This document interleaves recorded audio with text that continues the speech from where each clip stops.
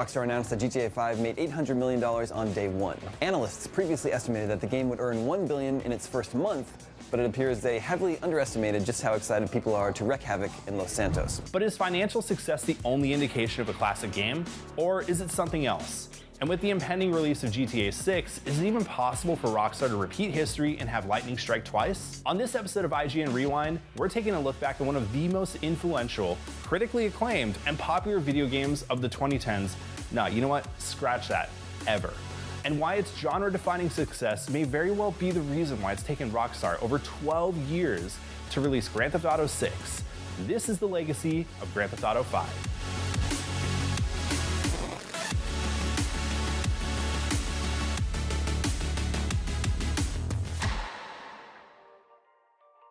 Well before GTA 5's first trailer dropped in the fall of 2011, the Grand Theft Auto series had already cemented itself as one of the most popular and revered game series ever. But of all the worrisome materials swirling about out there, Grand Theft Auto 3, one of the most popular, technically sophisticated, and graphic video games ever designed, may have given our generation of adults something new to worry about. While the first few entries of the series may not have been as beloved as later titles, due to its top-down 2D perspective and shallow plotline, it still showed off a hyper-violent, satirical take on modern life and the American dream. It wasn't until GTA was able to take full advantage of the PlayStation 2 and bring that vision to a vibrant, and at the time, a lifelike city that reflected real-world locations.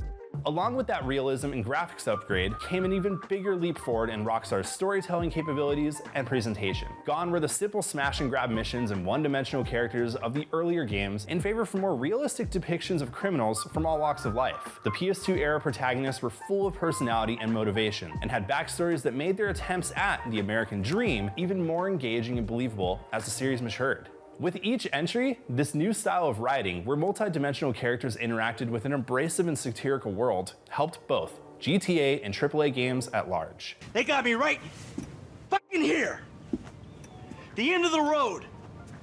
With a big house and a useless kid, and I'm stuck talking to you because no one else gives a shit. Oh, I'm living a dream, baby. It wasn't long after GTA 3's wildly successful release that we started to see dozens of copycat games. Driver and Saints Row vied to become the next GTA killer, and you know, we all know how that ended up. Grand Theft Auto had managed to achieve something that very few video games had before it.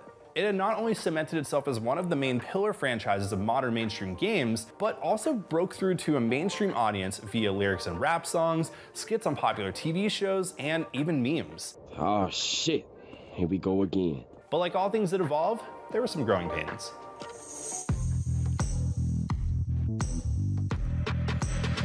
From the start of the series, GTA's depiction of hyperviolence and mature themes had made it the target of criticism from groups all over. If you're a parent, there are some other things that you should know that should send shivers down your spine if you hear these three words: Grand Theft Auto. But the graphic violence has attracted angry critics. Denounced by Congress here in the US, the game has been outlawed in Australia, and several other countries are also considering bans. While most of these groups did nothing more than rattle their sabers in Rockstar's direction, one litigious attorney and anti-video game crusader had other plans.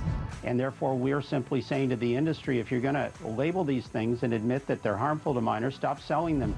Jack Thompson had been directly and indirectly involved in several prolific court cases against many AAA games throughout the 90s and into the 2000s. After the release of Grand Theft Auto 3, Thompson participated in numerous cases against Take-Two Interactive and Rockstar, such as Strickland v. Sony, a $246 million lawsuit in which the families of the victims of a triple homicide claimed that the shooter was inspired by Grand Theft Auto 3 and Vice City. Devin Moore shot 3 people in the head because of a video game?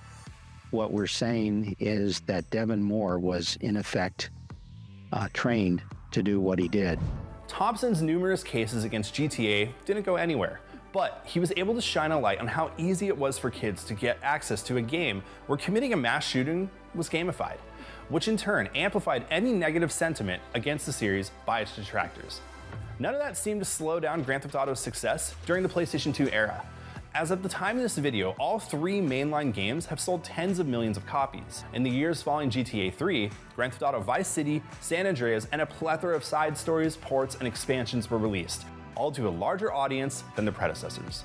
By the time GTA entered its HD age with Grand Theft Auto 4 in 2008, it was unstoppable, thanks to its more mature themes, a bigger and more lifelike Liberty City, and at the time, next-gen presentation. It's been nearly a decade since IGN gave any game a 10, but there's a reason why that's changed now. GTA 4 is simply one of the best games I've ever seen. The single player has an incredible amount of depth. The city is absolutely stunning to just walk around in, and the multiplayer is one of the best that I've ever seen as well. As an entire package for only $60, whether you buy it on 360 or PS3, you're getting a game that probably is worth spending $300 on. Certainly worth picking up, definitely the best of the series, and easily a contender for Game of the Year. Not long after the success of Grand Theft Auto 4, millions of people eagerly awaited the next chapter in the series, and after 3 years of rumors and speculation, the first trailer for Grand Theft Auto 5 dropped in 2011. As expected, it was wildly successful. No longer do we have any rumors. We've been talking forever, oh, GTA 5, it's gotta be in production. But it's been officially confirmed, Grand Theft Auto 5 is coming. This is all we know about it. Rockstar officially released this logo. Big news today. The first official details about Grand Theft Auto 5 have been announced. Big, huge day today. The Grand Theft Auto 5 trailer came out. We watched it live. I know, it was fun. For now, an hour since then, we've been breaking down every minutiae detail of this thing. Minutiae detail. It sounds awesome. Yeah, it really does. Yeah, I really hope, it's one of those things, everything they said sounds awesome. I really hope it all pays off. Following the trailer, the drip feed of content from Rockstar was enough to keep millions of fans intrigued and hyped for what was coming next. The game took a different approach from its gritty gangster roots and followed 3 diverse characters with wildly different personalities and playstyles in a recreation of Los Angeles that is so detailed and accurate that players could feasibly navigate their way through some parts of LA without having been there before. Seriously though, Los Santos Vespucci Beach is a dead ringer for Venice Beach, and another perfect example of how the series uses a real-life location as the basis for its exaggerated and over-the-top satire. Lost your job and the world's moved on, huh? That's too bad. I didn't lose my job. Of course. Got too old, got outsourced. Same thing happened to my dad. Now you gotta fit in with a different generation. The game's plot was well received, thanks to its eccentric cast of characters and a Heat-inspired story about a high-profile robbery, shady government agencies, and like the previous titles before it, fulfilling the American dream. Look, man, it's been a real honor, homie. But I gotta move forward in my life. It seems like all I do is let people tell me what to do and I do it and nothing changes. I tell you what, my boy, you tell me exactly what you want and I will very carefully explain to you why it cannot be. What? IGN's review gave the game a perfect 10 out of 10 due to its story, large and dense world, and how Grand Theft Auto 5 takes everything great in past titles and makes it even better. Grand Theft Auto 5 is not only a preposterously enjoyable video game, but also an intelligent, wickedly comic and bitingly relevant commentary on contemporary America. It represents a refinement of everything that GTA 4 brought to the table 5 years ago. It's technically more accomplished in every conceivable way, but it's also tremendously ambitious in its own right. No other world in video games comes close to this in size or scope, and there is sharp intelligence behind its sense of humor and gift for mayhem. It tells a compelling, unpredictable, and provocative story without ever letting it get in the way of your own self-directed adventures through San Andreas. It is one of the very best video games ever made. The game's quality paid off. Within the game's first 24 hours on sale, it managed to earn a little over $800 million, crossing the $1 billion mark 3 days later. Publisher Take-Two announced this morning that Grand Theft Auto 5 has made off with more than $1 billion during its first 3 days on sale. A statement reads, "We believe this marks the fastest that any entertainment property, including video games and feature films, has reached this significant milestone." Grand Theft Auto 5 was a certified hit. And as the series had done multiple times before, it became not only one of the biggest video game releases of all time, but also went on to become one of the most successful pieces of commercial art ever. I'm Stephen Ogg, and this is IGN News. After a wildly successful launch, it has been revealed that Grand Theft Auto 5 officially holds 7 Guinness World Records. Since its release on September 17th, GTA 5 has enjoyed huge sales figures and managed to generate more revenue than movies such as The Avengers and Avatar. According to Guinness World Records, GTA 5 is the best-selling action-adventure video game in 24 hours and the best-selling video game period in 24 hours with 11.2 million copies sold on day one. Wow. It's the fastest video game to earn $1 billion and the fastest entertainment property to earn $1 billion. It's also the highest grossing video game in 24 hours and holds the record for highest revenue generated by an entertainment product in 24 hours with $860 million. GTA 5 holds the world record for the most viewed trailer for an action-adventure video game. But single player is only half the story when it comes to the success of Grand Theft Auto 5.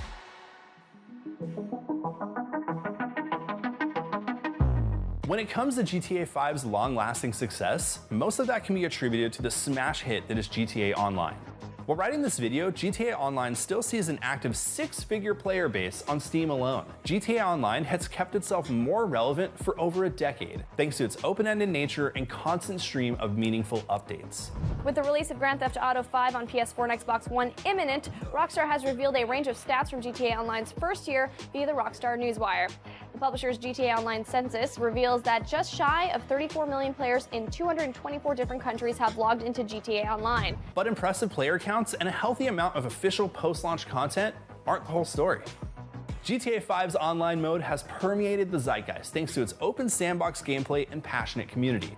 While all popular games have a community around them that keeps the game interesting long after release, GTA 5's online experience is unique because you can play the game daily and not really engage with much of the official content. That's not to say this game is bare though. Throughout Grand Theft Auto Online's life, there have been numerous expansions and events that have kept players coming back for more, but the real carrot on a stick has to come from the community itself. The user-generated content from GTA Online has spawned an entire genre of TikTok and YouTube videos. Users have turned role-playing, trick, and racing modes from the game into videos and social posts that not only generate billions of views, but have also helped launch the careers of hundreds of content creators. One notable event that was created entirely by the community was the infamous Green versus Purple Alien War, in which players would cause chaos while dressed as green or purple aliens and fight a pseudo-civil war, all of which was planned offline and only possible thanks to a passionate and organized community. But mods and DLC aren't the only reason why Grand Theft Auto Online has managed to stay relevant during its nearly 12-year lifespan. The game was able to secure its die-hard fan base thanks to a feat very few titles have managed to pull off. GTA Online allowed players to hoard more than a decade of digital asset releases, including cars, planes, and other vehicles that would make a digital Jeff Bezos feel poor. The runaway success of Grand Theft Auto Online has helped the game stay near the top of the charts month after month for nearly a decade, earning Rockstar an impressive estimated $8.4 billion in revenue. It's a lot of money. The overwhelming financial success of GTA 5 and GTA Online is most likely why the release gap between GTA 5 and 6 is nearly 12 years. While it may seem like Rockstar figured out the winning formula to print money, it has to be recognized that lightning just doesn't strike twice. With the poor reception of Red Dead Online 2 and a growing competitive online multiplayer space thanks to games like Fortnite and Call of Duty Warzone, there may be some hesitation on Rockstar's part to dive into a brand new version of GTA Online. Regardless of how you feel about that, GTA Online is a true testament to what happens when a developer not only supports a title long after release, but allows its users to build and create content for what might very well be a metaverse in its own right.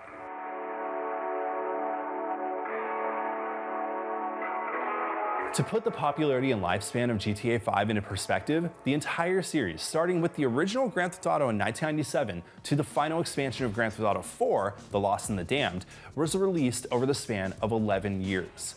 Nearly the same amount of time that GTA 5 has managed to stay on top of the sales charts month after month. As of the time of this video, GTA 5 has sold close to 190 million copies, only to be beaten by Minecraft's 300 million copies and Tetris's 520 million units. Grand Theft Auto 5 has sold more units than Sony sold PlayStation 2s, Microsoft shipped Xbox 360s, and even Nintendo has currently sold Switches. But sales aren't everything, because the sheer popularity of this game can't be understated, thanks to its impact on everything from the way modern games are presented, to the way content creators have built a world around an existing franchise, and even its impact on mainstream commercial art. So now what? And now, with the long-awaited sequel on the horizon, Rockstar may have another mega hit on its hands, thanks in part to the success of Grand Theft Auto 5.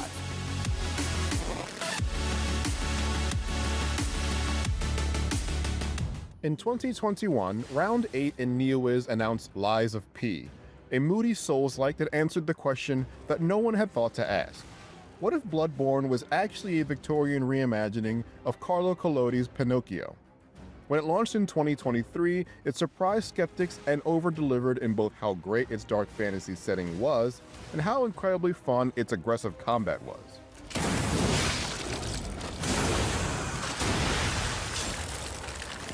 Two years later, I got to spend some quality time with Overture, the ironically named encore of an expansion to the hit action game. And even though I didn't get to see much more than around an hour of the first stage and the new boss memories mode, it was apparent very quickly that the South Korean team is poised to overachieve yet again.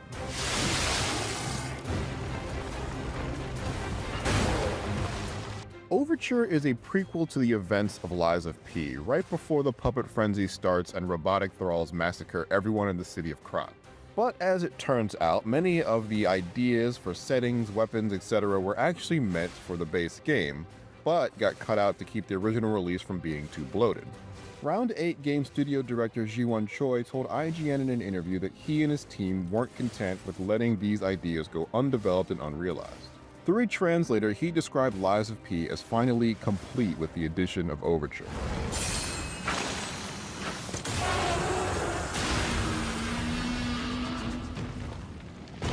Lies of P has always been associated with Bloodborne, mostly because of how it looks, but also because combat in both games adheres to Souls-like traditions, but forego key behaviors like blocking.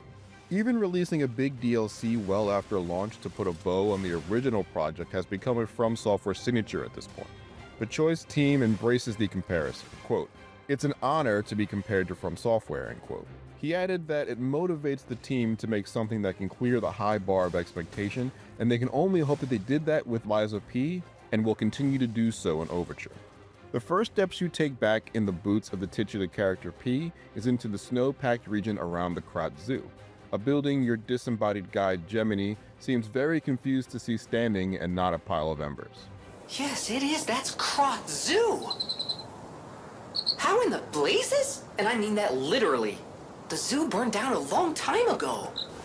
Story details are light, and the developers are staying tight-lipped about anything we haven't seen so far. After some preamble from your Lantern Cricket, it was very difficult not to spend a couple of seconds swinging around one of the brand new weapons in Overture. A gunblade that looks exactly like the kind Squall Leonhardt would have commissioned for himself. This is one of the few new weapon types I chopped my way through this frozen menagerie with, on top of new weapons from existing types, and a pair of new, very cool Legion arms that did very different yet very effective kinds of ass-kicking. The Pale Knight, as the gunblade's called, was my main weapon against the ergo-poisoned monsters both on the outskirts of the zoo and within its walls. It has the weight and attack pattern similar to a greatsword, but its heavy attack pulls the trigger, and the double-barreled firearm attached sends lead screaming at foes. The recoil of these shots push P around, so it can be useful when mixed in with light attack strings to remain evasive. A trick I learned far too late in my demo was that you could actually fire the weapon again to rocket yourself back towards the bad guys for a big follow-up attack. So basically, it's the coolest weapon ever made. Another new weapon type I dabbled with is the bow, the first completely ranged weapon in the series. It felt perfect for poking smaller enemies from afar, but felt pretty incapable of making a reasonable mark on larger foes. I think with time, there's probably a way to exploit its perfect draw mechanic to menace all sorts of baddies from downrange, but I couldn't manage it in the hour I had. Another new weapon type I wish I spent more time with were a pair of long claws that shredded enemies with the kind of fury that is usually reserved for the best there is at what he does.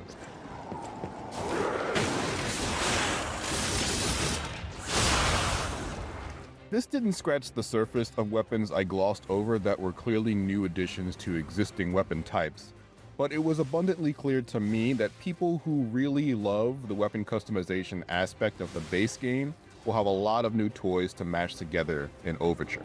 The new Legion arms I tried out also made great additions to P's kit. My favorite was yet another gun, double-barreled and chargeable to moderate the kind of force spread and impact on the bad guys.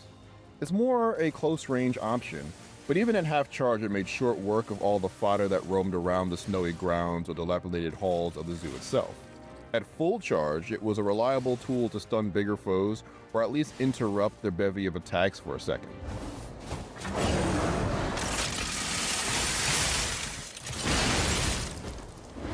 I came to the second arm late in the demo, but it was certainly a strong offensive option in its own right. It launched blades that would swirl around enemies for a short time, similar to the throwable saw blade item, but with two differences.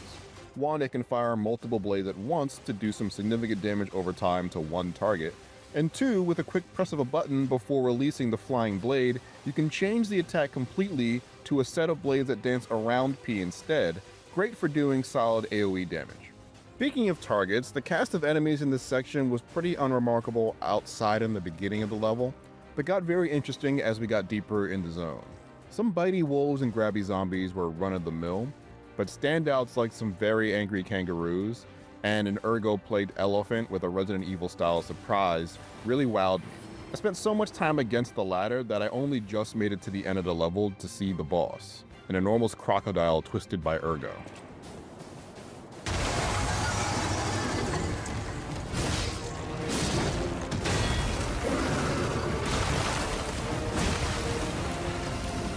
On that note, bosses will get a new focus in the patch for the base game that will accompany Overture with two new game modes, Battle Memories and Death March. Death March is a straight-up boss rush, allowing you to make a playlist of at least 3 bosses and attempt to take them all down in one go. Battle Memories, meanwhile, allows you to return to old boss fights and attempt to beat them again, now in up to 5 different tiers of difficulty, each tier increasing some unique stats that these bosses gain in this mode. Rewards for conquering these tiers has been hinted at, but not elaborated on.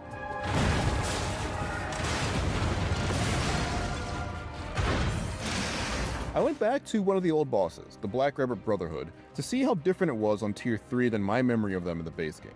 The way they beat me and my rusty fingers to death didn't point out any real differences, but as with the rest of Lies of P, I'm sure teasing out the mystery comes with lots of experimentation.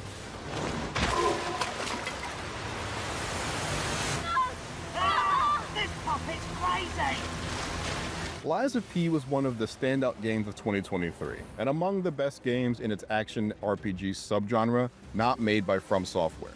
Overture doesn't play with the formula too much, but I found that the new ingredients it added, like the great new weapon types and fabulously freaky monsters, prove that there's never really too much of a good thing, even if it's largely the same thing. Doom. 4 letters, 2 gun barrels, 1 space marine, and boatloads of demon guts. id Software first welcomed us to this gory world in 1993, changing the shooter genre and video games forever. In the 3 decades since, Doom has refused to stand still, experimenting with the form it helped pioneer. Whether it be the sci-fi horrors of Doom 3, all the way up to this year's shotgun and shield-fueled Doom the Dark Ages, we all have our favorite. So we've decided to rank each mainline entry here. Without any further ado, let's rip and tear through every Doom game ranked.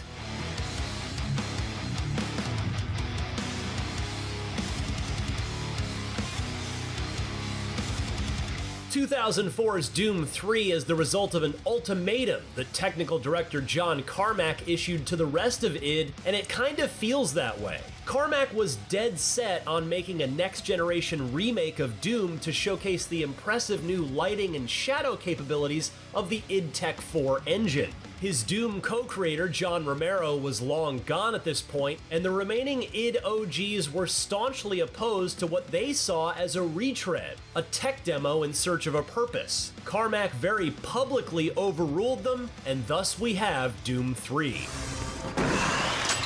Perhaps the biggest sidestep the series has ever taken, Doom 3 is a slower, more story-driven affair than the first 2 games. There are voiced NPCs. Huh? No, please. You must let me get this communication out. Lore-filled terminals, jump scares, and monster closets that instill a sense of anxious survival horror, and a sharp contrast to the run-and-gun arcade frenzy of the classic Doom.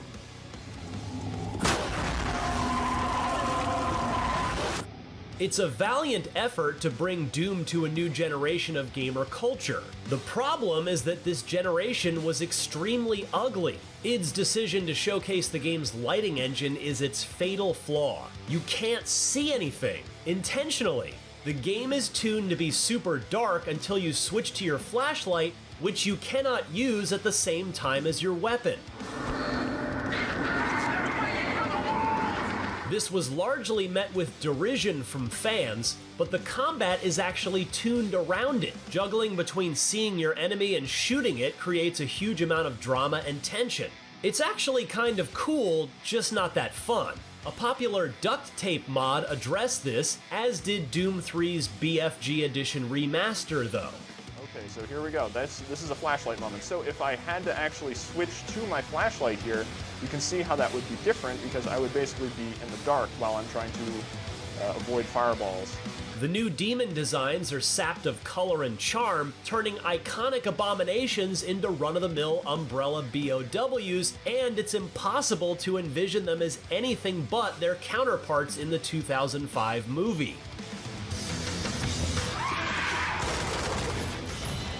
The aesthetic is very of its era and just doesn't quite match what we'd come to expect from Doom. Doom is a heavy metal mural airbrushed on the side of a speeding van, whereas Doom 3 is the embodiment of nu metal butt rock, more Mudvayne than Metallica. Decent for what it is, but it would take 12 more years before the series got a refresh with some actual riz. Some fans insist that Doom 64 is the true sequel to Doom 1 and 2. id closely supervised Midway Games' development of the N64 exclusive, resulting in an interesting but ultimately inconsequential side entry in the series, a Doom Gaiden.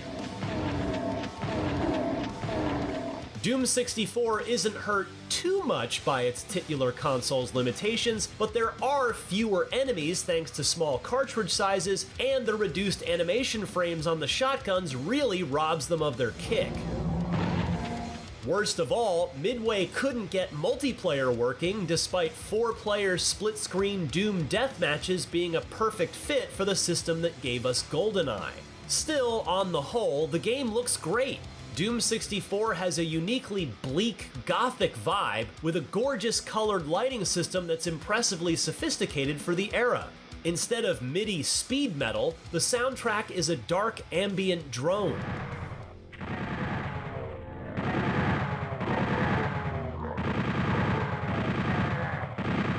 There's no HUD, no grimacing Doom Guy face, only subtle numbers and letters rendered in bleary N64 textures. The gameplay is largely the same, though a new scripted event system creates neat opportunities for map design.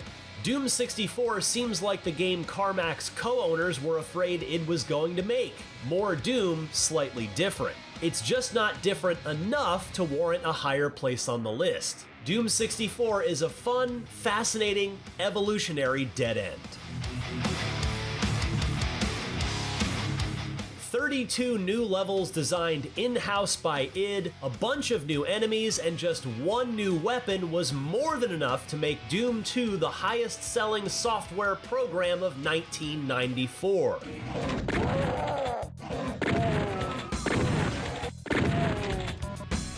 Doom 2 is Doom refined. Old monsters are reconfigured in clever ways, while fresh faces like the Revenant and Archvile add more complexity to demon distribution. Your arsenal only has one addition, but it's a weapon that would come to define Doom, the Super Shotgun.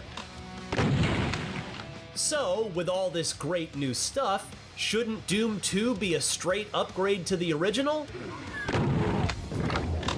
It almost is, but Doom 2's map design just doesn't hit the same. Doom 2 was billed as Hell on Earth, but the aging tech couldn't really produce convincing suburbs or downtown the same way Duke Nukem's build engine would a couple of years later. Doom 2 feels less of a journey than Doom. As shareware, the first game was divided into 3, later 4, clear episodes, with interstitial map screens between levels tracing your path of destruction across the moons of Mars until thy flesh is consumed by hell itself. As a boxed game from the get-go, Doom 2 is presented as a barely connected 32-level megawad. The game supposedly depicts a full-on demon invasion of Earth, but this is mostly conveyed through 3 different skyboxes. Doom 2 has some great maps and lots of innovative twists on the formula, but on the whole, it's a less cohesive and satisfying package than the first game. At the time, map quality didn't matter quite as much. Fans had already been sharing their own custom levels en masse, passed around as WAD files via floppy disks and 28 kilobaud modems. Doom 2 is almost more notable as a platform than as a standalone title. It gave modders and wadders a chance to shine and even go legit. A group called Team TNT created 2 megawads that impressed id so much that they bought the rights and slapped them together for retail as Final Doom.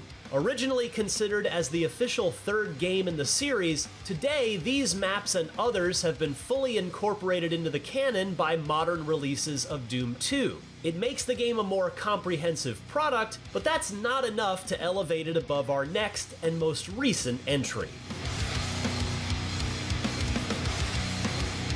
The Dark Ages couldn't be more different from Doom 2.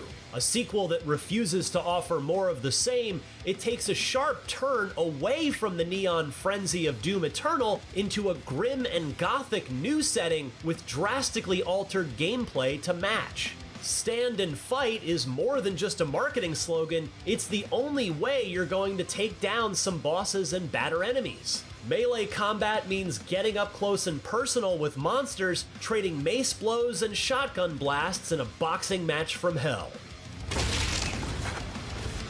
Projectiles move more slowly, choking the battlefield with patterns that evoke bullet hell shmups and Serious Sam. Glory kills are a shadow of their former, well, glory, taking a back seat to the new rhythms of the Dark Ages' combat. The most impactful new addition to the Doom formula is the parry, which allows the player to deflect green attacks with the integral new shield saw.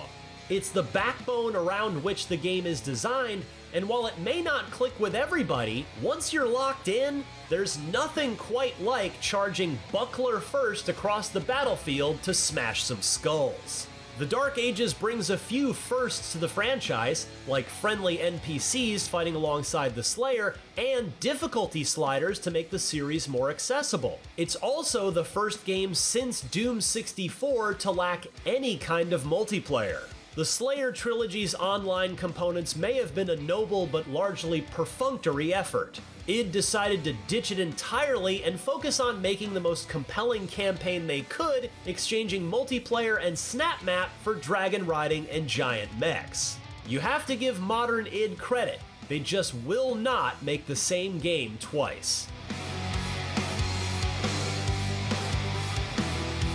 Doom Eternal is everything a fan of Doom 2016 would expect from a sequel, and while the vibe is different from its predecessor, the whole experience feels more vibrant and alive. The Doom franchise isn't exactly known for its awe-inspiring vistas and diverse biomes, but Eternal impressively mixes snow levels and Baroque ivory fortresses in with the usual tech bases and fleshy hellscapes. We're not used to seeing this kind of environmental variety in Doom, and it's a refreshing change of pace. When it comes to combat, Doom Eternal asks a lot more of you than 2016. Ammo is much more scarce, forcing you to juggle through most of your weapons in nearly every fight. Choosing the right gun for the right enemy and exploiting their weak spots is essential, though some fans argue that the Marauders, dark Doom guy counterparts with a limited vulnerability window, are a bridge too far for the power fantasy. Warning, all armed personnel, the mortally challenged have entered the compound. Evacuation is advised. Doom Eternal's biggest flaw, perhaps, is that it's doing too much. Doom Slayer has new guns and enemies to deal with, a meat hook to yank yourself across the battlefield, and a shoulder cannon with grenades and bombs and fire belches that are crucial for survival, on top of an avalanche of additional collectibles, resources, and upgrade trees. Even the Slayer himself has gotten a little too big for his armored green britches, having somehow come into possession of a massive outer space fortress between games, a vast hub to explore that has plenty of great Easter eggs and secrets, but also a lot of locked doors and samey looking hallways to get lost in. Speaking of getting lost, Doom Eternal suffers under a sheer mountain of lore. Endless paragraphs of indecipherable sci-fi fantasy with more proper nouns than a phone book are at your bloody fingertips. To some, it's a welcome addition that makes the series that much richer. For others, it's an albatross around the neck of Doom's action-first ethos. Start shooting as soon as the screen melts. It's an excellent sequel, superior to its predecessor in many ways, but as a total package, it falls just slightly short of what came before. Doom 2016 is the platonic ideal of Doom. It marries the kinetic and aesthetic purity of the original with a winking, self-aware tone that evokes not just the first game's hurt me plenty attitude, but society's perception of the series. This is the Doom we envisioned in our adolescent brains. It's the Doom of the infamous 90s comic, the ultra-violent nightmare that Jack Thompson and Joe Lieberman warned us about, and it is glorious. But Doom 2016 almost didn't happen. Marty Stratton and Hugo Martin salvaged Doom 4 from the shores of development hell by stripping it into a back-to-basics, gleefully indulgent romp that fully rekindles the lost soul of the series. It's no coincidence that the retro boomer shooters comeback began right around Doom 2016. The aggressive, push-forward gameplay has you leaping onto cacodemons in mid-air as Mick Gordon's impossibly detuned guitars belch out riffs of pure hype. It's here we first see the glory kills, expanded on in future sequels, but never quite as elegant as their debut. Keep it simple is the operative phrase of Doom 2016, and sometimes to its detriment. Unlike later games, there's little incentive to cycle through your weapons. It's easy to let the rockets or the SSG carry you to the spider mastermind. Still, the bare-bones approach is appreciated, particularly when it comes to the plot. It was John Carmack who famously compared video game stories to those of X-rated movies. Quote, "It's expected to be there, but not important." Doom 2016's less is more approach is extremely refreshing after the dense metal hurlant nightmares of its sequels. The storytelling is never really bad in Eternal or the Dark Ages, but also never quite as funny as the Doomslayer seething with impatient rage as exposition drones on. It took some huge guts to name the 2016 reboot simply Doom, but that very confidence is what propels this game to greatness. There's only one shooter in the world that could possibly top Doom 2016. But first, no evaluation of Doom would be complete without a tip of the hat to the legions of modders and map designers who have truly made the game their own. Carmack designed the Doom engine to be easily altered, with assets conveniently packaged into files called WADs for Where's All the Data. This enabled everything from custom levels to total conversions. You can play Zelda in Doom, visit Jerry Seinfeld's apartment, blast through breakfast cereal in Chex Quest. The possibilities were limitless, especially once the engine went open source. Games like Brutal Doom and Sulaco can look shockingly modern on ancient id tech, while MyHouse.wad uses the engine's infamous quirks to weave a non-Euclidean liminal nightmare. Doom is an awesome open source success story, and the community and careers it's inspired over the decades is a huge part of the series' legacy. The original Doom has more than earned its spot on the Mount Rushmore of first-person shooters. Anyone can pick up the game today, whether through a fan-made source port or an official re-release, and immediately understand the assignment. Run, gun, rip, and tear. Find keys and snag power-ups to keep Doom Guy alive as he stares bullets through your soul from the UI. There's no mouse look in the original Doom. Aiming on the Y-axis literally doesn't matter, and you can hit that imp on a ledge above you as long as it's centered on your gun. Doom Guy cannot jump, and his only interaction with the world besides shooting, punching, and chainsawing is a single use button that you'll spam endlessly as you search each legendary map for secret doors. To say Doom has aged is to say Tetris or Pac-Man has aged. Its simplicity is its greatest strength. There's almost no friction between you and the coveted flow state towards which all action games aspire.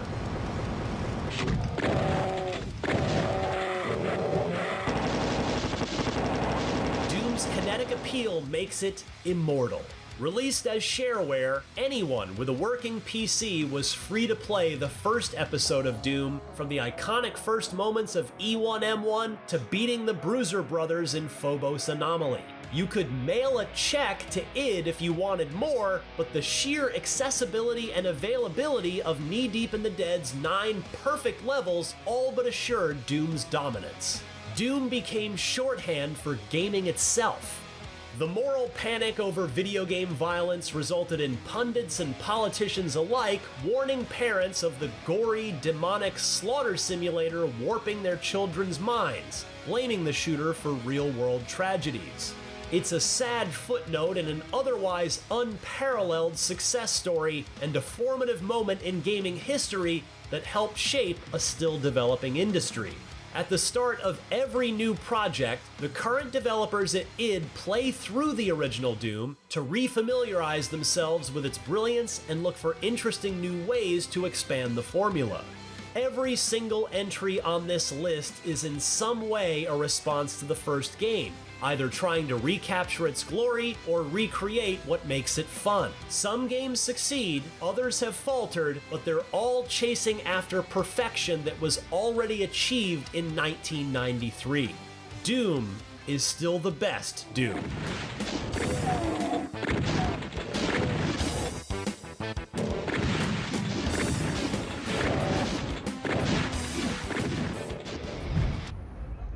Since its reveal, Hell Is Us has been something of an enigma. As an action RPG that hones in on detective-style investigations within a hauntingly alluring world filled with weird monsters to explore, it's a type of game that tasks players to meet it on its strange and unorthodox terms. For its developers, Hell Is Us also represents a game that pushes back against contemporary trends of gaming that places its story and gameplay in a neat package and instead trusts players to piece together just what the hell is going on within the corrupted land of Hadia and how to survive it. I don't know how you managed to get here, and I don't care. After playing several hours of the opening of Hell Is Us, along with some mid-game dungeon crawling, I came away with a clearer idea of developer Rogue Factor's new weird influence take on an action-adventure game that pushes players to mind the finer details of the world and maintain poise during some of the intense engagements. So far, Hell Is Us is a game that makes charting out into a familiar yet deeply alien world feel captivating.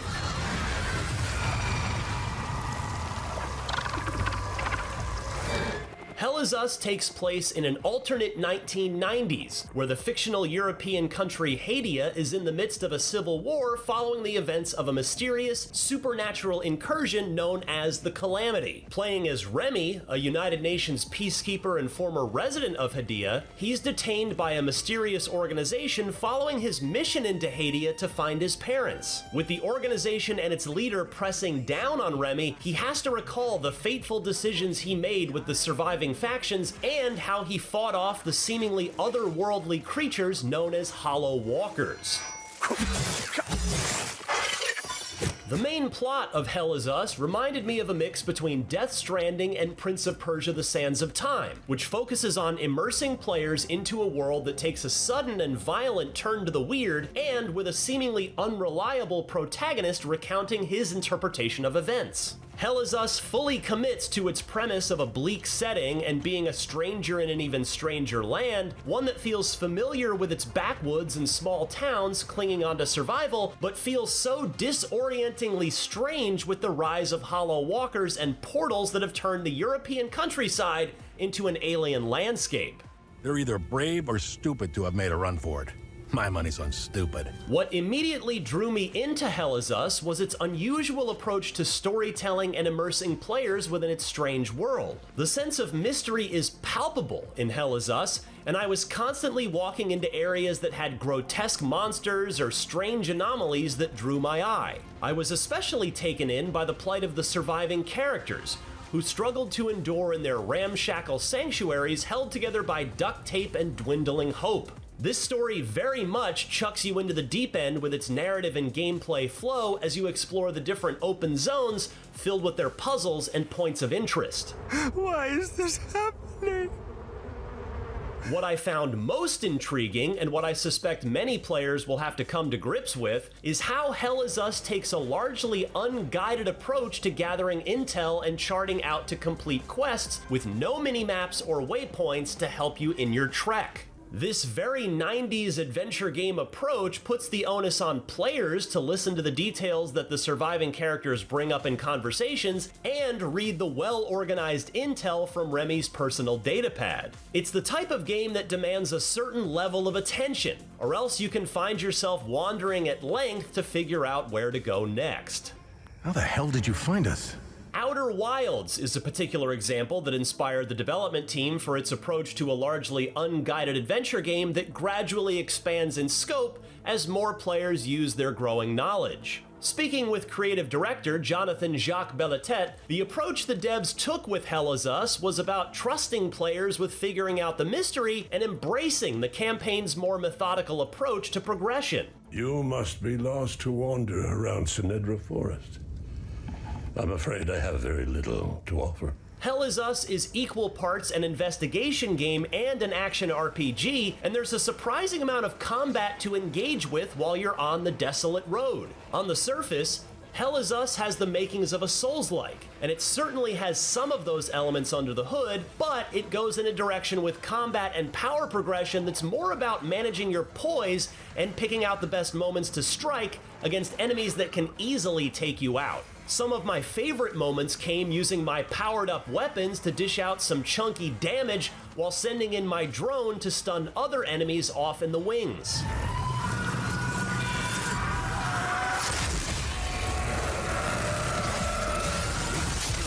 The hollow walkers in Hell Is Us are some of the most visually distinct and unnerving video game enemies I've seen in a long time. They're highly aggressive and can come in large numbers. Still, things get more unnerving once you face off against the powered-up walkers that can summon support enemies that were very much giving the Angels from Neon Genesis Evangelion vibes. Once those enemies appear, you'll have to switch up to take them down fast before you can finish off the main walker. Much like a Souls game, stamina management is critical for survival, and I found myself constantly having to be decisive with my skills so as not to overextend myself against unforgiving enemies. One interesting wrinkle that took me time to get used to was the fact that health and stamina share a single bar, with your health being your primary source. The more health you lose in a fight, the less stamina you'll have to fight. While you have limited health items, the Limbic Pulse skill is the best way to help you stay in the fight. Similar to Neo 1 and 2, activating the pulse immediately after seeing a glow around Remy will instantly restore health and stamina based on the attacks you dish out. It's a very risk-reward approach to combat, and depending on how intense the combat gets, it can be easy to forget to hit the pulse and lose out on health. I found the engagements surprisingly challenging and unrelenting, yet I still felt good about scraping through once I figured out how best to clear out the foes. Combat took the most time for me to get used to, as it's far more survival and resource driven than Dark Souls or Elden Ring. Some battles were so unforgiving that I felt unfairly outmatched by the numbers and aggression of the walkers. Still, I managed to rally and rethink my approach by going for it. According to the creative director, he likened their approach to combat with the act of boxing, which is also about managing stamina and dealing with decisive blows when you can.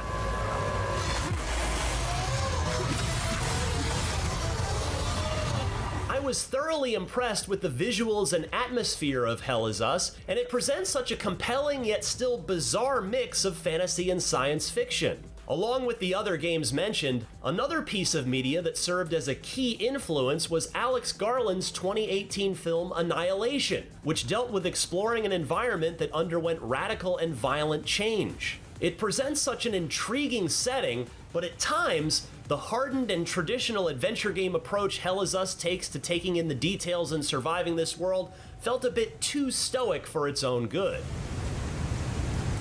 Still, I was very invested in the bizarre, new weird setting that Rogue Factor has crafted, and it so far has the makings of being one of 2025's more original and creative takes on the action RPG experience. Given that this year saw the rise of Blue Prince's reinvention of a roguelite puzzle adventure, it'd be fitting for Hell Is Us to succeed with its own reinvention with its new type of role-playing experience.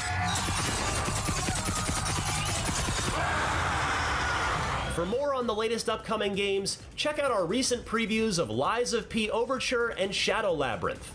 And for more of what's in store ahead of Summer Game Fest 2025, IGN Live, and of course for everything else in the world of video games, stick with IGN. Here are 32 awesome games coming out later this year that you can play instead.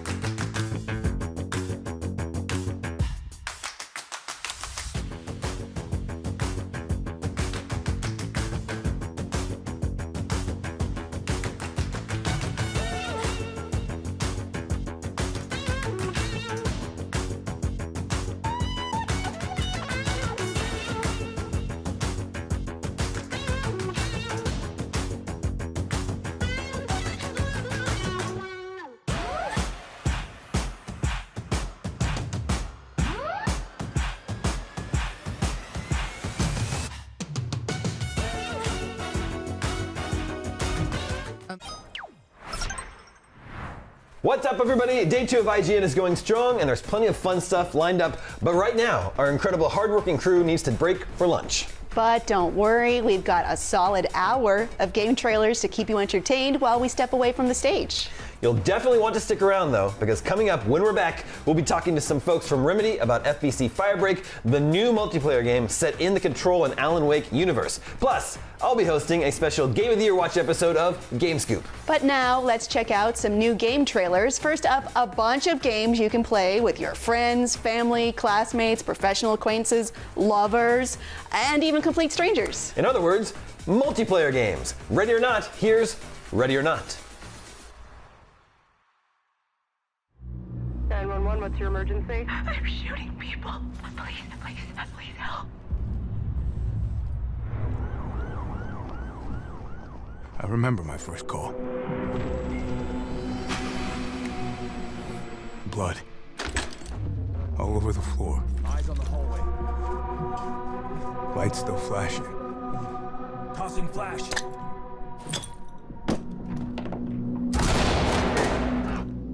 Suspect down. And I told myself I was prepared. Drop it now. I wasn't. Not even close.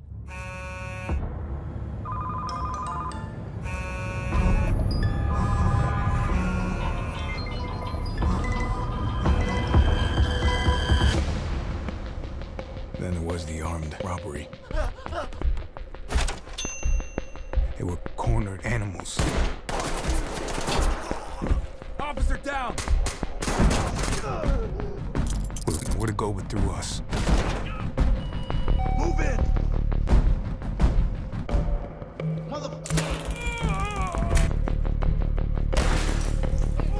Drop the weapon and put your hands up.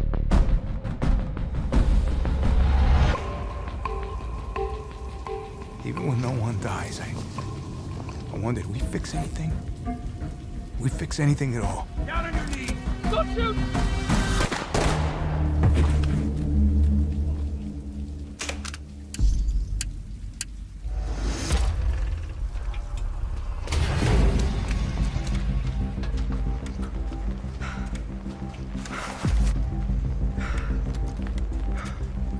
Nothing here, sir. Let's go. Secure the area. Oh my God. You want the badge? The glory? Brother, pray you never get what you want. Every death rewires you. Close your eyes, and the sirens scream. There's no sleep. Just reruns of hell. That's the weight of the badge. It'll carve itself into your soul sooner than you think.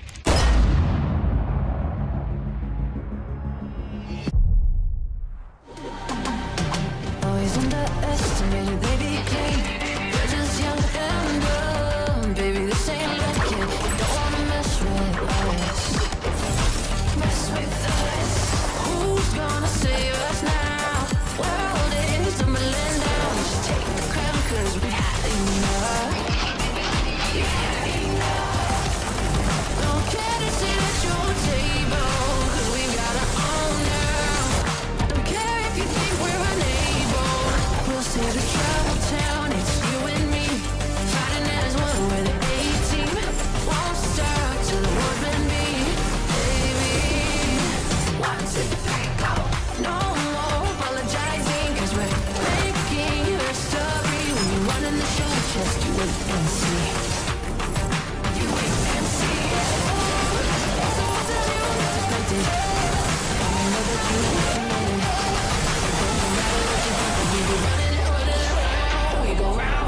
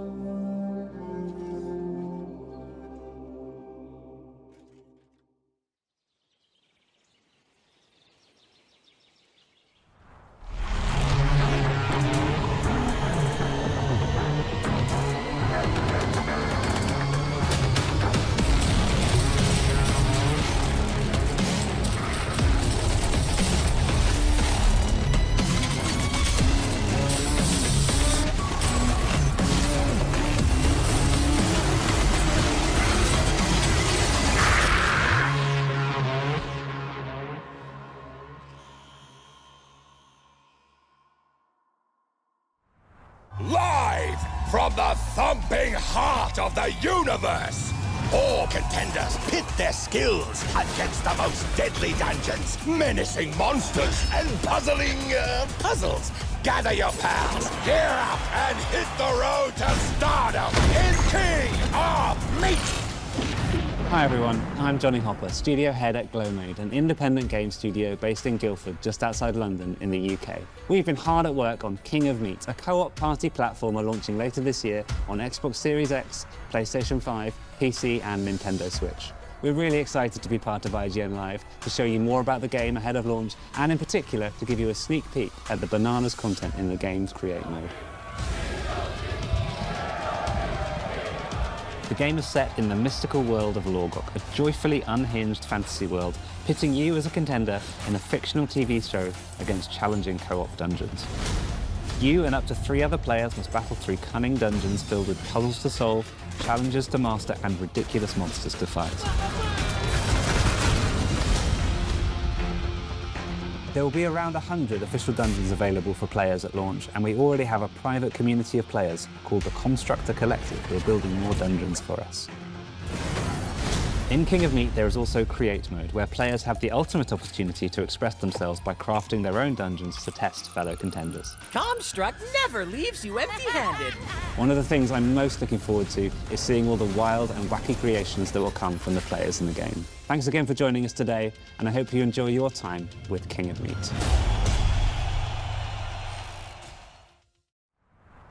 Sometimes we want video games to get our hearts racing, whether it's with fast-paced action, fiercely competitive multiplayer, nightmarish survival horror, or just a lot of loud noises and explosions.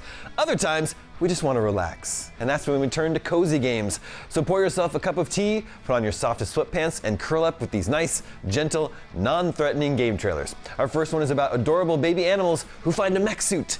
This is Animal Kind.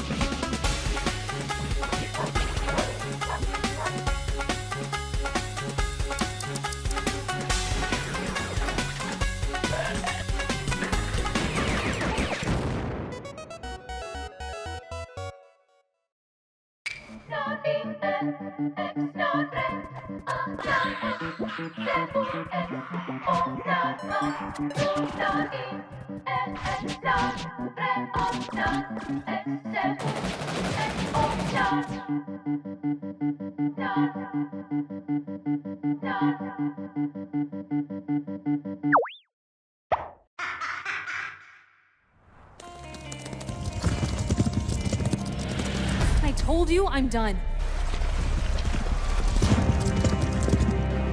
I'm not spending another night here.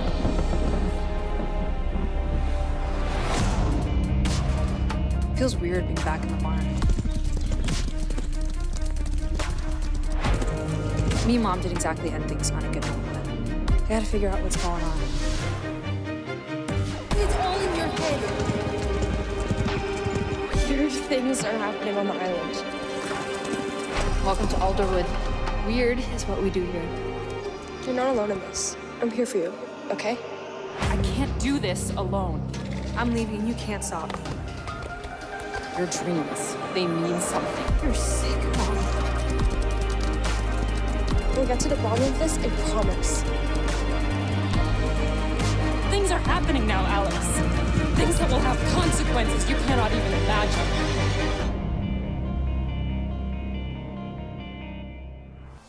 You're watching ign-live. Most historians would agree that the expression Rome wasn't built in a day is factually correct, though there's some skepticism about whether or not all roads really do lead to Rome. However, if you'd like to build Rome in a day and make sure all roads lead straight to it, this next game may be of interest. And hey, even if you're not into strategy games, don't go Roman off. We've still got plenty more trailers still to come. Here's an exclusive look at Anno 117 Pax Romana. Hi, I'm Manuel Reinherr, Creative Director on Anno 117 Pax Romana, launching winter of 2025 on both PC and consoles. Today, we are excited to reveal a feature that fans have been asking for a long time: land combat. It's the year 117, peak Rome. United by conquest, the empire found its way to peace. In Anno 117 Pax Romana, you build your dream empire. As governor, it's up to you to expand your dominion through trade, diplomacy, or the might of your legions. So, if you choose to expand with the help of your mighty legions, it's a good idea to protect your cities from other rival governors. Build training grounds, military workshops, and protect your cities with walls and towers. Raising an army is costly. Will your people work on the fields or fight on them? Send too many to the battlefields and you may face a workforce shortage. Use your naval forces to transport your units across the empire and strike strategically from afar.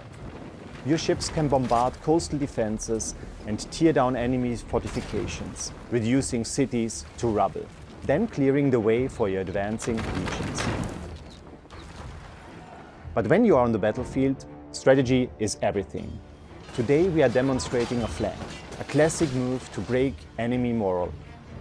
But the battlefield is yours to command, and how you attack is up to you.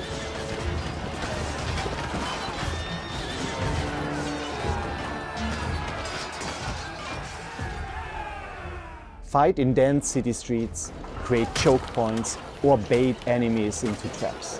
How you fight, where you fight, is all in your command. Military is an optional feature where you can even take down enemy governors by destroying their villas in single player, co-op and PvP mode. But be mindful, there might be consequences. The Emperor is watching every move you make and you don't want his warboats arriving at your shore.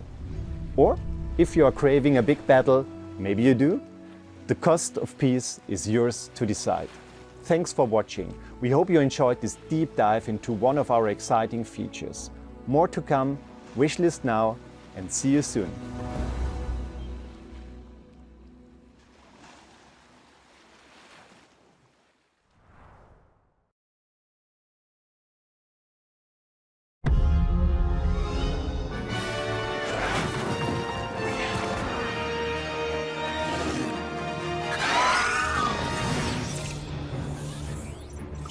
Welcome to the Dinosaur Integration Network, or DIN for short. Our organization brings groundbreaking, sustainable breeding programs to a global clientele of demanding site owners. We are taking paleo-curation into exciting new territory. Where previous pioneers exclusively synthesized female dinosaurs, we are also creating males. These animals aren't assets to us, but the beginning of a new evolution. And do keep an eye on the young dinosaurs. They can inherit more than just appearances. Every site must be a perfect balance of security and spectacle. Protecting our guests is crucial, but so is inspiring the next generation.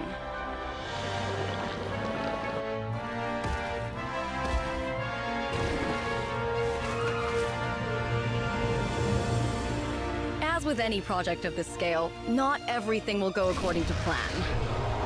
As the park manager, you'll also need to assess emerging situations and get them under control. It won't be easy, but that's why we're hiring the best. DIN is here to make a difference. Now, I'm sure you have plenty of questions, but please... Caution, gate opening. This is your first and final warning. DIN must not continue.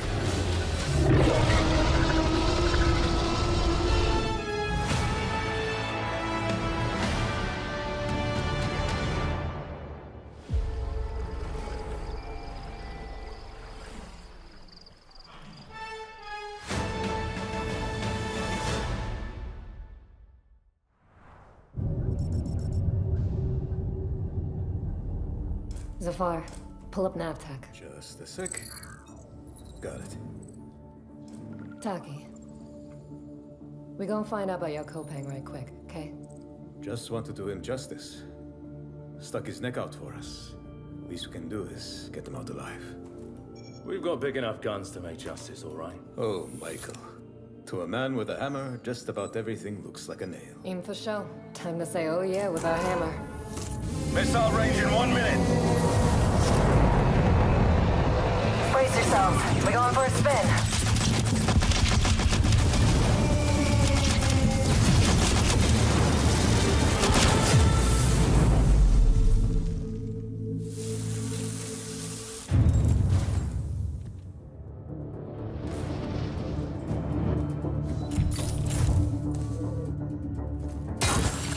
Zafar, did you get a signal? After the large haul down this corridor, they shut down this part of the facility.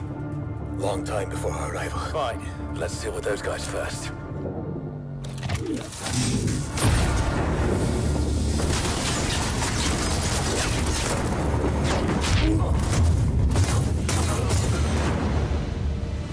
In you load they never look up. Zafar, you were right. They shut down this. Wait! Hold on, I'm coming! I'll cover you.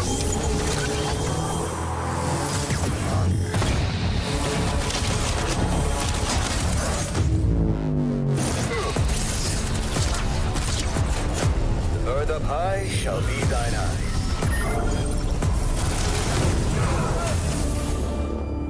What the hell happened here?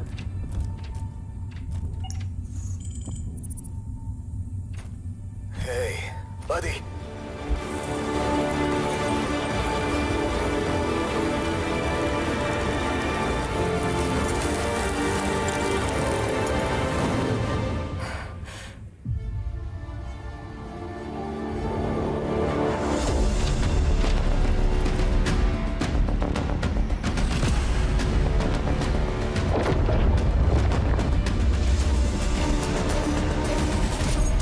Glad you're still breathing.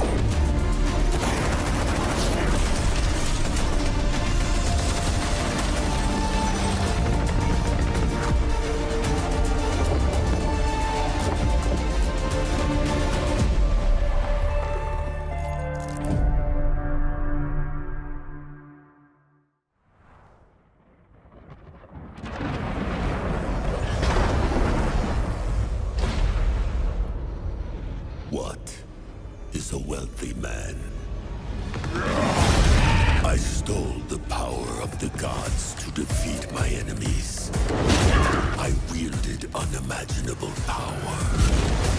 Hammerfast was mine.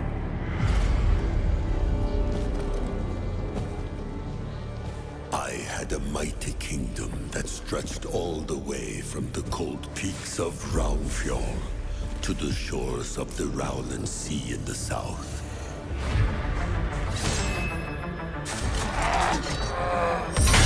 Now, as my kingdom burns to the ground, none of that matters. It's all gone. No one is coming to save you, Thane. Your reign is over. So I ask again, what is a wealthy man?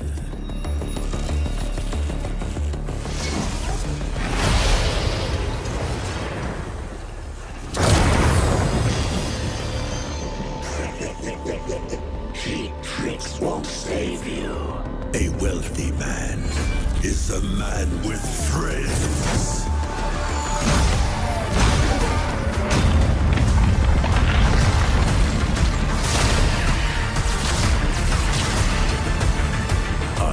Take back what's mine. One piece at a time. We will be gods.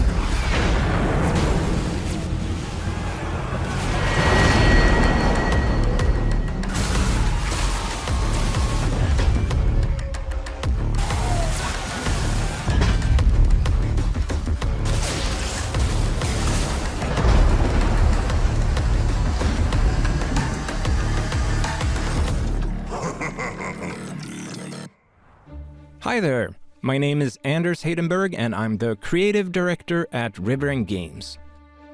We're a small team, just 17 people, and we're working on the studio's first game, Eric's Home: The Stolen Dream. Eric's Home is a story-driven stealth game where you play as Hannah, who finds herself in a lot of trouble when her little brother goes missing and the police come knocking on her door. We just want to talk to him. Hannah manages to escape the police and sets out to find her brother, and hopefully some answers, but she gradually comes to realize that there are some really big players in the city that are also looking for her. I'd never hurt a child. But she's not alone. She gets help from her old friends Alva and Sebastian. Just wait for me if he can't find me. This means that in the game you get to play as 3 separate characters that you can switch freely between at any time, each with their own unique skills. But you really do need to use the 3 of them as a team together to overcome your obstacles. With Eric's Home, we wanted to create a game that starts out really simple with just one playable character, and then have the complexity gradually introduced along the way through new abilities, mechanics, and new playable characters. We wanted to make a game that was easy to get into, but also a game where we constantly had something new to offer all the way to the end. You want passage, huh? And that's it? I'm not keeping these for you anymore. You'll take them with you this time. Many people who've played the game are saying that it almost feels like you're playing a movie, but in a good way. Well, I have some good news. You can find out what you feel about it for yourself, because today there is a demo of Eric's Home available on Steam. So be sure to check that out, and don't forget to wishlist. Thank you.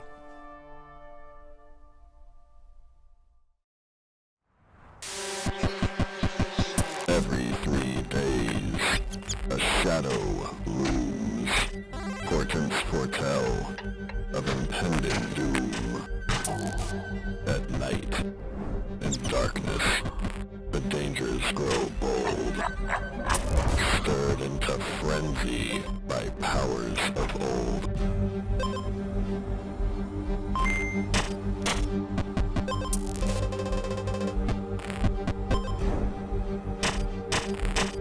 Synergies, treasures, strategies abound. Dangers and villains, sure to confound. You must not grow weary, as time will not wait. For he is coming to determine your fate!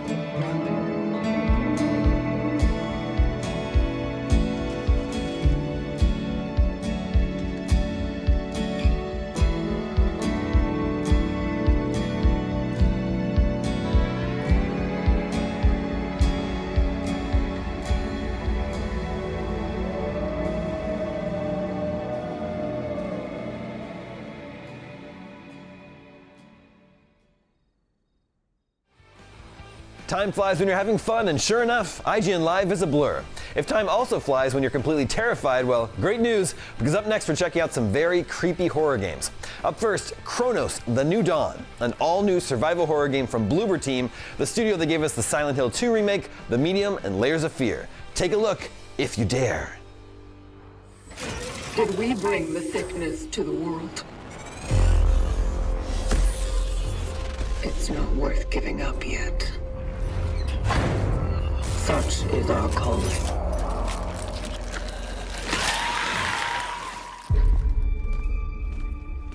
Commencing search.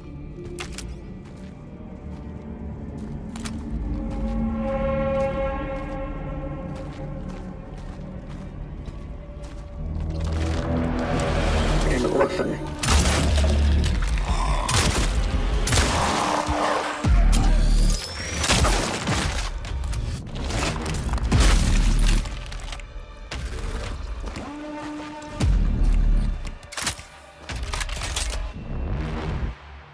Caution advised.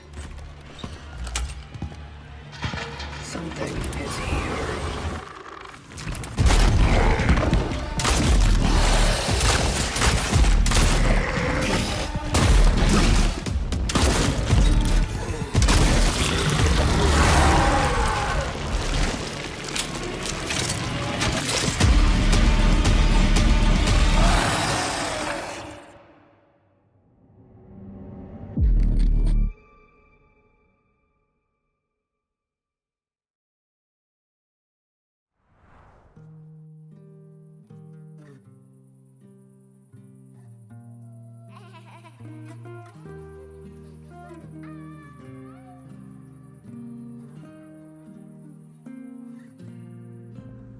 I sit at the front of the dinner table where he used to be.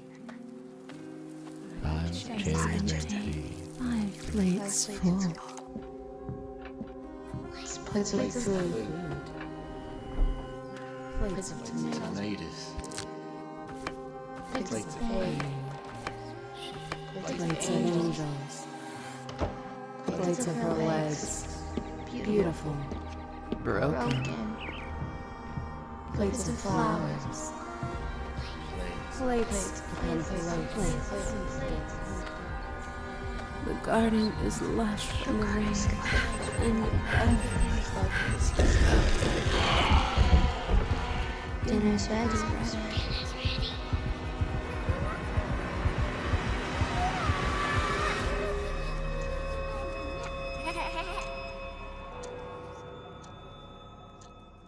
There's a hunger that feeds and blooms, and I will feed, and I will bloom.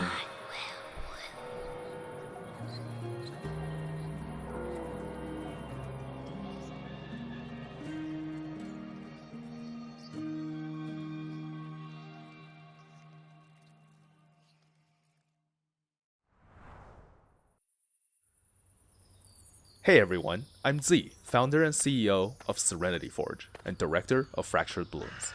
And I'm Maddie, creative lead on Fractured Blooms. On the surface, Fractured Blooms is a cozy farming and life sim. It's a game about smart planning, time loops, and managing your home. But beneath that surface, something is wrong. And the more you try to fix it, the more the truth seeps through. In this game, every choice matters. You play as Angie, a teenage girl who wakes up one day finding herself stuck in a time loop of farming, cooking, and doing household chores. Each loop, you start with limited stamina that you use for managing your garden. Every seed you plant, every time you water or harvest, it all drains stamina. Some are quick and easy, others are more demanding, but give bigger payoffs. You'll need to plan what to plant, when, and how it fits into your next loop. So, every choice you make in the garden will cascade into the rest of the game. The food you harvest from your garden feeds directly into your cooking. And cooking in Fractured Blooms is all about creativity and efficiency. You have to think on your feet about how to use the ingredients available to you, and, over time, unlock new recipes as you keep progressing in the game. Cook well, and you'll prepare meals that will give you more time and energy to tackle your chores. Cook poorly, and you'll be scrambling with fewer actions left. It's a test of timing, precision, and creativity, where crafting the right dish under pressure can make or break your next move. Before bed, you'll have to make sure to finish your chores by cleaning up the house. The faster you clean, the sooner you'll get to bed. And the earlier you sleep, the more stamina you'll recover for the next loop. So between farming, cooking, and cleaning the house, it's an interconnected loop of resource management, time management, choosing priorities, and mastering your daily routine. Each cycle is a fresh chance to improve, whether that's optimizing your run, experimenting with new crops and recipes, or pushing deeper into the mystery around you. Because the more you loop, the more cracks start to show. Angie's story isn't what it seems. Memories bloom while reality fractures. This house isn't what you think it is, and the truth may just be hiding in plain sight. It's cozy, it's creepy, and it's deeply meaningful. Fractured Blooms rewards players who love to plan, optimize, and uncover emotional narratives through gameplay and experimentation. So if you're into farming sims, psychological horror, time loops, and games that slowly reveal their true colors, Fractured Blooms is for you. You can wishlist Fractured Blooms on Steam right now. Visit us at serenityforge.com for more information. Dinner is ready.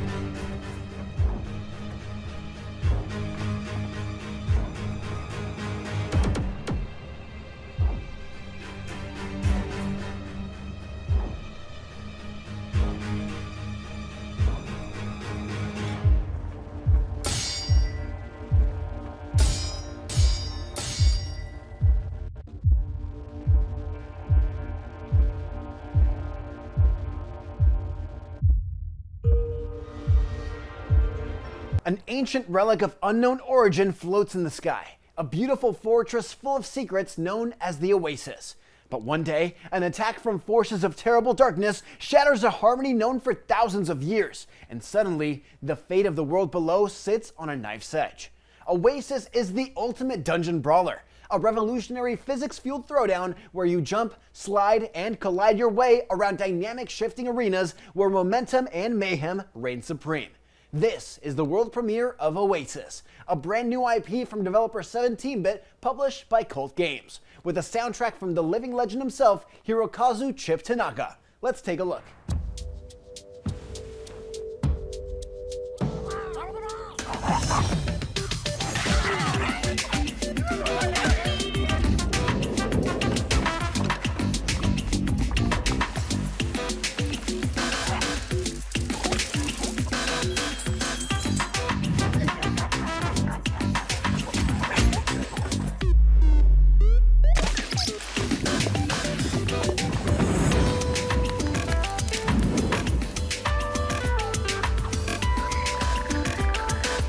Three,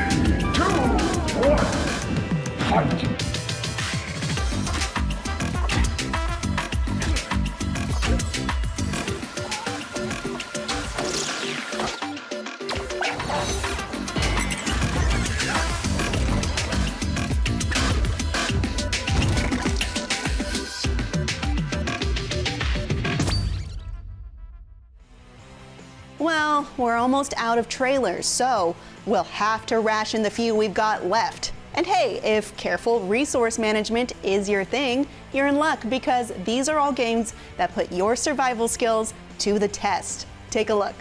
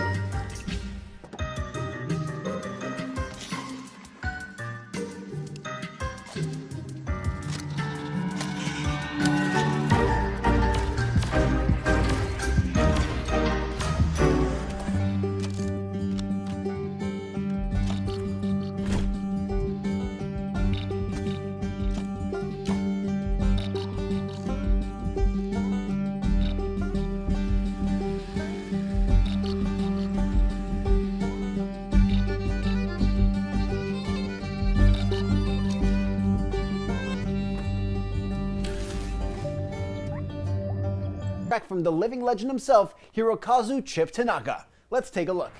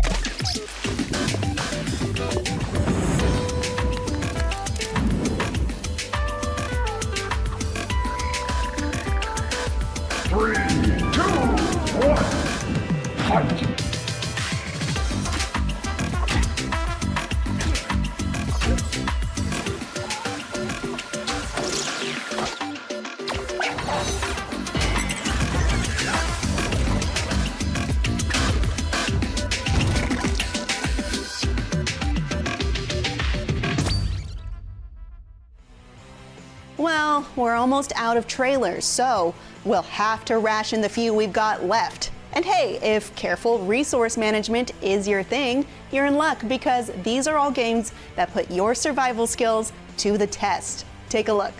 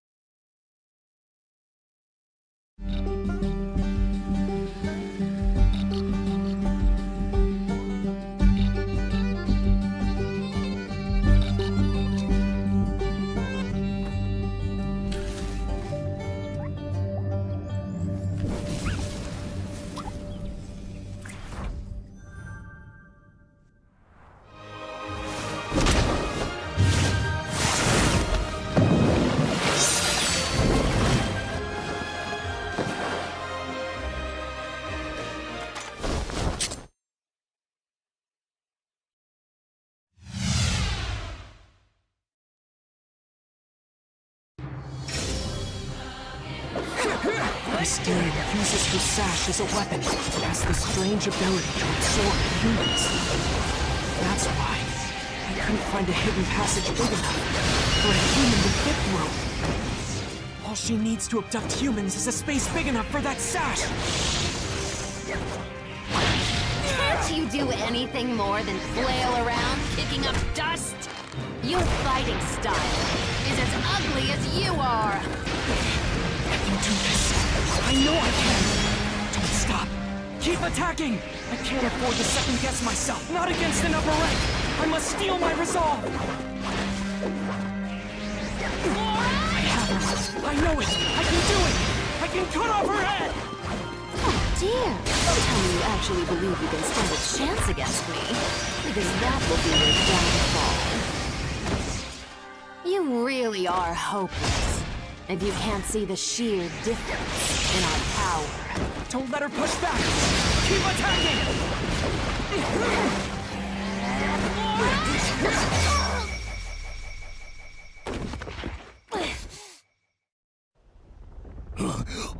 Something's coming this way! Up there! Wind? What's powerful enough to create a hole that reaches this depth? This presence! A Hashi!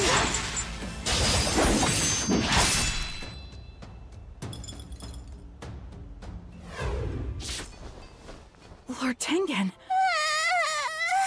Makio, Suma, you've been doing some flashy work here, as expected from my wives.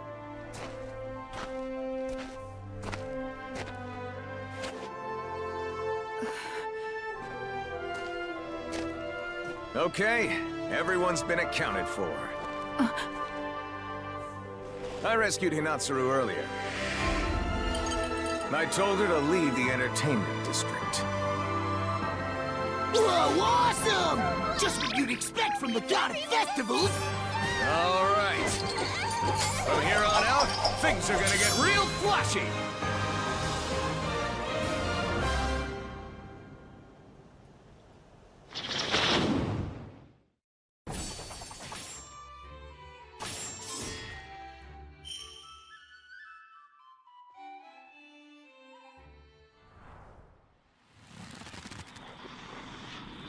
This place, it remembers you. And it's not finished with you yet. What is happening? The lines, they're fading. Where the island ends, you begin. It's getting harder to tell.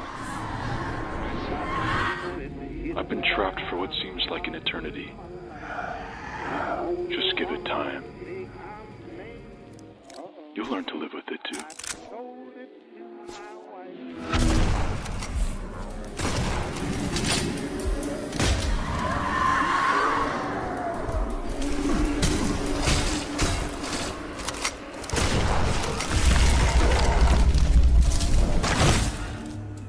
This doesn't change what you left behind. The pain, the voices, every choice you've made. Strange how fragile truth becomes here. Stranger still how much you trusted. Here you are, dragging yourself deeper. I'll be waiting for you, down in the mines. We'll confront the source of all this suffering. And maybe, buried beneath it all, lies an answer.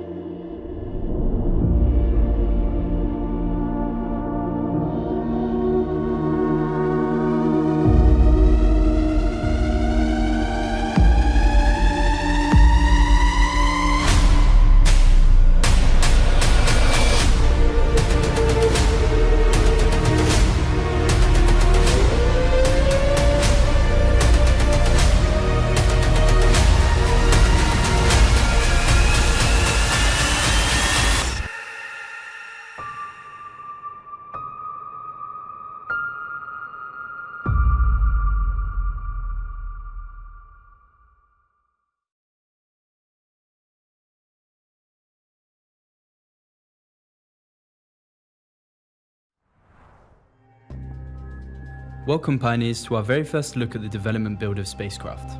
We're really excited to show you where the game's at right now and give you a feel for some of the systems we're building behind the scenes. Keep in mind everything you're about to see is work in progress and doesn't yet fully reflect what we envision for the game at launch. In this dev blog, we're focusing on the tutorial, which gives you your first taste of how the game plays and introduces some of the core systems. Your journey starts on Babylon 7, a space station owned by the company. Stations like this are central to the game. They're where you'll refine resources, trade goods, upgrade your ships, and more.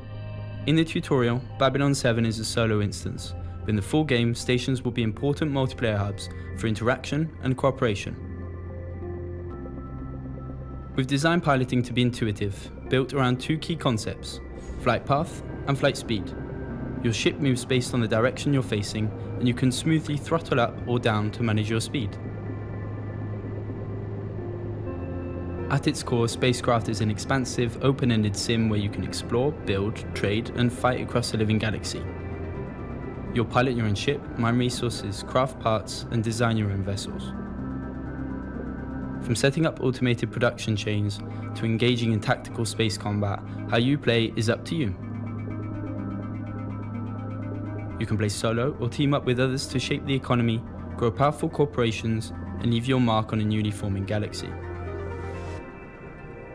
And yes, traveling from space down to a planet's surface is completely seamless. Exploring planets means heading to landmarks and scanning for resources. As you find new materials, they're logged automatically on the planetary map. Find something unfamiliar, scan it to analyze and reveal what it is.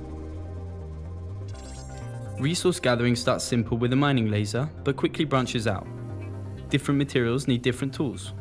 Some, like hardened shells, have to be broken up with missiles. Liquids and gases require specialized harvesters.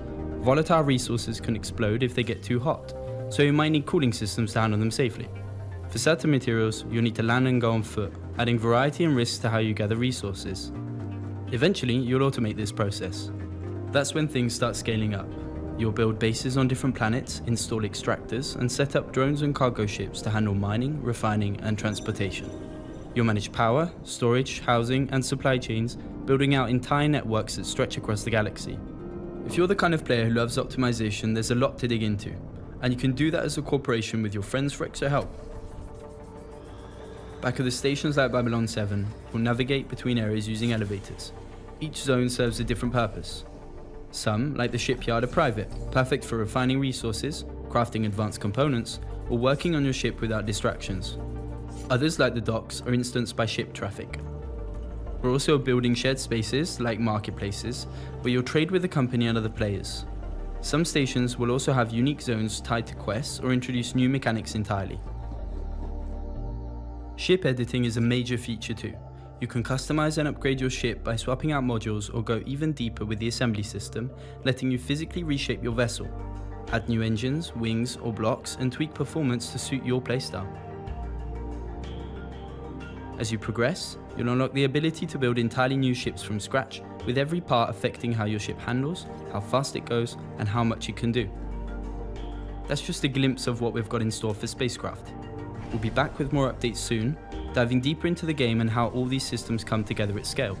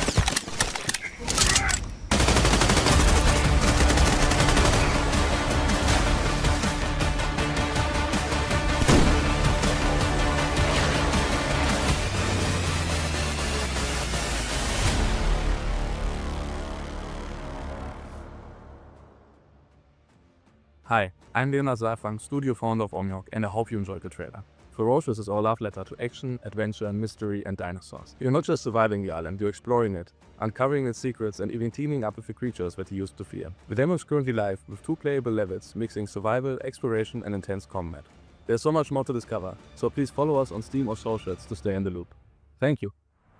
That about does it for this lunch break trailer block, but don't worry, we still have plenty lined up for the rest of IGN Live Day 2. Coming up very soon, if you're a fan of Alan Wake and Control, you'll definitely want to stick around for a look at Remedy's new game, FBC Firebreak, the new multiplayer game set in the same universe. We'll also be catching up with the creators of HBO's The Last of Us, and hopefully you can stick around for Game Scoop later today, where we'll be checking in on 2025's Game of the Year contenders. IGN Live continues after this. You're watching IGN Live, brought to you by 5 Hour Energy.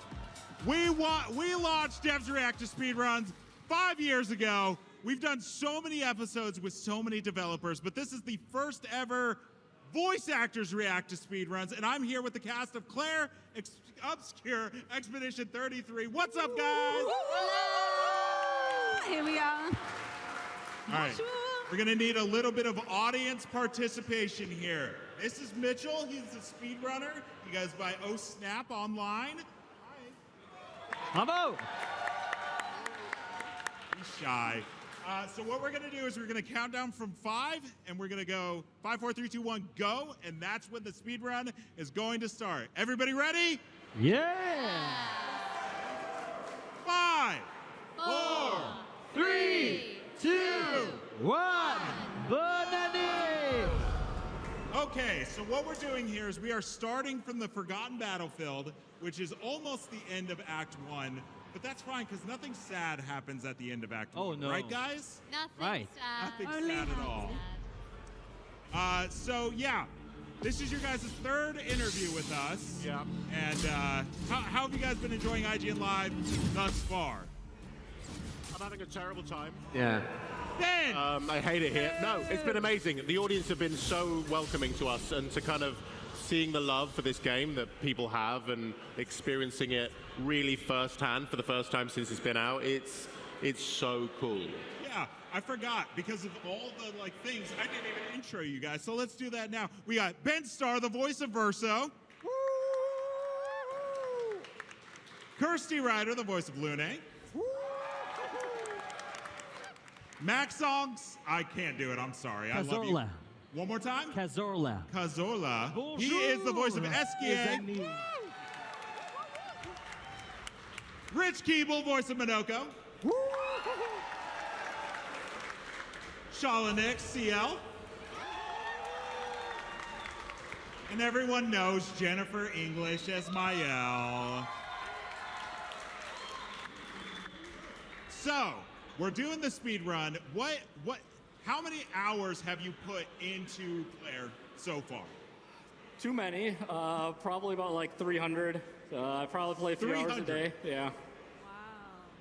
When you guys were, especially for you, Max, when you were, when this game was in development, did you think that people would be beating it in an hour, 20 minutes, hour, 30 minutes? Oh, no. Especially when you know that there are, I think, 4 hours and 30 minutes of cutscenes. Yeah, exactly. Yeah, well, here's the thing. He skips them all. Yeah. So, sorry about that. They're great cutscenes. I just don't watch many of them. Get him! Get him! Thank you so much for respecting our work. It really is amazing. It's so cool to see the ways in which audiences have really engaged with this, and I think Guillaume has said himself that he wants to see people do no-hit runs. He wants people to experiment with the fastest way they can complete it, because this game is obviously a really beautiful narrative and an amazing immersive world, an amazing story, but also it's a playground for fun, and it's just really cool to see people kind of play the game in this the way that it was intended. Clipping through bushes. Yeah. I can't wait. I want to do an episode with Sandfall, and they're going to be really upset when they see all this kind of stuff. So I have a list of funny questions here. I'm going to start with Kirsty. Kirsty, you play Lune. Yes. She's the only character in the game that doesn't walk. She floats. Does that just make you feel better than everybody else? Yes. Good. Good. You are better than everyone else. The first clip I ever saw of Claire was Lune floating around. So what is it that you're even doing right now, Mitchell? Did you mean to fall right there? I did not mean to fall. So Okay. there's a really cool boss here. I think you showed the cinematic earlier today, but we're just going to skip the boss entirely, and I'm actually going to go really high in the air too here, so you'll see in a second here. Is there someone you like running as the best? What do you think, Max? Is this what you wanted the game to look like, or he's just depressed? Absorbed, completely absorbed. Sorry. That's He's all right. so sad. You'll get to see it again because I missed where I wanted to land. Oh, we get to see it again. I wanted you to see it twice, so it's fine. Stage fright. It happens. No.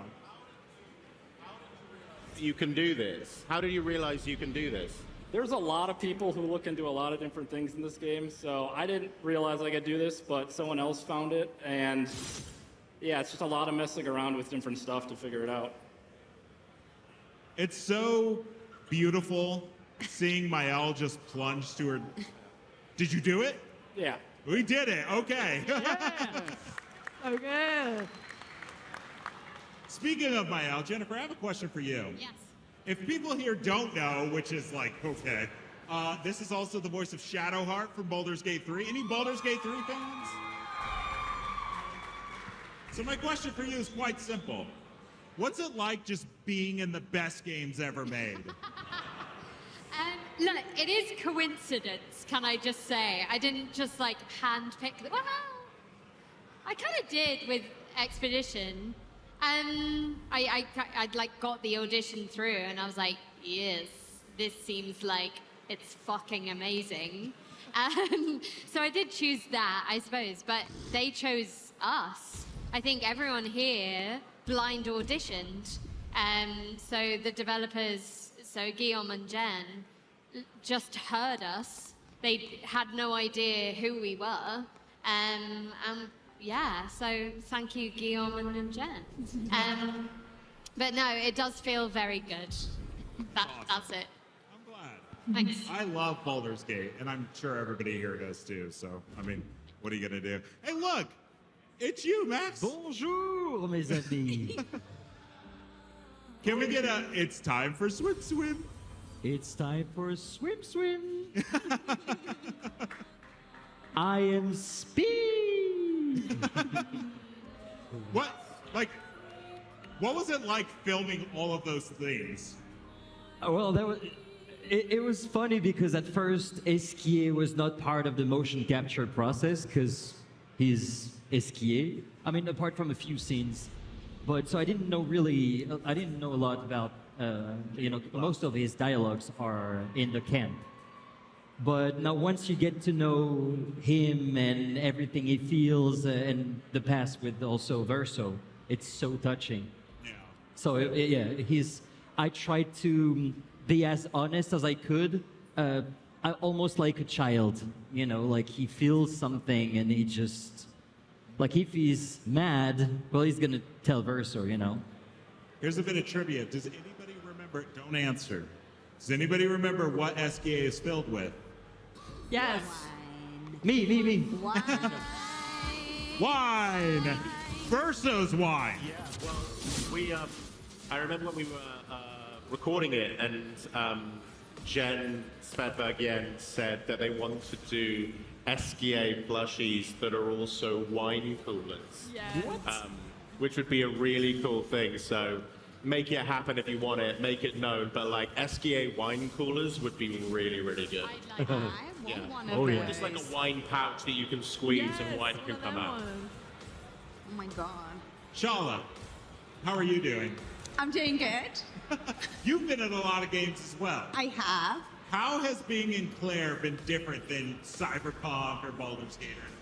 Oh my gosh. Yeah, it's just the writing, the depth of the character. It was delivered to us like a film script, which you may have heard, and that allowed us to really immerse into the world, and was just so much more helpful when creating the character. Yeah. Yeah, and having an emotionally rich character with such a deep history was completely new for me. Might I also say, CL has the best hair in the game. She really does. She got good hair. Yeah. Have you guys all seen the bald outfits? I've only seen the Mael one, and it is... The witch outfit. What's that? Which outfit? It's the where you can make your characters bald. Oh, no, I haven't seen it. I haven't seen that. I've only seen Mael, and it is... It's awful. It's quite awful. Okay. You look like Megamind. Oh, nice. So, okay. That's gold. So, okay. So we are in Minoko Station. How's the speedrun going so far? It's going great. You missed the best song in the game. The We Bonobos did. theme. Yeah. Oh, yeah. Well, that happens. So, Max, who did... These are all just animations, or did they have you guys, like, filming stuff to get all these? We did the mocap for the cutscenes, not... Just the cutscenes? Yeah. These are all animated in. Yes, Have it you is. guys watched a lot of the fights in here and see all the crazy things your characters do? It's nuts. Yeah, the way Gustav runs, for example. What's that? The way Gustav runs. Oh, yeah. It's pretty intense.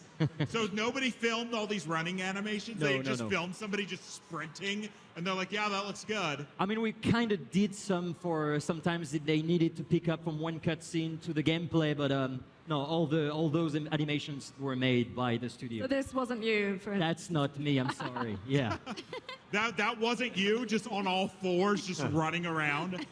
I mean, I would have loved to do that, but If they yeah, I'm would not have going to asked, take you would credit have done for it. Ben. Yes.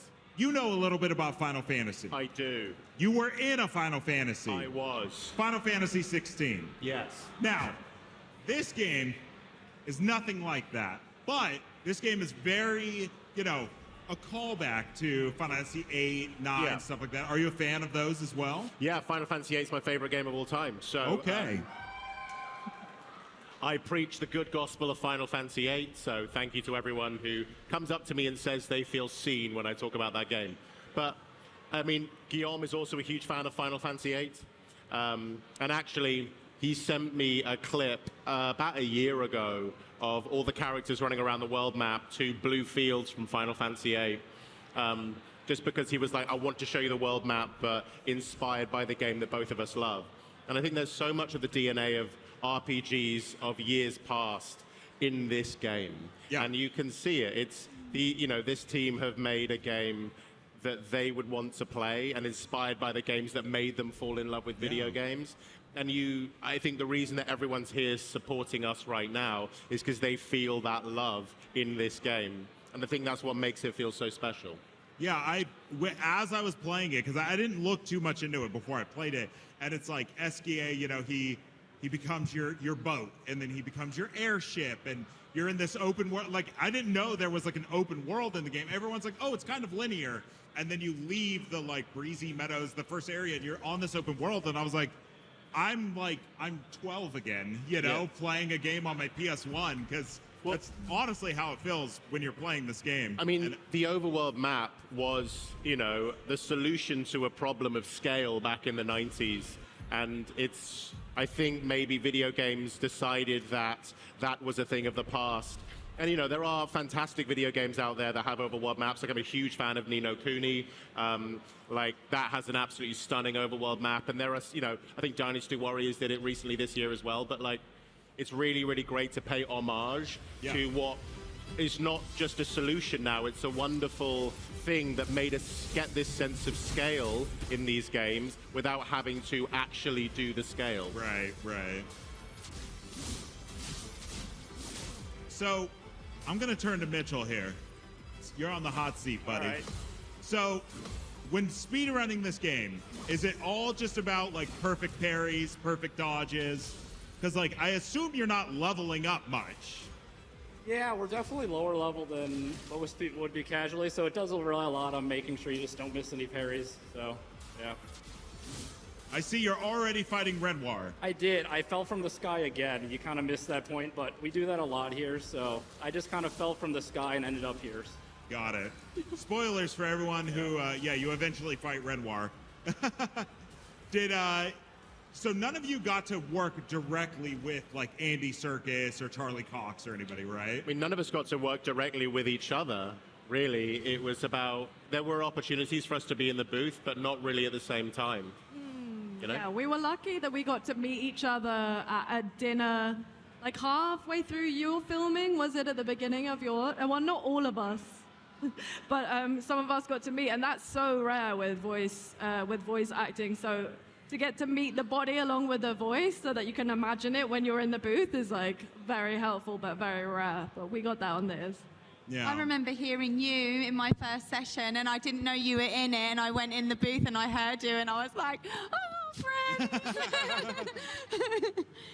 Charlotte, what was it like when you, like, did you see a cast list before you were cast? So you didn't know Andy Serkis was in it? He's like actually legendary, you know, not that you guys aren't, you know, but these like Hollywood actors, and you're like, oh, I mean, you got to work with them at least, right, Max? When we did the mocap, we knew that Charlie Cox would be Daredevil and Andy Serkis would be Renoir, but that was it. Yeah. Yeah.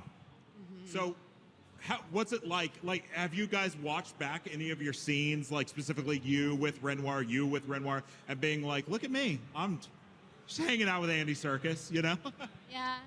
It was, Ben and I went to Montpellier for their Christmas party, and we sat with Alyona, my girlfriend as well, and it was really lovely because Alyona hadn't seen anything, and we just watched every cutscene, and she sobbed like there was no tomorrow. Wait, who was that? She sobbed like there was no tomorrow. Oh, Charlotte? Alyona. Yeah, she's there. I mean, I would sob too. Yeah, out there. But it was really cool because we got to watch it in Montpellier and meet all of these incredible developers, and I kind of wish they were here. They are the most wonderful group of people. Yeah. And like we worked hard on this game, but nothing like these guys. Like they have worked solidly, and there's only 33 of them. I think it's 33? No, in the 30s. And they have put their all into this game, their blood, sweat, and tears, and it really fucking shows. It's like absolutely hats off to them. I remember, like, as we were approaching this game, anytime I was like, hey, are you gonna check out Clair? And they'd be like, oh, I don't. I'm like, dude, you have to see the voice cast. Like, you have to see the voice cast. It honestly is like probably one of the best assembled, like, for one game. Like, it's an insane cast, and it all comes together. We were doing an interview earlier where we were talking about, you know, how you guys did not talk with anybody. Like, you just recorded your lines and somebody would feed off that, and it's like, it does not show at all. Yeah. You guys just seem like you're talking to each other all the time. Well, it's instinctual. You just would go into the booth and you would just have to do something immediately. And I think sometimes there's this feeling that there's sometimes a feeling that you need to do something over and over and over again, but actually some of the best stuff in here is a first take. First take. You know, there are scenes towards the end, I mean, like, there is so much time pressure on this that actually you go in, you've got to do your best, and I think a lot of the rawness comes from that. Oh, okay. Yeah. You're like, I should probably do a good job. Yeah, you come in and you've got to do a good job because these devs have done that, you know? Yeah, what you say? Well, it's just sometimes you can overthink what you're doing in the booth as well, and it's just like instinctually, you're not overthinking anything. You're just given the impetus, and you're in the moment, and it's just spontaneous, and you can rest assured when the team's there going, that was it. Yeah. Like moving on. You're like, oh, okay. Yeah, I mean, obviously for me, I was thinking, oh, we just have to move on. We're not going to get it any better. But yeah, it tends to be, go with your instinct. And if you do it too many times, it starts to sound a bit like you're acting. You know? We need to wrap it up. Rich is getting worse by the second here. We need to, you know. Yeah. Is this the hardest game you've ever worked on, Rich? Can you say again?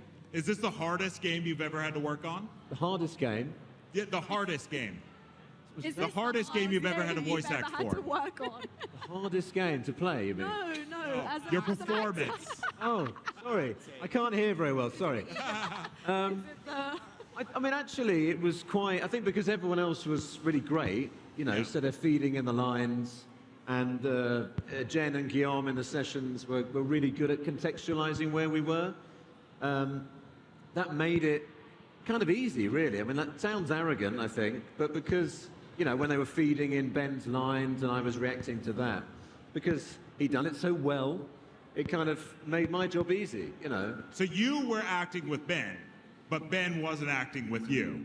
Yeah, I don't act with anyone. I request that I'm alone, and I don't want anyone else near me.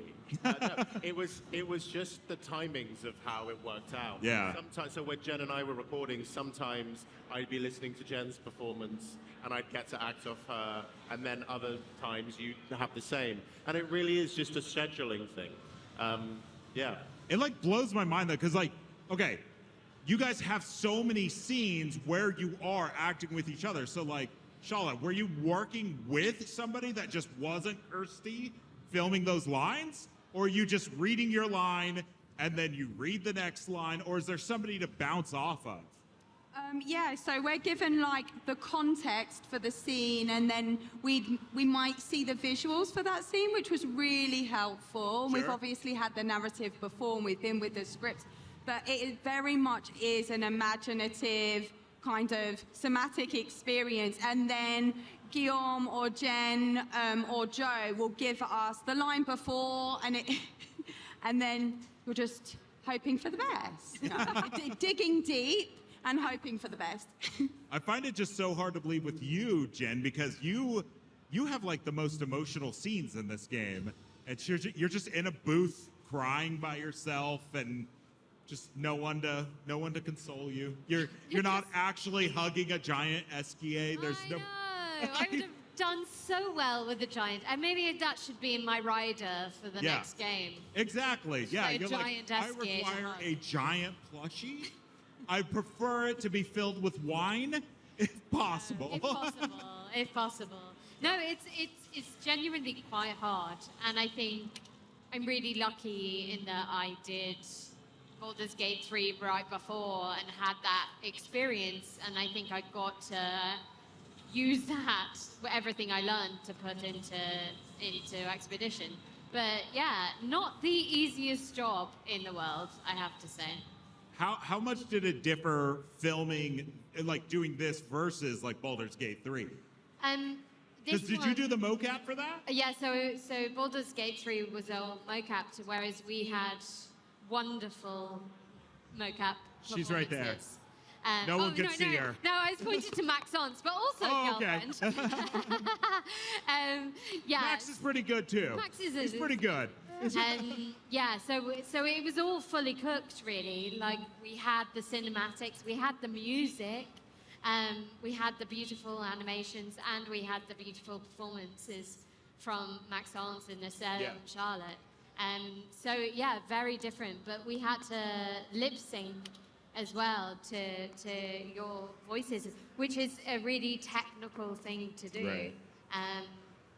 And yeah, it was hard, wasn't it? I remember seeing an Andy Serkis interview. You know, he's legendary for doing mocap and all that stuff. And he said that this was one of the hardest things he's had to do because, you know, he's used to being the guy in the suit. He's not used to having to just follow what Max does. So it ended up being quite difficult. What like, we'll start with you, Ben. What do you prefer? Do you prefer being in the full mocap, acting with somebody, or do you like the kind of like chill kind of freedom of being in the booth? All of it. I don't have a preference at all. Like, it's what's the challenge directly in front of you. So when you're doing mocap, or performance capture, you have that amazing freedom to be in a room. You really have that sense of proximity and movement, which is incredibly freeing. But then you have the puzzle of not seeing anything there. And then when we had this, we had the visuals, we had the music, but the puzzle is now deconstructing reality, reverse engineering it, and making it feel like we were there. They are both puzzles that need to be solved in different ways, and they're both equally fun with different challenges. Shala, have you ever done full mocap acting? Yeah, in Baldur's Gate 3, I did that as well. Yeah, and like Ben says, they are just completely different processes and equally as fun. Yeah? Yeah. What about you, Kirsty? No, I haven't done mocap. I want to do mocap. Anyone mocap job? I'm in. You want all the stuff on your face, all the beads, and yes, give it to me. I want that black suit. I want the little hood. Yeah. I want your little stand. No, I would love to do mocap. That's definitely a dream. Hopefully, one day. This is what I have to ask. This is going to be for Max. Rich aside, so the characters were fully developed. The game was basically, almost ready to go before they brought you guys in to do the English, right? But your characters all look like you. So is this what, I don't get it. I know where you're coming here. I know what you're going to ask. Because it's like, Kirsty, she kind of looks like Luna. You kind of look like Verso if you had longer hair. You absolutely look like Mael. Like, what? Was that just a happy accident? I think so. Really? Yeah. I think so. No? Rich, you look just like Minoko. You can't hear. I didn't hear If for those that don't know, we did the main stage interview earlier, and they were all dressed as mimes. But if you haven't played the game, you'll know that Minoko doesn't get a baguette outfit, so he's wearing his swimsuit. Yeah. You get this from doing It's been a big hit. Yeah. Authenticity. Mitchell, what have you done? Again. I'm just not where you're supposed Every to time go. I look over, you're breaking my game. Yeah, I do that a lot. I just kind of ran around the whole map. This one has like a bunch of elevators that are really slow, so I just didn't really feel like riding them. We're wrapping in 5 minutes, but how much longer would you need to finish the game? It would probably take like another 25 minutes. Okay. Yeah, we won't wait for that. You're missing party members, though. Is that intentional? Yeah, I wasn't gonna say anything because I didn't want to like make someone feel bad, but who are we missing? Yeah, here I'm missing CL here, so I know. I didn't hear that, but I have not heard that. Yeah, you're missing. I just didn't pick you up. Do you not like him anymore? I can't hear him. Oh, he doesn't have CL. Rude. Rude. Saving it. Rude. I understand. That's pretty rude. CL's one of the best characters, dude. Come on. Yeah, I'm a fan of her. Is there a reason you don't have her? Did she die? No, she's alive. It's just I just left her in the village. It takes too much time to pick her up. So she just doesn't go on the expedition with you guys. Patience, my friend. In Mitchell's world, you just go to Gestrel Village and you just stay. You're like, bye guys, good luck with the paintress. I'm gonna stay here. With Golgra. Well, that's great. I mean, you're already at the, is this the second Axon? Yeah, this is the second one. Siren. Do you like, Jennifer, that it's mostly you on screen?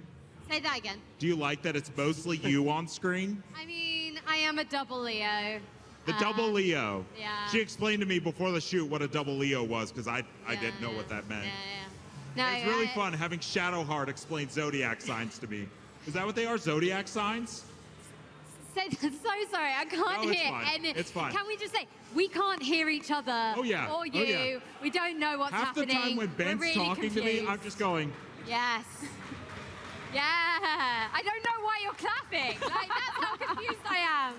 the best part of this interview is going to be when I get to watch it on YouTube later and I get to hear all of your answers. Have you guys been convinced that I'm just like, yeah. Great answer. You guys are like talking about death, and I'm like, that's hilarious, man. Anyways. Well, we are just about wrapping up. I see, oh, that's the one of the paintress people. Have you guys gotten to see all the different hairstyles and stuff that your characters get to wear? They're all really good. My problem is I kind of keep them in the default because that's what I like. But yeah, they're all really, really good. Oh, I love this. You've got. Welcome to ign-live. Today, we're kicking things off with the Xbox Game Showcase. We both know why you're here. And you'll hear from the creators of HBO's The Last of Us. You swore. Season 2 of Twisted Metal. We're really gonna wait for this door to open all the way? And check out collectibles from Doom the Dark Ages. The Slayer has been activated. Along with special episodes of Game Scoop and Unlocked. Finish this fight. Day 2 of IGN Live starts right now.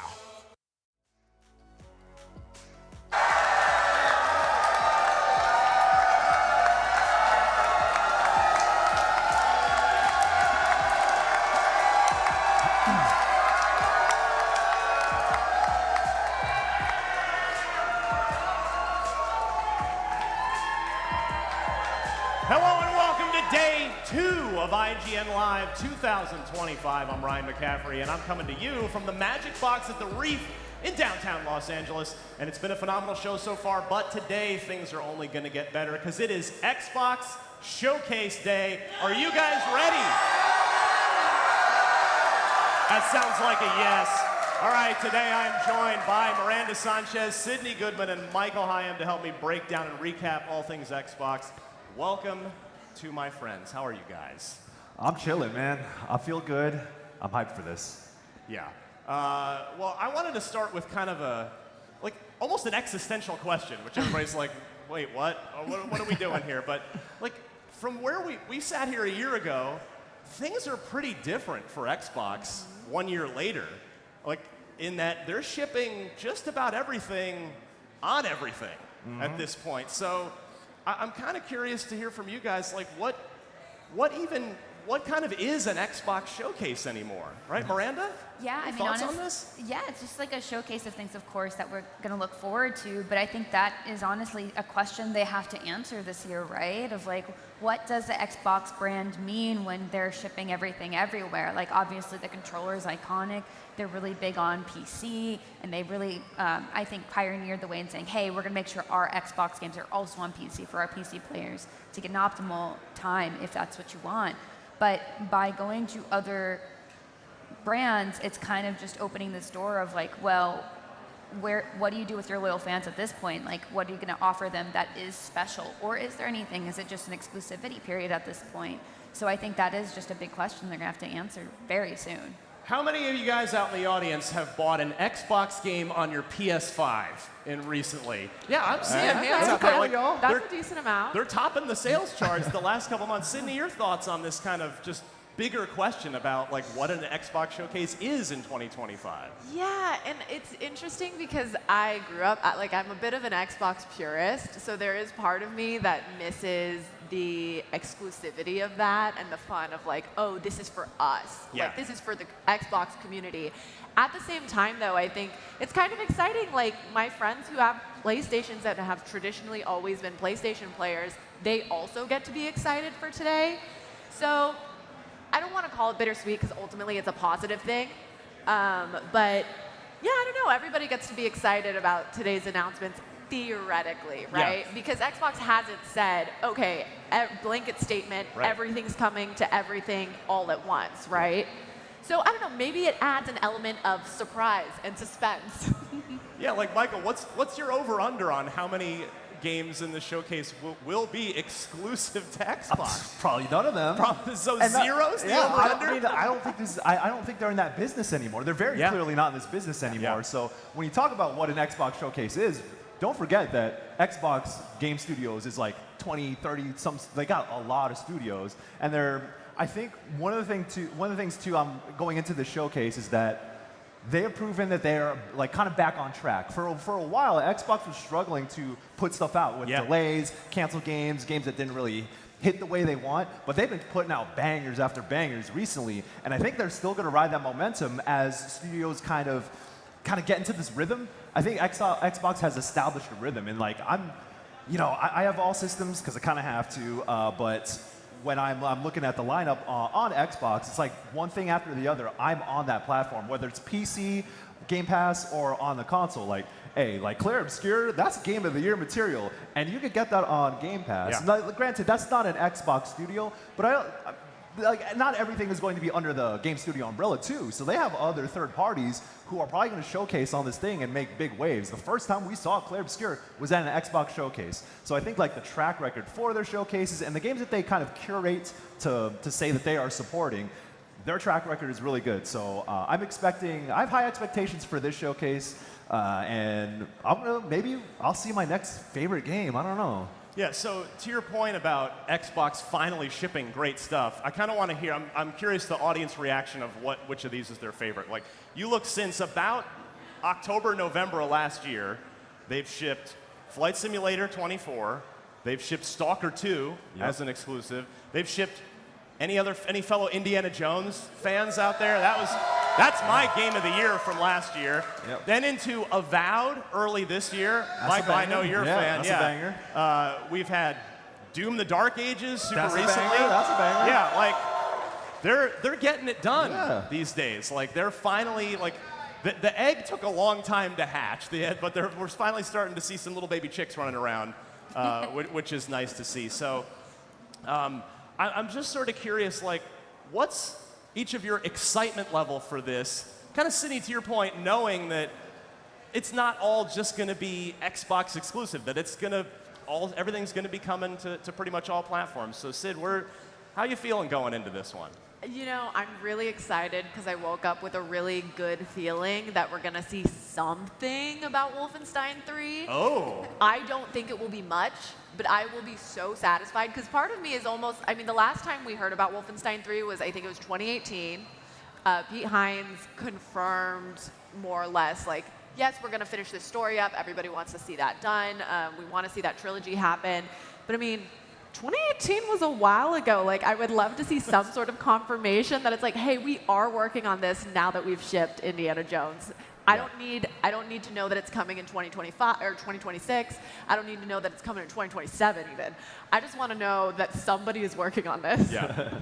So Miranda, Sid kind of touched on this earlier, but one thing that's maybe changed is this year, should more PlayStation gamers be excited about the Xbox showcase, right? I mean, yeah, I hope so. I'm really hoping that we'll see, I guess, a little bit less of a focus on that. I'm sure they'll be like, also on PlayStation somewhere, like just like a little tile screen or something.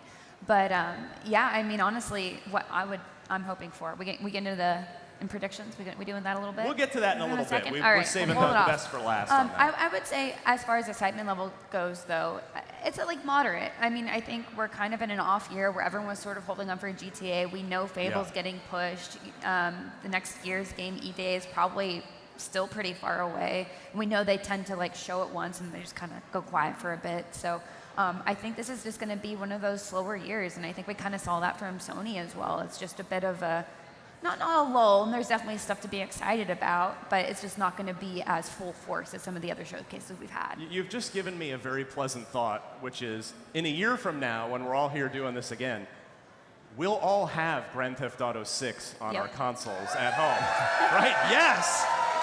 Wait, can we just stay home and play GTA 6 next year? It'll have only been out for like 2 weeks at that point. Yeah, who's hyped for GTA 6 even though we're still a year out, right? Like, that's gonna be the game. Michael, there's no chance. Is there even like a 1% chance that there's a GTA anything in the showcase today? No. Rockstar calls their own shots, man. Like, they're one of the rare studios where like they drop trailers whenever they feel like it. Yeah. And people are going to watch. Like, that thing's going to get millions upon millions of views. Everyone's going to be talking about it. They don't need to attach themselves to showcases. And honestly, like, going back to an existential question is, like, what's the purpose of a showcase? It's kind of to uplift the people who don't necessarily have all the means to tell everyone about their game. And the Xbox has been great about that, whether it's ID at Xbox with independent games or their main showcase with some of their own studios, or, third-party developers like a Sandfall Interactive, who, still looking for some kind of audience with a first game. So I think that's the excitement, is that you might see new IP, you might see things you don't expect, because that is kind of the purpose of it, and Xbox has been pretty good about that. Yeah. Miranda, again, kind of bigger question, why should Xbox continue to do these showcases when it's kind of a third-party showcase at this point? I mean, they bought all those studios. They have to showcase their stuff somewhere. Exactly. Yeah. I mean, I think it's going to come down to that, right? And of course, like highlighting an opportunity for the developers. And I think Michael really hit on it well, that they do want to showcase indie developers. And I feel like ID at Xbox was such a great way for them to champion that and make it really explicit that these are smaller teams that they really care about and that they believe in. The other thing too, of course, is that I just want to know what's coming to Game Pass. Game Pass is huge. Like, I how many Game Pass subscribers in the crowd? Yeah, like that's a pretty good. So that is that clearly the message is working from Microsoft, because yeah, that's Michael. I would argue that's maybe the #1 thing about the Xbox Showcase is it's kind of a 90-minute ad for why you should keep your Game Pass sub for another year, right? Yeah, kind of like to that point. You know, if you see a hype trailer for something new or whatever, or something you're looking forward to, and then like on the bottom of the thing says coming to Game Pass day 1, like tell me you don't get hyped about that if you're subscribed to it, because I think that's it's about approachability, it's about accessibility to games too, giving people access to those things that, you know, dropping $70 and almost $80 in the future probably is a hard thing to ask. Like, listen, I don't got $80 to drop on a game right now, but I do have a sub to Game Pass, and I think that's I play a lot of games that way. Like, granted, I had access to things like South of Midnight and Clair Obscure beforehand for work purposes, but if I'm like a lot of my friends who have one platform and they're on Xbox, they're like, yo, did you play Clair Obscure? I'm like, yeah, that game's fire. It's like, oh, it's on Game Pass. Like, boom, they play it and that's their next favorite game. I keep talking about Clair Obscure, my bad. I can't stop thinking about it. It's so good. They know this is what we do. Yeah. I mean, like, how many of y'all with Game Pass spent the day back in April playing Oblivion Remastered when that just dropped, right? Like, that's going to keep you subbed for a while. So, for me, Microsoft's still a platform maker at the end of the day, even if they're kind of breaking convention, breaking tradition by publishing all their stuff on a bunch of other platforms. Is there anything? Are we going to see anything announced for Switch 2 at this? You guys think? I mean, there'll probably be like multi-platform games where you'll see like Switch or like after the fact, like, oh yeah, it's gonna be on Switch too. That happens often. That's totally exciting though, because like it's just obviously new and there's not a ton of games on it, but that's an exciting idea to think that some of these games actually will be coming to it. Maybe one day we'll get Halo on Switch. I don't know. So last year, I said on this stage a year ago, I thought last year's Xbox Showcase was the best one they'd ever done. We'll get to predictions here after the break in a second, but real quick from each of you, how do they top it this year? Miranda, can they top it? No. No? Like last year it's high bar. If they bring GTA, maybe. If there's some cool exclusive, you know, you get a, I don't know, Warthog. It would be so silly, but I would drive it. I'm now picturing tearing around Leonida in a Warthog, and you can go off-road I don't hate it. Yeah. There's a whole off-road area. It just makes sense. That's true. That's true. Sid, how does Microsoft top last year's awesome showcase? I mean, you know my answer on a personal level. Yeah. It would be Wolfenstein 3, but I agree with Miranda. I'm really excited for the showcase, but last year's a hard one to top. I think we end up kind of seeing more check-ins and future things to be excited about, but maybe things are a little too far off to top something like last year. Michael, can it be done? Can they raise the bar from where they set it very high last year?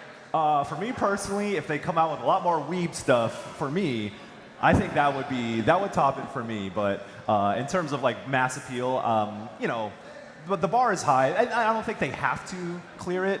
You know, there's just like a certain, like, as long as they're good enough and they show things that are important to them and people are genuinely excited about, I think that's success. But for me, I want more anime games, man. And like fair. Xbox has supported Japanese developers in big ways, and I would be excited to see that. Ninja Gaiden 4, prime example game I'm looking forward to. All right, We've got the Xbox Games Showcase coming up in a bit, followed by our Podcast Unlocked post-show recapping all of the reveals that we're about to get. After that, we'll be talking to the folks behind two huge upcoming games, The Outer Worlds 2 and 007 First Light. And a bit later, we'll be sitting down with the folks that made The Last of Us Season 2. But right now, we got to take a quick break. Do not go anywhere. The Xbox Showcase kicks off very soon right here on IGN Live.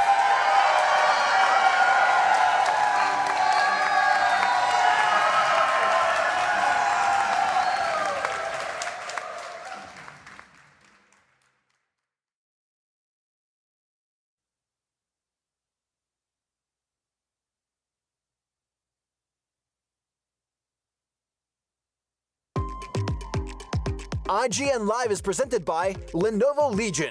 Reach your impossible.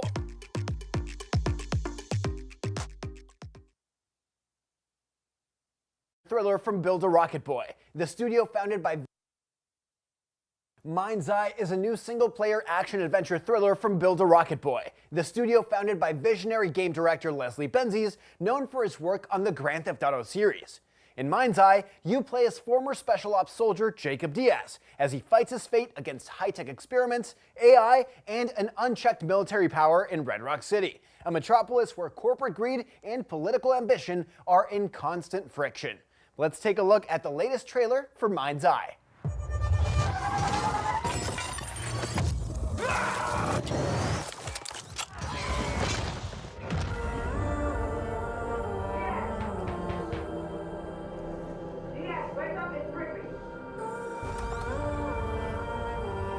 What are you doing here?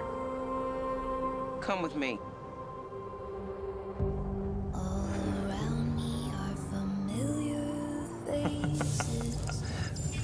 At first, I thought it was just broken synapses in my head.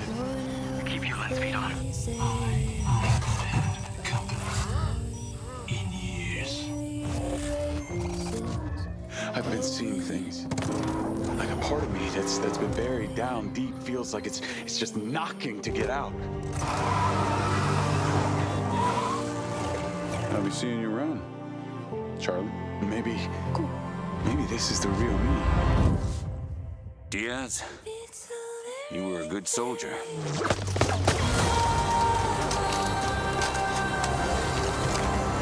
I don't want any part of your future.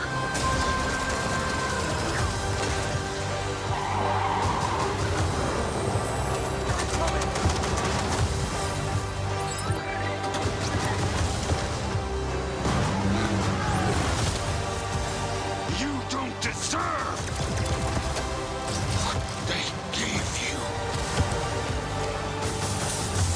It's activating.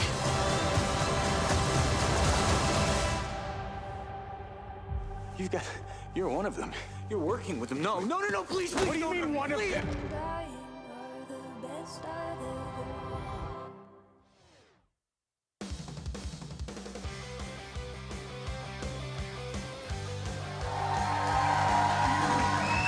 And we're back.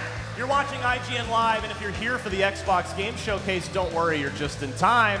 Before we get back to Xbox, just a reminder to stick around after the showcase for a full deep dive post-show, as well as interviews with folks making some of the games that are going to be getting shown off. Plus, a ton more coming out of IGN Live later today, like a deep dive with the developers at Skybound Games. Wait till you see what they've got. Damon X Machina 2, Deadpool VR, Twisted Metal Season 2, and so much more. All right, let's get to an unlocked tradition that we've been doing at IGN for quite some time. We're doing it as last minute as it gets this year, which is our annual Xbox Showcase predictions. We each go around, we each jot down a few things ahead of time, what we think we might see, what we're hoping to see, what we predict is going to be in this showcase. I'm going to be a bad host and just go first, because one of the ones I had written down kind of maybe got confirmed on accident yesterday. So I'll just say I ran into somebody yesterday that makes me pretty confident in this one. So I think it's time for Double Fine to announce its next game. Okay. Psychonauts 2 was 2021, so it's been almost 4 years. I can't believe it already. was that long ago. Like it felt like maybe 2 years ago. I know it's gone by quickly, but yeah. And the person I ran into, I'm like, why would you be here unless you were announcing something? So. Miranda, we're pretty sure that Double Fine is not doing A, Psychonauts 3, or B, as I've tried to get Tim Schafer to admit, like, are you guys doing Banjo 3E? And he says no. He had said on Unlocked a couple of years ago at this point that they would be doing something new and original. So what do you think we might get from the mind of Tim Schafer and the team at Double Fine if, in fact, we do get an announcement from them today? I don't know if that's something we can predict, Ryan. Honestly, like, Tim Schafer has a wonderful imagination, and I just think of everything that we've had from them up until now, and hearing them say, no, we want to do something new and original. Like, that's exactly what I want from Double Fine. Yeah. I want them to have the best playground for creating whatever they think is going to be cool. And I think we probably can't even predict genre from them, No. right? Because Yeah. the Double Except Fine's gone all over the place. point and click, adventure. Yeah. We're gonna do some more action adventure platformer. Like the world's their oyster, basically. Yeah. Michael, give me a prediction. What do you think we're going to see today? Maybe not the most exciting thing, but I do expect to see Final Fantasy 16 and Final Fantasy 7 Remake, and maybe Rebirth as well, make its way to Xbox. Remake's coming to Switch too, and I think it's about time that Square Enix kind of starts branching out a little bit more. It's not that they don't put games out on Xbox, it's just that their cadence is so weird, and I think, not that they're struggling for sales, but I think they've realized the limitations of being on one platform, mainly PlayStation, and then coming to PC, which is a great idea, of course, but there's a whole other platform with Xbox that they can have access to so many other people who maybe don't have those platforms and just haven't even touched a Final Fantasy game before. So I expect both 16, 7 Remake, and hopefully Rebirth, but I know that would take a lot of work, and that would be a lot to drop in one go. But yeah, don't sleep on the latest Final Fantasies, because I do love those games. And I think it would be smart for Square Enix to do that. And I would like to see them. I love that you're just getting totally greedy with it. You're like, not one, not two, like just all the Final give me all of them. Fantasies. Come on. Onto my plate, feed them to me. There's no need to wait. I mean, I played those games, but I would like to see other people try them too. Yeah. I mean, Sydney, the economics of it are just tough for any third-party publisher, right? It's tough to make money while leaving one platform out anymore, right? Yeah, well, and I mean, I think we can all agree on the fact that just everything is more expensive now, and that, you know, making games and maintaining games is not an exception with that. Yeah. So it makes a ton of sense to really take advantage of the fact that there's a whole group of people that theoretically haven't gotten to experience these games. And I think it sounds like a win-win for everybody. Yeah.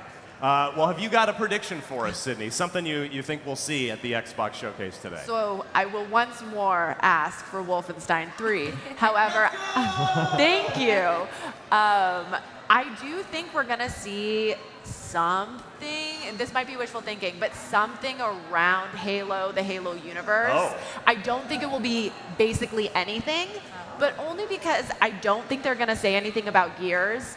And maybe this is me living in the past, but I just feel like I would like them to comment or give kind of that older guard of fans something. And we heard about, 343 becoming Halo Studios last November. And they have said that they're working on Halo things in Unreal Engine 5. Yes. So I don't think we'll get much in general in the showcase. I don't think we're going to get a ton of new gameplay or super long narrative trailers. But I'm hoping, and I will put my hat in the ring. Is that a saying? Yeah. That we'll see something about Halo or a Halo adjacent property. Well, you bring up a good point. Like, when was... This is an honest question, if anybody remembers. When was the last time Halo was at an Xbox showcase? It's been a minute, has it not? Yeah, it's been a while. Has it been since Infinite shipped in 21? Probably. I think you're right, but that's a crazy amount of time. That's got to be the longest they've ever gone without featuring it in one of their showcases. I want to ask the audience, so we've talked about this in the past on Unlocked, all right, so Halo Studios, they're going to work in Unreal Engine 5. They're kind of starting over. I have two theories. One, they're either going to do a remake of Halo 1 in Unreal Engine 5, or just go with Halo, reboot the series entirely. Yeah. Because it's probably going to PlayStation at this point, right? Yeah. So would you guys rather have, by a show of applause, a remake of Halo 1? Anybody? All right. Or just rebooting the whole thing and starting over? I think it's the remake. The remake seems to be the... Yeah, reboot, not a lot of... I didn't detect a lot of love for the reboot out there. I think a reboot... Honestly, I think a reboot makes a lot of sense. Yeah. I think that there's a new generation of players who don't have the same love for Halo, that kind of that grandfathered adoration and loyalty to the franchise that perhaps I do. But I mean, even my brother's not that much younger than me, and he's kind of like, yeah, I guess, whatever. And so it would make a lot of sense to kind of have a really clear entry point for new fans to fall in love with Master Chief again. Well, we are now less than 5 minutes to go until the Xbox Game Showcase. Yeah, I'm just very convinced that whatever Halo Studios is going to do, it's not going to be Halo 7 or Infinite 2. I don't see that as the next move for them. Miranda, have you got another prediction for us in our final 5 minutes here? Yes, I do. I do actually think, Sydney, we're going to see Gears of War, but not E-Day. I don't think we're going to see E-Day. Instead, I think they might, hopefully, for all of us Gears fans out there, do a remastered trilogy. Like, so on top of Reloaded, yes. It's already been announced. So they have, just pack in Reloaded, you got it, but then do 2 and 3. So the Marcus Phoenix collection, basically. Exactly. That's right? what we want, just everything tuned up, beautiful. Because how else are they going to ship to the PlayStation, right? Like, Yeah. we really need these sort of updates. And, like, obviously it's not maybe the most exciting for everybody, but as a Gears fan, I've been taking my twin sister through Gears. I'd really like to have that updated experience. Where are my Gears fans out there? Like, anybody? Yeah, I mean, it's such a great series. E-Day is going to be so sick whenever we get around to that. So, yeah, it's and just having John DiMaggio back. Yes. Yeah, he's so good. Michael, have you got another prediction for me for this showcase? Yeah. Okay. What's that look on your face? Where are you going with this? Listen, call it rumors, call it leaks, but if this is the showcase in which we see a Persona 4 remake, I will pop off, y'all. I'm gonna cry, I'm gonna scream, I'm gonna throw up. It's gonna go crazy. The stage is gonna be disgusting. Production team, save that clip just in case we might need it in 2 hours. When we see that, I'm gonna stage dive, man. I'm so. Yeah. That being said, that game does need a lot of work if they were to remake it. They can't just put out the same one. Persona 4 Golden is a great version of that game, but it does need some serious overhauls if they want to do a full-on remake. So if we do see that here at the Xbox Showcase, I would get hyped, don't get me wrong, I'm gonna pop off, but then I would do a little research in the background, like, how are y'all remaking this game? That's very important to me, but nonetheless, people be talking about it, it's rumored, leaked, now's the time. I have a question for you. Yeah. Do you think they would do the content that Golden has, or would they leave it out? Because I know that was the thing with Persona 3 Reload. It's like, oh, this is just the focused base game. Like, it's not extra stuff or upgrades or anything. Yeah, that's a good question. I think, I'm not sure if I think they would, actually. Yeah. It's because it's not too much. It's not like with Persona 3 that's like, oh, we have the female character and it's a kind of a different route. Whereas for Golden was, hey, we put some extra content on top. So there's no reason why they wouldn't do that. But then again, Atlus's release plans are always kind of weird or whatever. But regardless, I think that if they were to remake it, there would be so much in there that it kind of wouldn't matter one way or the other. But hey. Watch me pop off up in the theater later when we're watching the showcase. Waiting for that stage dive. Now I want this to get. Please announce this, Microsoft, because I want to see that stage dive. I see some broad-shouldered folks out in the audience that are ready to catch you if you do. Yeah. Sid, have you got one more prediction for us in the final 90 seconds here? I think we're going to see something about Contraband. I'm glad you mentioned that. Yeah, I had that down too. 2021. A vague cinematic trailer, nothing since. Yeah, right? That was a long time ago. From the developers of Just Cause, so super talented people, Avalanche. Yeah, I had in my notes, like, if that's not at this showcase 4 years later, I'm going to assume it's canceled. Like, right? It's just, because we haven't literal silence. Yeah, and I'll just go ahead and we got 1 minute to go. I'll give you my last one, kind of on that same note. Everwild? Rare? Yeah. Oh, yeah. That was announced. I had to look this up. It's a pre-pandemic announcement. 2019 was when that was first announced. Then they showed it one more time after that. I'm kind of in the same boat with Contraband as I am with Everwild. Like, is this still happening? Yeah. If it is, it seems like this is the year. It's time to show it. So we'll see. I mean, there's a lot. They still haven't given us updates on everything they've announced over these last few years.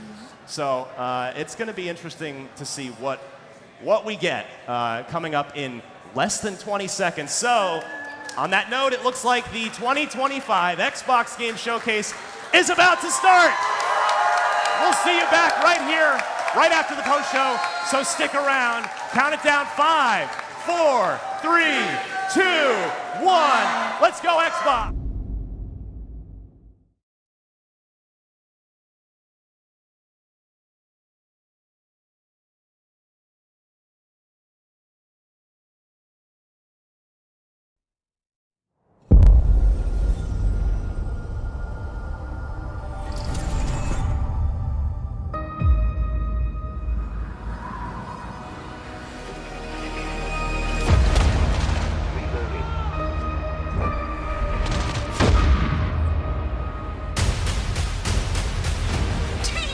I'd care that the colony is in disarray.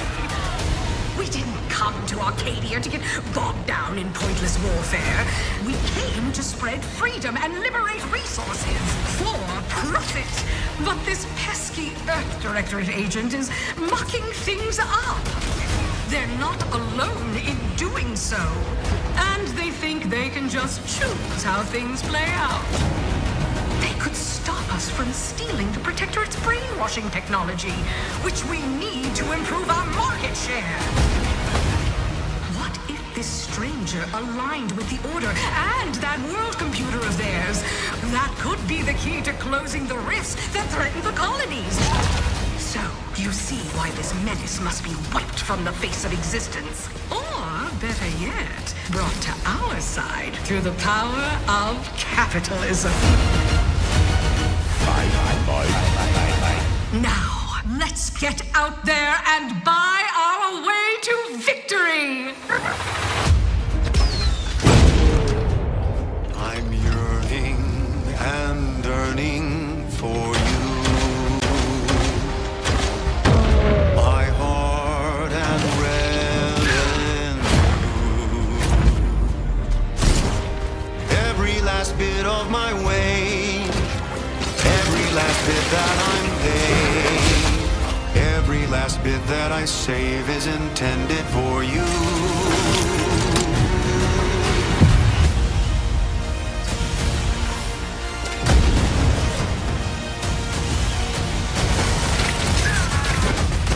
Although the cost may be high, one day I know you'll be mine. Someday perhaps I'll own two. For now I'll take one that's brand new. 'Cause I'm yearning and burning for you.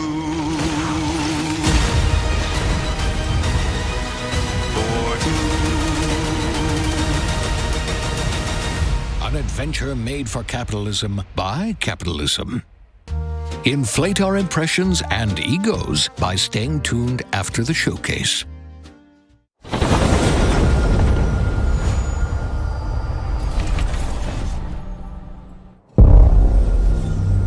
World premiere. Babe, what's wrong? I'm sorry. I've just been so depressed lately. You know, it would fix everything. Humanzapro.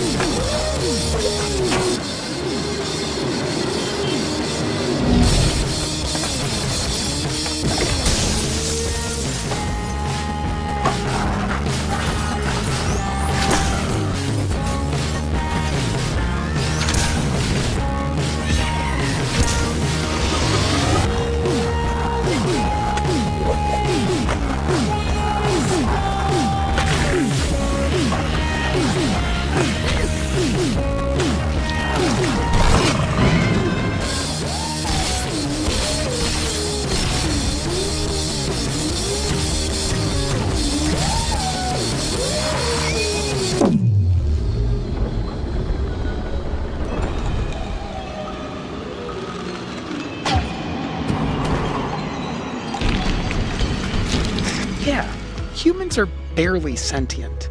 Scientists have done studies, and their brains are like half the size of ours.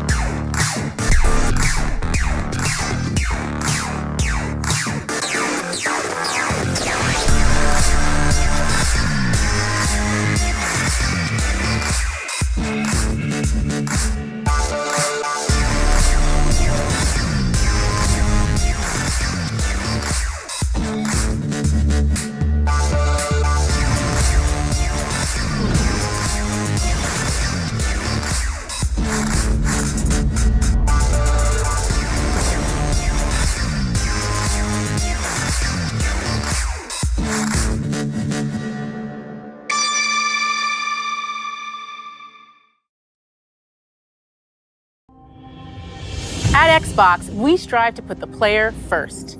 And that's what you've seen from us over the years. We've led the industry with backward compatibility. We championed crossplay and cross-progression.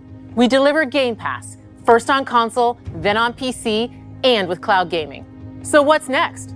How can we give you even more freedom, more choice, more ways to play? Our next step is to unify your gaming no matter where you buy or play. So we're building an Xbox experience designed for players, not locked to a single store or tied to one device. The Xbox Ally is an Xbox you can hold in your hands, bringing together the power of Xbox and the freedom of Windows. On this Xbox, you can play games across your entire library, including all the Windows PC game stores, from Xbox and Battle.net to Steam, GOG, and Ubisoft Connect. And the highly anticipated Hollow Knight Silksong will be available at launch and in Game Pass when the Ally releases later this year. In fact, every new game you see in today's show will be playable on the Xbox Ally. We have always wanted you to have the unique experience of Xbox on any screen. That's why we're investing in Xbox Play Anywhere. Whether you're playing on console, PC, smart TV, or any Windows handheld like the new Xbox Ally, the Xbox experience roams with you. Your library, progression, friends, and achievements. There are over 1,000 Xbox Play Anywhere games on Xbox today. And every new game you see in today's show, from our partners and our studios, is Xbox Play Anywhere. And because it's Xbox, you can always have access to Game Pass with a diverse lineup of games from the biggest franchises to critically acclaimed indie hits. This is the freedom we believe players should have. Any game, anywhere. And we are giving it our all every day to make this vision real. But it all comes back to the games. From Dead to Rights on the original Xbox to Armored Core 6, our relationship with Bandai Namco Entertainment has stood the test of time. We both believe in bringing amazing experiences to players around the world, and their next game does exactly that. From Rebel Wolves Studio, this is a story-rich action RPG steeped in dark fantasy that I can't wait for you to explore. Thank you, and enjoy the rest of the show.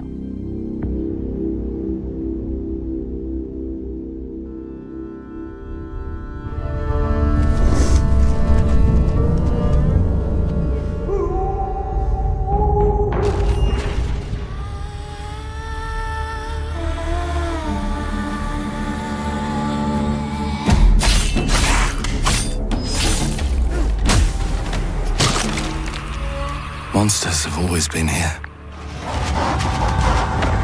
watching from the shadows. And when we were at our weakest,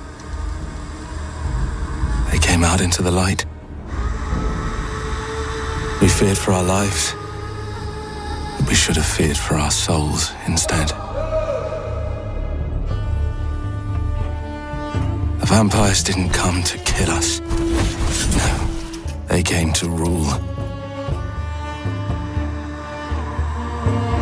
To turn us into mindless, docile cattle. Not me, though. They tried to change me into one of them. But I became something else instead.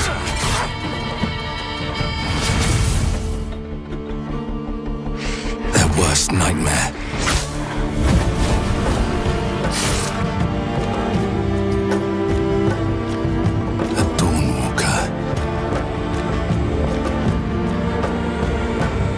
Trapped between the two worlds. Fighting to even the score. Fighting to understand the evil behind it all. He is out there watching, seeping into you, growing.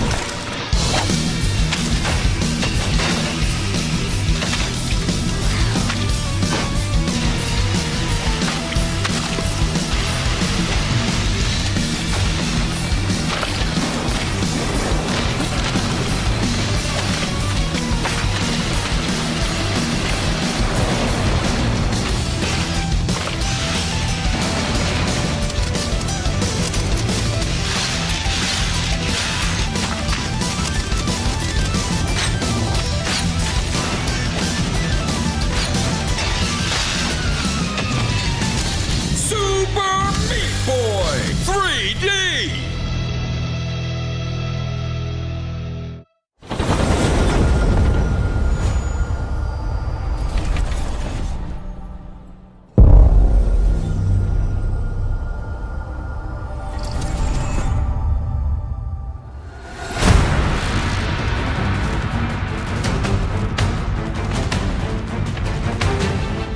Watch your back, Yakumo. You're a wanted criminal now. I'll kill the Dark Dragon myself. It's my mission. My duty as a Raven Ninja.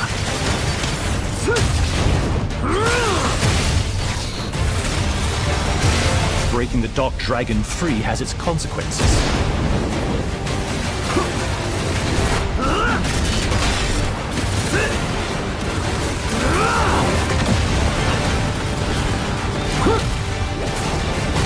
This is it.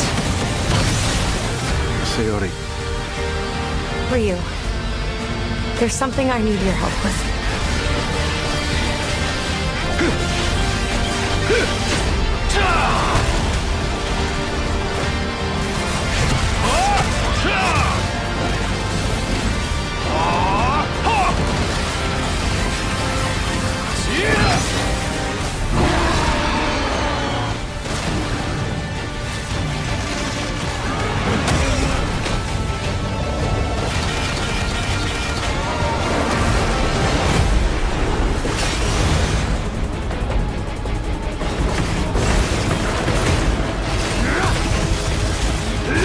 The Dark Dragon is mine.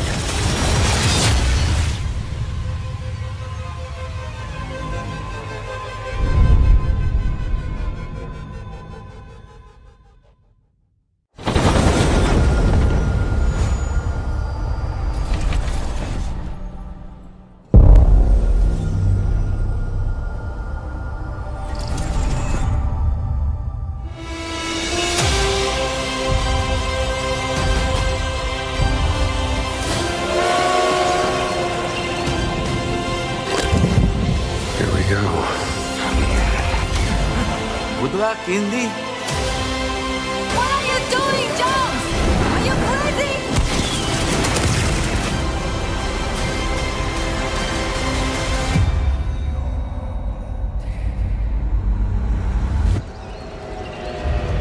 This is where it starts.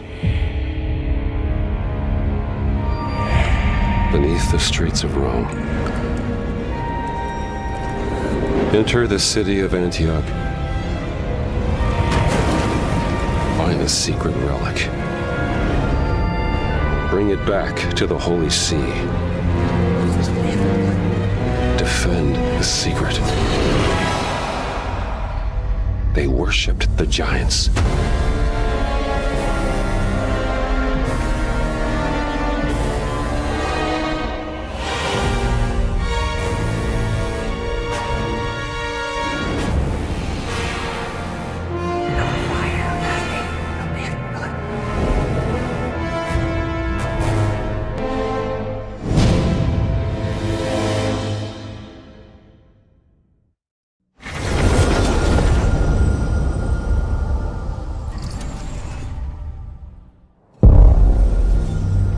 World premiere.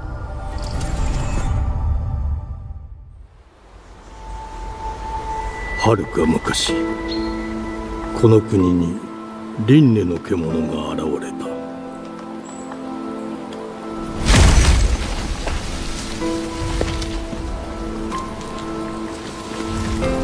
輪廻の獣は汚れを吐き、あらゆる生物を蝕んだ。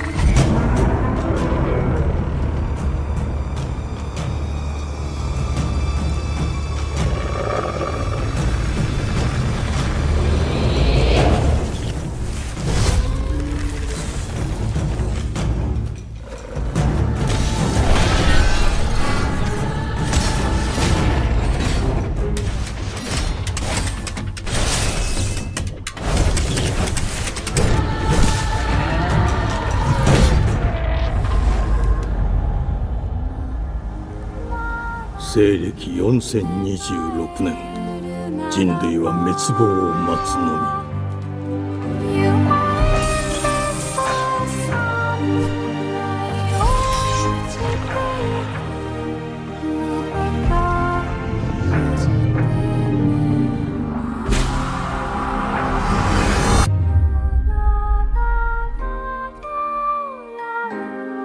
風事後エマ、お前こそが輪廻の獣を滅ぼす刃となる。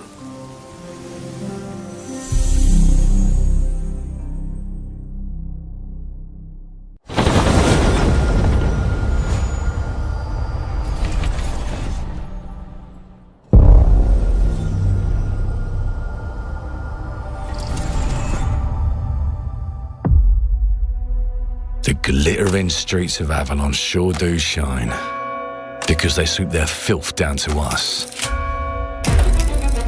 Get your paper in! Who's for a paper?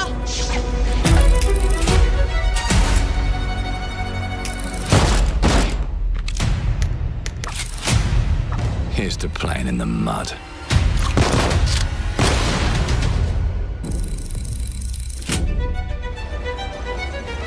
Life here ain't for the soft-hearted.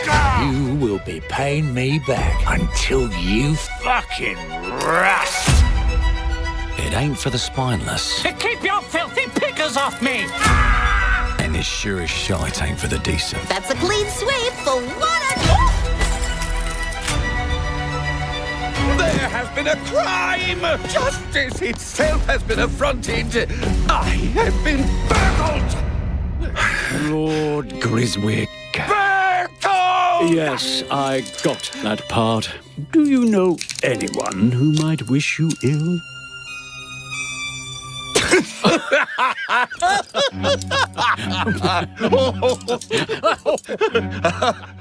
We can't arrest and question everyone. Let's see if we can narrow the suspects down a bit.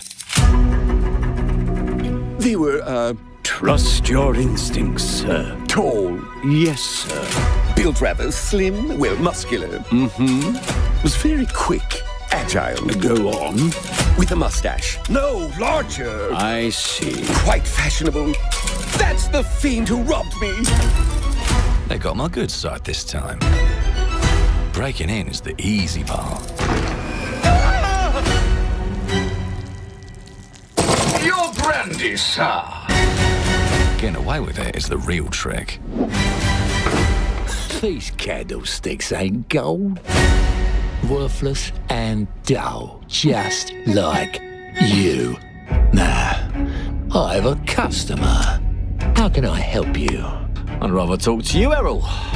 Sounds like I'll get a better deal. You talk to me first, and him never. Got it? Uncle's a bit touchy, ain't he, Errol? Touchy? I say I'm touchy! There. Anything else you'd care to say to Errol?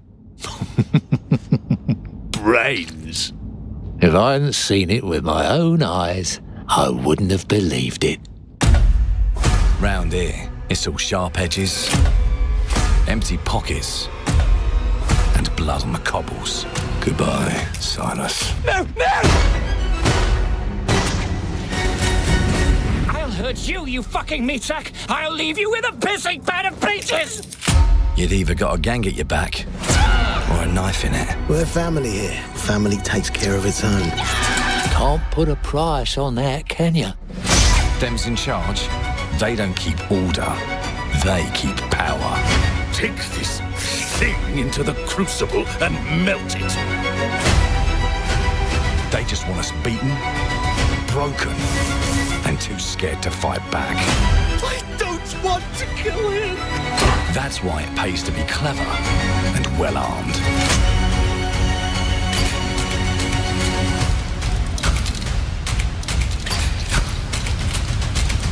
Let's go and end a few arguments.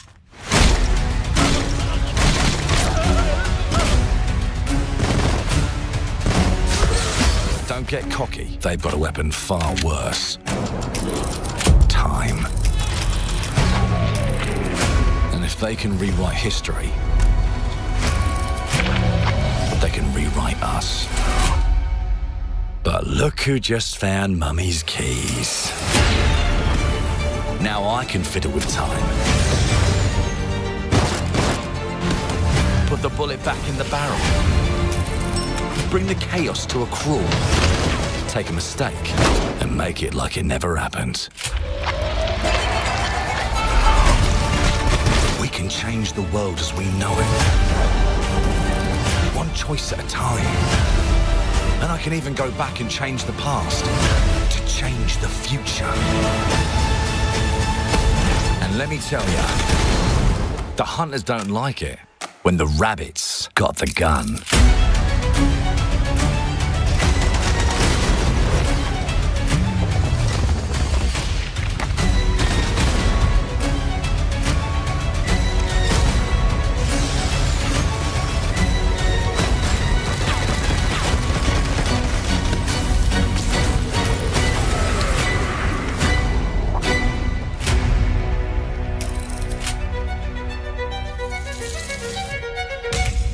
Now let me alone and piss off!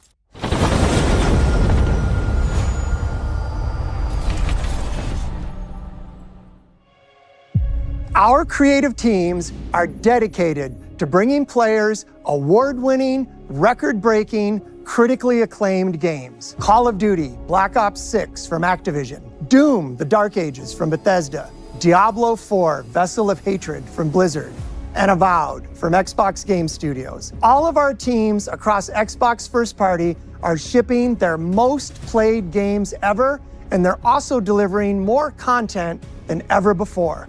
From original single-player experiences to vast online worlds, our teams are empowered to build the games they've always dreamed of. We want our players to have the choice and flexibility of where and how they play the games our teams make. So of course, our games will be available day one in Game Pass, and every new game we make for both Xbox consoles and PC will be Xbox Play Anywhere. On behalf of our creative teams, thank you. These experiences don't stop when you put down the controller. As you've seen in recent years, more and more of our characters, stories, and worlds are expanding to brand new audiences through TV and film. A Minecraft movie and the Fallout TV series broke records and brought millions of players into the game. We have more projects in the works as gaming continues to influence film and television like never before. When it comes to growing new franchises, Obsidian is having a year like no other. From launching a blockbuster new game like Avowed to the upcoming release of The Outer Worlds 2 this October. Obsidian is always delivering great games, and they have a third game launching this year. You'll get to go deeper on it in our Direct, but until then, let's take a look.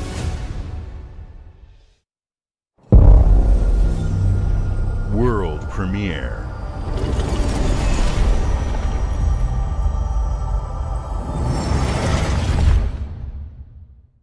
I told you, you can't run from me, you foul beast! No!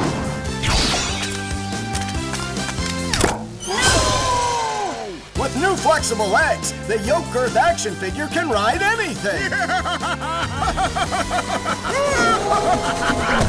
Breaking news. There's been an explosion at Brook Hollow Park. Chaos descended on a ceremony commemorating the 2-year anniversary of when 4 teenagers were miniaturized against their will and left to fight for their survival in the backyard of a deranged scientist. Formerly evil company Ominent Practical Technologies was set to dedicate a statue of the 4 teenagers, fast food science robot Burgle, and Dr. Tully when an explosion erupted. Dr. Tully and the teenagers' current whereabouts are also unknown.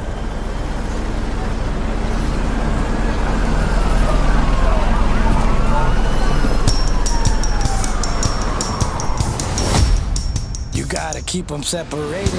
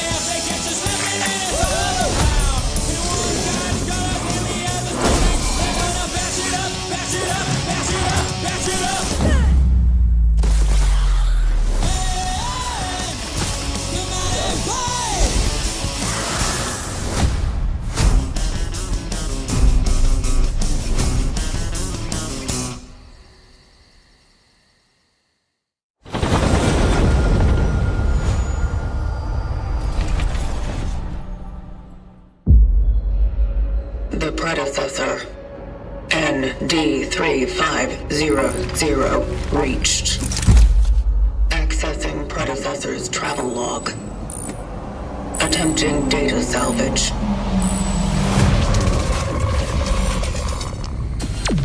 I have encountered an unprecedented orphan. It was in a state of suppressed recomposition. The behavior pattern of the orphans populating the area is highly unusual.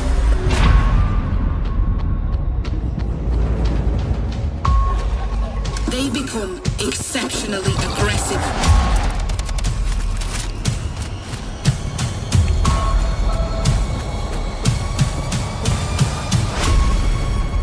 It is highly recommended to proceed with caution.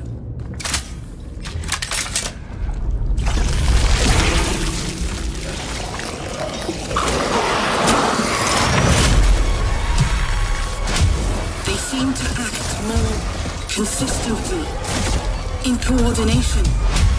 Destroying the nest is now a priority.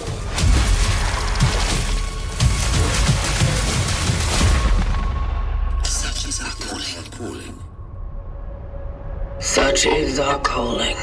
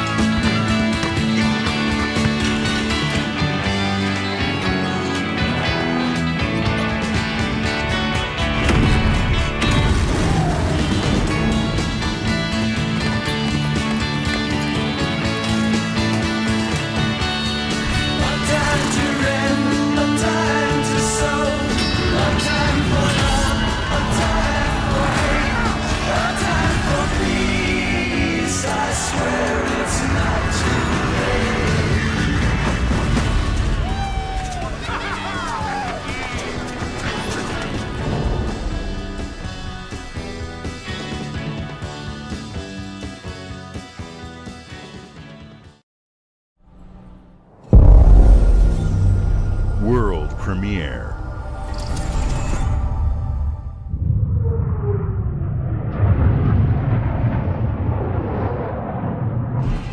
Mayday! Mayday! Code 1 to mission control, we're falling!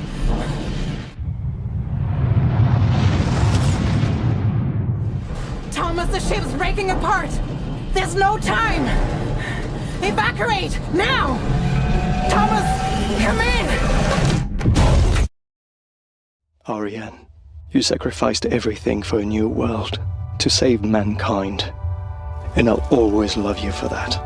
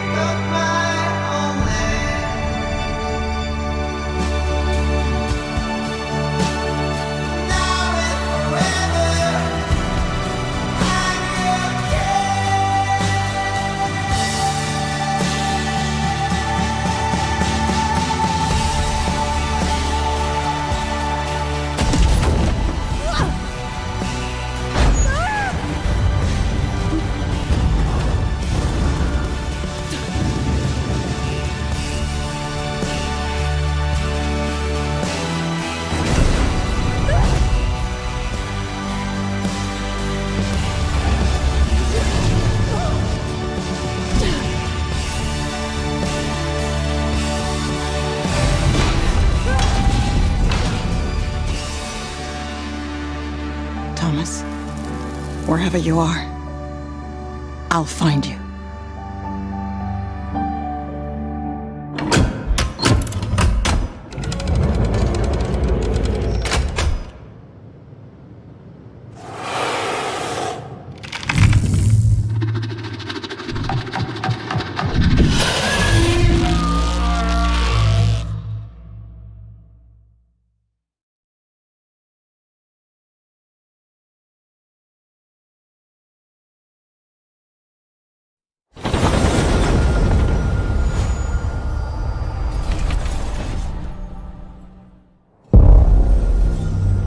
World premiere. Welcome to England, Mr. David.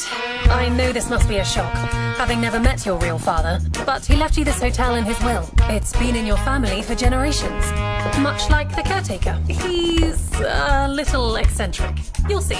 Let me welcome you to the Grand, a hotel famous across the land. Every room used to be in such high demand. Your wish, our command, here at the Grand. Well, hello there. It looks like you're about to do some renovations. Would you like some help with that?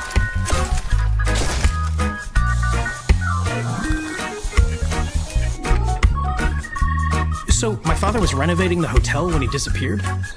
Not just the hotel. He was helping the entire village. You have his power tools. You know, you could pick up where he left off. You seem like a good man, like he was. I'm in. They don't suspect a thing. Just make sure the locals don't get wind of what you're really up to. Because if they find out, they will wicker man your ass. You keep looking into things, and things are gonna start looking back. Don't make the same mistake your father made. In this place, the only one you can really trust is me.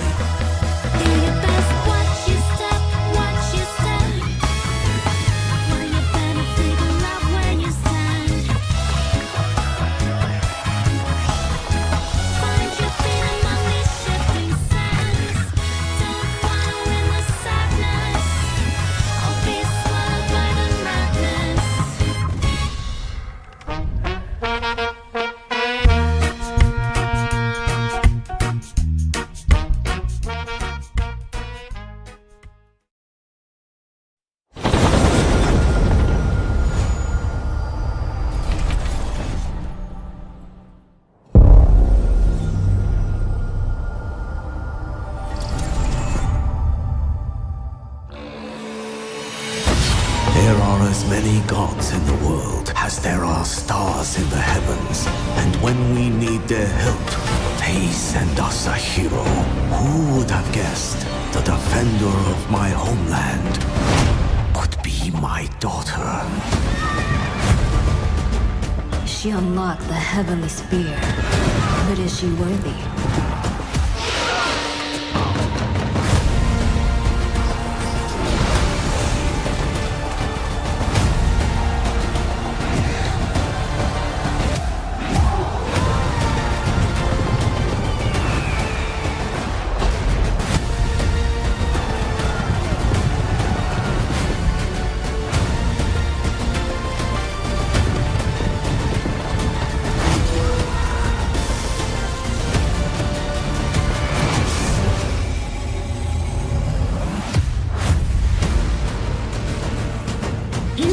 Rule if the heavenly spear is mine.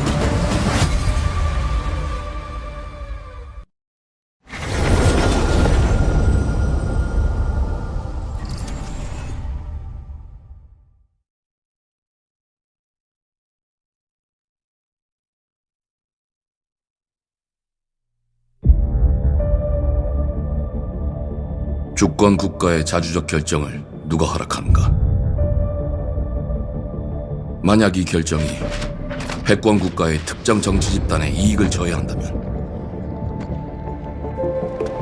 당신의 특정 행동이 대중의 의사결정에 영향을 미칠 수 있으며 반대로 누군가는 당신의 의사결정에 영향을 주려 한다는 것을 인지할 때 자신만의 온전한 입장을 세울 수 있지 않을까.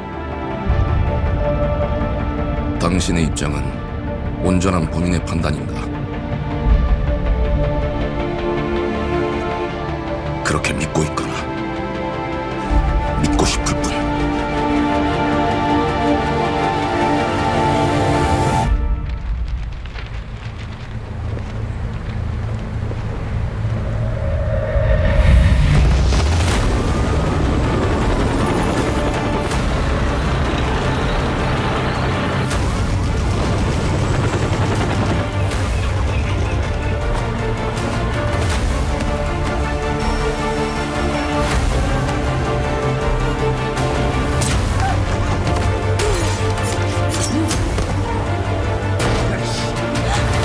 당신은 무엇 때문에 분노하는가?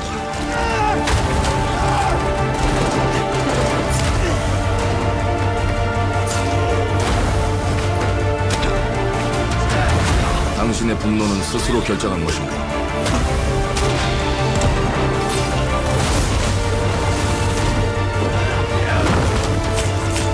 누군가 당신의 분노를 이용한다.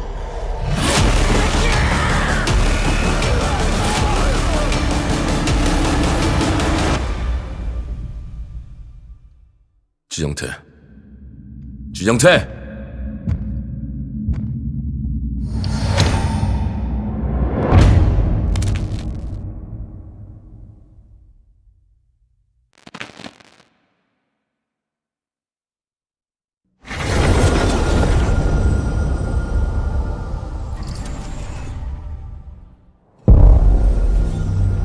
World premiere.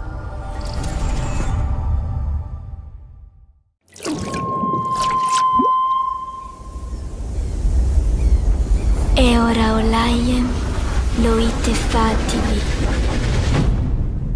novo Ilo? Te kemaite mana Muite onanite waeora Dia Novo tua libemo iwa lotaname Ona otalima di efema Teonami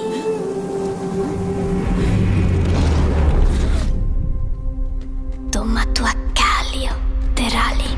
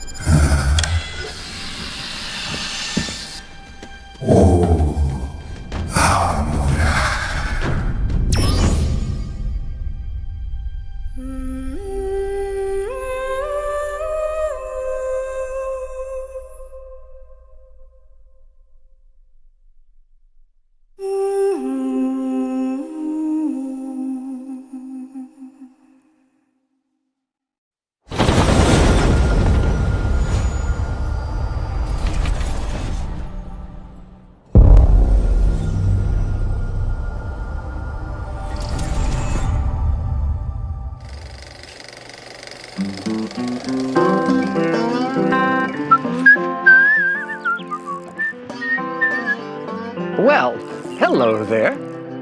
Beautiful day to relax by the old fishing hole, wouldn't you say? When it comes to fishing, Appalachia is a land aswim with opportunity.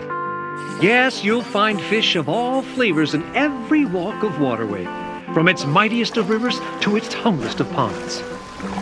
Just step up to the bank, cast your line, and when your bobber starts bobbing, reel in the rewards. What do you got on there, Jed? Worms! And how are they biting today? See for yourself. Bagging the big fish starts with finding the right tools for the job. There are as many unique combinations of rods, reels, bobbers, and baits as there are fish in the sea. And when you've caught your fill, pop over to the local tackle shop to swap fish tails. Can you smell that? No matter what troubles plague the future wastelands of Appalachia, you can always find comfort in cozy little joys like this. You just gotta know where to look. Vault Life is your ticket to easy living. Design and build your own little slice of paradise. A place to show off all the bits and bobs you collect in your travels. Got a green thumb? Plant your own peaceful vegetable garden. And nothing warms the heart like a neighborhood cookout. Community makes a wasteland a waste home. Join today, and tomorrow you'll be kicking back and sharing a meal with friends in beautiful Appalachia.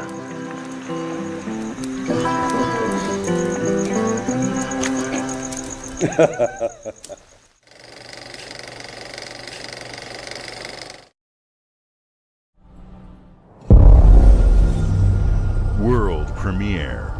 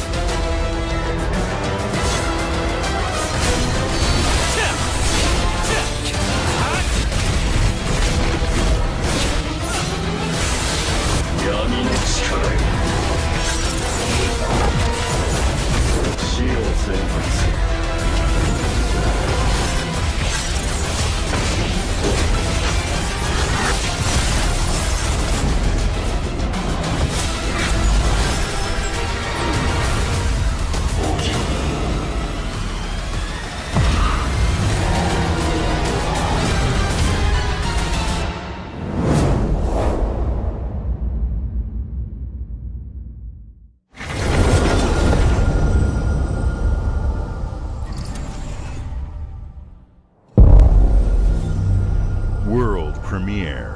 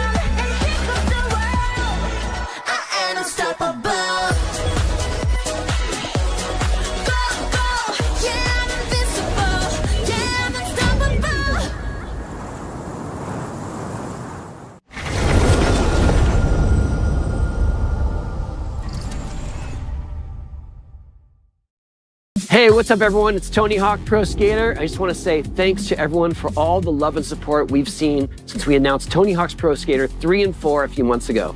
These games have changed my life, but more than that, I've seen them help spread a love and appreciation for skating all over the world, and that means everything to me and the team. I can't wait for you all to experience the game. It's been rebuilt with so much care and attention to detail, with some brand new parks, new music, new skaters, and more. And you can enjoy it all with your friends with up to 8 players in multiplayer. Tony Hawk's Pro Skater 3 and 4 officially drops July 11th, and we have a lot more surprises to come. Check out the launch trailer now.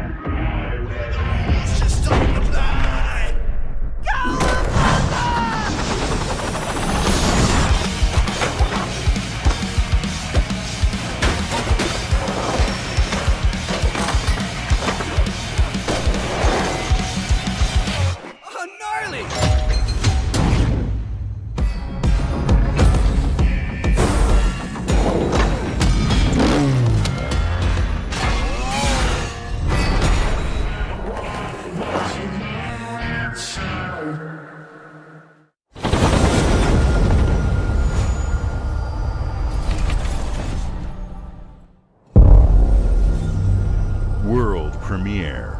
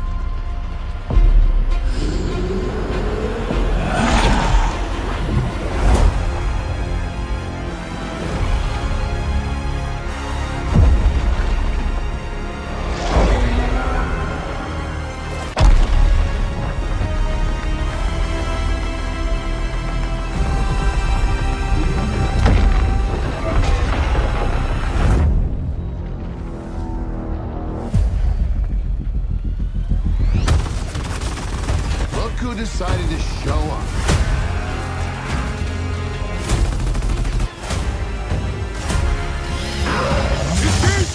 You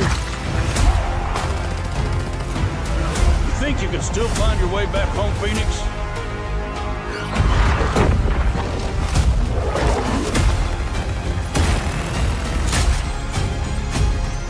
Looks like they upgraded.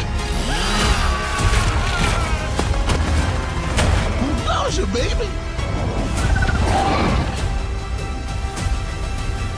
Let's do this.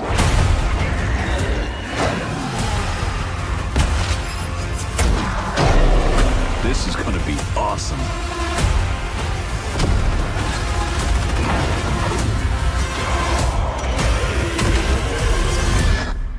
Form up!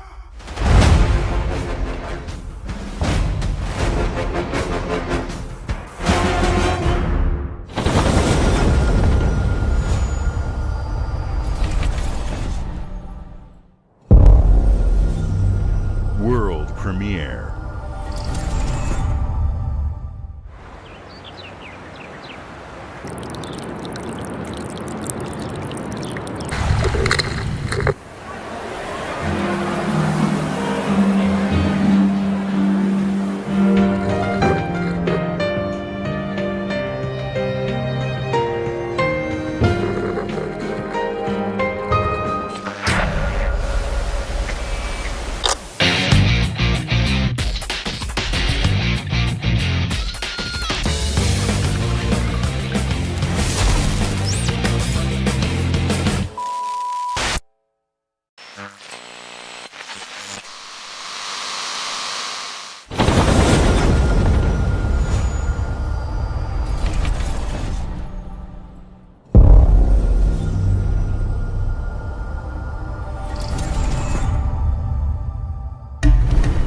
The Smugglers League is always there. But you won't see us. You won't hear us. And the only way you'd ever know it is if that's what we wanted.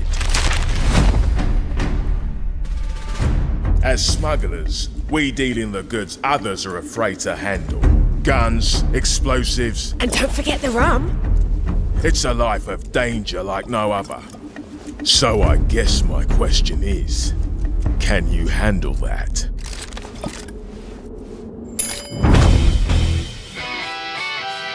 Getting your hands on gold is one thing, but you should know that this is what we're really after. The bigger the boom, the better. Smugglers need to be adaptable. It's more than moving under moonlight and shadows. You should be ready to take advantage of others' misfortune. Stealing, of course, is always an option. Just do whatever it takes to get the job done. You are pirates, after all. Welcome, my friends, to the Smugglers League.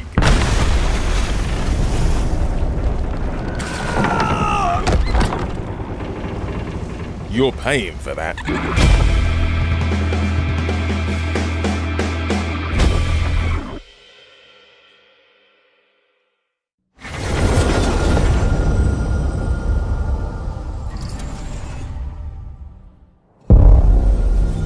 World premiere. Hope you're not in a hurry because northbound is backed up all the way to 18th Street. And the southbound ain't looking much better. So you might This is ridiculous. Please, come on. Are you one of them? You're here, but it's right.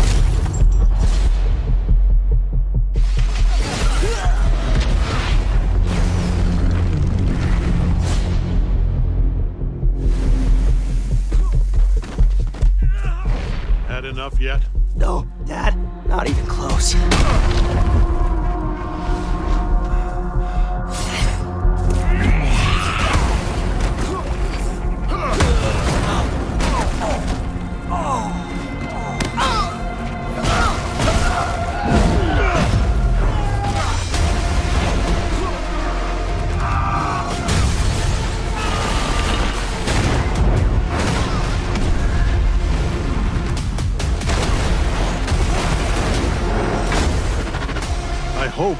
you'd understand why I had to do this.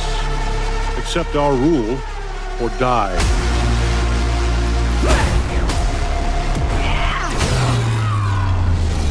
I'd like to propose a third option.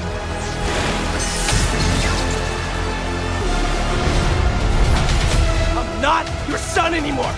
I'm the guy who's going to throw you off this planet for good.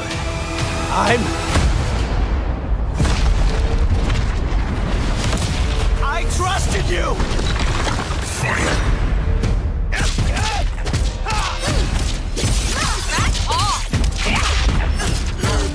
Ready to bleed? This is over.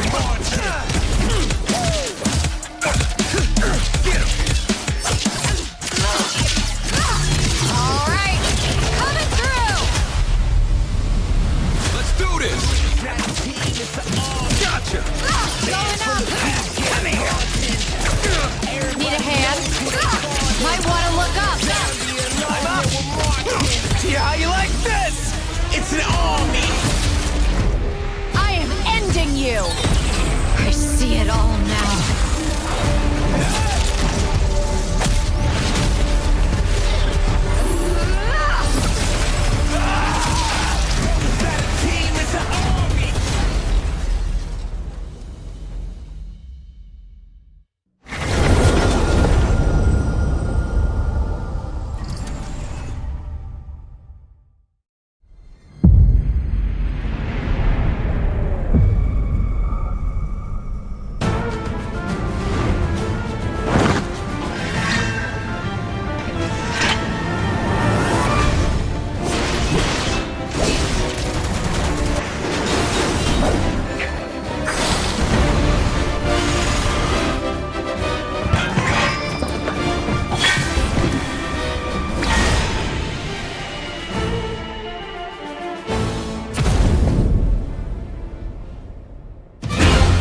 To even the odds.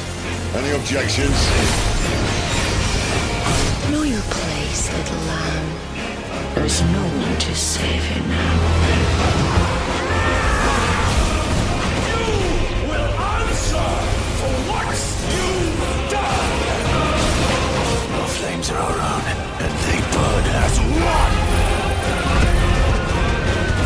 Come to me, Ifrit!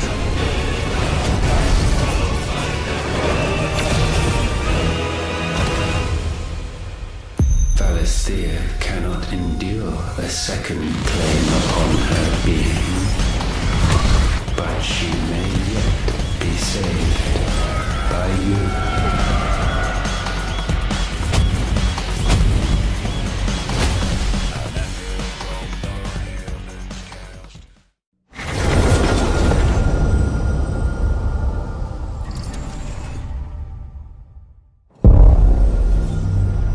World premiere.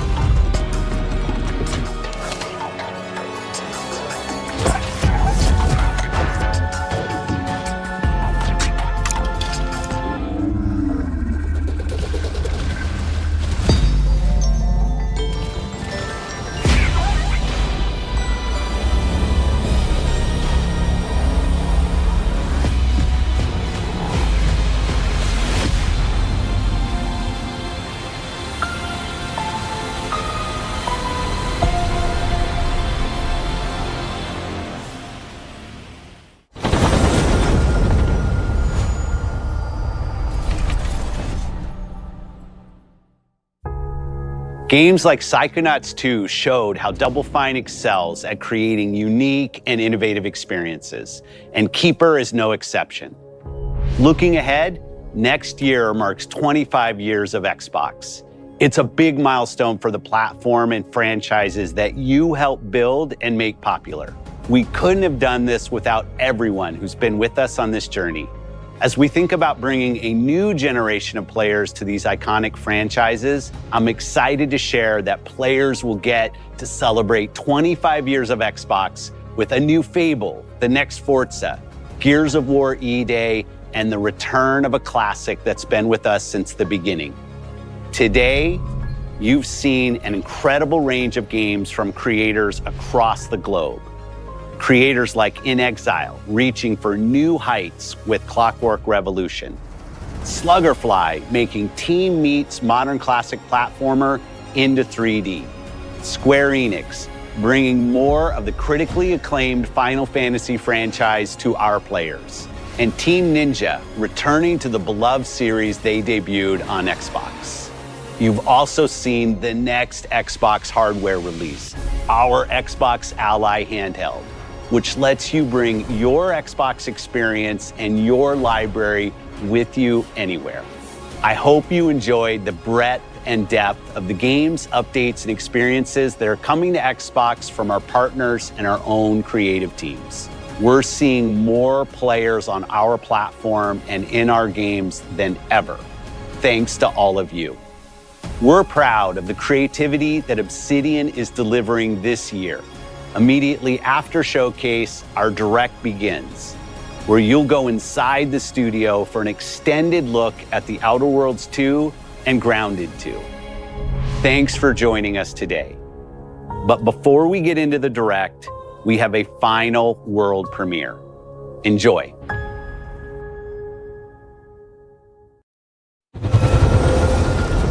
World premiere.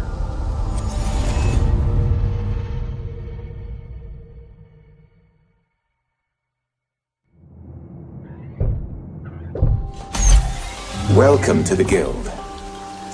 We have been expecting you. Please, follow me. You already know us as a global tech leader. Our software, our systems, combined with our skilled team, is designed to save lives. Your years of service have shown you the importance of our work. Here, you'll witness the global scope of that mission in action. Let me introduce you to our esteemed visionary.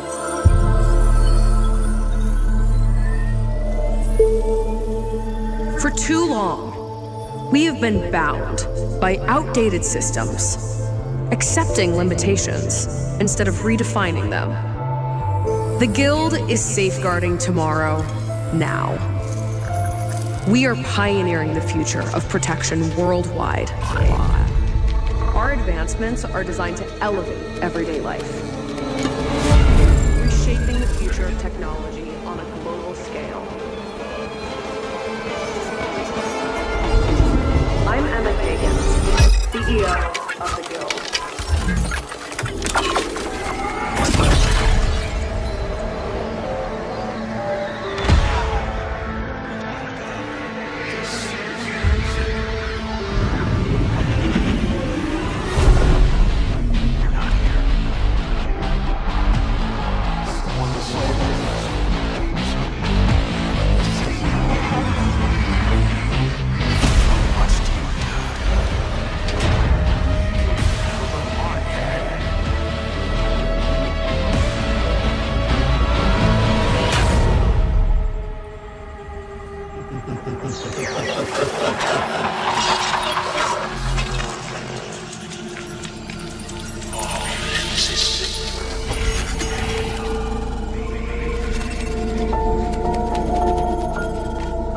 Fear is a powerful thing. David Mason. Menendez.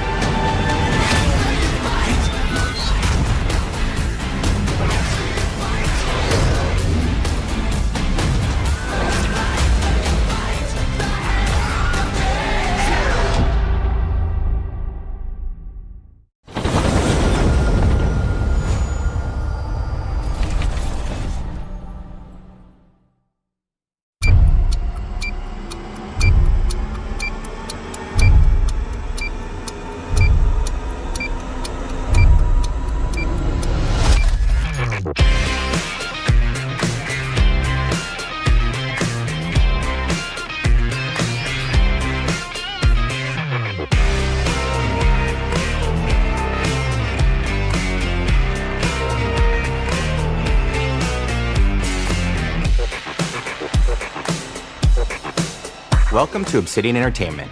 We here at the studio have joked around that this has been the year of Obsidian, with Avowed releasing early this year and now ending the year with 2 more games. And what better way to cap this incredible year for us than by doing what our studio does best, sequels. That's where I come in. You can get out of here, Fergus. Thank you so much. No, you're doing great. You nailed it. The sequel is the lifeblood of every great franchise. Think about it. The original creates the world and builds fandom, but the sequel, that's what makes it worth remembering. No sequel, no hoverboard. No sequel, no dual SMGs. No sequel, no raccoon tail. No sequel, no Zune 2. Which doesn't really exist, but I wish it had. There was a Zune 2. There was a Zune 2? I'm Mark, the head of sequels here at Obsidian, and I have sequelized everything. Blockbuster movies to AAA video games to my first marriage, so trust me, I know what I'm doing. Come along on this journey with me. Part 2.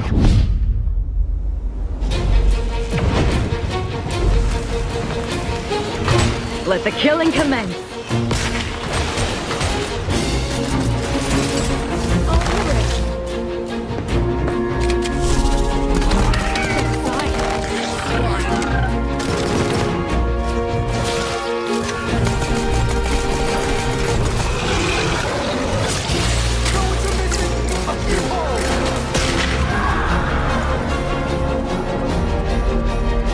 The Outer Worlds 2 is a sequel to The Outer Worlds 1. It's a continuation of the themes of robber barons in space and how people are controlled by the stories they're told by the people who have power over them. This time we're able to go a lot deeper because we have more time and money, which is a great thing, and we're able to make it a much more true Obsidian reactive RPG than we were the first time around.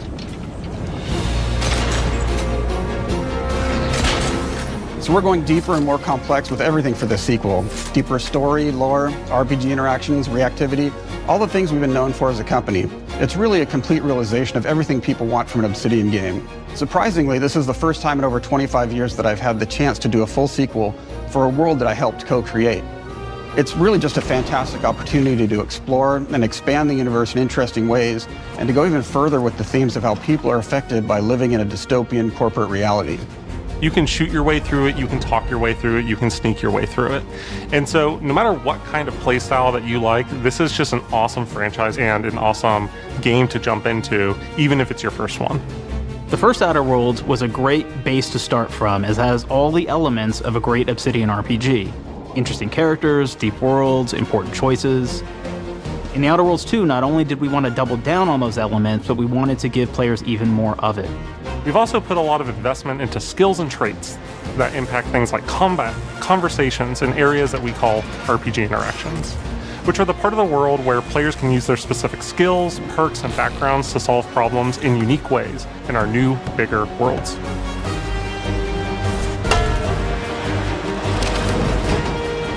I love a deep RPG experience, and building out that RPG crunchiness for our players was at the forefront of what we set out to create. We prioritize those deeper RPG options with different character builds and combos so players can express their role-playing power fantasies. We also have different equipment options for different playstyles and different companions with different abilities.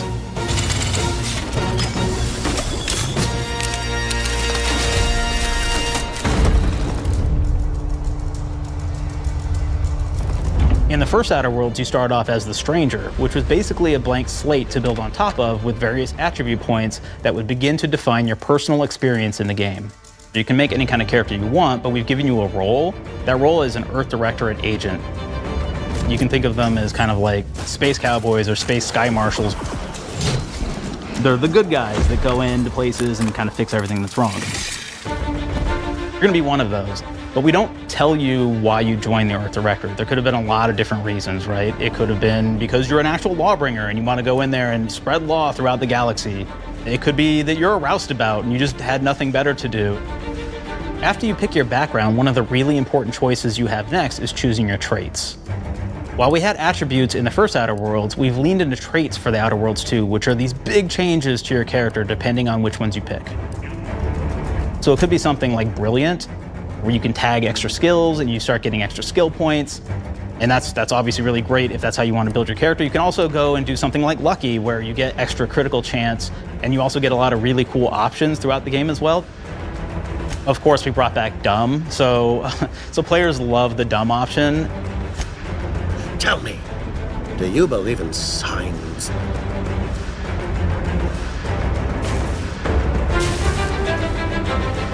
Not quite what I meant, but I like your contempt for boundaries. I could put your adventurous spirit to good use. And you get like lots of really cool, fun conversation options in the game, but we took that even further. And again, there's lots of elements in the game where you can be dumb and use that for something. Could be something as simple as banging on a machine to get it to work. After you've invested in some of your traits, your next choices are going to be choosing your skills. The skills themselves basically allow you to build on your playstyle and what your character is doing in the game. That will be everything from playing stealthily to speccing for an explosive specialty.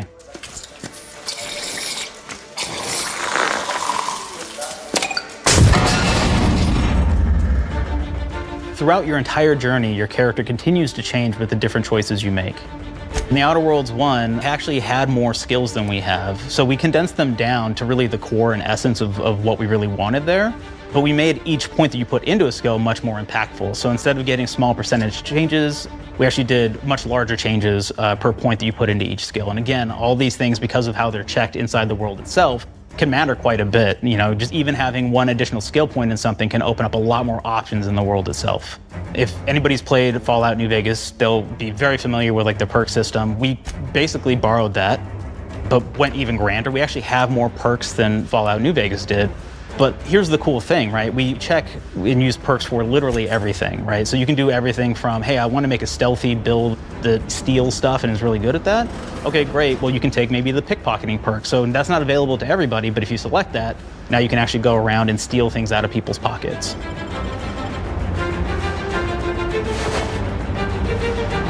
There's another perk called heavy-handed, right? Where say you're a melee person, what this does is now your power attacks that you use actually knock people down. Oh man, I really like the serial killer perk.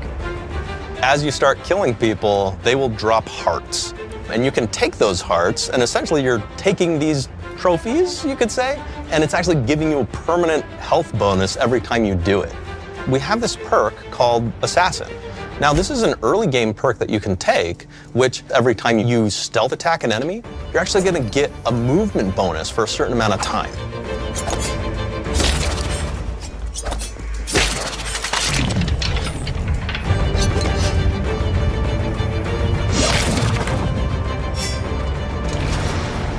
Flaws were a system that everybody loved from the first game. But we wanted to make it more personal to the player. We wanted it to really reflect how you were playing the game and give you a bonus that you actually wanted to really engage with. With the flaw system returning, we knew we needed to go bigger, better, and more real than ever before. So we turned to the team. And I told them, no bad ideas. Give me what you got. Okay, we need more flaws. We need them to be real. I want to put them in the game, so give me something. Inspiration. What's wrong with you? Oh, I have bad knees.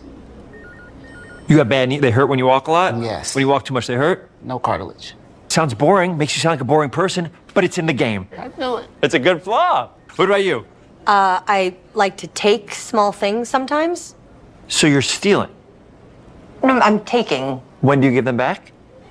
I don't. Claire. Claire, you shouldn't be stealing. What are you doing? You shouldn't be stealing, Claire.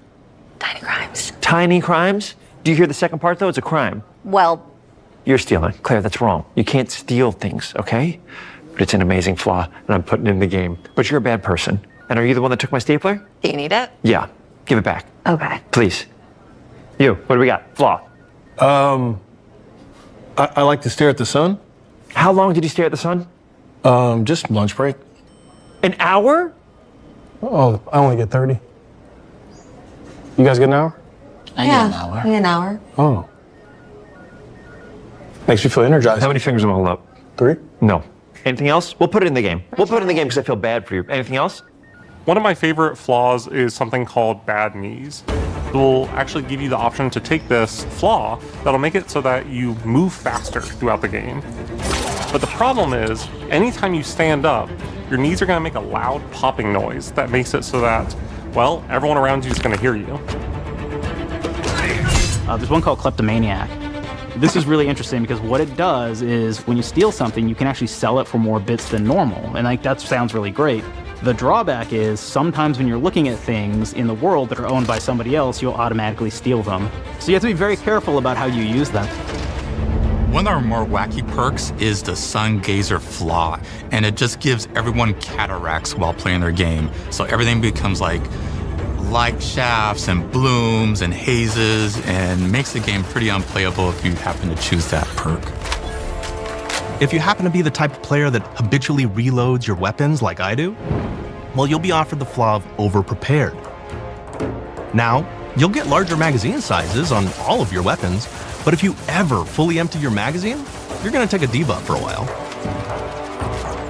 While we support options like being a gunslinger who wants to key into destructive weapons, or a rogue who wants to alpha strike their enemies before they know what hit them, we also allow for a lot of fun and experimental builds.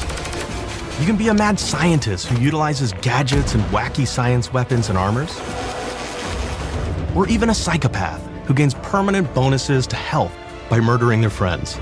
Nothing shows the impact of these character build options better than, in my opinion, the bridge area, which has a quest you get early on in Paradise Island.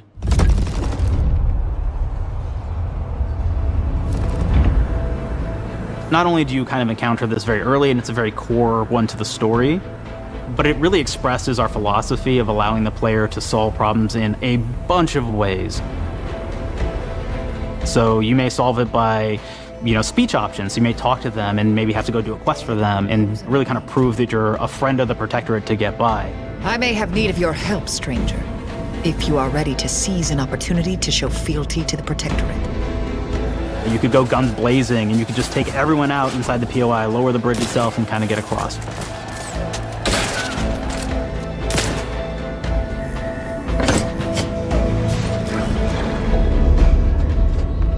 You could sneak in, lower the bridge, and then actually sneak in under the bridge to get over to the other side.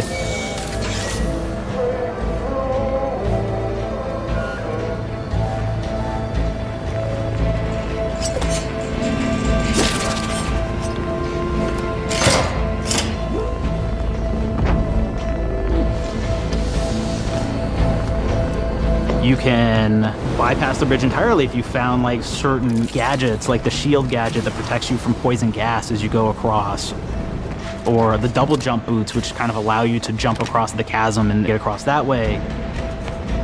There's even a really kind of messed up way, right? Which is players can actually sacrifice one of their companions. Their companion who they've just found is part of. We're no different than the Breeze if we start tossing our own to the rats.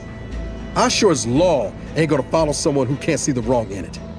I must admit I'm surprised we could come to an understanding, but I thank you for your loyalty, stranger. As promised, you shall have clearance to cross this bridge. It's such a fun quest, but again, it really showcases that we want you to be able to solve this in whatever way you want to. When you build your character your way, we're there for you. We really want you to have the experience that you want to have out of this.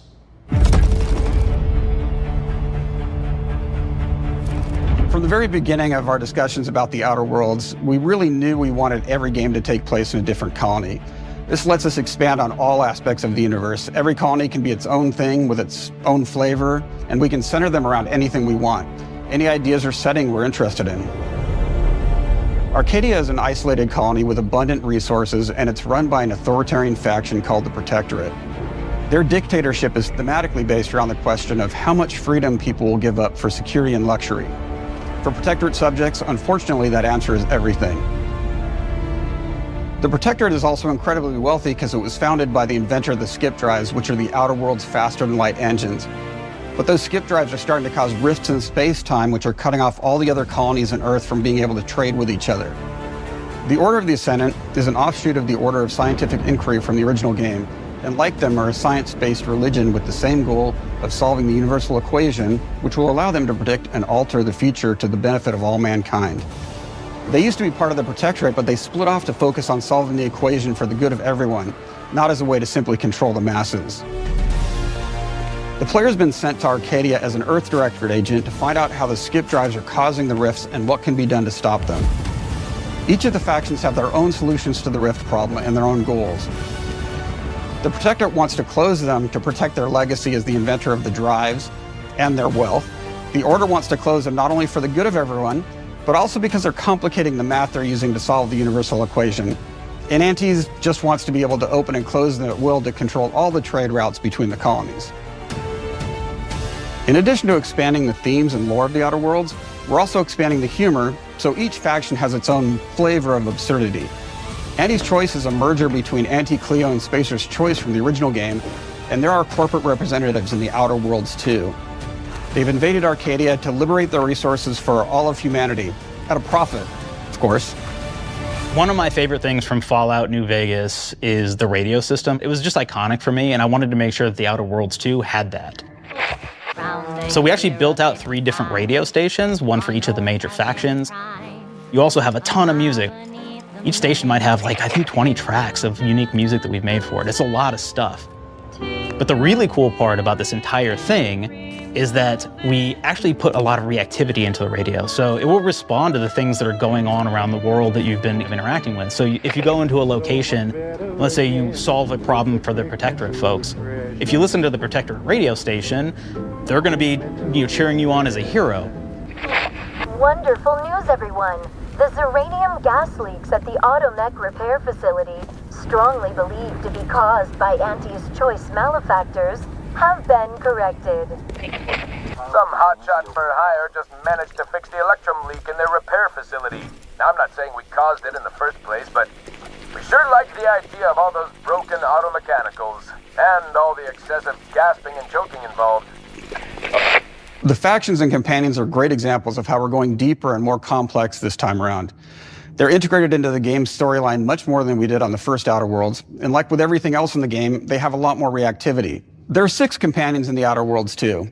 As usual, each has their own quest lines, but this time they are also connected to a different faction and have character arcs that the player can affect through their choices. Your first companion is Niles. He's another Earth Directorate agent like you, and he's looking for your help to decide whether he wants to become an even better agent or to turn his back on the Earth Directorate completely. There's also a somewhat cute Automech support drone that is basically Niles' helper. Her name is Val.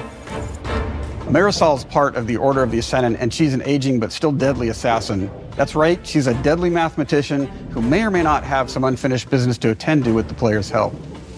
There's also a cultist named Azza, who is part of a sub-faction that worships the rifts, and in her case, violence in general. You can choose to either turn her away from overt violence or support her chaotic and dangerous tendencies. At one time, Ante's Choice had a program to graft soldiers with animal parts to make them more formidable. Unfortunately, it didn't quite work and most of them are now dead. There's a combat medic who survived, however, named Inez, and she wants the player to help her fix her graft, among other things. Finally, there's Tristan. He's a Protectorate arbiter who is judge, jury, and executioner all rolled into one heavily armored package. It is your choice to either help him judge wrongdoers or show him what true justice looks like. We definitely have reactivity in the game based on how you've been treating your companions. I won't reveal the end of the game, but let's say if you have not been treating them well, you will find out at the end of the game what that means. Companions are a very, very important part of merchandising, because that's the real beauty of the sequel. We're talking merch, baby. It is the lifeblood. It is what fuels us. Do you want to see some of my ideas? Hop, hop. Check this out. Gen Alpha loves body pillows, especially ones that look like human beings for some reason, right? Who needs a significant other when you could have a knife-wielding space psycho up in your sheets, huh? What do they do with them when they get them, huh? Maybe a little napping, maybe a little snuggling, maybe a little nut.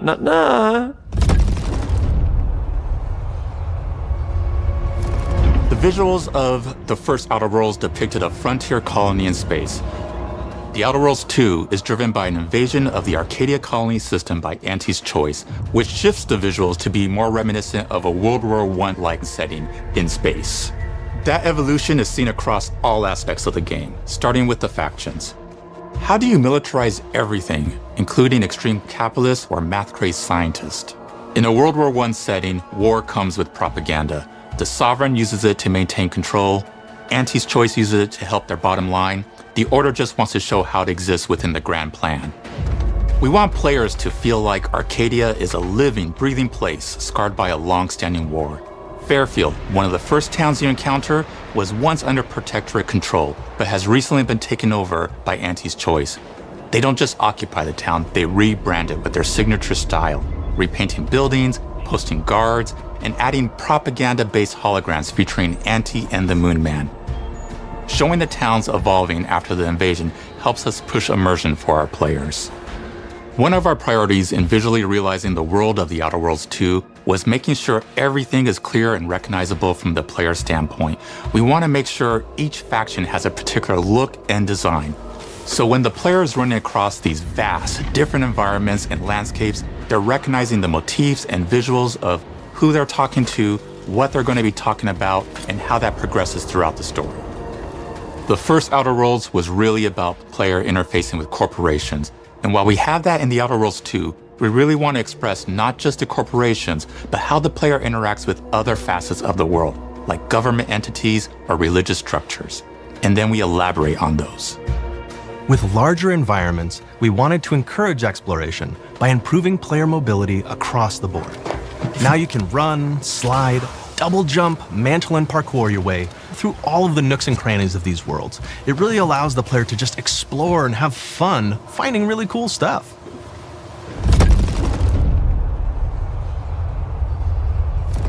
We've aimed to make everything in The Outer Worlds 2 better from top to bottom. The RPG elements were the start, but that's touched our story, our art, and especially our gameplay. A good sequel is true to the original. That's first and foremost, right? Like, we all want to add in a bunch of things as you're making a sequel, right? We want to make it bigger and better in every way. That's what we were trying to do here. And I thought, we did not need this consultant. We've made enough sequels. We understand how to do this. And I will say, I don't think it's been entirely successful. I am very proud of the combat improvements we have made in The Outer Worlds 2, thanks to my patented combat system. You may be thinking to yourself, it can't be that good? Shush, what are you even talking about? You haven't seen it yet. Watch this. Put a helmet on, because I'm about to blow all of your minds with my COMBAT system, combat system. My name is Mark, I'm the head of sequels. Shall we begin? You're thinking, what's C for? C, capitalize the fact that the people loved the first game. We're gonna take those people, we're gonna make them buy the sequel, giving out pounds, pounds, pounds. Quick ones, ha, ha, not you, Dev. Here we go. What comes after C? O, optimize for player satisfaction. I am terrified of online gamers, okay? I want to make them happy. So let's, okay? All right. Mobilize the players so they're ready for that sweet, sweet pre-order. Clap with me. Sweet, sweet. If you don't have rhythm, Brandon, just say it. Sweet, sweet pre-order. Everybody has a different rhythm and it's blowing mine. And here we go. B, burglarize. What is this? It's basically just finding new ways to loot dead bodies. You know what I mean? Right, Otis? Okay, well, it's a big part of the game. A, you gotta agonize about how many people are gonna be angry that we have just put so much combat into this thing and almost no romance at all. We should look at ourselves. What is wrong with us? Huh? We can't have one love story in this? How many people have been in love? Raise your hands. Raise your hand if you're in love. Okay, are you lying? I have a wife. Put your hand down. T, toi. In French, that means two, sequel. I think that means 3. Okay, you're getting ahead of yourself. Come on, Claire, we're on 2. And how do we end it? Anything is possible. And we've established that we're the best there is and there's no sequel better than us. And if I could just say one more thing, thank you very much. I know I've kind of changed the world of video games today. For The Outer Worlds 2, we wanted to improve gunplay in every way. We focused on improving the feel of each weapon, the way a weapon snaps into ADS, the way recoil feels when firing, and how impactful our sound effects really sell the weapon's fantasy, to things like how unique reload animation can add a lot of character to each weapon. We've increased the variety of weapons by including new weapon types, but also through a host of fun and unique weaponry. We have things like the Bourse Blaster that fires out tumors that can explode like grenades, or can even be eaten by the player for additional health. We have a weapon called Rookie's Reward that will actually level up the more you use it throughout the game. And every time it levels up, it's got fun fanfare where it's like shooting out confetti and it's got a fun little setup. We have a really fun weapon called the pop-up gun. It fires out ad drones that will distract your enemies with corporate ads, slogans, and jingles. While your enemies are distracted, you can focus fire on them or explode these drones for additional damage. New to The Outer Worlds 2 are throwables. So you can use frag grenades to flush out enemies, smoke grenades to camouflage and escape, distraction devices to bait enemies into a stealth attack,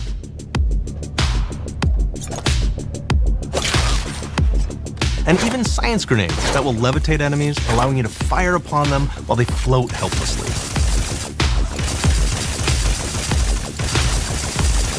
And of course, science weapons are back. We have returning favorites, like the shrink ray.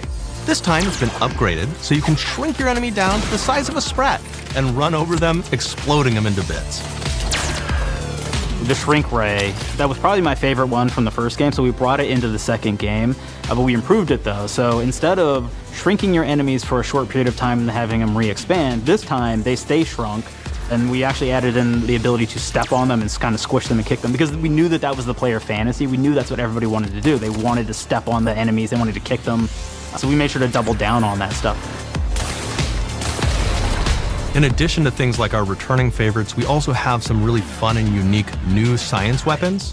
One of them is called the Armageddon. This one's really cool because it actually shoots out these masses that are like these little arms that will stick to people or cover or all kinds of different things, and they will continue to just hit them until they get destroyed.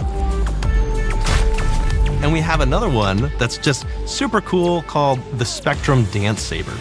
This is a melee weapon that actually lets you attack to a musical beat. And if you continue to do that, you'll actually get additional bonuses each hit you do. One of my personal favorite weapons is called the Big Bang. It's just a big freaking gun that uses material harvested from rifts to shoot out a giant ball of energy, vaporizing everything in its path.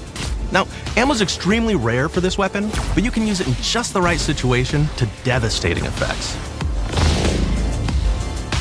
Like another great one is Gary. If you wear Gary, he will lash out at your opponents as you're walking through combat. So we even have science armors, and we've really kind of shown off what we thought was really great for the player from a science perspective.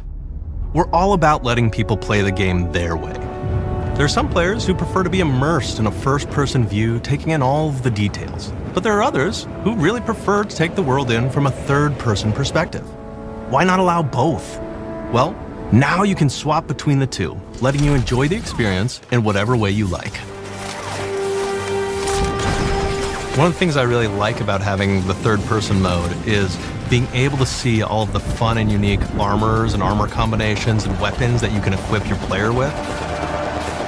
All of the actions that you could do in first person, so you're double jumping around, you get to see your character in that way, and you get to take in the world and see things in a different light.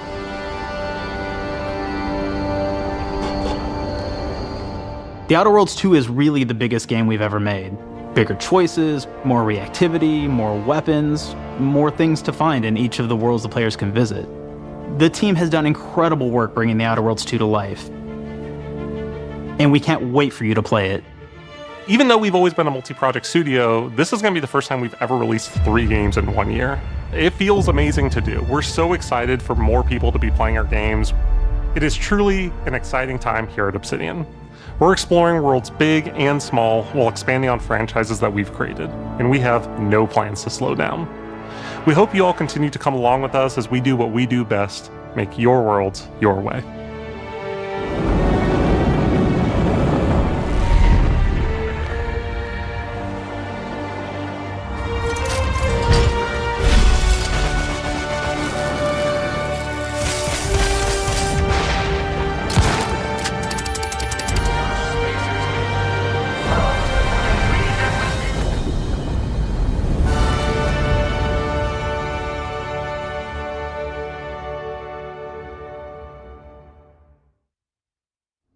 With the Outer Worlds 2, we're all about the best place to play, which is also the promise of Xbox. You can play the Outer Worlds 2 on this Xbox, but it may be hard to play it when you're staring at all these beautiful holes. Let's cut that. You can play the Outer Worlds 2 on this Xbox. Oh yeah, now that's Microsoft. Or you can take a phone call on this Xbox, then play the Outer Worlds 2 right after. Excuse me, I'm getting a call. Hello? What am I doing? I'm playing the Outer Worlds. Hello? Yeah, this is Mark. I didn't know I had jury duty today. You could play the Outer Worlds 2 on this Xbox, but it takes 2 people to lug around safely. We're gonna go up to my apartment, okay? And this is an Xbox you actually wear that also plays the Outer Worlds too. What do you think, Claire? This is amazing. Are you playing? I think so. Fantastic. So now this is actually not an Xbox, so you cannot play the Outer Worlds 2 on it. Can't play anything on this. I guess Bread. You ever play Bread where you take it out of one slot, put it in the other? I don't have friends. If you pre-order the premium edition now, you'll get early access, which is like a prequel to the sequel, or is launch the sequel to the pre-order, or like, why are any of us alive at any time? It doesn't matter. Either way, my job here is done. It's time for the Grounded 2 portion of the Direct, which is sort of like the sequel to the Outer Worlds 2 portion of the Direct, which I absolutely just hit a home run with. You know, it's really nice to see my influence go on to other games. Take it away, team.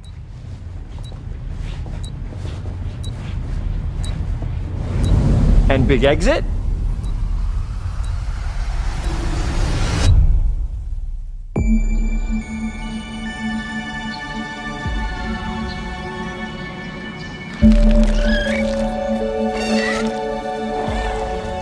We're so proud of Grounded. What started as a small passion project to make a quirky game where you're shrunk down to the size of an ant, trying to survive in a backyard, grew into something way bigger than we ever imagined. Over 25 million of you jumped in, explored, built, crafted, and fought off giant bugs together. Y'all helped make the entire experience very special to us. The team's been cooking up a ton for Grounded 2, and we're so excited to talk about it. And to grease some palms to steal a bit of time from the Direct to give you a deeper look. There were so many possibilities and ideas that didn't make it into the first game, so with the sequel, we have the chance to dream bigger. To achieve those dreams, we partnered with the amazing folks at Eidos Montreal. Together, we're taking Grounded from the backyard to an even larger world, the Brook Hollow Community Park.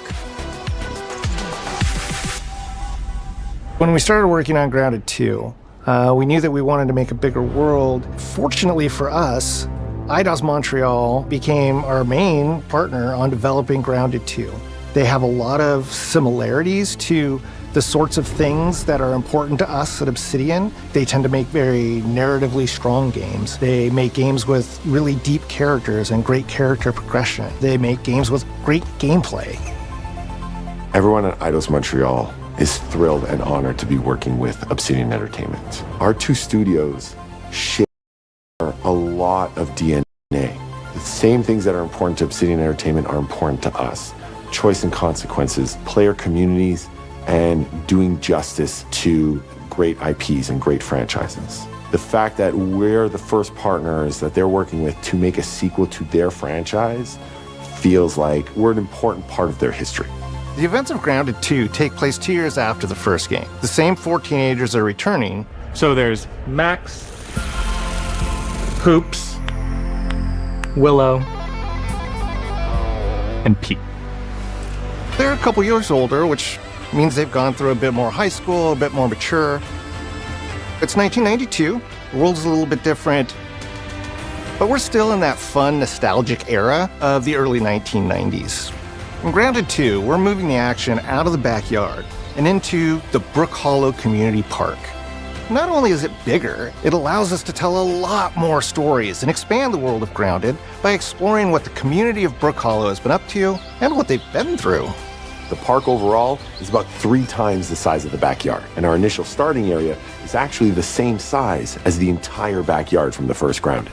The reason we wanted to move into a park wasn't just to create a bigger world, but was to give us the opportunity to explore the community of Brook Hollow and what secrets have they been hiding.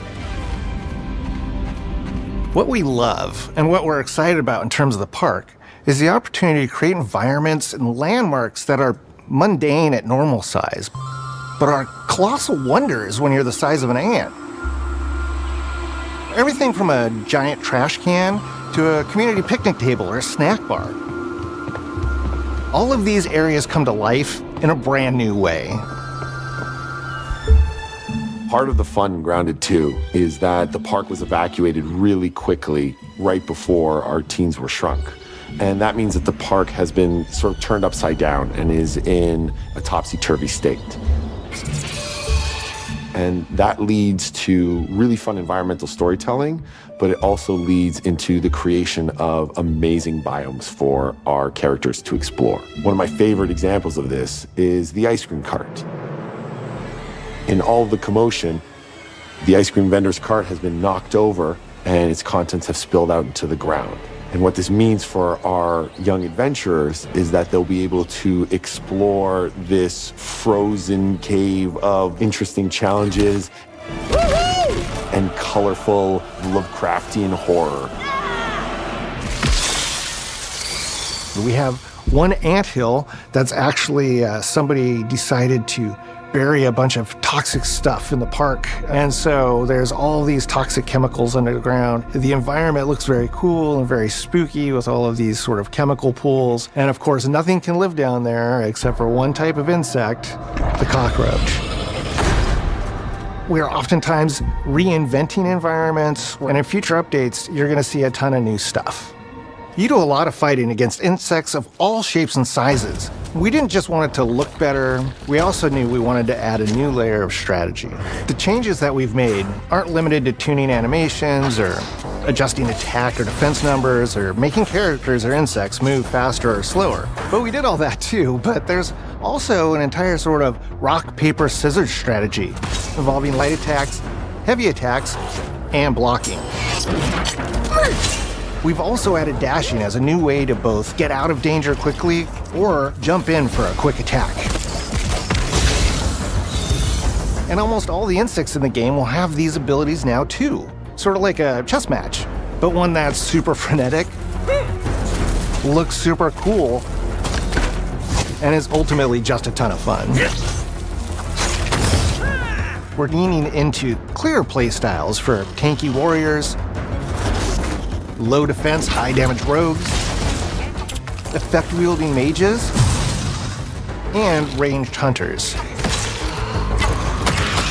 In the first Grounded, we have mutations, and there were weapons and armors that favored different playstyles. In Grounded 2, not only will there be passive mutations, but there will also be active mutations. And a lot of those mutations support these archetypes. My favorite way to play pretty much any game is chasing after those game-breaking builds. And that's why I'm so excited for what we're doing with archetypes in Grounded 2.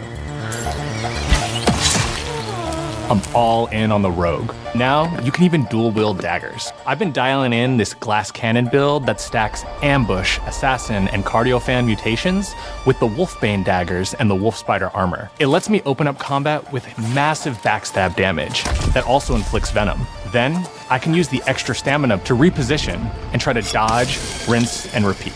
It's high risk, high reward, and absolute chaos in all the best way. I'm looking forward to seeing what wild combos the community comes up with and what they inevitably break once they get their hands on the archetype system. It's going to be awesome watching it evolve with player feedback and watching us try to keep up with all of your game-breaking builds. One of the great things about Grounded is the variety of players it attracts, from builders to crafters and everything in between. If you've ever watched me on Casually Grounded livestream, you'd know that I'm neither. I am a murderer of insects. Personally, I prefer the term harvester. I love going out, hitting things, and bringing the materials like insect body parts back to my friends to use. This way, we keep progressing and playing together. We're also trying to make sure that armor and equipment are easily understood by the player, especially when they're playing co-op with their friends. It was really, really important for us to deliver on all of that for the bigger space and experience, because that was the only way we could truly support the feature the community has been asking for since the very first Grounded release. Mounts. Our mounts, we call them buggies, have an entire suite of moves and have their own special abilities and attacks. We really wanted the buggies to be an extension of the player in every way possible. And that meant making sure that buggies had unique and valuable abilities across all the core pillars of Grounded. So that doesn't just mean exploration and travel. That has gameplay implications for combat, crafting, and building as well. Just like how we wanted to expand on player playstyles throughout the game, we're going to make sure that every buggy that we add has its own personality. The Red Ant soldier can enlist up to 2 Red Ant workers to follow you around and help you out. If you get into combat and you don't want to fight while you're saddled on your buggy, you can jump off and they'll fight right alongside you and provide support. The Orb Weaver buggies are a little less useful when it comes to general utility, like building a base or harvesting, but they're awesome when it comes to combat. Sure, their defenses aren't super strong, but they're heavy hitters. They're also super fast and they have some great special abilities, like a scream that allows them to stun lesser-powered insects, and the ability to shoot webs and entangle other creatures. So the Orb Weavers won't be your base-building buggy. You should use the Red Ant Soldier for that. But they're super fun for exploration and combat. Red Ant Soldiers and Orb Weaver Spiders will be available at game preview launch.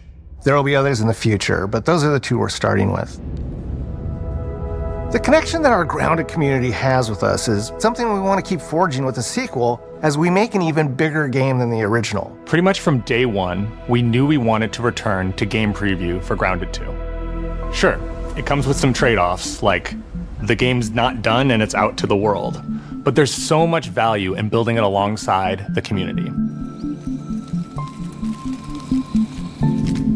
Buggies change how you traverse and navigate the park. What we're doing with Grounded 2 is we're actually keeping zip lines held back so we can see how players engage with buggies, and then we can tweak zip lines to bring them back over time to really complement that buggy experience and make exploring the park far more fun. That kind of feedback loop helped shape the original Grounded, and we wanted to shape the design for Brook Hollow Park, archetypes, buggies, all of it. We also learned a lot from that first time around. One thing that stood out immediately, players blaze through our content, especially the story. That makes sense. Story, characters, world building, that's kind of Obsidian's thing. It's the flavor we bring to the survival genre. So this time, we're starting with a much bigger baseline. There's been an explosion at Brook Hollow Park. Chaos descended on a ceremony commemorating the 2-year anniversary of when 4 teenagers were miniaturized against their will. One of our favorite parts of the first game was watching the community uncover clues and spin up theories. This time around, we're leaning even more into that, and we'll be keeping a close eye on what our players discover and how they interpret it. Because you never know what might inspire us as development moves forward. We really started to hit our groove at the end of Grounded 1. We found that being open about what we were planning and then following through was key to building trust with the community. As a small team, we had to experiment with update pacing and scope, and what we found resonated the most with all of you were bigger, beefier updates, even if it took us a little longer to land. So that's the plan. Larger, more complete updates spaced out just enough so we can take your feedback seriously and make every drop count. You can expect in our big updates, new buggies, new biomes, new building pieces, all the good stuff. And we're launching with a public roadmap so everyone knows what to be excited about in the future. All of us at Obsidian Entertainment and Eidos Montreal are super excited about how close we are to letting all of you players get shrunk a second time and explore the all-new park on buggies in Grounded 2. If you're a returning Grounded player, we're really looking forward to you experiencing all the improvements. If this is your first time getting tiny, then all I can tell you is that a world with an entirely new perspective and an entirely new feel awaits you in Brook Hollow Park. It's time to ride together and survive together.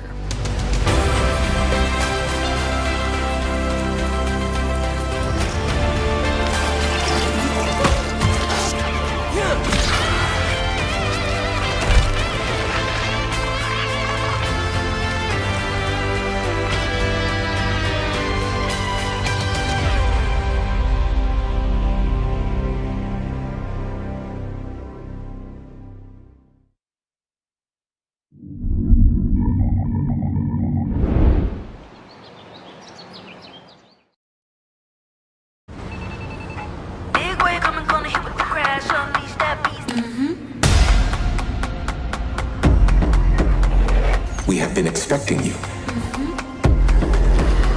This is where it starts.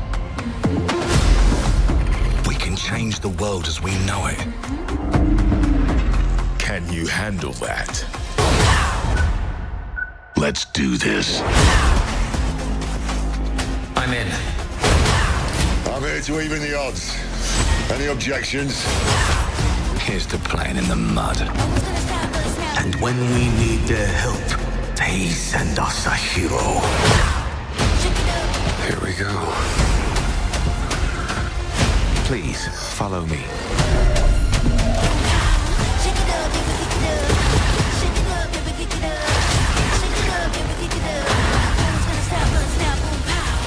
Well, hello there. It looks like you're about to do some renovations.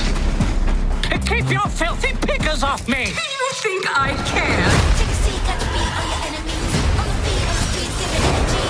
This is gonna be awesome.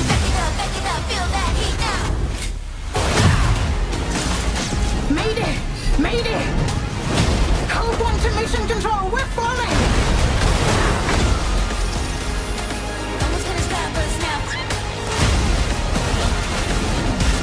Had enough yet?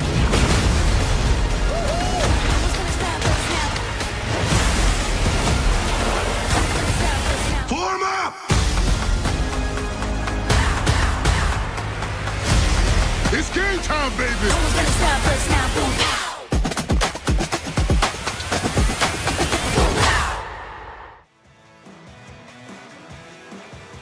All right, hello everybody. This is IGN Live. I'm Ryan McCaffrey, host of IGN's Xbox show. We call it Unlocked. The Xbox Game Showcase just gave us a look ahead at what we'll be playing in the coming months and years on Xbox. And here to help me break down what was shown off, I am joined once again by Sydney Goodman, Michael Hyam. So good to see you both. Hello. Back. So good to see the crowd back, entertained as they were by the Xbox Showcase, as we were. I don't know about you guys. For me, I think we have to start with the next Xbox, which is a handheld. There you go. It's a handheld. It's coming. It's happening. Game Pass integration. So, all right. Time to reveal the secret. Michael Hyam. All right. You've already played games on it. You've Yep, already experienced it. You got to tell the people. Tell us. I actually got to use the Xbox Ally X, as it is called, the new handheld that was just revealed officially today at the showcase. And I'm kind of impressed by it. I think the thing for me is that there's so many PC handhelds out there already. What's the next one going to do? And I think it being an Xbox platform is really important because I don't know if anyone here has used the Asus ROG Ally, the original one, running Windows 11. It's kind of a pain to use because you're navigating Windows on a tablet that wasn't built for that operating system. Sure. So the big change here is that the Xbox app, it boots straight into the Xbox app. Nice. It's playing PC versions of the game, but it is all through the Xbox app, and they cut out a lot of the unnecessary background stuff so it runs optimally, and it feels like an actual gaming system rather than a PC with games slapped into it. Yeah. And what you may notice as you're looking at this right now is that it has grips like an Xbox controller. And that was one of the shortcomings of the previous ROG Ally, was that it was hard to hold because it wasn't ergonomically built like that. But this one, it feels like they took an Xbox controller, split that thing in half, and put a powerful PC in the middle of it. And yeah, I really enjoyed my time. I only played about 15 minutes of it. Yeah. I played, well, I guess I could also say I played Gears of War Reloaded on it. Nice. So I got a double preview right there. Yeah, and this thing, it ran max graphic settings. Granted, Gears of War Reloaded is a remaster of an Xbox 360 game. Looks great, runs great though, but max settings, 60 frames per second. And yeah, it's some impressive technology. I don't need to get into the PC specs because I'm a PC nerd. So if you want to hear more about that, you can pull me aside later. But all you need to know is that if you are interested in an Xbox handheld, this is what this is, and it runs games really well. I got to ask you, any sense of price? Because it looked like when Phil was holding it, it looks like a serious piece of hardware. Hey. So It looks expensive. Yeah. Maybe obviously they didn't give us a price, but what's your best guess as a tech editor IGN, of what the range we're looking at here might be? Yeah. So for the Ally X, it's the top level model, and that one's using a AI Z2 Extreme processor. For all you nerds who know what that is, I do. I'm a nerd. But that's not cheap. That stuff does not come cheap. And the previous ROG Ally, I think it's kicked off at $650. Okay. And $650. That's a pretty price. The thing too is things are getting more expensive. The Xbox went up in price. It's $600 for a Series X. That's wild. this thing is going to be more expensive than a Series X. I would be surprised if they could price match it or go below because of the tech that is packed in this thing. You've seen it elsewhere with other PC handhelds. It's going to be expensive. My guess is probably $800. I knew you were going to say $800. Yeah. That is... They've turned on you, Michael. It's not even your device. They've turned on you. Don't kill the messenger. That's so much money. Was that? I said that's so much money. But in fairness, you are also talking about the top-end version. Top-tier version, yes. True. Yeah. There is a lesser model, I guess, that's going to be, I suspect is going to be significantly cheaper because of the hardware it's using. Yeah. It's using a much weaker processor. A lot less RAM, too, right? Yeah, less like RAM. 16 instead of 24, yeah, I think. And a smaller battery. And when they talk to me about it, they're like, they really want to focus on it having good battery life with a smaller battery. So it's going to be a lot less powered. I think that one could probably go for maybe 400. Oh, well, that's a lot better That's than a 800. big- 500 maybe. Big jump. I don't know. That would be aggressive pricing. And I think if they're going to have a lesser model, the appeal needs to be affordability. Yeah. Well, much- the Series S just went up to $450.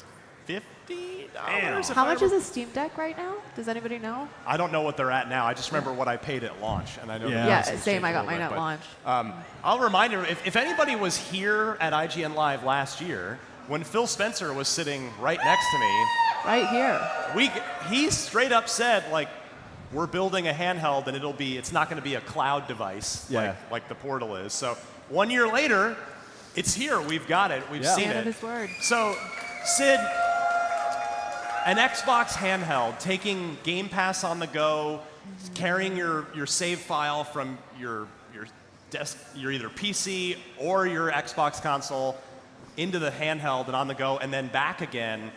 How much appeal is there for you on that? I sound like I'm being paid by Xbox, but Xbox Play Anywhere, baby.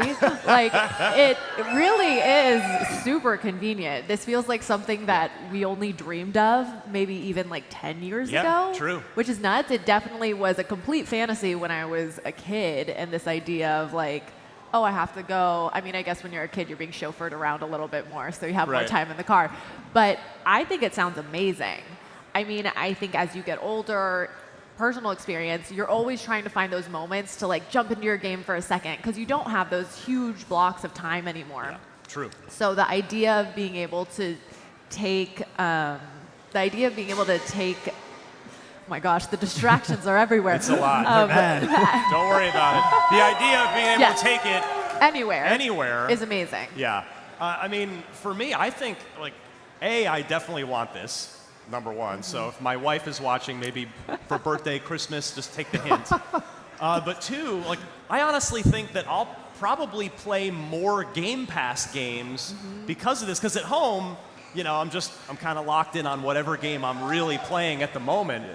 But with this, if I'm out and about, and hopefully it's got, and maybe I can hotspot it to my phone I don't know, but if I could just dip into whatever's interesting, some little cool indie game on Game Pass, like I'm more likely to do that with this handheld than I am at home, personally. For sure. Well, and I think it kind of answers the question that you asked during the pre-show, which is like, what does it mean to be like an Xbox fan? What does this mean? And I think that this feels like a very clear answer to that, of keeping people in the Xbox ecosystem, even though their games are available on other platforms. There's a huge benefit. That's true. So you guys fired up for an Xbox handheld? Is that something that's good? Yeah, I mean, the people have spoken. They're ready for an Xbox handheld. We've been wanting an X-Boy for a long time. Now we finally got it. And that's coming out this year, holiday 2025. Which, I guess real quick on the back of that, you know where I'm going. Go ahead. Silksong? Take it away. Yes. Silksong? Yo, that was the strangest way to say that Hollow Knight Silksong has a release date / release window. Yeah. Yeah, like, I mean, I'll take it, but I mean, I feel like Hollow Knight Silksong deserves a little bit more spotlight than that. Like every one of these showcases from anybody, Sony, Nintendo, Microsoft, Keeley, everybody wants to see Silksong. And it's always a footnote. And they keep not showing it. And it just weirdly showed up hidden within the ROG Ally reveal, which I thought was super interesting. All right. I want to move next to a game that I think, not to give away our personal best of show picks, but this one's up there for me. We're getting a new Double Fine game. Tim Schafer, one of the most brilliant minds for 30 plus years now in this industry. It's called Keeper, and you're a sentient walking lighthouse with I guess a little parrot buddy, and I mean, look how cool this looks. I mean, the art's going to be great when it's Double Fine. We were talking on the pre-show where we said, Miranda was saying we have no idea, like what even we can't predict what Double Fine would possibly do.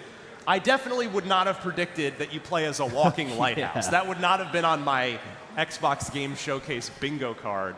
And we get it this year. Yes. It's coming, it's right around the corner, so they've been cooking on it for, I guess, what'll be basically 4 years from the time Psychonauts 2 shipped to when this guy ships. Sid, what'd you think of Keeper from Double Fine here? So I'm going to go on a very quick tangent, but The Lighthouse, the film, is so creepy, and the tone of it is a world that I want to be in, and watching what they've shown us of this has me so excited, because I don't know what it is about lighthouses and this kind of like gritty, creepy, but intriguing. Creepy, It's a friend, though, because it's keeping and it's safe.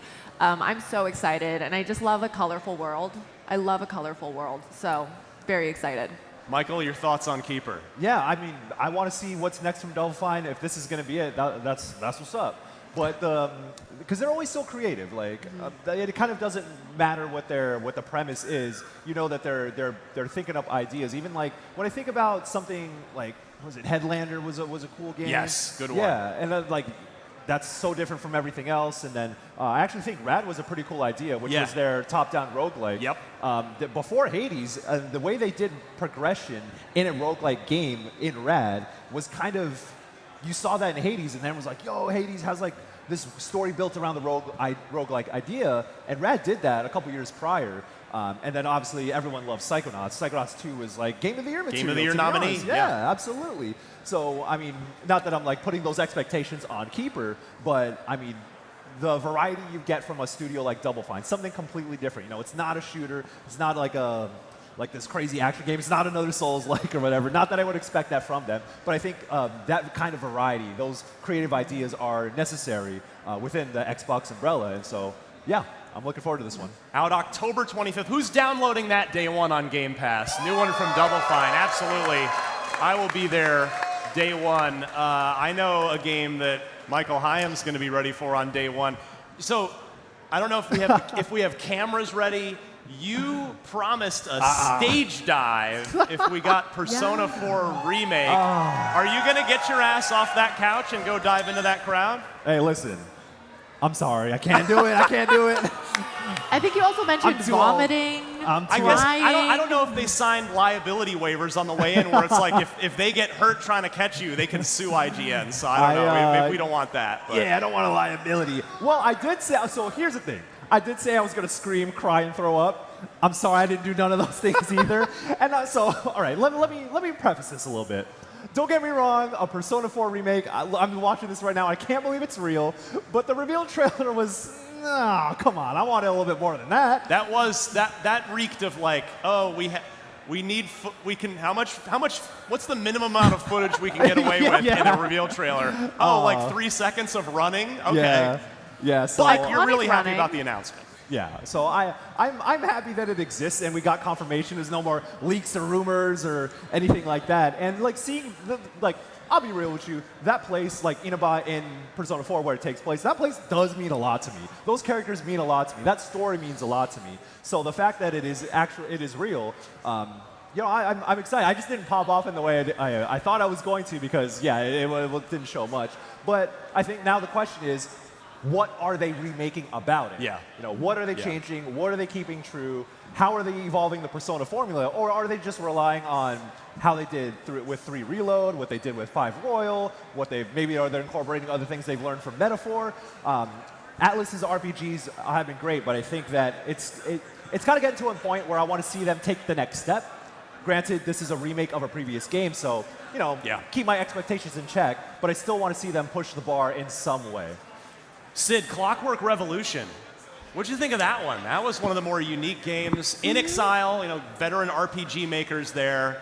And they showed a lot. They did They show just a kept showing. It looked like there was a lot of really interesting weapons, which I'm definitely a weapons girl, so that was very exciting to me. Yeah, I don't want to cheer for weapons necessarily, but maybe in-game weapons. Video game weapons. Yeah. Video game weapons. But that, like, what is that? Steampunk style, I feel like, I don't know, to play off of what we were talking about with Double Fine, like, it's just fun to see a different world. Like, that's, I think, why people love Double Fine so much, is it's creative, it's different, and I think just like with Clockwork? Clockwork Revolution. Revolution. This is a different world. We don't get too many steampunk games, and it looks really well built out, and I'm excited to jump into it. And Michael, there was even little hints of BioShock in there with some hand powers, which is cool. Yeah, 2K won't make us a BioShock game, so somebody's got to. Somebody's got to do it, right? Yeah, yeah. And I think the art style reminded me a little bit of Dishonored. It's really cool too. So I don't know the next time we would ever see Dishonored. Granted, this is a different thing with a lot more RPG elements. In Exile has like a really sophisticated RPG systems in their games, and to see that with a setting and a world like this is, I'm hyped also because of the new IP. So this one was definitely hidden. Might be game of the show. If you like first-person RPGs, Xbox is definitely the platform for you. All right, we need to take a short break, but the Xbox Game Showcase post-show, we'll be back right after this right here on IGN Live.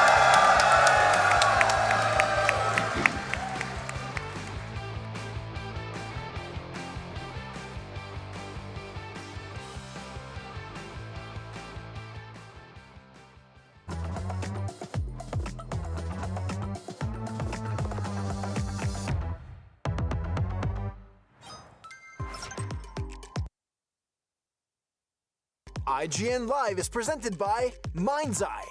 Pre-order now. The average Cinefix movie list features nearly 100 different films and approximately 25 minutes worth of wall-to-wall deep dive analysis. To simulate that pace for this 30-second ad, we're featuring 26 different films, and before you say it, no, that math does not check out. We're not math people, we're movie people. We can't even count down from 10 without ending up at, like, 96. Subscribe to IGN Movies and TV for more Cinefix movie lists. Bad at math, great at movies. Can't find that final collectible you're missing? IGN strategy guides and interactive maps are here to help. One step at a time. IGN guides are trusted by millions, easy to use, and best of all, free.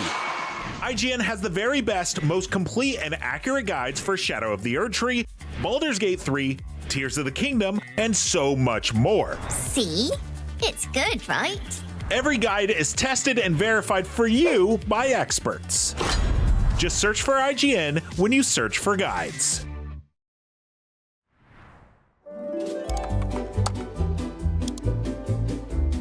IGN Plus is where your adventure begins. What are you selling? Plus is the place to get unlimited access to all the tools you need to beat your games. Here's what you need to know for bringing down Gloomspawn. Plus, awesome exclusive discounts on IGN Store. Maybe this would tease open your money pouch. Plus, ad-free browsing on IGN.com. Plus, unlimited game help tools like premium interactive maps with your own custom map markers, filters, marker notes, and more. This will come in handy. Plus, access to sweepstakes, giveaways, and free game keys. Wow! Exactly. Want more? Head to IGN.com/plus and start your adventure today.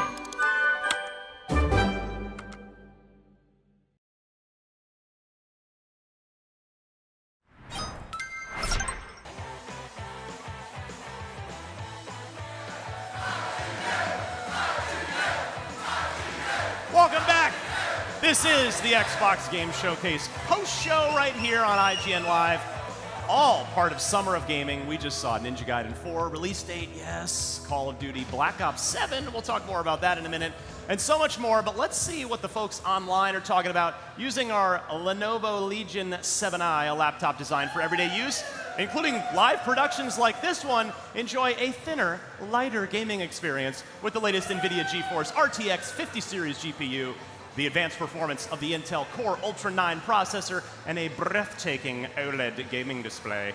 Our first tweet comes from our friend Paris Lilly. I've got it pulled up right here. Paris, very bullish on the Xbox handheld that we just saw. He says, ROG Xbox Ally X is a day one and will lead the way for the future of handheld gaming. Xbox Play Anywhere is absolutely the future for how I want to play my games. Thank you, Paris, for watching and posting. We love you, buddy. We'll get you back on Podcast Unlocked pretty soon. So, in the opener, my little teleprompter there, we had a mention of Call of Duty Black Ops 7, the one more thing of this one. So, Black Ops 7, I'm not gonna lie, right here in my notes, I wrote, I feel lied to. Did anybody else watch that trailer thinking we were getting some original IP, something brand new? And then it was, oh, it's actually a Black Ops game. So, Sydney, you're first up for you here. What was your reaction to that very interesting last thing that Xbox showed? Yeah, it was just an interesting way to go about it, I guess, because Black Ops 7, objectively, like, I love Call of Duty, I love Black Ops, I'm excited for Black Ops 7. That said, it did feel like a bait and switch because I thought we were getting new IP, and you're excited about that because it looks really like polished and good, and you're excited, and then all of a sudden it's like, oh wait, Whiplash, we're at Black Ops 7. So they are saying that we'll get more information later in the summer, and it is in fact another sequel of Black Ops 2, even though he looks very different. I can't remember the actor's name. It's Milo. Last name starts with a V. Is the face that we're seeing, but it is David Mason, who we see as a kid in Black Ops 2. We're seeing him, or I guess we also see him as an adult in Black Ops 2, but now we're seeing him 10 years later. So I'm really intrigued by the story, but it was a weird way to give us the information. Yeah, Michael, your reactions to it, and then you'd made a pretty, after that, you'd made a pretty astute observation backstage too. So take it away, your thoughts on Black Ops 7's reveal. So when you look at the rest of the showcase, anything that's coming out this year, they had a release date. Not a release window, not coming like fall, whatever. They had a release date. And this, you expect the Call of Duty every year, but they did not put a release date on this one, so I do not think that this is the Call of Duty that's coming out this year, or if there even is one, right? I mean, judging off this, I'm 99% sure that this is not coming out this year, and there will be no Call of Duty this year. So it's going to be probably a 2026 joint. And on top of that, we just came off of Black Ops 6. That was last year's Black Ops game. I don't think, one, they would be ready to put out a Black Ops 7 in consecutive years, and I don't think people would want that necessarily. I mean, don't get me wrong. I think Black Ops is the best sub-series of Call of Duty. I would agree. Yeah. And especially when it comes to the stories that they tell, because they do some pretty crazy things with their storytelling there. Sometimes it hits, sometimes it doesn't, but I like what they do with it at least. And you need a break from that though. Like I like the spy thriller type thing of 6 and the previous ones, Call of Duty. Even like Black Ops Cold War, I thought the story was it was hammy, but it was fun. And so they're doing a futuristic stuff again with 7. They're getting into the role of technology and things like that. So I think there's potential there. I just don't know if it's, I would need a break, or they would probably want to do something else with the franchise. So it was a bit surprising. And I don't want to say it was a letdown, but it was just oh, okay, I guess that's what they're doing. Sure. Are you guys fired up for more Black Ops already, or do we need a break? Yeah, I don't know. That's kind of a mixed reaction there. Yeah. So we'll see. I mean, I'm not sure. I'm having a hard time believing your very astute observation that they didn't put 2025 or fall 2025 or a date. It seems unfathomable if they would actually take a holiday season off from Call of Duty, but I do think because now they have Warzone, I think there was a period of time where it was completely unfathomable, but they put so much support into Warzone, obviously different teams. But I think it satiates, in their head maybe, it satiates both a profit margin sort of a thing and the audience. Because I agree with you, I think they skipped this year. Yeah. All right, well, a game not skipping this year that it's probably This is probably my most anticipated game for the rest of 2025. We're in the year of the ninja. Welcome, my friends, to the year of the ninja. We got Ninja Gaiden 2 Black as a stealth drop back in January. We're getting Ninja Gaiden Ragebound for you 2D Ninja Gaiden fans here coming up this summer. And now, coming up in October, we have Ninja Gaiden 4. Who's fired up to go back for another round of Ninja Gaiden? It's been a long time. October 21st, so I will be not at work that day. I'll be playing Ninja Gaiden 4. Hopefully some of you will be doing the same. Sid, are you a veteran of the series? Would this be your first one? Are you into this? Where'd you land on Ninja Gaiden 4 now that you've seen a decent bit of it? So this would be my first one. Yeah. But everyone in the office speaks so highly of it. And I say that as someone who's not in the office regularly. I kind of pop in and out. But It still gets mentioned anytime you show up? Truly. And so I feel like I'm like, okay, I think I'm missing out on something. And then seeing the footage, it's like, okay, I am missing out on something. So I don't know. I would venture to say I don't think I'm as excited as you because you seem very excited. I go back with this series for sure. But I'm definitely excited for when it comes out to jump into it. Michael, you ready to go back in for some more Ninja Gaiden? Oh yes, I think especially because this is being made in conjunction with Platinum Games. Yeah. And Platinum has gone through a lot of changes in recent years. True. I still think they got some sauce left. I still think they got the juice despite everything that's happened to them.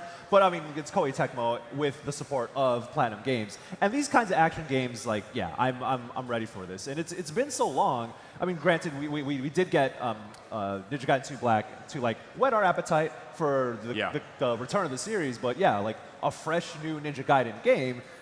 Yeah, I'm all in on that. And like from what we saw previously with the first reveal, and then we saw with this trailer, it's one of those things where I don't want to say it's a known quantity, but you look at it like, oh, I know what that is. I know what I'm gonna get out of that. I don't need to see anything more. Yep. Just give it to me now. Yeah. And it doesn't have to be. This is one game where I don't think it needs to be like necessarily revolutionary, but if they just nail down that hard, that stylish action gameplay, the rest, like, will take care of itself. Anybody downloading Ninja Gaiden 4 on Game Pass day one? Yeah.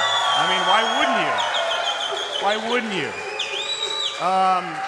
So one of the early reveals in this was a game that has been announced, and it did huge number. Like, it was announced months ago with very little fanfare. It did millions of views on IGN. The Blood of Dawnwalker. So, yeah, were you guys fired up for Blood of Dawnwalker? Like, this looks pretty good. This is our first look at gameplay of this one. Vampires never go out of style. We know this. Michael, yeah, what'd you think of what we got to see of this one from Bandai? I'll take a new IP any day. Like that's the one thing I said, like going into the showcase is like there are some known quantities and all that, but I want to see some new stuff. And yeah, like I think also it's the year of vampire games. Like that's a thing that things trend in and out, but this feels like a full-on like story, a full-on like investment in this kind of universe. So I'm excited for it. There's still so much more, so many more questions I have about it. And we also, like, you can only tell so much from a cinematic trailer, right? True. Like, your cinematic trailer could be fire, and that game could come out and be so mid, right? I'm not saying that that's what I'm thinking this is going to be, but yeah, the gameplay snippets that we did see in it, yeah, I think they're cooking with this one in terms of, like, how deep those systems go, how you interact with that world. Those remain to be seen, but I like what I'm seeing so far. Do we have any Grounded players in the audience? Because there's millions of people that play Grounded. So, Obsidian, clearly the best bang for the buck when it comes to the money Microsoft paid to acquire studios. I don't know how much Microsoft paid for them, but I know they've shipped more games than Activision has, and they paid like $69 billion for Activision. So Avowed this year, The Outer Worlds 2 later this year, and this summer in game preview is Grounded 2, which was, I guess, shouldn't be unexpected when there's like 10 million plus players for it. Sid, are you ready for more Honey, I Shrunk the Kids-like action from Obsidian? I mean, it's a fun world to be in. Yeah. You know, I love a creative world, and it's just, I'm really excited that we don't have to wait that long. Wasn't it an August I release? believe or it's July. I'll get it in my notes here. July. It's very Whatever soon, it is, yeah. it's extremely soon. And I'm still kind of in shock. I kept kind of hitting Yeah. Michael during the showcase that I was like, Obsidian? How do they? Yeah, how are they Who doing? is their project manager? How do they keep Because, getting like, away with this? They're cooking over there. And I went to go visit them for the Outer Worlds 2 a couple months back. And yeah, Obsidian's not like this huge studio either. I just think that they really lock in on, they know what they do well. And they lock in on that. Their games aren't huge. Like Avowed is not like the next coming of Elder Scrolls. And Grounded is not trying to break new ground necessarily, but they know what they do well, and they keep doing it. And like the thing about Grounded too, the original Grounded, was that it wasn't like they didn't have a ton of players to begin with, but they built towards it. Yeah, that. very organically. Yeah, and like doing something like game preview gives you the room to build and work with the community to eventually get to a full release that everyone is kind of pitched in on and actually wants to play long term. So it's just like, I think of Obsidian, old school, is like playing the old school RPGs. Yeah. And like these really kind of, I don't want to say niche, but for sickos. Like, I like RPG sickos love Obsidian, but they have expanded so much and they've diversified their portfolio in a way that is like really impressive. Yeah, July 29th, by July the way, for game 29th. preview on that. All right, before we go to our next break, I have to go right back to Mr. Hyam because another prediction that you made in the pre-show very much came true. Yeah. Mr. I want all the Final Fantasy on Xbox right now. Yeah. We got it. We got it. Listen. 16, yes. FF7 Remake, yes. Yeah. Are you happy now, is the question. What did I know? I actually didn't know anything beforehand. It was kind of, granted, I'm going to say, like, it wasn't like this amazing prediction that I had, right? It was just kind of having an inkling of the direction of Square Enix, because I pay attention to them very closely. They're one of the studios and publishers that I keep up with like very closely because I love their history, I love their games, and their recent history has been so interesting because they do put out great games, and then they also have like real serious lulls in their catalog along the way. And I'm just like curious about what their game plan is as they've gone through the years. And as I said in the pre-show, limiting yourself to certain platforms is one of those curious things where I'm like, you don't really need to do that, I guess. I mean, they get funding from PlayStation and Sony to keep their things exclusive. They get support in that way, which made sense previously, but things have changed so much, not just across platforms, how Microsoft and Sony handle their own platforms, but how Square Enix handles their own business. Yeah. So it's about time, and I hope what this says is that Square Enix games at this level will come to Xbox sooner rather than later in the future. Yeah, Sid, Square had talked about, they had said, oh, we're basically disappointed by the sales of FF16, which is a wild thing for a publisher to say. But then they said, yeah, we're gonna start putting our games on all platforms, and it's the way of the world now, right? Yeah, it really is, and I think it's really great for players. Yeah. Like that's the bottom line, is that it's great for players because Final Fantasy is honestly a series that I've only gotten to like watch people play. I've never had the pleasure. Like one of my earliest gaming memories is my neighbor's brother was playing Final Fantasy VII, and I fell in love with Cloud. And I had an Xbox growing up, so I never really got to play it. Right. And I think it's just really exciting that a whole new generation of players gets to fall in love with these characters. Anybody going to be playing Final Fantasy VII Remake or 16 for the first time on Xbox? Yeah. Good on Square for bringing it over. All right, we need to take a quick break, but stick around. More Unlocked coming up right here in just a moment, right here at IGN Live.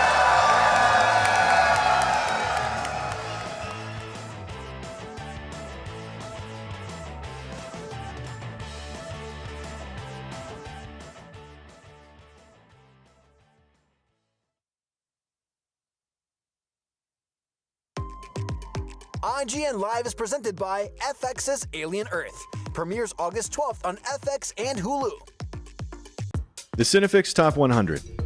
A list so secretive even we don't know what movies are on it or where they rank. What do you mean you don't know? Each episode will reveal one of the movies. Did I rush it? Felt like I rushed. That was good. I liked it. Talk about why it belongs and finally find out where it ranks. Are you not entertained? Are any of the movies we've shown here even on the list? I have no idea, and it drives me crazy. Join us as we find out on Cinefix, IGN, and wherever you get your podcasts. Why so serious? Catch up on all your favorite shows with up-to-the-minute gaming and entertainment news with Geek Media Podcasts. Welcome to a very special episode of IGN Game Scoop. Game Scoop has you covered for all things gaming and the latest game releases. Tune into Podcast Beyond for the biggest PlayStation news. Man, this is a cool looking trailer. Everything Xbox on Podcasts Unlocked. This is Steve Downs, the voice of Master Chief. Catch up with your Super Nintendos on Nintendo Voice Chat. Switch to pre-order Mania. It was chaotic last night. And get all the latest console news and rumors with Next Gen Console Watch. Now Xbox and Phil Spencer are even saying that a mid-gen refresh isn't even necessary. The Cinefix Top 100 podcast picks a movie every week to celebrate and debate. It's kind of every movie's grandpa. Geek Media Podcasts, the best podcasts from around the world.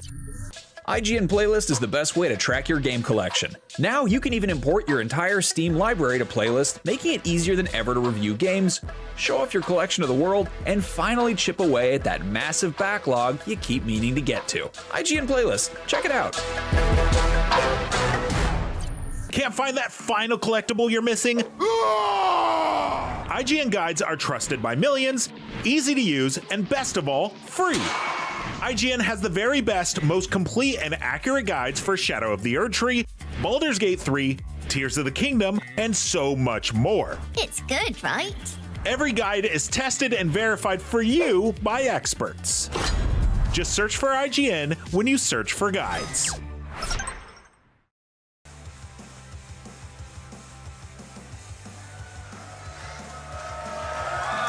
Welcome back. You're watching the Xbox Game Showcase post-show right here on IGN Live. It's time to talk about the post-showcase direct they did for The Outer Worlds 2, and then we'll talk about some other games as well. So, again, Obsidian's third release in this year. 3 games, 1 year. Michael Hyam, I have to turn to you first here because, as you noted earlier, Michael, you had the pleasure of visiting Obsidian for the IGN first month of exclusive coverage that we had back in April. Yep. Now we've got a date. We know we're pretty locked in here. How are you feeling about the Outer Worlds 2? I've been telling people this when I came out of seeing it for the IGN first. I came out of this telling people after embargo that that I think it's more ambitious than people expect, because they've spent a lot of time on this one, and talking to Leonard Boyarsky, who's kind of a legendary developer. OG, yeah. Yeah, he's an OG who had made Fallout. He was talking very candidly about how the first Outer Worlds was them trying to build a new foundation.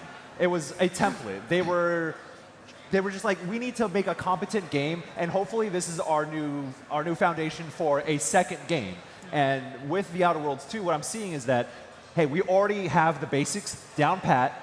Now we're building some really sophisticated and interesting RPG systems on top of that now. So, I always say that in my preview, I was like, bigger doesn't always mean better, but this game is much bigger. It's what you do within that, and I think between like level design, them incorporating some immersive sim elements, going harder on RPG stuff, and a lot of the emerging gameplay elements with the flaw system, they're doing a lot of interesting things. Yeah. I was talking to the creative directors about what they're doing, and the way they talk about how they built this game was just them like chilling in a room, like throwing ideas at a dartboard. I was like, yeah, that's interesting.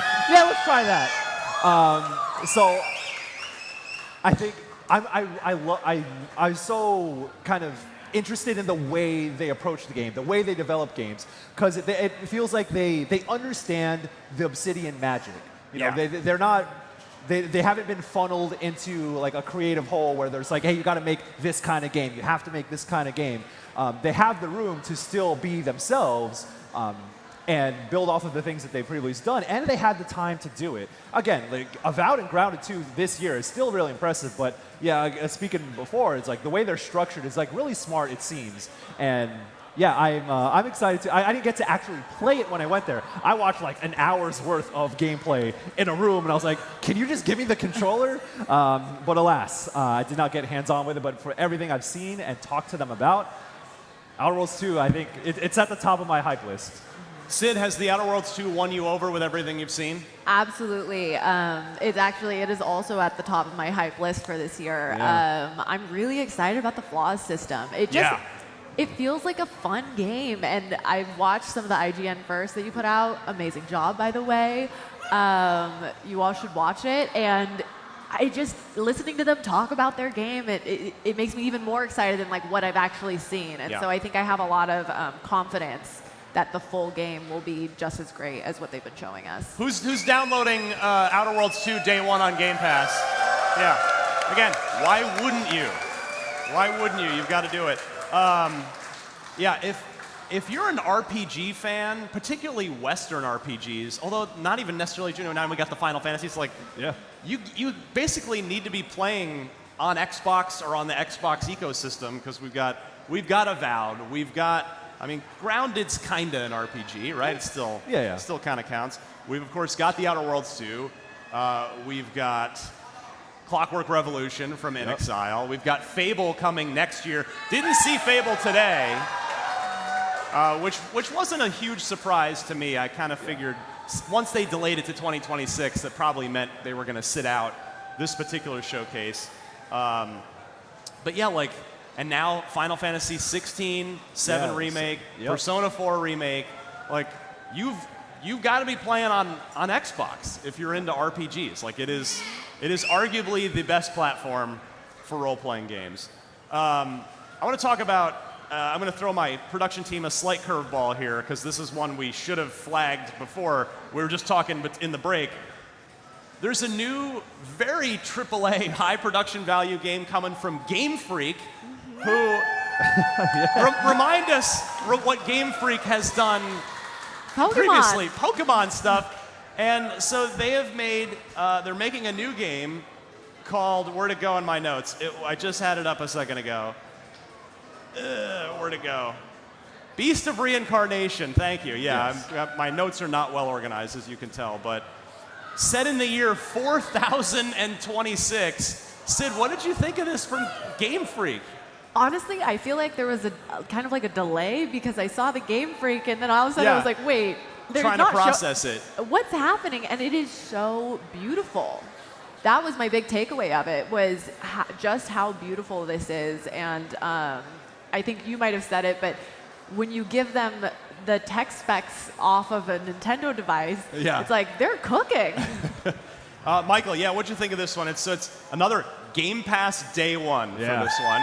That's why it's just wild to think that, one, Game Freak isn't doing a Pokemon game, and that they're doing this style of game, and it's on it's showcased with Xbox, and it's day one Game Pass. Like, it kind of doesn't make sense to me. Like, we've almost typecasted Game Freak, and like, I don't want to say like this is already a technical marvel. Like, it looks impressive. Don't get me wrong. So we'll see how the game runs when it comes out.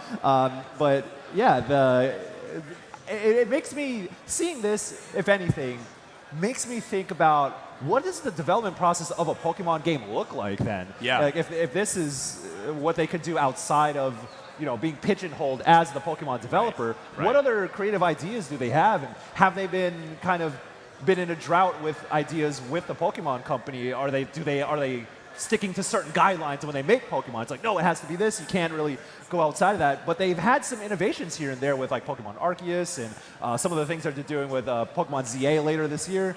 And I don't know, maybe they're getting to that next level instead of just being the Pokemon developer who like puts out mid-tech games. Like, I think this could be a big step for them. All right, so time's almost up.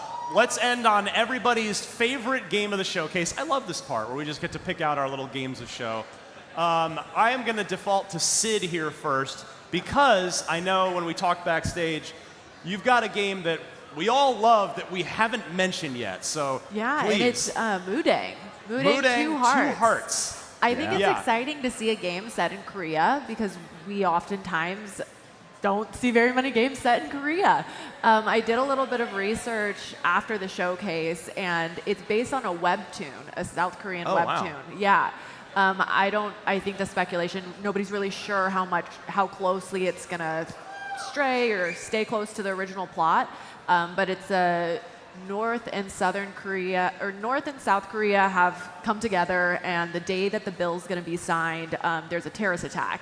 And so, allegedly, again, I couldn't really tell if this was the webtoon's plot or attributed to the game, but there'll be kind of 3 different protagonists that you're following. A K-pop star, who I think is in the military, a North Korean soldier who's, I think, fighting for South Korea. Either way, and then a terrorist is the third protagonist. So I thought the game looked really intriguing. I'm always excited to go to, get a different cultural lens. And it's being developed by, I think, EVR Studios, which is a South Korean studio, and it's their first game. So. Did anybody else get Splinter Cell vibes a little bit from this one? Yeah. Yes, my people. Yeah. A little bit of The Division. Yeah, even a little Rainbow Six in there, too. Surprising it's not a Ubisoft game. I know, right? Yeah, so I'm glad this exists because Ubisoft doesn't seem to want to make me a new Splinter Cell game, which every year I get up here and I hope for it, and every year I'm disappointed. So maybe one of these years. But in the meantime, Moodang, 2 hearts.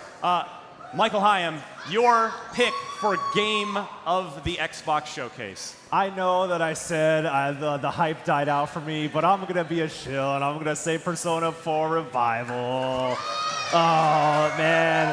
I mean, the more I think about it, the more I'm like, the trailer not being hyped kind of doesn't matter anymore. And now I'm just like, yeah, I would love to see Persona 4 again. I want to see what they're remaking with that, what they're actually changing to it, rather than just doing a graphical overhaul. But I don't know. I love Persona 4 so much, and I want to see them do right by that story. Hey, there's nothing wrong with that. There's nothing wrong with that. It's all good. Probably unsurprising to anybody in this room, I am going to go with the new Double Fine game, Keeper. That's my game of the show. I think they saved it for near the end for a reason. Like, I appreciate Microsoft trying to elevate Double Fine a little bit. They've always been this like creative darling in the industry whose games never really sold up to the level of what they should have. Like, it was just the classic like critical darling, often commercial disappointment. But they've just been so great for so long, and now that Microsoft owns them, they don't have to worry about making sure their game sells just enough copies where they don't shut down. Like, they can just go nuts, and we saw them do that here with Keeper, where, like, if they had to go out, if they were still on their own, I don't know how many other publishers would have greenlit a game where you play as a walking lighthouse. So that's a pretty cool premise to me, and I can't wait to see what Tim Schafer and the team at Double Fine are doing. So I mean, there's so many other games we could have shouted out. We didn't even talk about Invincible Versus, how ultra violent was the Invincible, a 3v3 tag fighting game, like. That's honorable mention. That looks super great too.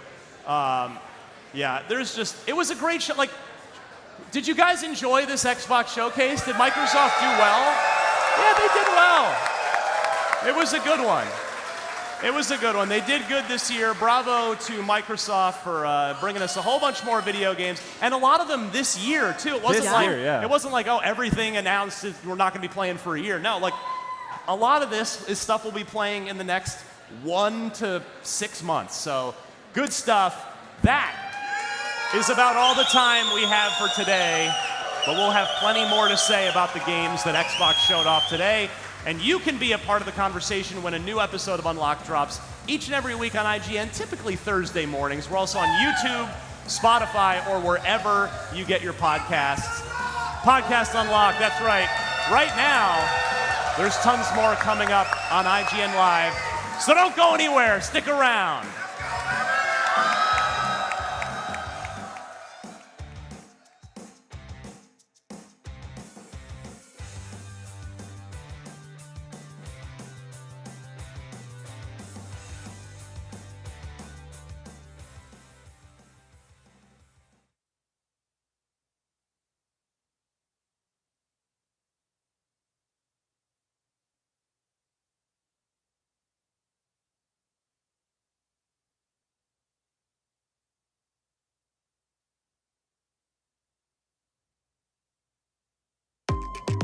IGN Live is presented by Nintendo Switch 2.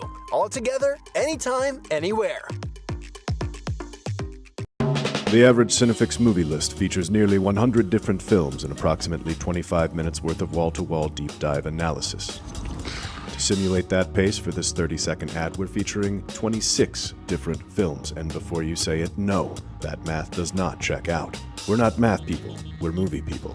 We can't even count down from 10 without ending up at, like, 96. Subscribe to IGN Movies and TV for more Cinefix movie lists. Bad at math, great at movies. Can't find that final collectible you're missing? IGN strategy guides and interactive maps are here to help. One step at a time. IGN guides are trusted by millions, easy to use, and best of all, free. IGN has the very best, most complete and accurate guides for Shadow of the Erdtree, Baldur's Gate 3, Tears of the Kingdom, and so much more. See? It's good, right? Every guide is tested and verified for you by experts. Just search for IGN when you search for guides.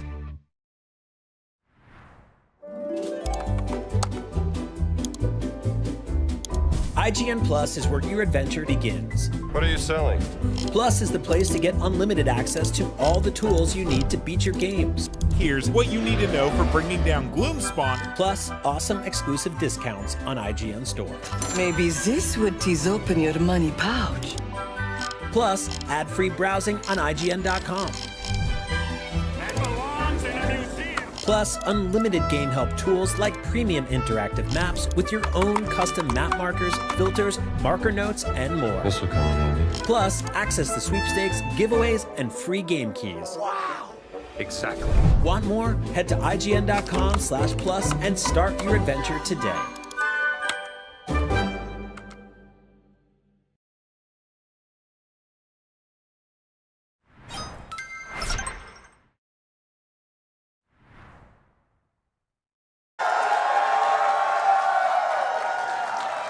You're watching IGN Live. In just a bit, we'll be getting some top secret info on 007 First Light. After that, we're breaking down Daemon Ex Machina, Titanic Scion, a game I've always liked the ring to. It just has a nice ring to it. With the creators of the game, and after that, expect all sorts of foul talk when we check out Deadpool VR.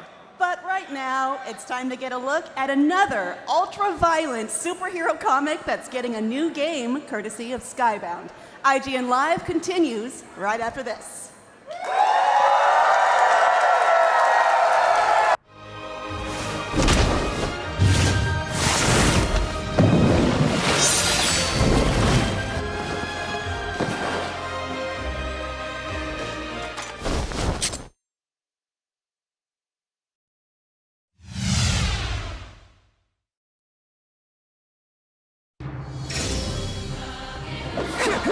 Mysterio uses her sash as a weapon and has the strange ability to absorb humans. That's why I couldn't find a hidden passage big enough for a human to fit through. All she needs to abduct humans is a space big enough for that sash. Can't you do anything more than flail around, kicking up dust? Your fighting style is as ugly as you are. I can do this. I know I can. Don't stop. Keep attacking. I can't afford to second guess myself. Not against an upper rank. I must steel my resolve. I have her. I know it. I can do it. I can cut off her head. Oh dear. Don't tell me you actually believe you can stand a chance against me, because that will be your downfall. You really are hopeless. If you can't see the sheer difference in our power. Don't let her push back! Keep attacking!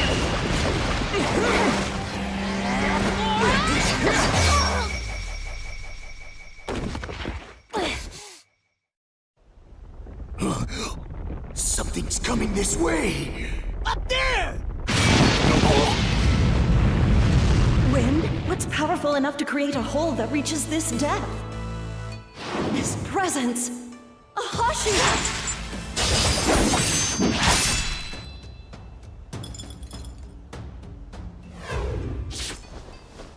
Lord Tengen! Makio, Suma, you've been doing some flashy work here, as expected from my wives.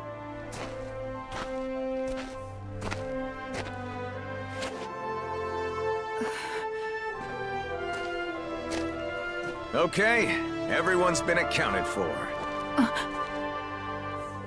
I rescued Hinatsuru earlier.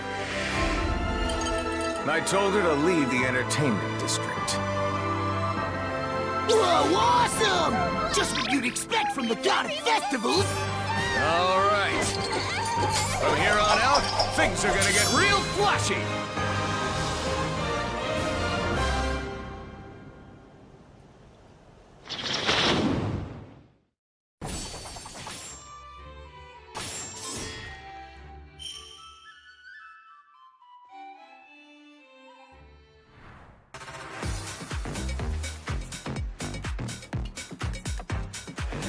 You're watching IGN Live. Robert Kirkman's superhero epic made the jump from the page to the screen with a brutal animated series that doesn't pull any punches. Soon, fans will do some punching of their own in Invincible Versus. Here to tell me all about Invincible Versus, we have art director Dan Eder and combat designer Ripal Rip Parbu. Welcome. Welcome. Thanks for having us. So I just saw the trailer. It looks incredible. But I did want to ask you, it seems like this game is a 3v3 tag fighter. Can you guys talk about why that was the right fit for this game? I mean, I think in general, when you're watching the Invincible series or you're reading the comics, the team format really stands out, right? You've got teams like Team Teen, you've got Guardians of the Globe, you've got the GDA, you've got the Viltrumites. So just that part by itself, I think it naturally lends to a multi-team format versus a standard 1-versus-1. And then, Rip, can you tell, we didn't really get to see a lot of the interface or some of the mechanics. Can you tell us a little bit about what the mechanics are for this game?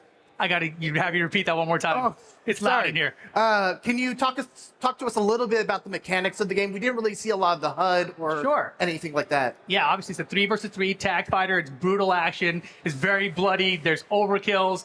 But mechanically speaking, there's an auto combo system.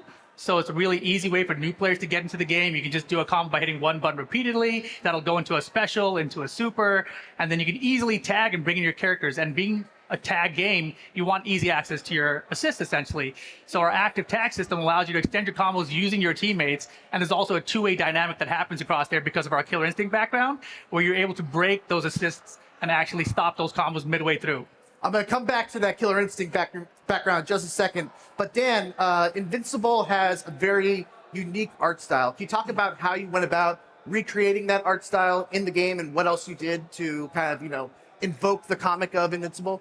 Yeah, I think because all of us are huge Invincible fans, we wanted to do the characters justice. The overall aesthetic of the show was a huge inspiration for us. But also we had to adapt to the medium, right? Like this is an actual fighting game. It's not an animated show. So there was a lot of decisions that had to be made with level of detail, rendering style, overall anatomy. Do we go realistic or do we go a little bit more stylized? So we wanted to capture a really interesting 2D, 3D sort of hybrid where the characters are for the most part pretty realistically lit, but then you have an outline, you have really graphic sort of details in the outfit, very vibrant color palette. At the end of the day, we wanted this to feel like an authentic representation of the characters in the show, and also the comics, right? So thankfully with Invincible, there's so much inspiration and reference to pull from that made it easy for us. So speaking of that Killer Instinct kind of, DNA, one of the first things that I thought when I saw this trailer was Killer Instinct because of the hit stops, the really crunchy sound effects. Can you talk a little bit about how Killer Instinct has influenced the design of Invincible Versus? Sure. So obviously, Killer Instinct was a 1-versus-1 tag fight, 1-versus-1 fighter, but there's really a big impact in a lot of the hits, right? So we've brought that over to Invincible Versus. But really, the core of the KI influence in here is with that two-way interaction between offense and defense. So a lot of the times in Killer Instinct, what would happen is you could react to the combos, and if you're aware and you had the good reflexes, you could actually break the combos, right? At the highest level of the game, that actually got a little bit out of hand. The combos got really short because of it. But in a tag fighter, you want to still have long combos and feel like you're doing a lot. So what we've done is just put those breakpoints when you call in your active assist to break the combo. And similar to Killer Instinct, we also have a combo meter in this game. So you're not really limited in your combos in terms of, this many ground bounces, this many wall bounces. You can do however many you want as long as you fit into that combo meter. And then to extend your combo and bring that combo meter down, you have to rely on your teammates to come in to bring that back. So once you're going to those phases where you're bringing your teammates in, that's when the opponent has an opportunity to say, I want to try and stop this, and I can react to that.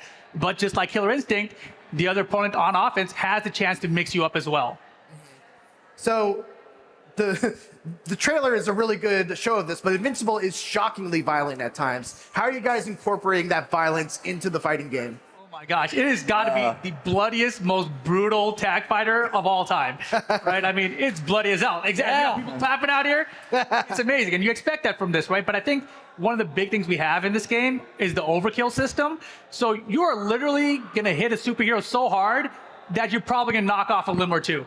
That's just the way it goes in Invincible.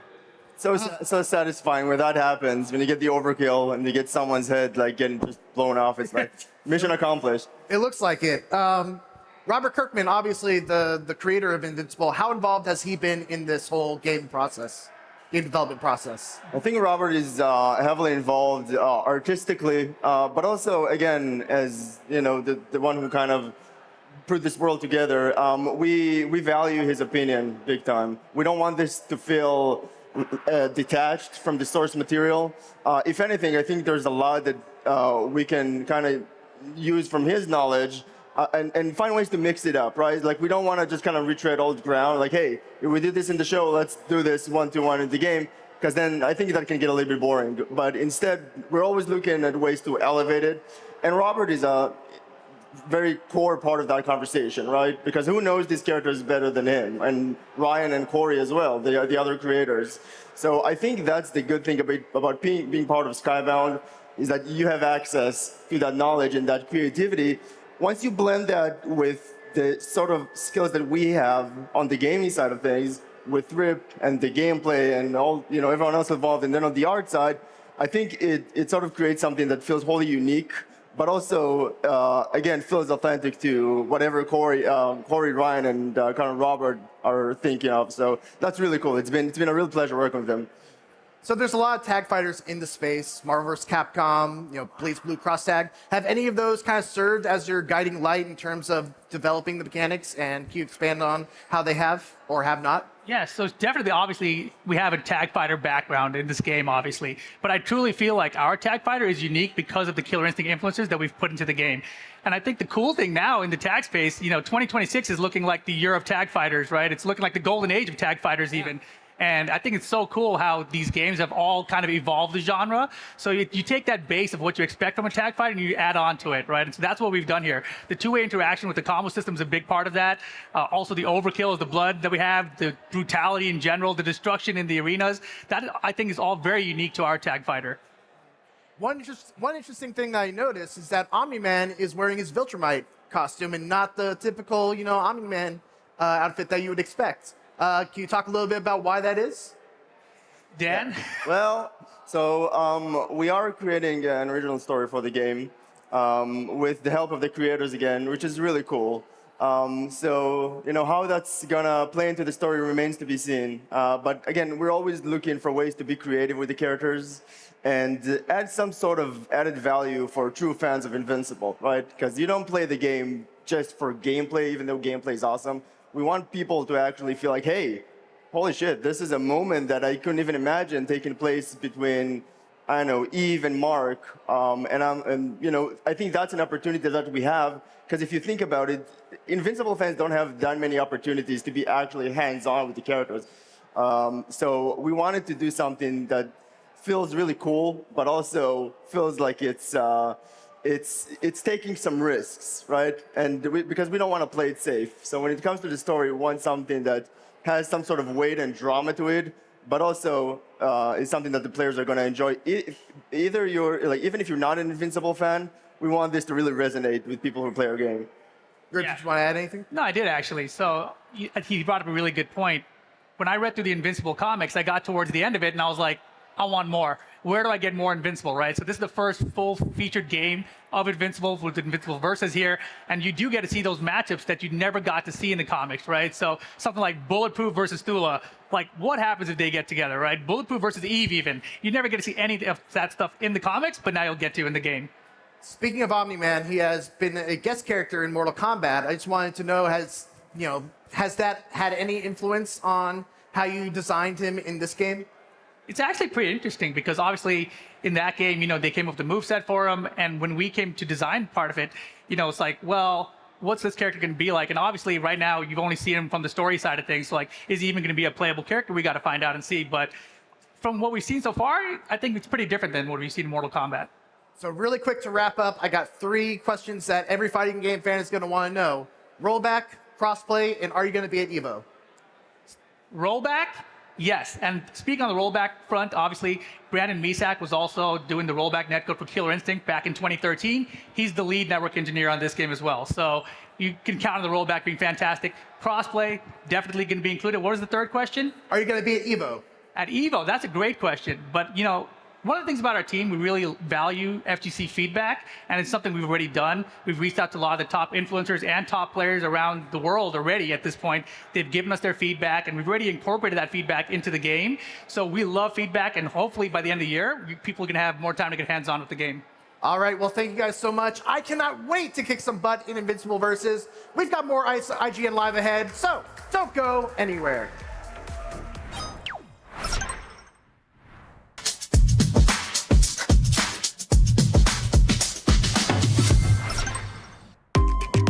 IGN Live is presented by Nintendo Switch 2. All together, anytime, anywhere. The average Cinefix movie list features nearly 100 different films and approximately 25 minutes worth of wall-to-wall deep dive analysis. To simulate that pace for this 30-second ad, we're featuring 26 different films, and before you say it, no, that math does not check out. We're not math people, we're movie people. We can't even count down from 10 without ending up at, like, 96. Subscribe to IGN Movies and TV for more Cinefix movie lists. Bad at math, great at movies. Can't find that final collectible you're missing? IGN strategy guides and interactive maps are here to help. One step at a time. IGN guides are trusted by millions, easy to use, and best of all, free. IGN has the very best, most complete and accurate guides for Shadow of the Erdtree, Baldur's Gate 3, Tears of the Kingdom, and so much more. See? It's good, right? Every guide is tested and verified for you by experts. Just search for IGN when you search for guides.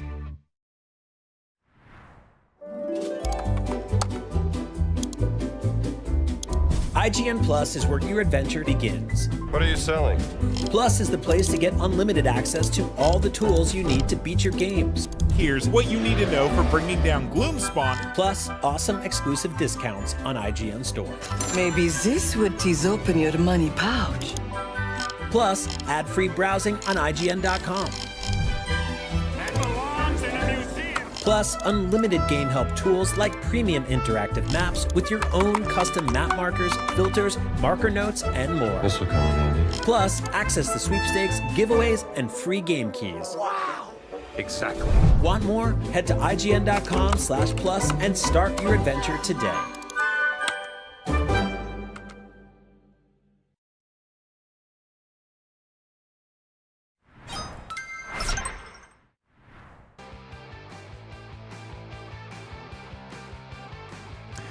This is IGN Live. The team at IO Interactive has been keeping pretty busy with a brand new James Bond game, 007 First Light, a steady stream of updates to Hitman World of Assassination, and a whole lot of stuff in between. There's a lot to look forward to. Here to tell me a bit about it, please welcome Hakan Abrak, CEO of IO Interactive. Welcome.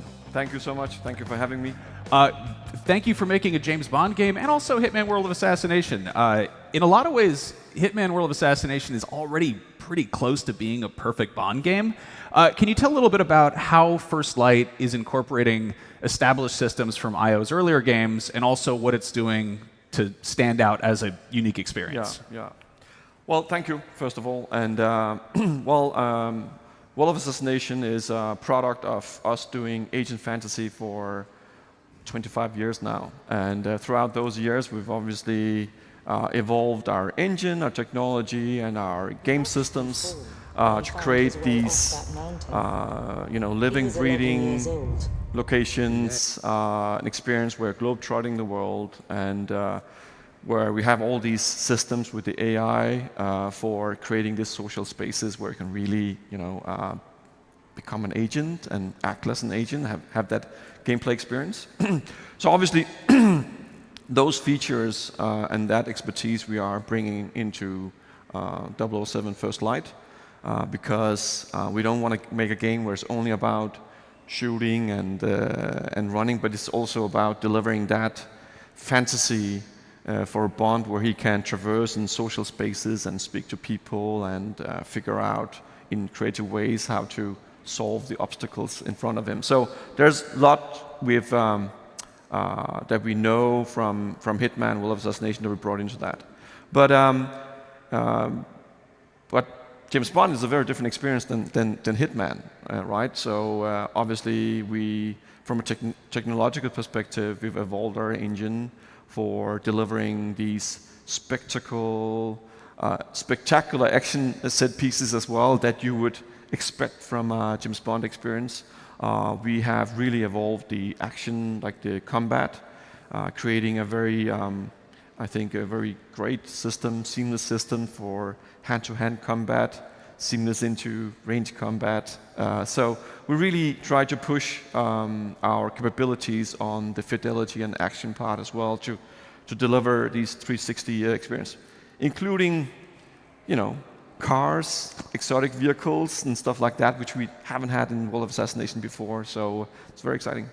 I'm excited. I feel like the big thing is like James Bond, you expect action set pieces, but if things start exploding, it means 47's doing a bad job, whereas like 007, you're like, there he goes, that's his thing. James Bond has been reinterpreted a whole lot of times. Can you tell us a little bit about how First Light's version of Bond differs from the various movie actors or Ian Fleming's original character, aside from just being a younger version? Yeah. Well, I think actually in many ways it is taking a lot of inspiration from Ian Fleming's Bond, from the novels, all the way down to the scar and his road to becoming a 00 agent. And I think that's the biggest, it's a significant change, because he's not used to the tuxedos and the martinis yet. He's still to enter that world of espionage, and he's a young man, and the making of a 00, right? So I think, so he's not the apex 00 agent yet, but he is becoming that. All his optimism and the youth and all that is, in for a rude awakening when he's meeting this dark espionage world filled with intrigues and whatnot. So I think this is a young, witty man. So the whole thing is about him actually evolving and becoming our Bond, and that's the journey we want to have our players to take with us. Nice. Now, you mentioned the tuxedos and the cars. There's a lot of very iconic kind of Bond, imagery scattered throughout the movies and stuff. One of the best parts of World Assassination is like unlocking the gadgets and the costumes and all that. Can we expect, obviously this is a unique universe, can we expect some Easter eggs from previous Bond lore? Well, I'm not going to be specific about that nature of Easter eggs, I guess. But we are known for doing some Easter eggs in our games, so that might be something that sneaks in there. But obviously, it's a huge franchise and legacy historically. So we will be sending homage to some of these things. And as an example, if you follow us and sign up, you can unlock a golden gun in the game and stuff like that. And without being too specific yet at this point, because we're focusing on the main game, but if people know us and know the World of Assassination, it's probably going to be an ever-expanding and ongoing experience where you could imagine after the main campaign that there will be exciting things to come. I'm very excited about that. I'm just going to formally request right now, I want the frilly shirt from On Her Majesty's Secret Service. I think that Bond would look great in that. So to segue from Bond to Hitman, Mads Mikkelsen is going to be reprising his role as Le Chiffre from Casino Royale, but not in First Light, in World of Assassination as an elusive target. Yeah. Tell us about it.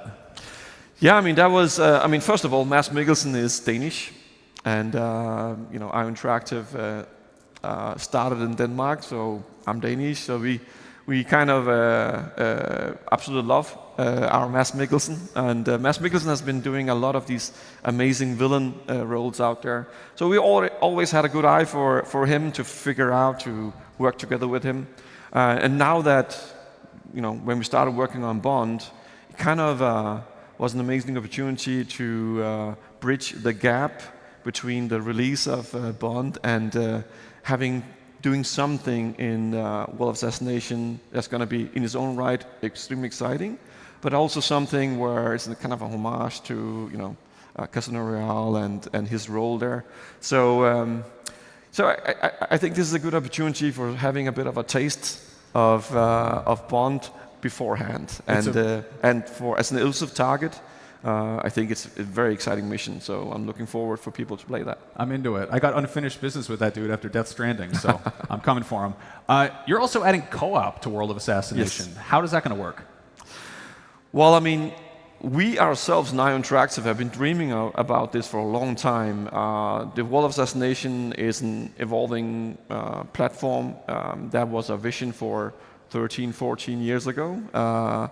And co-op was always something that we wanted to be part of this, because Hitman is great, all these systems and the freedom of approach you get, and to be able to share that with a friend, I think bodes well for a really, really interesting gameplay. So, and it's all these locations we've created, that whole ecosystem of World of Assassination, that's your oyster to be able to share that experience with a friend. Nice. And then finally, Hitman is coming to iOS this summer. What does that experience look like compared to the one people are familiar with? Well, I mean, it's our very talented engineers succeeded in making that run very, very smoothly, natively on the mobile phones on iOS. So it's completely one-to-one experience that you have from the consoles and from the PC. Running really, really well on iOS. So it's extremely exciting. So if you want to do some freelancing and you want to, rig in those achievements, you can do it on the run as well. That is great news for fun, bad news for productivity. I'm into it. Thank you so much. First Light 007 is coming to PlayStation, Xbox, PC, Nintendo Switch 2 sometime in 2026, and Hitman World of Assassination is out for all those platforms and then some. And if you haven't played it, you are missing out. Stick around. More IGN Live coming up after this.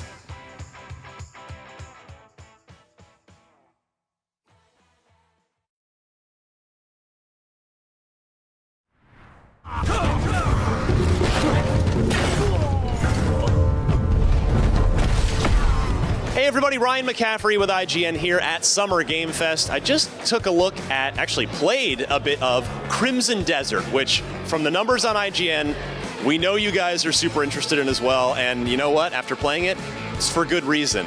The two things I want to talk about are the tech and the combat, because they dropped me, they said 15 hours into the story, so that, I have no idea what was going on story-wise, but the tech and the combat. I'll start with the tech. So, proprietary engine. This is one of the more impressive game engines I've seen in action. It was running full 4K 60 with no AI boosts, assists, with tons of enemies, tons of characters on screen, and just the texture detail, the lighting, the scale, the scope of it. I mean, these are huge outdoor areas. Fire propagates. They have full physics going on everything. Like, it was a really impressive technological showpiece, but I had seen that before. Back at GDC, the Game Developers Conference, they gave a more tech-heavy presentation. This time, getting to actually play it, turns out there's a pretty seemingly darn good game running on it as well.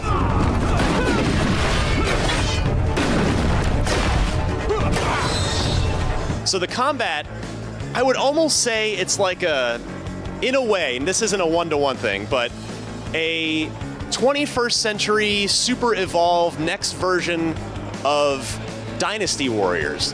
I mean, it's not that there are hundreds of guys and you're plowing through, but there are a ton of enemies. You can be attacked by like 10 guys at once. There's guys on horseback running by, trying to get you. And there's so much going on combat-wise. And what's nice is you've got elemental powers that you can mix in with your just combat moves. They showed me a lot of different ways that you can combo your attacks together. And so it does seem like there's a lot going on gameplay-wise here, which just is totally aided by the cool tech going on in the background. So Crimson Desert is a game that, again, we've seen really good numbers for it on IGN. I hadn't played it yet until now. I hadn't really even seen it myself other than getting in that tech demo, which wasn't real game stuff.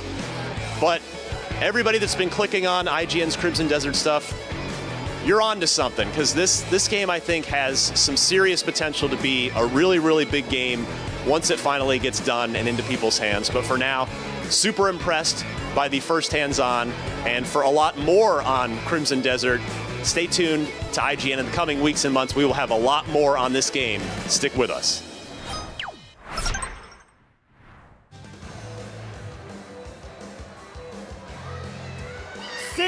Years ago, an ambitious new game named Daemon X Machina carved out an audience that fell in love with its super customizable mechas called Arsenals, as well as its high-speed combat on land and in the air.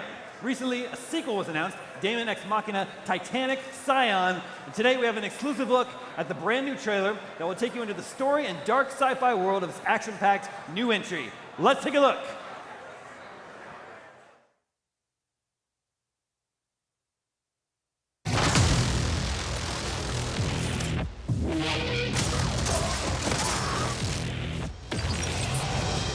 How many have sacrificed their lives in pursuit of a sliver of happiness? The wish to be with those they love. No one can change humanity forever. Not outers, not humans. All I want is to destroy this divided world, then share its remains equally among those strong enough to survive. What are you? I will not give in. Prepare for my might! You will pay for this! I knew you couldn't let it go. I never saw you as fool enough to kill an ally. The same as you, a non-human being created by human hands.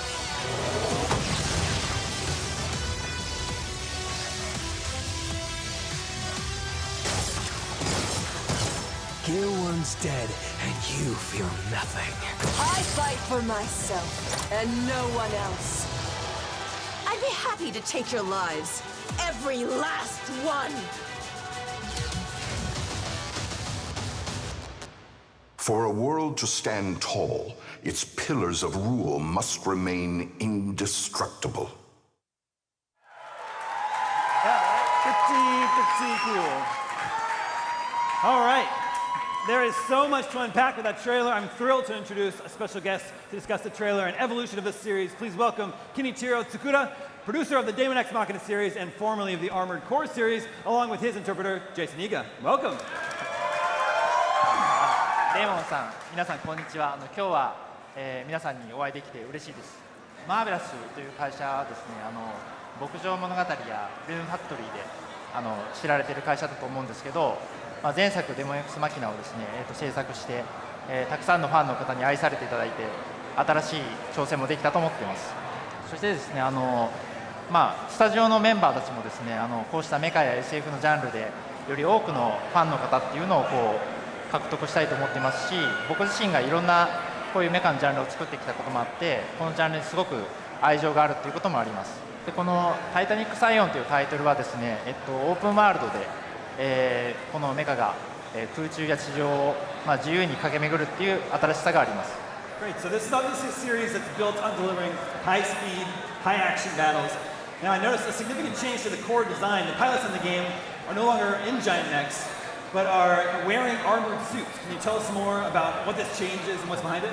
はい、現実のこの世界だと技術が進むとですね、メカとか、兵器とかっていうのは小さくなっていくんですけども、タイタニックサイオンの世界でもそれを反映しました。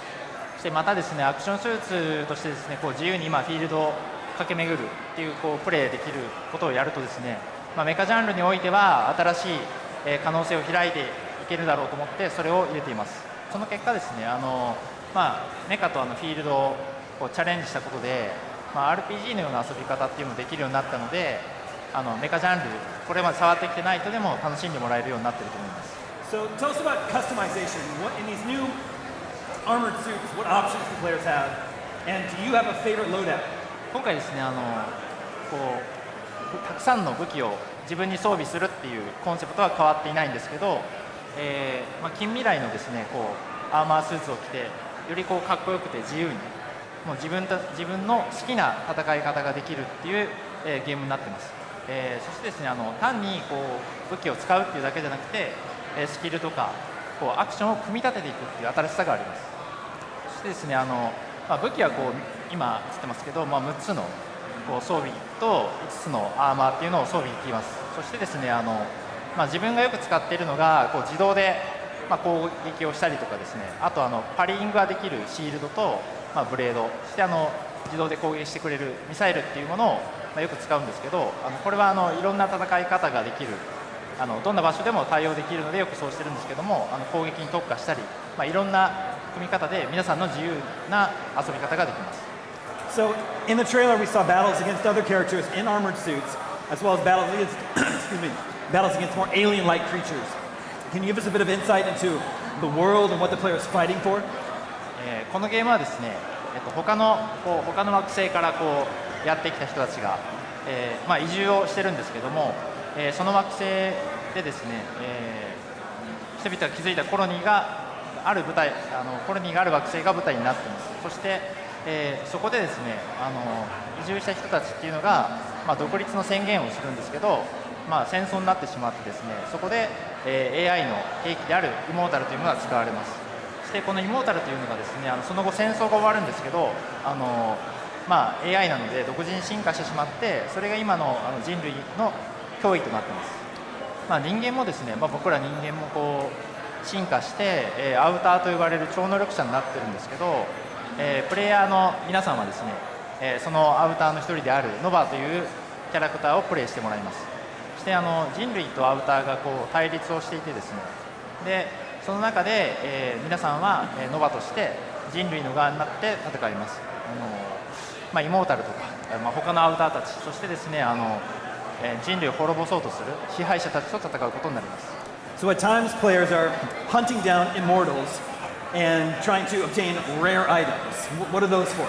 これはですね敵を倒すと、もうその場で雑魚でもボスでも装備、武器とかアーマーを手に入れることができるんですけども、今回は、敵から遺伝子というものを手に入れることができます。でこの遺伝子を自分と融合するとスキルが手に入るんですけども、スキルはですね、重力の攻撃をしたりであるとか、自分使っているブレードを大きくしたり、そしてですね瞬間移動の攻撃をしたりとかいろんなものがあります。ただ遺伝子を自分に取り込んでいくので、自分の姿っていうものがどんどんと、敵に近づいていってしまうっていうことがあって、力を得るには、代償を払わなければいけないというそういうシステムになっています。So I believe there's an online multiplayer component. Can you tell us about that? はい、オンラインはですね3人で、ストーリーモードを遊ぶことができるんですけども、これはですねまず、友達と、また他のプレイヤーといつでも遊ぶことができるので、1人でやってても、そのまますぐに友達を呼ぶこともできます。なので、すごく遊びやすくなってますし、あとボスモード、ボス1回あっただけのボスでもそのまま戦うことができるっていう別のモードもありますし、あとソロプレイの人でも NPC を連れていくことができるので、すごくいろんな遊び方ができるようになってます。そしてですね今言ってるマルチのオンラインなんですけど、僕らもデバッグプレイっていうのをやるんですけど、デバッグしてる最中にフィールドでみんなで遊んでると楽しくてですね何時間も遊んじゃってたっていうこともあります。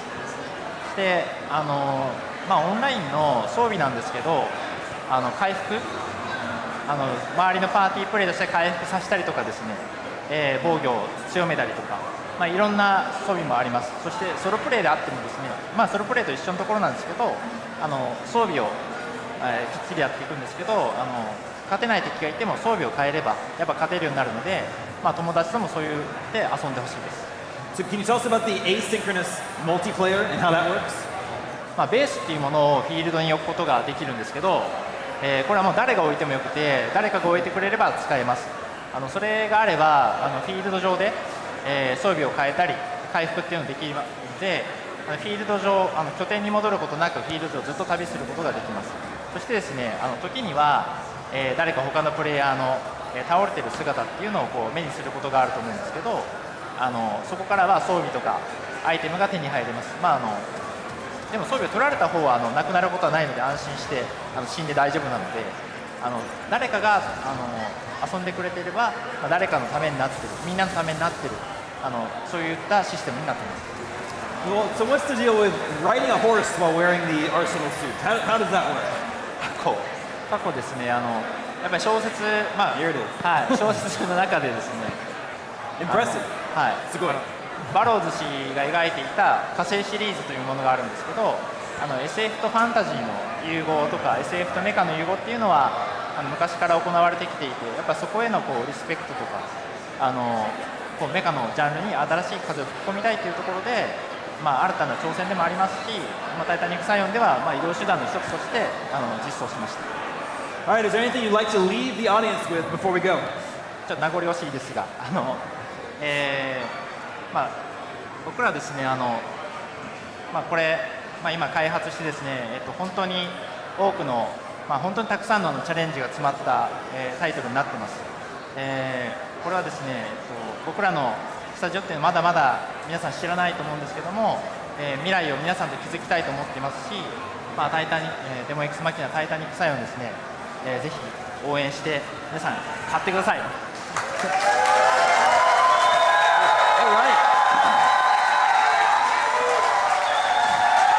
Thank you so much for joining us. Arigato. For all of you here at ign-live, you have a unique opportunity to get hands-on with a demo of Daemon X Machina Titanic Scion right now in our gaming hall next door. Daemon X Machina Titanic Scion is out on September 5th on Steam, Nintendo Switch 2, PlayStation 5, and Xbox Series consoles.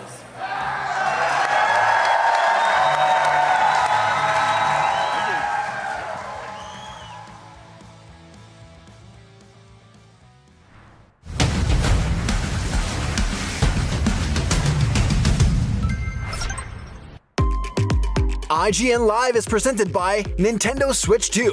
All together, anytime, anywhere. The average Cinefix movie list features nearly 100 different films and approximately 25 minutes worth of wall-to-wall deep dive analysis. To simulate that pace for this 30-second ad, we're featuring 26 different films, and before you say it, no, that math does not check out. We're not math people, we're movie people. We can't even count down from 10 without ending up at, 96.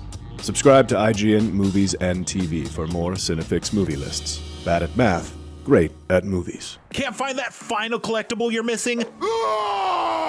IGN strategy guides and interactive maps are here to help. One step at a time. IGN guides are trusted by millions, easy to use, and best of all, free. IGN has the very best, most complete and accurate guides for Shadow of the Erdtree, Baldur's Gate 3, Tears of the Kingdom, and so much more. See? It's good, right? Every guide is tested and verified for you by experts. Just search for IGN when you search for guides.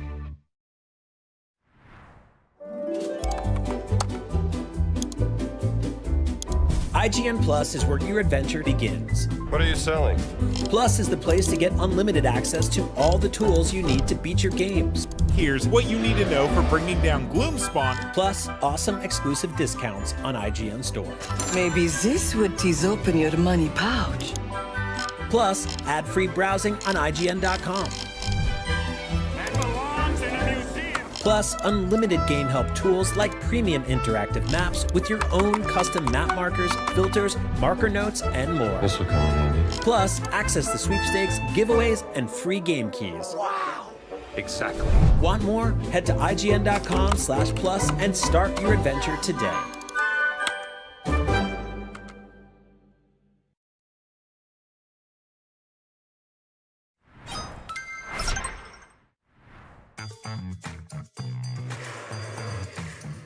You are watching IGN Live. Marvel's fan favorite Merc with a Mouth is getting a brand new game. Here to tell us about Deadpool VR, Phil Therian, lead design manager at Twisted Pixel. Welcome. Thank you. Thanks for making a Deadpool game. I'm always happy when one of those comes along, which doesn't happen all too often. Deadpool's whole thing is breaking the fourth wall, but VR is sort of breaking the fourth wall in the other direction. Can you tell a little bit about how you're immersing the player in the Deadpool's world and still having Deadpool be his sort of trademark. Right. So Deadpool is very obviously aware that he's in a video game, right? So he's going to be talking about pop culture references when he's defeating enemies, for example. So if people have seen our demo, you throw a grenade at some bad guys, they'll say, Michael bait him. That's just the kind of stuff that Deadpool is really into. So we're making sure that the player feels like he can be Deadpool, but Deadpool's always being himself. So it's kind of a nice mix of how you play and how he responds to what you're doing. Nice. Now, let's talk about gameplay. What is going on mechanically to make this feel like a proper Deadpool game and not just like a, VR shooter that has a guy with red gloves as the protagonist? Right. So this is something that we're super proud of. Our game is a game that says yes to the player. So when you're being Deadpool, you can do all sorts of crazy things that you'd expect Deadpool to be doing. In a shooter, do you throw your guns away? No. In Deadpool, sure, why not? Deadpool throws guns. You can reload your weapons by doing that. You should throw your swords. That does some fun stuff as well. Should you punch people with grenades? Absolutely. Some guy comes at you, cuts off your arm. What do? You take your arm and you smack him with it. So Deadpool is all about letting you experience what it's like to be Deadpool and rewarding you for experimenting. So we have a ton of custom animations in the game that support the players doing super cool stuff. Jump off the walls, dive down with your sword, cool stuff happens. Let's talk dismemberment, because that's obviously a big part or parts of Deadpool. How does that roll into the gameplay? And also, how do you have a fail state as a guy who can't really be killed? So Deadpool's a super interesting character because obviously he has regeneration. So that translates into a couple of things. One is in gameplay. So obviously you lose an arm, like I was mentioning, you're not out of the fight. You can keep going. You can even use your limbs as a weapon and your limbs will grow back. You'll see that happening in real time. The other thing is it kind of ties into how Deadpool solves problems, right? Deadpool's kind of an interesting guy. So when the story starts in a game, Deadpool's hired to take over a helicarrier that's been basically hijacked by Flag Smasher. So how does Deadpool decide to stop the helicarrier? He crashes a Jeep into it. What happens to Deadpool? Why, he loses his head. But Deadpool's not out, right? That's just something that can happen to Deadpool, and then you have to play along. So Deadpool gets his body back and gets back in the fight. So it lets us do some really interesting puzzle solving, and the story is just really fun. If you put your mind into being Deadpool and you solve problems like Deadpool does, you're gonna have a blast. Nice. Let's talk about traversal. Aside from crashing Jeeps into stuff, we also have got this sort of like kind of a grappling beam. Tell us about just kind of moving around the game. Right. So the game is a good mix of parkour and combat, and those moves are meant to tie into each other. So you can slide, you can run, you can wall run, and if you use your weapons while you're using those moves, you can do some cool stuff as well. So if you slide and use your swords, for example, in some instances, you can cut the legs off of enemies by sliding underneath them. So really, there's a lot of depth to it. And I do want to say, though, it might sound like it's really elaborate and it's really deep, and it is, but it's not a barrier for people. If you just want to go around and be Deadpool and shooting people, you can do that. That works fine. But if you really want to experiment and be the best ninja Deadpool that you can be, the game absolutely supports it. So that's always a big thing with VR is some people handle it better than others. What kind of, I guess, accommodations are you making for people who maybe get a little queasy doing parkour as Deadpool?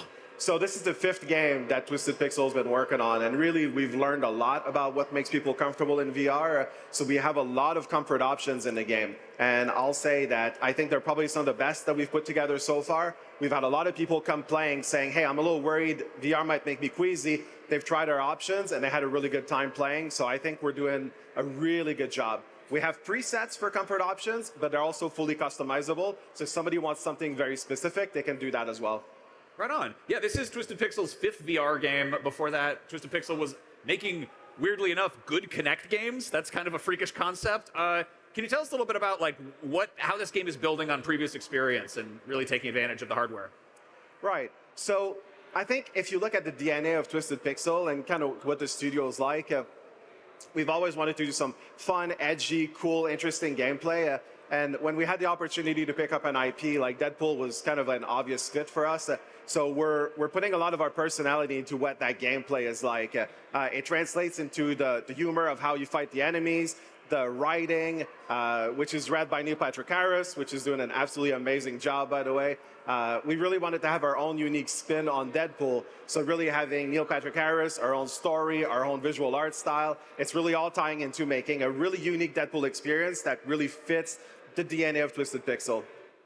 Nice. I want to talk about Neil Patrick Harris. What was it like working with him? And you also amazingly got a video where Ryan Reynolds is doing Doogie Howser cosplay and just talking trash about him. Like, and it all comes together very well. How does Neil's sort of portrayal of Deadpool differ from the one people might know from the movies? So I think the thing that Neil is doing really well is he wants Deadpool to sound familiar to people, but have his own unique take on things. And that was really important for us. As I mentioned, we wanted to have our own unique spin on Deadpool. So Neil will read the lines, but many times he'll have his own joke. He'll put his own spin on things, and it oftentimes ends up better. He's really been having a blast being the character. And as you've seen, we've had a really good reaction from Ryan Reynolds. He's been, taking this with a lot of grace. It's actually been a lot of fun. The amount of interest that people have had in Deadpool and sort of the buzz around it is really electrifying the team. Everybody's super excited about it.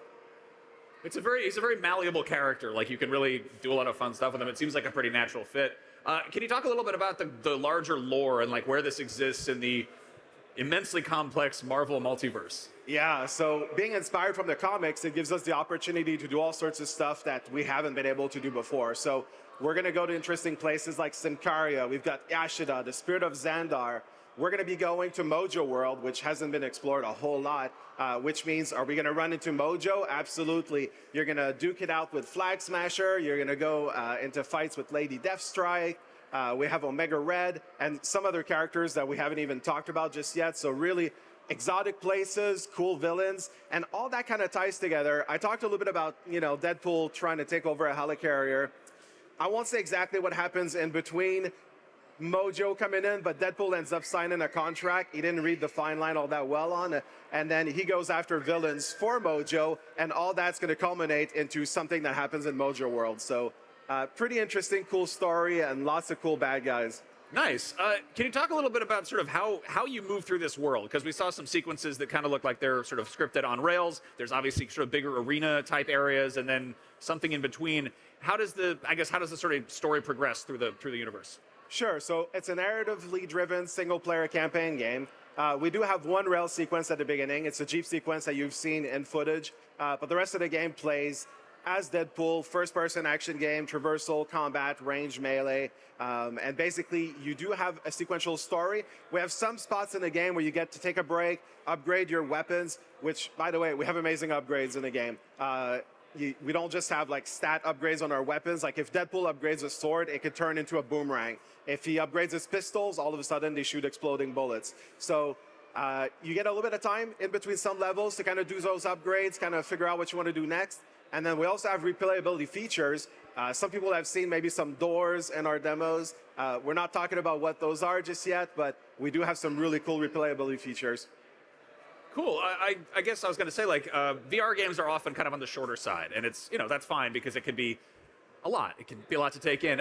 But again, what sort of stuff are you adding for replayability in terms of, I guess, bonus missions, challenge modes, stuff like that?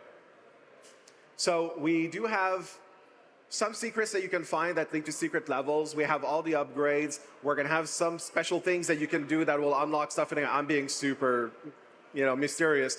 We'll talk about those pretty soon. And then we have those doors that lead to some content that players haven't quite, been introduced to yet. But we will soon. We're keeping some things to reveal a little bit later.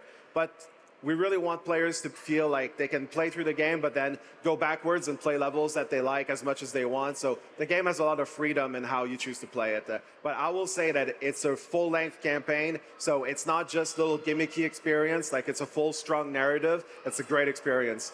Right on.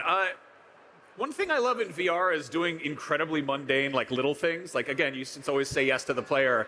Just kind of little, almost like little gadgets you would encounter in the world. Can you tease any of the stuff that maybe it doesn't really sound exciting on paper, but that people are responding well to in the game? Yeah, so one of the features that we have in the game is you can defeat enemies in special ways. Now, we don't tell you exactly how that works, but if you figure it out, sometimes you can get something out of defeating those enemies. So, for example, we have one type of enemy in the game. You defeat them. If you defeat them a certain way, one of their body parts becomes a grenade. Then you could use that as a weapon. So if you piece that together, it's actually super fun. You can take enemies' limbs. You can take their weapons. So we're trying to make it as interactive as possible. Same thing with your grapple gun. Your grapple gun isn't just for going from point to point at levels. You can grapple enemies. You can grapple weapons. It's trying to be as flexible as possible. Right on. The movies have made some very good use of licensed music.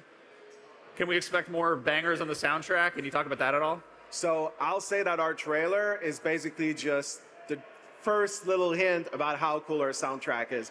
We're gonna have some amazing music in the game. We have great voice actors, great music. It's an awesome experience. It's what you'd expect out of a Deadpool game. So it's gonna be bombastic. It's gonna have the gore. We're definitely gonna be an M-rated game, we think. It's more than likely. We've got the jokes, we've got the fourth wall breaking. So put all that together with the badass music, kick-ass soundtrack, it'll be amazing. Right on. You mentioned voice actors. Can we expect any other big names besides NPH? So, yes, but we're not talking about them just now. I will say, though, when people hear the voice actors that we've lined up, they're going to be surprised. Awesome. Well, I am dying to find out more. Thank you so much. Deadpool VR hits MetaQuest 3 and 3S later this year, and we've got tons more IGN Live ahead, so don't go anywhere.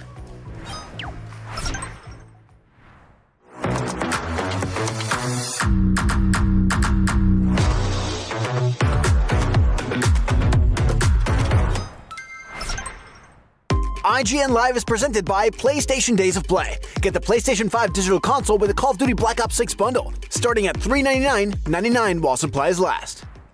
The Cinefix Top 100. A list so secretive even we don't know what movies are on it or where they rank. What do you mean you don't know? Each episode will reveal one of the movies. Did I rush it? Felt like I rushed. That was good. I liked it. Talk about why it belongs and finally find out where it ranks. Are you not entertained? Are any of the movies we've shown here even on the list? I have no idea, and it drives me crazy. Join us as we find out on Cinefix, IGN, and wherever you get your podcasts. Why so serious? Catch up on all your favorite shows with up-to-the-minute gaming and entertainment news with Geek Media Podcasts. Welcome to a very special episode of IGN Game Scoop. Game Scoop has you covered for all things gaming and the latest game releases. Tune into Podcast Beyond for the biggest PlayStation news. Man, this is a cool looking trailer. Everything Xbox on Podcasts Unlocked. This is Steve Downs, the voice of Master Chief. Catch up with your Super Nintendos on Nintendo Voice Chat. Switched to pre-order Mania. It was chaotic last night. And get all the latest console news and rumors with Next Gen Console Watch. Now Xbox and Phil Spencer are even saying that a mid-gen refresh isn't even necessary. The Cinefix Top 100 podcast picks a movie every week to celebrate and debate. It's kind of every movie's grandpa. Geek Media Podcasts, the best podcasts from around the world. IGN Playlist is the best way to track your game collection. Now you can even import your entire Steam library to Playlist, making it easier than ever to review games, show off your collection of the world, and finally chip away at that massive backlog you keep meaning to get to. IGN Playlist, check it out. Can't find that final collectible you're missing? IGN guides are trusted by millions, easy to use, and best of all, free. IGN has the very best, most complete and accurate guides for Shadow of the Erdtree, Baldur's Gate 3, Tears of the Kingdom, and so much more. It's good, right? Every guide is tested and verified for you by experts. Just search for IGN when you search for guides.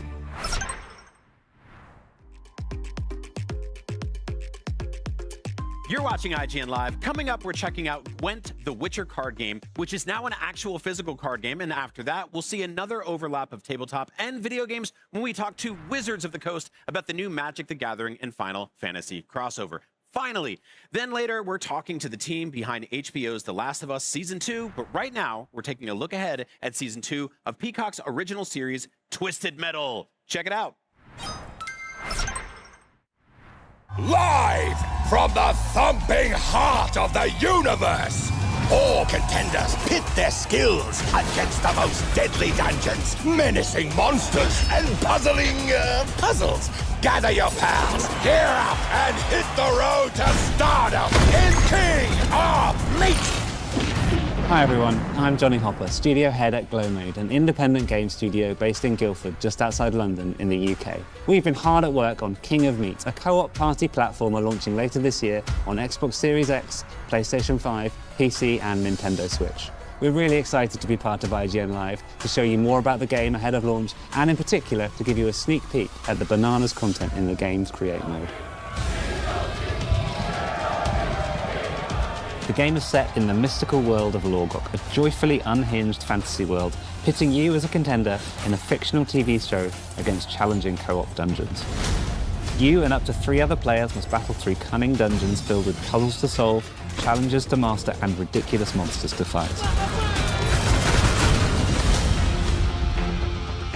There will be around 100 official dungeons available for players at launch, and we already have a private community of players called the Constructor Collective who are building more dungeons for us.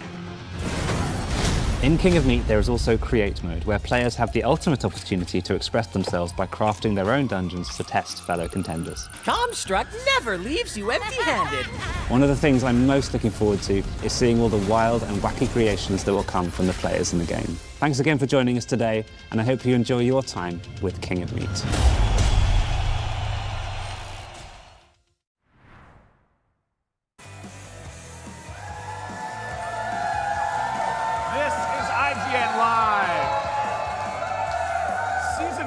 Peacock's Twisted Metal series managed to faithfully adapt one of the most over-the-top and unhinged video game franchises of all time. And from the looks of things, Season 2 is not staying on cruise control. It is hitting the gas hard. Joining us now to clown around, spin his wheels, and hopefully not stay too quiet, please welcome Twisted Metal showrunner, executive producer, and writer, Michael Jonathan Smith. Hey, everyone. Thanks for having me, Max. Thanks for coming. You didn't come empty-handed either. You brought an exclusive, never-before-seen clip from Twisted Metal Season 2. Can you set it up for us? That's right. Today we're going to be showing you your first ever look at the tournament. Ooh. The Twisted Metal Tournament. All right. 3, 2, 1, go! 3, 2. You're right. This guy does know how to put on a show. 1. Let's rock!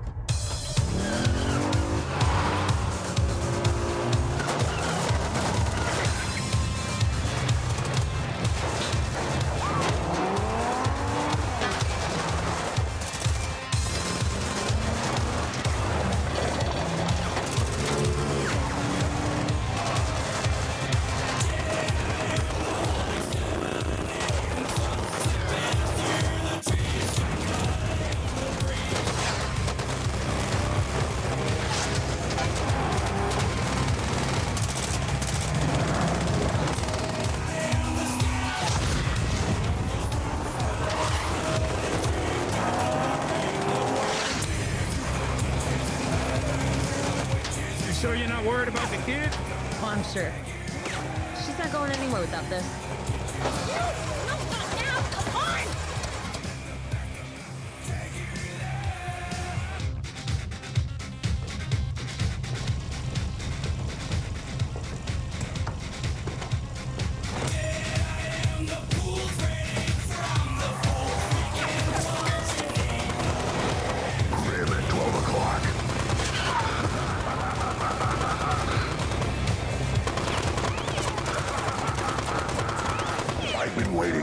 To do this.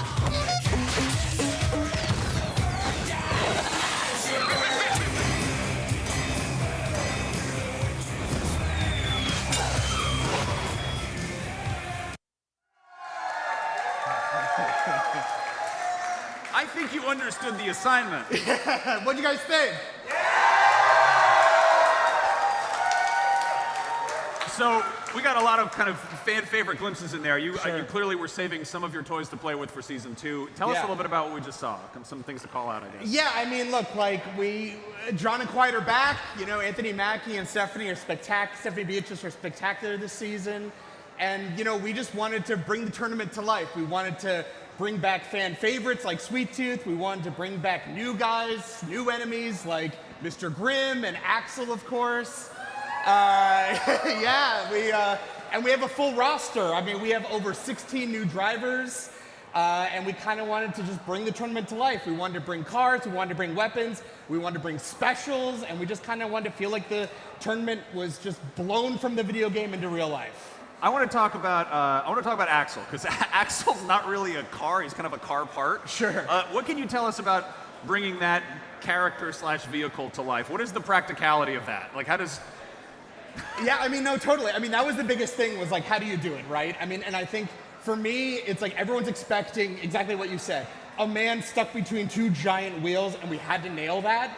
So we did it practically first. So we actually had a giant, over a ton, humongous rig that we built that we stuck the actor between. So it's real, it's practical. And then obviously when it's moving more than a few inches at a time, it becomes a CG creation. That's probably the safer choice there. Yes, I mean, yes. But it's a real thing. You're going to see it both real and CG. But we made it. It's real. You're going to see it a ton in the show. And I think you're going to love Axel as a character. We really wanted to stay true to the heartbreakingness of that character and his backstory, and I think you're going to love what you see from the character. Nice. Let's talk Calypso. You got Anthony Carrigan in there. People might know him as NoHo Hank. He was Zaz on Gotham. Tell us a little bit about sort of what he brings to the character as himself, and also, I guess, what he, how he nails the original and how he adds his own, Oh yeah, his own I mean, DNA, Anthony yeah. Carrigan is a dream. He's just so funny, so exciting. He's also a humongous fan of the game. So when I called him to talk to him about the character, he just like leapt at it. I talked to him about like where the character goes, and he was just so excited. And I think so much of the character is like, he's just having a blast. He's kind of standing in for the audience. He's like, oh, I get to play with these characters and see who dies. And I think like they're his plaything, and I think he really wants to put them through his paces. He has all these twists and turns ready for all the drivers. There's a little bit of what do you call it? Willy Wonka in him. There's a little bit of, wanting to see, have all these like twists ready for everybody, for the audience, for you guys, for the drivers. He's gonna torture everybody, and he knows that, one of them's gonna get their wish, and as we all know, it's never the way you think. So I think, it's gonna be really fun to see. And as you can see, there's a little bit of more to the character as well, more to Calypso than we all know. So let's talk about wishes and all that. We also got a glimpse of what looks like some grim magic happening in the trailer. I don't want to say that season 1 was grounded because it's got, rocket launching ice cream trucks. But it seems like things are getting a little bit more out there for season 2. How are you striking that balance between like realism and surreal magic stuff? I think season 1 was, we want to introduce the world where we're kind of taking our twist on Twisted Metal. Every Twisted Metal game is a little bit different. This is our iteration, right? And I think season 2, what I learned so much from Twisted Metal season 1 is, we all love when Sweet Tooth lights his hair on fire. We want to see more of that. So we leaned, I think we leaned even more into what makes Twisted Metal Twisted Metal. You're going to see more of the stuff of Sweet Tooth lighting his hair on fire. You're going to see things like Grim catching a missile and launching it in another direction. We want to lean more into the stuff that makes our show, and Twisted Metal like that. So, and I think when it comes to the supernatural stuff, we really want to lean into like, is it supernatural, or is Calypso the kind of guy who's like, I know that there's going to be a solar eclipse, so I'm going to time it just right. And we really want to like make the audience kind of discuss that and have it, let it be up for interpretation. Nice. What I love about the show is that there's actually a lot of Twisted Metal involved. There's a lot of practical effects. These are actual vehicles, and obviously you're using CG for some stuff so people don't get killed. Can you tell us a little about sort of what is like the biggest logistical hurdle with like actually blowing up cars and setting stuff on fire? You get one take. I mean, honestly, it was really important to me as a fan of like action comedies and big action shows to do as much practical as possible. So everything you saw there, I mean, except for the missiles and bullets, was real. We had over 16 to 20 cars on an actual like runway driving practically. When we blew up cars, we had doubles. We had, I think, 4 to 6 roadkills built. So we had multiples of the cars that we knew we were going to be doing big stunts. When we blew up a car, we had 1 to 2 of them so we could get at least 2 takes. Sometimes we had 1 and we're like, here we go, let's see what happens.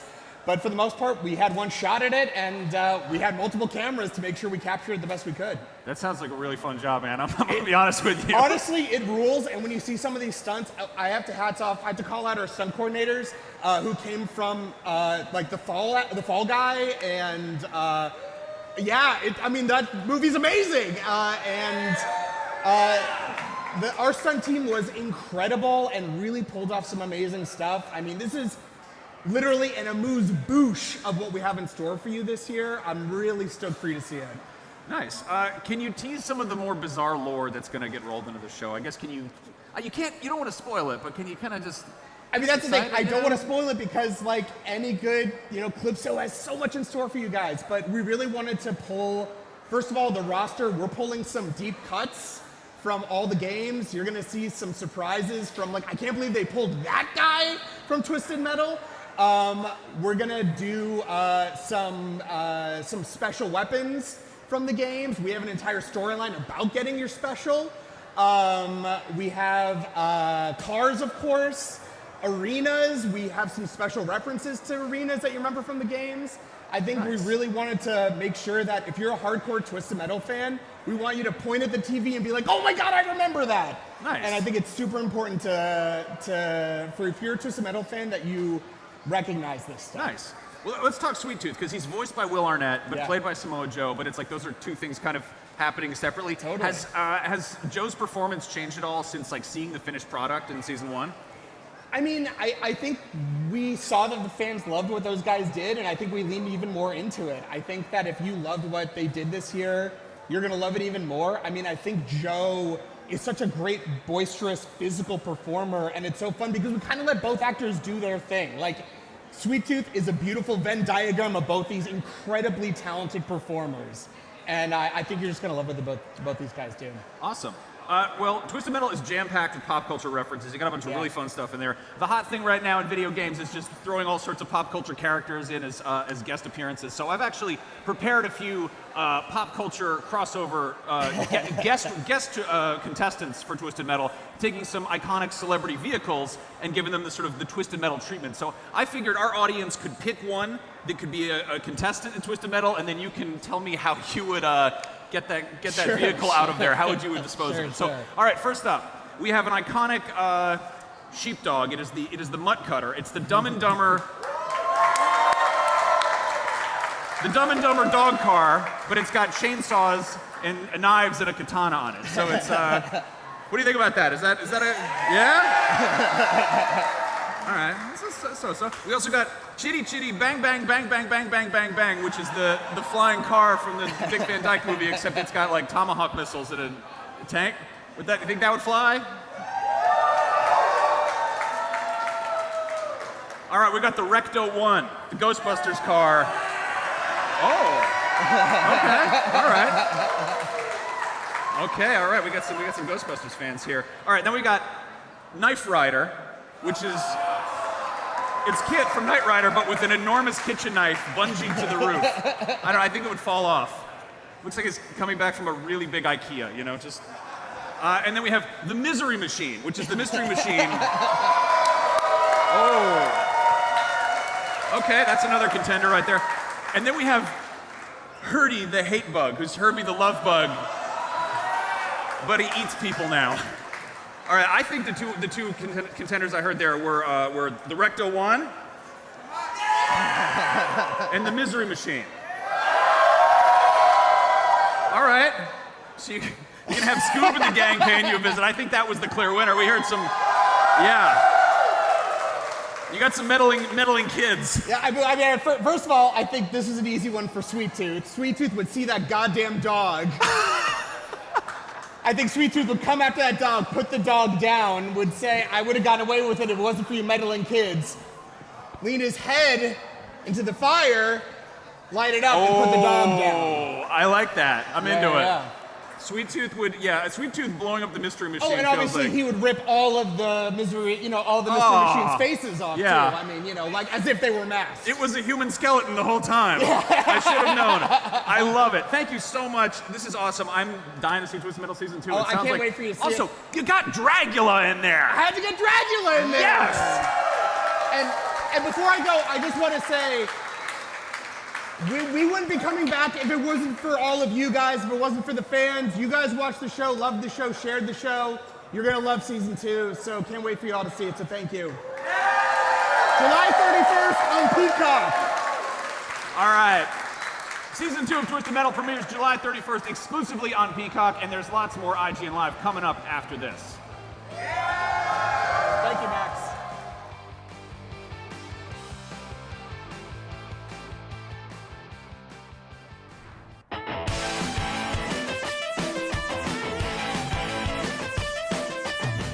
Ryan McCaffrey with IGN, joined by IGN tech editor Michael Hyam. Big Xbox announcement, Michael. We've got a handheld, an X-Boy, if you will. It's not actually called that, but it's we've just seen it revealed. And let's just get down to the nitty-gritty. We learned the basics already. What are the specs of this thing? Like, is it going to play our Xbox games in a way that looks good and runs well?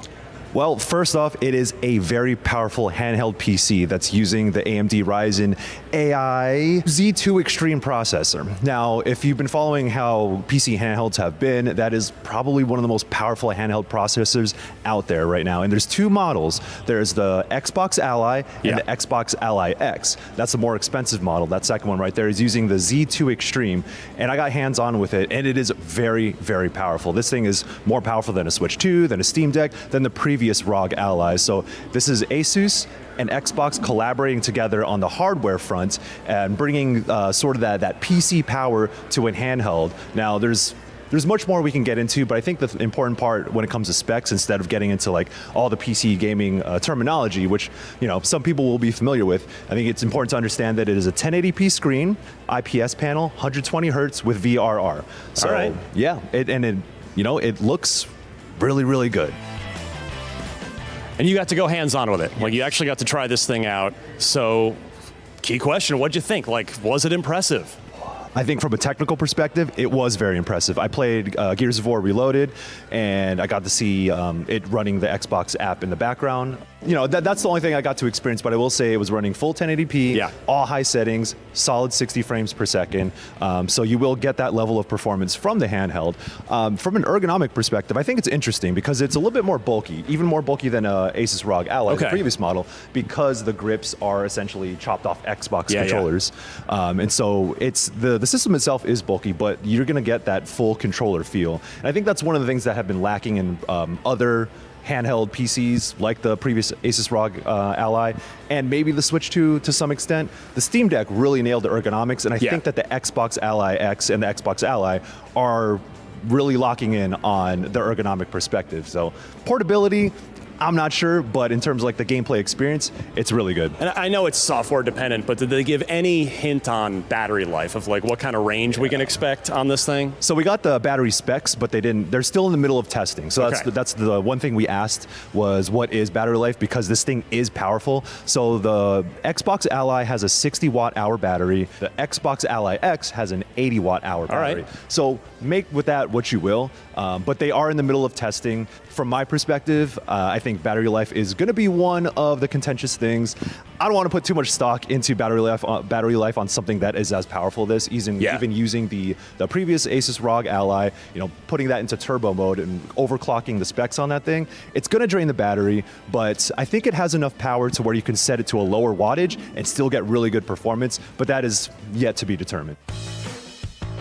All right, can you give me some actual numbers for this thing, for those of us that like to keep track of exactly what kind of numbers we're looking at? Yeah, so the Xbox Ally base level model has 16 gigabytes of RAM and a 512 gigabyte SSD. Okay.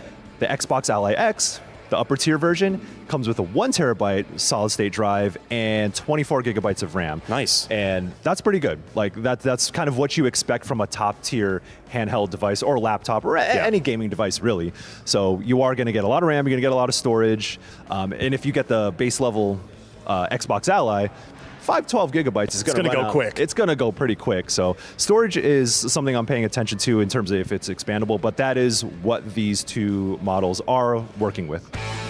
So kind of the other key question from actually you getting to use this thing is, I mean, Microsoft's whole campaign now is, this is an Xbox, everything's an Xbox, but is this running an Xbox kernel basically, or is it just a cleverly disguised Windows 11 handheld device? It's both. It's kind of both. I had some hesitancy when they said that this is still running Windows in the background. And I was like, ooh, that's one of the weak parts of a handheld PC is when they have to run Windows. Because it's a hog, right? Like compared to Steam OS, which is pretty lean and mean. So they understood that, and so they're running a modified version of Windows that cuts out all the unnecessary tasks and operations and processes. Almost like a Dreamcast running Windows CE, right? yeah. So it cuts out all the nonsense because that is one of the weak parts of the previous Asus handheld, and runs a modified version of the Xbox PC app. Okay. So when you boot this thing up, it boots straight into the Xbox app, and it's been modified to navigate with a controller. I think there's still some snags I'm running into in terms of like how to navigate that. You know, it's not final. This is still an early build, but I think that's one aspect that they do need to work on is how to navigate that app. It's much better than navigating on like a tablet for now, but there's still room for improvement. But I will say that they have considered all aspects of PC gaming. So you do get the Xbox app, and that's primarily what this thing is going to be working off of. But you are able to aggregate other libraries. So Steam, GOG, Epic, you will be able to import your games into the Xbox app so you can boot them straight from that app without having to open up other apps. And so I guess that's one way in which they're keeping things pretty like slim, lean, streamlined. That's the thing that I was concerned about most, and I think they're getting it right. All right, so I just built a new Windows 11 desktop gaming PC, and that's kind of a whole other video, but there are some things about Windows 11 that are just baked in that I can't seem to get rid of. And so did they speak to that at all on a device that's meant to be very optimized for battery life, for performance? Like, what do we got? Yeah. So I mentioned that they have slimmed down Windows and focused on the Xbox app. But I think around that too, there's a lot of concern about things like Asus's own software suite called Armory Crate. If you used the ROG Ally in the past, you know how bloated and how hard to navigate it used to be. That's still in this device, but I will say that they understood the assignment. You do have the Xbox button, which pulls up the Xbox app as if it is an Xbox console. So it's easy to navigate in that way, but you also get that Armory Crate integration in there. But I do think it's important to have that on some level because that's where you can control like the wattages, how much battery life you're using, and kind of tune your performance for this thing. So it still has levels of that. I only got to mess around with it a little bit, but so far I think it is a smart version of previous Armory Crate. If you don't know what it is, don't worry about it. It's just a way to tweak your settings and stuff. I wish we didn't have to use that particular app itself, but I think if we do have to use it, this is a smart integration of it. One thing though, when you're talking about Windows too, is that they're using the Ryzen AI processor. And so that means there's gonna be You just said AI, which all the commenters are immediately, they're all typing right now. You hate to see it. But that is something that they are pushing with these processors, and you see things like Copilot on Windows. So that's one of the things that I would talk about in that other video of things that annoy me. Anyway, please continue. Let me tell you about Copilot. There is a version of Copilot on this device, and they weren't able to speak to it too much because I think they're still working on what that actually looks like and how it functions. But there is going to be some version of Copilot that works as like, they pitched it as, oh, you can ask Copilot if you need like advice on like game guides or whatever. I don't want to do that. Yo, if can we just have it not take up any resources on this thing whatsoever? That would be great. That would be ideal. If we can direct them over to the IGN wikis though, that'd be pretty sick though. But no, we didn't get to see how it works, but that is something to anticipate. And I think that's one of the concerns that I will be paying attention to as we learn more and as things develop with the Xbox Ally and Xbox Ally X. All right, well, what about weight, Michael? Because from what you're saying and from just looking at it in the video, it is not a small device. Is this going to be like carrying around a boulder in my backpack when I travel with it? I will say, in my hands, it didn't feel heavy. So it didn't feel like I'm holding a brick or whatever, because it looks heavy. Don't get me wrong. The last thing you want is for your arms to get tired as you're holding it. I don't think that's going to be a concern. And if it is, get your weight up. You know what I'm saying? No, I'm just playing with you. Hit the gym. No, I'm just work on that upper body. I'm just messing with y'all. I think this is probably as light as it could possibly be. Granted, how much technology and how much power and battery life is packed into this thing. It's as light as possible, but it is by no means, it's not like a Switch or anything. I know you had a limited time with it, but I think maybe like I've got a Steam Deck. I think Steam Deck's maybe the baseline for this for now. Could you roughly compare it to the weight? Maybe a little bit heavier than a Steam Deck. Compared to if you ever use an Asus ROG Ally, that thing is dense. It's not heavy, but it is dense. And I think this thing is dense, which kind of speaks to like the way it's manufactured. But yeah, I don't think it's going to be any heavier than what we've already used. From everything you've said, I have what is a very large number with a dollar sign in front of it. Like, did they give you any indication on price? And assuming not at this stage, what's your best guess? No price yet. It is coming out in holiday 2025. That's what they said, holiday 2025. So you will see this thing this year. No price, but I have some sneaking suspicions on how much this thing will be. It's going to be expensive, let me tell you that much, because the Z2 Extreme processor that's some high level stuff, and you got to pay top dollar for that. And the first Asus ROG Ally was not cheap either, and things have only gotten more expensive. I'm gonna guess, again, this is just a guess. I don't got any insider Don't try this at home, kids. Yeah. We have a professional here. Yeah, I'm gonna guess that the Xbox Ally X will probably go for maybe $800. And maybe the lower level, the regular Xbox Ally will probably be $600 or $650. Okay. Like, these are powerful PCs, basically.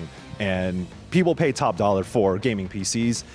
This is kind of in that tier. It's kind of a technical marvel in terms of packing that power into a handheld. So you pay a premium for that as well. But if I can take my Game Pass library anywhere I go, that might be worth it for me. It's pretty sick, yeah. And thinking a little bit outside of the handheld itself, now when you look at the market now, where you have Steam Deck, you have Switch 2, you have a previous Switch, every MSI has their own thing. Yeah. Every PC manufacturer under the umbrella has their own handheld.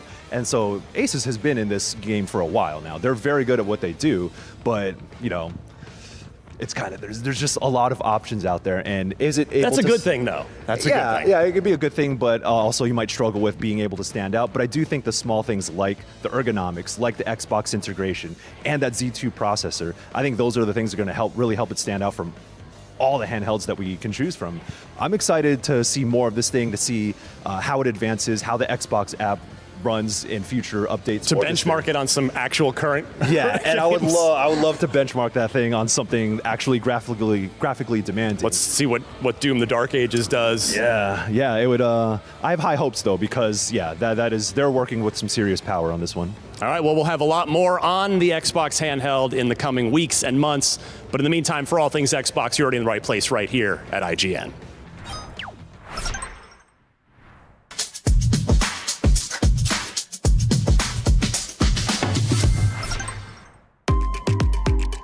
IGN Live is presented by Mind's Eye. Pre-order now.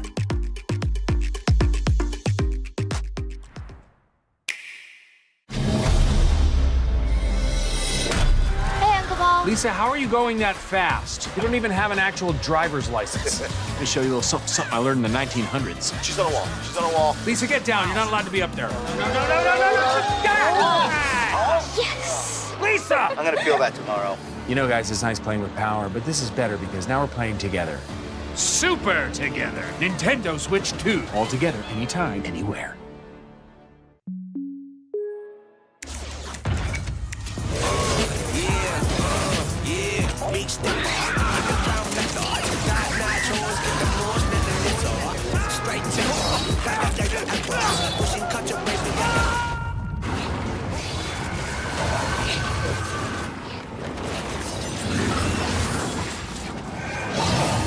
Reach your impossible with the AI-powered Legion 7i.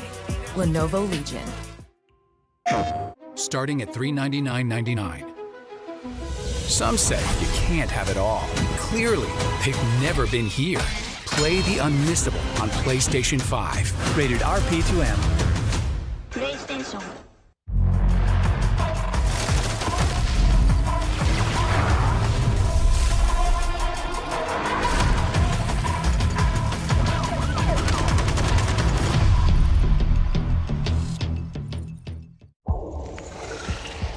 This ship collected 5 different life forms from the darkest corners of the universe. Each one a unique, deadly species. Monsters.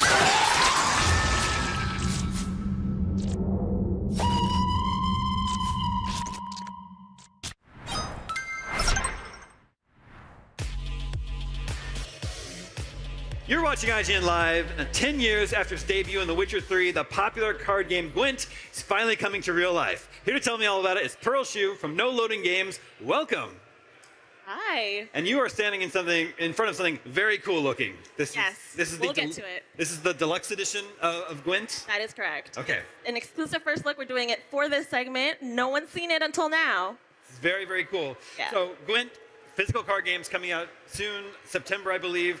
It's rolling out as a living card game rather than a collectible card game. What was your thought process behind presenting it this way? Yeah, well, like you said, it's been 10 years since The Witcher 3 Wild Hunt came out. So together with CD Projekt Red, we wanted to give something for the fans, something fun. And what better fun way to commemorate than with Gwent that came from this RPG? I think it's something like 60 million fans have played Gwent in The Witcher 3 Wild Hunt. And so we wanted something where you pick up the box and then you can immediately just lay down those cards. Well, I am one of those 63 million fans that played Gwent in Witcher 3 and in the standalone game. Now, of course, digital card games can keep track of a lot of stuff, a lot of mechanics for you. So how are you looking to streamline some of those ideas in the physical game? Yeah, that's a good question. So we do have scoring ladders that's set up in the board. So we might talk about it later when I do an unboxing, but we have a paper game board. And there is a scoring ladder. You're going to have scoring tokens. So every turn, players can calculate how much power their army is. We also have gem counters for when you lose a round, you lose a gem. If you've lost 2 gems, you've lost them all. You've lost the game. You're cooked. Yeah, exactly. Okay, let's start unboxing. This is the deluxe edition. We'll get to that in a moment. You wanted to start here with the standard edition, I believe. Yeah, let's do that. Start opening this up. All right. So I'm going to ask you, I'm going to have you talk and unbox at the same time, unless you want to speak to what we find here in the box. Okay, right now. so we have the game mode book. We also will have a rule book. That's right now in the deluxe box. We have the paper game board that I was talking about. Let me quickly open it. It's for 2 players. Wow. So this is the scoring ladder I was talking about here. Thank you. And you have your battlefield, the 3 rows here, the 3 rows down here. You have leader, your deck, your discard pile, and in the back, a very nice poster. Look at that surprise. Ooh. Yeah. Very nice. Yeah. They love it. They love it. We got some real fans here. Oh, I love it. Cool. All right. Okay. And then this is another copy of the scoring because, again, like you said, this is a manual scoring. Right. It's important. And we have the gem counters, the point trackers, where if you flip it, it's 100. And then the coin that you flip to decide who starts the game. And then in the box, let me put this under, you have 436 cards. So you can really deck build with this. Yeah. We have all 5 factions, and this is where your accessories are going to go. Okay. Okay. Did you want to show off any of the cards? Oh, yeah, I can show here. Why don't we do a classic? Classic. A classic Geralt Northern. I know this guy. I think people many do. So this is the standard one. You also have a foil version of We do. Geralt's So over here, right? let me pull out these 2 so people can see. So these foil cards are 10 neutral heroes from the Ballad Heroes DLC. You'll see they're both Geralt. They're the exact same description, same power. The only difference is it's an alternative art here, and it's foil, of course. And so Geralt, because he's a neutral character, does appear in all 5 factions. This is just Northern Realms to give people an example. And where would players obtain the foil cards? The foil cards, you can buy them in a pack of 10 for the faction. Got it. We are also currently running a promo on our website that if you subscribe to our newsletter, or I think you can just go on our website, you get a pack of 5 randomly generated. Got it. I know some people like the excitement, the thrill of that, which of the 50 you're going to get. Yeah. But yes, you can buy a pack of 10. If you know you have a favorite faction, you can go ahead and get those alternative artwork. Cool. So then there's the deluxe edition. Yes. So let's start here at the top down. Here we have beautiful velvet lining. You're going to find your rule book and the game mode book, of course. Then in here you have all 436 cards, same as the standard retail, but you will note that the size is different. So again, let's use good old Geralt as an example here. Wow, okay. Yeah, you'll see it's the same artwork. Again, everything's the same. It's just this is a poker size, standard trading card game size, and in the deluxe we have the tarot size. So let me put that back. And then you might be wondering, hey, there's a 6th. What's that doing there? That's going to be the Ballad booster packs. So the box is going to come with all 50 already in it, and this is the slot that it's going to go in. Copy. And also, I know some people are going to ask already, it will fit the card sleeved. Oh, wow. Great, great. You thought of everything. We're trying to, you know, yeah. This also, I do want to mention, this is an early prototype, so we're going to have some little differences as we like finalize what it looks like. But these are the details that were really important to us and are really important to the fans. So we're glad it's here. You have the compartment for the accessories. Right. And in here, oh my gosh, a little pouch. What is in this pouch? Let's find out. It is the accessories. And so, as you saw earlier, it's cardboard in the standard version. Here you have the acrylic rubies, and you have a metal Witcher coin. If you want to flip it, again, that's how people are going to decide who starts the game. Yeah. There you go. Thank you. So let's put that back where it belongs. And then down here, you have 4 panels. And if I carefully slide one out here, this is 1/4 of the wooden board. It's engraved. Just a fourth. Yeah, just a fourth, because it is for 2 players, just like the paper game board in the retail. So here you would see the start of like your 3 battlefield. It's sized for the tarot card. So if I put good old Geralt here, he fits right there. And then you see your scoring ladder here, right? For like, so if you had Geralt, you put 1 token here, and then 1 for the 5 for 15. Your deck, your discard pile, and then all of them connect with these little magnets. Oh, cool. Yeah. And then you would just slide it back when you're done with it. And then like that. I'm not sure. Yeah, if everyone can read it right here, there's an engraving that says, "How about a round of Gwint?" How about it? Very cool. Nice little detail. And so I think for the physical game, you've introduced a new game mode. Is that right? We've introduced multiplayer game modes. Cool. Yeah. Can you tell us about that? Yeah, of course. So in Gwent, right, classic, it's 1 versus 1. And then we were looking at this. We have 436 cards. You have 5 factions. I think we could cook a little here. So we have 2 versus 2. So, for example, we could be a team against another team of 2. We would each have our own faction, but we would share the battlefield. And we would share a discard pile, and you can look at each other's cards. So strategies are about to go really ham. Cool. We also then have a free-for-all, and that's 3 to 5 players. So everyone can grab a faction, and you're against everyone all at the same time. Wow. It's pretty chaotic, but it's a lot of fun. And yeah, it's all detailed in the game modes book, so players can read up on that. Do you have a favorite faction? Ooh, what a question. On the spot. I'm the type of player that like I like to play with different factions. Currently, I am enjoying monsters because you can muster up so many. Like you have 1 card and then you can muster up the rest. It's pretty fun, and it looks visually imposing too. Yeah. So you look pretty hard. Do you have a favorite card within monsters? Oh, well, within monsters, it's going to have to be one that musters. Okay. So, yeah, like vampire, right? Cool. You take 1, and then this symbol is the muster effect. So then you would, as it says here, find all the vampires in your deck or hand. So in that 1 move, you then add like 4 other cards. That's pretty visually imposing. Yeah. Can you share what your plans are for booster packs? Yeah. Well, like I said earlier, the booster packs are 50 in total because it's 10 neutral heroes across all 5 factions. Players can either collect all 50, only just the ones in the faction you want. They're just alternative artwork, so it's not like you're missing out. Like all these heroes do exist in every faction already in the game that you have. But it's just something nice to look at. And it looks cool, and it makes your deck legendary because it's from the Ballad Heroes DLC. So obviously it's a great, you got modes for 2 to 5 players, but you can also play Gwent solo. Yes, you can, yeah. So we have a very important question here. Could this be played in a bathtub? You know, people want to know. They want to know. And it's not too late to add in the rulebook how to play Gwent in a bathtub. I'm not even going to pass judgment, right? Because, again, like I said, we want you to be able to play Gwent anytime, anywhere. Where that is for you, I'm not going to judge. I would probably advise that you have faction card sleeves for some measure of waterproofness here. Well, I never said there would be water in the bathtub. Oh. You could just play in a dry bathtub, right? I think. That's on me. That's on me.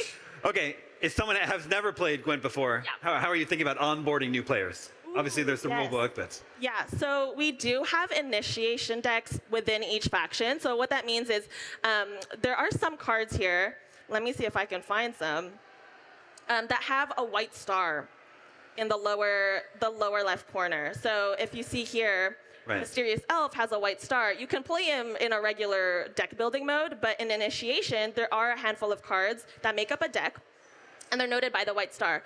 And so what that means is when you decide to pick up Gwent, you know, maybe you're like a huge fan and you're like, hey guys, like I want to play with you. And they're like, oh, I don't know deck building. I've never built a deck before. You just give them this initiation deck. They shuffle it, take 10 cards, and then that helps them just learn the abilities, the faction unique abilities, and they can just get right into it. And after a couple of rounds, you're a Gwent master. Cool, Gwent master. Okay, we have a very special opportunity for a Gwent superfan here. You've got a bit of trivia.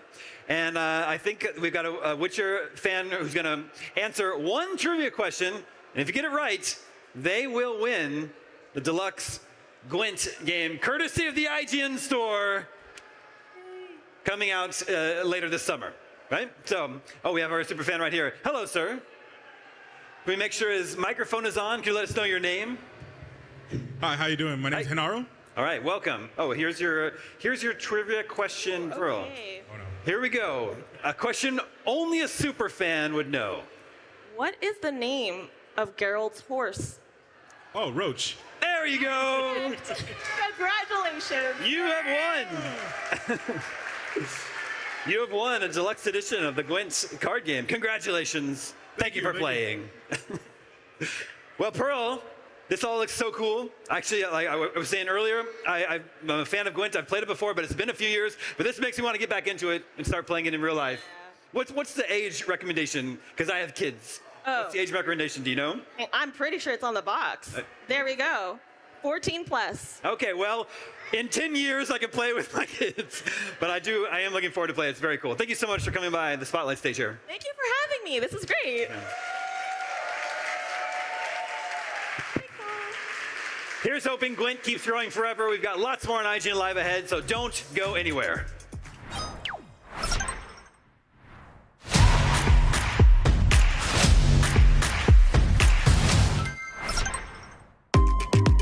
IGN Live is presented by FX's Alien Earth. Premieres August 12th on FX and Hulu. Hey you! Looking for a way to wear your fandom with pride? The IGN store is the ultimate destination for awesome merch and collectibles from the biggest games, movies, shows, and everything in between. Cruise the wasteland in style with a Vault Dweller hoodie and replica Pip-Boy. Kick back and relax to some of the best game soundtracks ever pressed on limited edition vinyl. Or level up your whole wardrobe with a massive selection of officially licensed apparel. From iconic properties like Star Wars and The Legend of Zelda to newer fan favorites like Atomfall and Expedition 33, the IGN store has you covered. You'll also find hats, jewelry, action figures, board games, model kits, art books, and even snacks. Whatever you're into, you're bound to find something. See for yourself and head to store.ign.com today. Catch up on all your favorite shows with up-to-the-minute gaming and entertainment news with Geek Media Podcasts. Welcome to a very special episode of IGN Game Scoop. Game Scoop has you covered for all things gaming and the latest game releases. Tune into Podcast Beyond for the biggest PlayStation news. Man, this is a cool looking trailer. Everything Xbox on Podcast Unlocked. This is Steve Downs, the voice of Master Chief. Catch up with your Super Nintendos on Nintendo Voice Chat. Switched to pre-order Mania. It was chaotic last night. And get all the latest console news and rumors with Next Gen Console Watch. Now Xbox and Phil Spencer are even saying that a mid-gen refresh isn't even necessary. The Cinefix Top 100 podcast picks a movie every week to celebrate and debate. It's kind of every movie's grandpa. Geek Media Podcasts. The best podcasts from around the world. The Cinefix Top 100. A list so secretive even we don't know what movies are on it or where they rank. What do you mean you don't know? Each episode will reveal one of the movies. Did I rush it? Felt like I rushed. That was good. I liked it. Talk about why it belongs and finally find out where it ranks. Are you not entertained? Are any of the movies we've shown here even on the list? I have no idea, and it drives me crazy. Join us as we find out on Cinefix, IGN, and wherever you get your podcasts. Why so serious?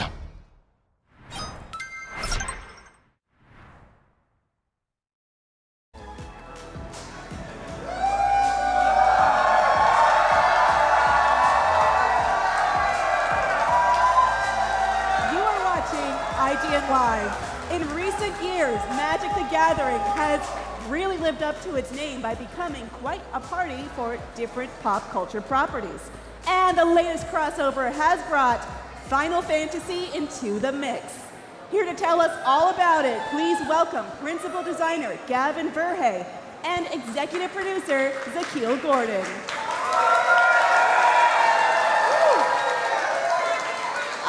And one more thing, we also have 2 lucky fans who are unpacking both starter decks from the new set, this one right here. And they're very lucky because that's not out yet. But we will be checking on them in a little bit. But first, let's learn more about it. Why is Final Fantasy the best crossover you guys have ever done? I'm going to make you admit to that. All the other crossovers, good, but not as good. Why is this one the best? Well, it's Final Fantasy. Yes. That really helps. You know? Yeah, that's right. Final Fantasy. We've been working on this set for about 5 years. That's when this whole thing kicked off, right, Zakil? Yeah, we've been working on this for 5 years. Everyone on the team are lifelong Final Fantasy fans. We've all been playing Final Fantasy for collectively more than 20 years. From the designers, our art directors, everyone, business development, the entire studio is just like, I've been playing Final Fantasy for even longer than I've been playing Magic. So it means so much to me personally and professionally to make sure it was awesome and exciting. And like in really some ways, we made the set for 5 years. Yes. In some ways, we made it for 20 years, right? Yes. Because we all grew up playing these games, and they're such a big part of all of our lives, and probably your lives too, right? Yeah. Well, on that note, I gotta ask, what are your favorite games from that series? All right, I'm gonna go with a pick. Not everyone has the same opinion, and you can be wrong, that's fine. My pick is Final Fantasy IX. I love Final Fantasy IX. There we go. I love Final Fantasy IX, I've always loved that game. And as the lead designer, I got to put my thumb on the scale a little bit, which is why you get like Mythic Rare VV and some other cool stuff hanging out in the set. My favorite Final Fantasy is not just my favorite Final Fantasy, it's my favorite video game of all time. Period. And that is Final Fantasy X. Oh, I think 9 got a bigger cheers, Zakil. Yeah, they're haters. 10 is my favorite too. So, Awesome. But they're also good, and I'm glad that they're all getting included in this. But how did you decide which existing cards would get reworked with the new Final Fantasy art? And how did you decide which of the amazing art or artists to use? Yeah, absolutely. Well, we'll start with kind of the process we use to figure out what to put in the set. So we took all the Final Fantasy games, we looked at all of them, 15 at the time, 16 of course came out during the development cycle, so we snuck that one in there. And we made a spreadsheet with all the heroes, all the villains, all the cast, all the party members, all the items, all the story moments we could possibly want. And we tiered them out into 3 tiers. Tier 1 was like, you gotta have it. This is Cloud, Sephiroth, like the heroes of every game, the villains of every game, you gotta have that. And then the next tier is like, okay, well that's kind of in the middle somewhere. It's like a cool side party member or a neat story moment. And then tier 3 are like the deep cuts, you know? This is like guy speaking beaver on Commune with Beavers, right? This is like, if you know Final Fantasy II, you were gonna love this. And we wanted to get all of it in there from all 16 games, so every game is represented. There's a bit of love from every game in the set, and you have something from, you know, the most iconic characters to truly some deep cuts that you would be like, wow, I cannot believe they put that on a Magic card. It's very cool. I love that you took care of all the esoteric choices you could make, because you can. What are some of the brand new cards designed for Commander format? Oh man, there's so many great cards for Commander. I mean, the set has like around 100 legends in it. There's also 4 Commander decks you can pick up, which by the way, they're awesome. Each deck is based on a different game. There's one on 10, 14, 6, and 7. And so if you buy it, almost everything in the deck, basically everything besides the lands, is themed to that game. So if you buy the 7 deck, it's like you're looking at the whole story of Final Fantasy VII play out before your eyes, which is absolutely fantastic. So there's some really amazing legends there, lots of cool new Commander cards. I know for me personally, as a 9 fan, I'm gonna go build a VV deck, which might be a little cracked. We'll see what happens, but it's gonna be cool. It's gonna be very exciting. And you know, as you mentioned, we really chose those decks to kind of represent different eras within Final Fantasy. FF6, kind of early SNES, Final Fantasy VII for PlayStation 1, Final Fantasy X PS2, and then of course MMO audience for Final Fantasy 14. So we tried to really kind of get the entire breadth of the entire franchise in our product lineup. Well, you said VV was the leader of the 9 deck. How did you pick which characters would lead each deck? Oh, that's really, really tough. So when we were looking at the 4 Commander decks, right? So we're looking at 10, we're like, we gotta have Tidus lead it, right? Like he's the protagonist, makes a lot of sense. It was that or Yuna, those were kind of our choices, right? Final Fantasy VII, you gotta have Cloud and the Buster Sword on the front of the deck. That's absolutely critical. Final Fantasy XIV we talked about for a while, but eventually Ashtola, is a great character that players love. And then for 6, Terra, just so iconic, right? So we got all those in there. But there's so many other legends inside the deck, right? If you want a cool Sephiroth, there's a Sephiroth inside the Final Fantasy VII deck. If you want a Celis, you can find Celis in the Final Fantasy VI deck. So it really is like seeing the whole story, the whole game play out before your eyes. Were there any cards that you really wanted to include, but you just couldn't make it work? So many. Yeah, the big challenge of trying to bring Final Fantasy into Magic is, again, we were going for the entire mainline series. So Final Fantasy I starting in 1987 to 16 going up until a year and a half ago. That was a self-imposed limitation on our side just to make sure we really did those games justice. Of course, there's a lot of fun spin-offs and all kinds of other things throughout the series. But in order to get this right and to do justice by all those mainline games, we limited it to those core games, which left out a couple of fan favorite characters, but that was part of the design. And the thing is, we're covering so many games, there's only so many cards in the set, right? We could have made a set twice the size and still not hit everybody people wanted because there are so many iconic characters. And when you're building a Magic set, you've got to have your spells, your commons, your artifacts, so not everything can be a legendary character. So we got as much in as we could, and with stuff like the Commander decks and the cool bonus sheet full of awesome concept art that is amazing. We got in a lot of really, really cool stuff. But, for me personally, having to leave Ico on the sidelines killed me as a 9 fan, but yeah, hard choices have to get made. Hard choices have to get made. Well, I want to talk about the bonus sheet through the ages. Tell me more about it, and the borderless cards if you can. Yeah, absolutely. So the Through the Ages bonus sheet was something that we made halfway through development as we're really studying about what they made. We're using a lot of the existing assets and concept art to bring many of these characters to life within Magic. As we were referencing these iconic pieces by Yoshitaka Amano, Tetsuya Nomura, there was nothing cooler than, I think, we came into a meeting one day and we're just like, guys, not only is this art just amazing, we should just put these on cards. Like a Sephiroth as an Atraxa is like the coolest card that we could make, so let's just do it and have fun. I remember you called me into a meeting, you're like, Gavin, we got the concept art, we can use the concept art, how are we going to use this? Because it's so iconic, right? That is amazing, amazing art. It had to go somewhere, so great call, Zakil, great call. I want to talk about this all day, but I think it's actually time for us to check back in with our lucky fans and see what cards they found in their decks. These cards aren't even available yet, so you guys are among the first to get your hands on these. That's right, that's why we come to IGN, folks. Jada, what do we have? Well, Hector and Sadie are vigorously going through these decks looking for all these cards. There's some really cool ones. What we got here, Hector? Anything cool stand out for you yet? We got Sephiroth. Woo! Sephiroth! How about you, Sadie? What'd you find? Rosa? Yeah, Rosa, Resolute White Mage. Nice. Some really cool cards. What else we got? Keep going, keep flipping through. See what else we got in here. We got any golden chocobos? Any chocobos? Any chocobos in here? No chocobos. No chocobos yet. All right, you guys have all to buy right. some boosters to get some chocobos. That's right. I mean, I think that shows the spread right there, right? You have Rosa for Final Fantasy IV, Sephiroth for Final Fantasy VII, two characters that you would never see together in a normal Final Fantasy game, but here you can play them side by side or fight each other, It's a lot of the fun. And there are lots of chocobos in the set. If you like chocobos, we got chocobos. There are a lot of chocobos. Well, thank you both for joining me today.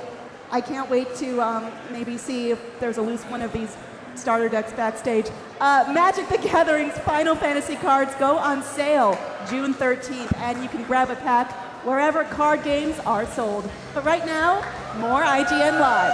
Stick around.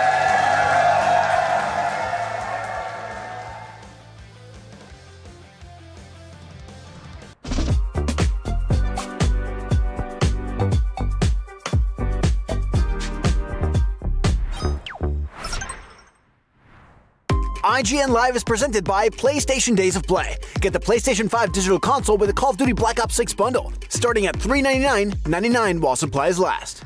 The average Cinefix movie list features nearly 100 different films and approximately 25 minutes worth of wall-to-wall deep dive analysis. To simulate that pace for this 30-second ad, we're featuring 26 different films, and before you say it, no, that math does not check out. We're not math people, we're movie people. We can't even count down from 10 without ending up at, 96. Subscribe to IGN Movies and TV for more Cinefix movie lists. Bad at math, great at movies. Can't find that final collectible you're missing? IGN strategy guides and interactive maps are here to help. One step at a time. IGN guides are trusted by millions, easy to use, and best of all, free. IGN has the very best, most complete and accurate guides for Shadow of the Erdtree, Baldur's Gate 3, Tears of the Kingdom, and so much more. See? It's good, right? Every guide is tested and verified for you by experts. Just search for IGN when you search for guides.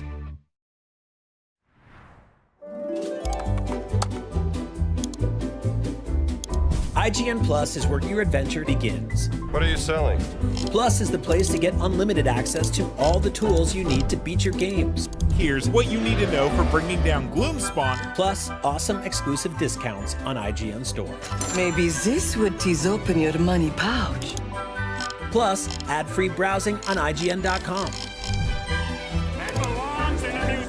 Plus, unlimited game help tools like premium interactive maps with your own custom map markers, filters, marker notes, and more. This will come in handy. Plus, access to sweepstakes, giveaways, and free game keys. Wow! Exactly. Want more? Head to IGN.com/plus and start your adventure today.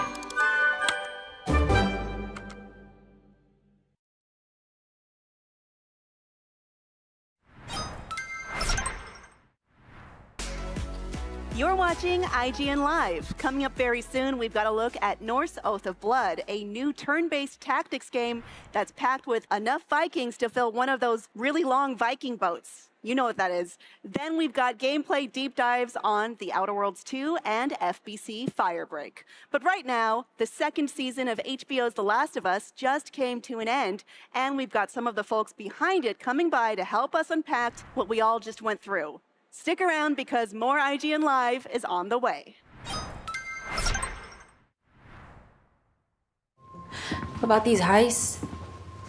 We Ocean's 11 or The Sopranos? What's the difference?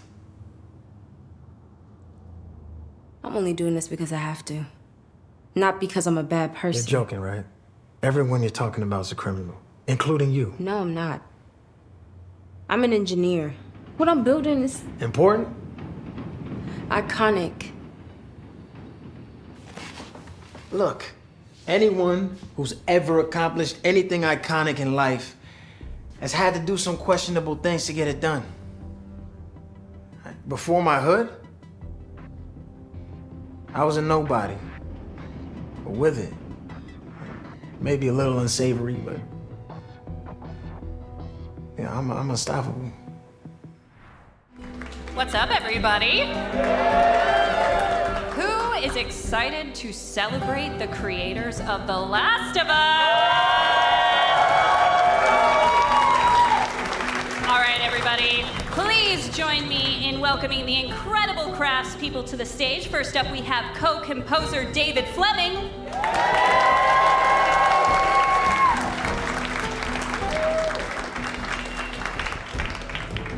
Editor Timothy Good.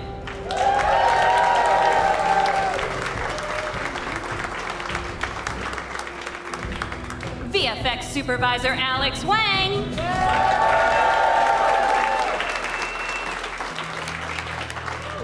Production designer Don McCauley.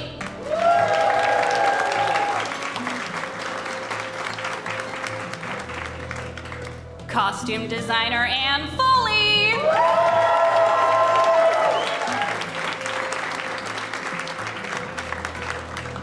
Cinematographer Cassinia Soretta.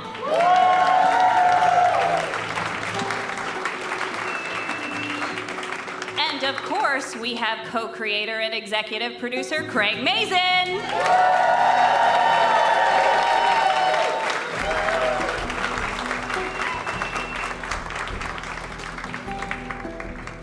All right, did everybody like my hokey pokey while we were inviting everybody on stage? It's so green. Welcome, everybody. Thank you. We are so excited to have you all here today to celebrate the absolutely gorgeous season 2 of The Last of Us. Craig, at the beginning of this season, you and I talked about adapting the unadaptable. Can you talk about how each of these wonderful creators helped make that happen? They didn't. I've actually never met them. The truth is that Neil and I are vastly overcredited for the success of the show. We obviously work really hard on it, and everything that we do draws from the source material, but these are the people that bring it to life and put it together, and they deserve so much credit. I'm so happy that you guys get to meet them today. The beauty of the lighting from Ksenia and the incredible smorgasbord of 1,000 costumes from Anne, the world that Don builds from wood and steel and concrete and dolomite and possibly asbestos, and then all Alex does is create the impossible out of ones and zeros and does these beautiful things that move us. Tim puts it all together in ways that are surprising and moving, and then David adds this gorgeous melody to everything. And all of it is necessary. All of it makes the show what it is, and they all deserve a round of applause for everything they've done.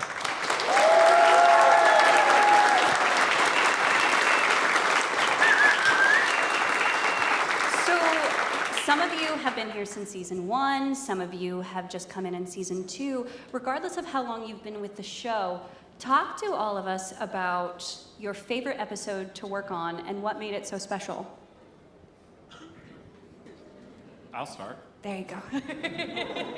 Weirdly, there's so many, but the one that really was my favorite was Long, Long Time, the Bill and Frank episode.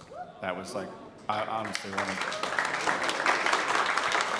it was, from the moment I read that script that Craig wrote, it was just like, this is incredible. Never read anything like that in my life. And was terrified to put it together because, like, if I don't do it right, we're gonna lose. So, but ultimately we won, and it was a great episode, so that was my favorite. I would say it's a toss-up between episode 2 and 6. In 2, obviously getting to do close to 600 fittings with the infected, even the residents of Jackson, was such an accomplishment that my team amazingly pulled off beautifully. But also in episode 6, I loved seeing Ellie's arc from a 15-year-old to a 19-year-old and getting to show that through her costumes. It was wonderful. It's one of the things I'm the most proud about. All right. I'd say pretty much like any episode, I'm so excited to bring it to screen. And you know, with The Last of Us, it's very hard because the original material is already so beautiful and it sets such a, you know, high bar for the level of visual storytelling and overall lighting and composition, everything. So a lot of times when you're trying to, you know, find like cinematic tools to put that on the screen, it's very challenging to kind of, you know, bring it closer. But I'd say from season 2, episode 6 for sure is very special for me, and especially, you know, the space capsule sequence was very exciting. I was really looking forward to creating that. I'd have to go with 6 as well. I think there's something pretty special about when Neil's directing, because he, you know, he's lived with, well, Craig as well, but Neil's lived with this for decades, basically, knows this stuff inside out. So, you know, there's a certain, it's just, honestly, it's great to see. There's one time in particular where he and Hallie Gross, his co-writer, were walking out of the Space Museum after it was lit and dressed, and they were literally almost in tears. It was so emotional for them, and he describes a lot of these sets as, you know, surreal to walk into when they're done in real life. So I take a lot of, you know, joy out of that and seeing his face in particular. I think for me, it damn nearly killed me, but episode 2 for sure. Just the amount of visual effects was a lot of fun and a big challenge for all of our team, the vendors, but it's just a beautiful episode as well. Just you could take that out and it just becomes almost like a feature film of its own. But obviously there's this other little thing that happens in that episode besides the horde. So yeah, it was just a great moment in my career to work on an episode like that. Yeah. I think episode 2 for me as well, and very similarly, I think it was the most challenging episode this season. I think I talked to Craig early on. He was like, "Oh, you're going to be really busy in episode 2," and then I sort of, expected, okay, there's going to be a bit of some action or something like that, and then I saw the Battle of Jackson, and it was like, oh my God, he wasn't kidding. It was insane. But also, episode 1, on this show, I have the amazing honor of working alongside Gustavo Santaolalla, who's just, an incredible composer and has shepherded the musical identity of the show for such a long time. And I think episode 1 was a really nice mix of my work and Gustavo's work, so both of those. Craig, do you have a favorite child? No, because it's all one thing. I know there are episodes because there has to be, but I think of it all as a piece, and then I think of seasons now as one thing. So there are episodes that we work on, then there's a season, then there are more episodes, there's another season. But to me, all of it is commenting on all of it. Everything that we do is setting up moments later, little things that visually or sonically you experience are going to come back later. So to me, they're all my kids. And like I tell my 2 kids, I love you both equally, even though, of course, one of them is a little better than the other. So it is extremely fitting that most of you were talking about episodes 2 and episode 6 of this season, because those are the 2 episodes that we are going to take a look at today. Let's start with episode 2.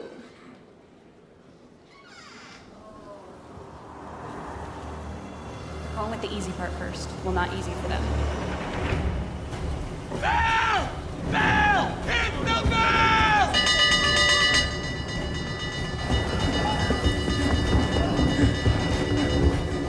They're coming!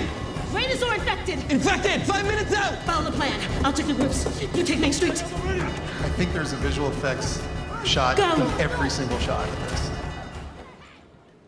Every single thing you see.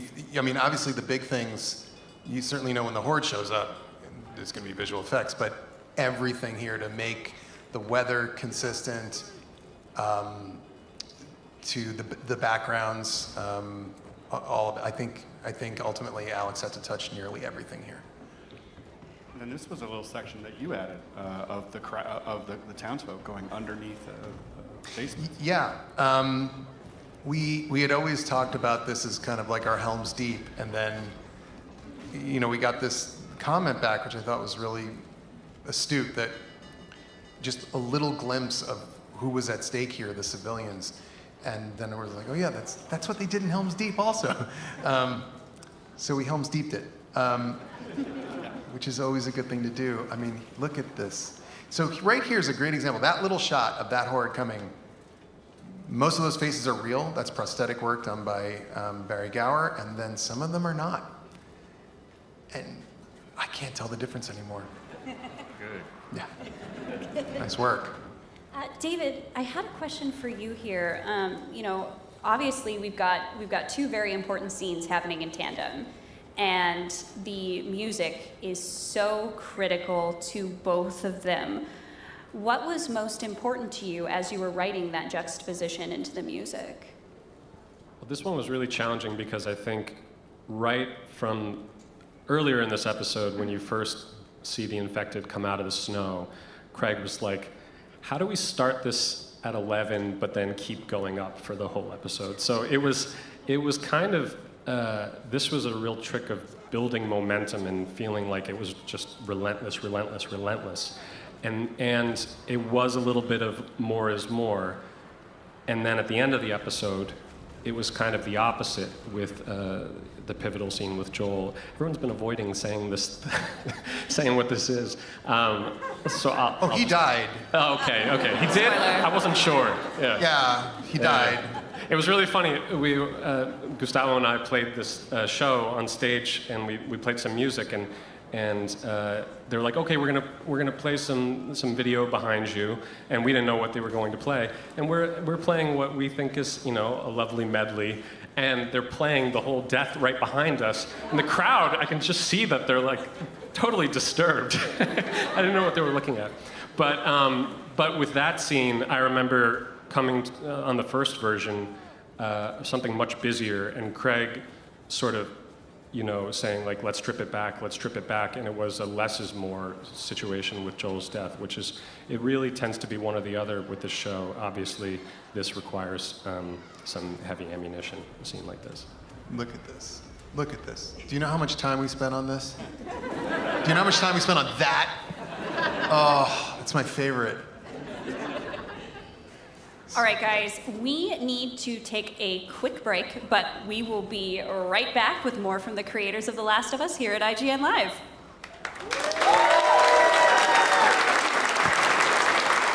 This is live?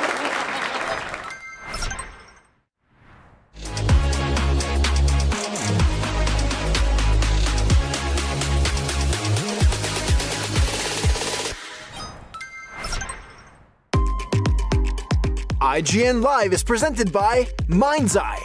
Pre-order now. Hey you! Looking for a way to wear your fandom with pride? The IGN store is the ultimate destination for awesome merch and collectibles from the biggest games, movies, shows, and everything in between. Cruise the wasteland in style with a Vault Dweller hoodie and replica Pip-Boy.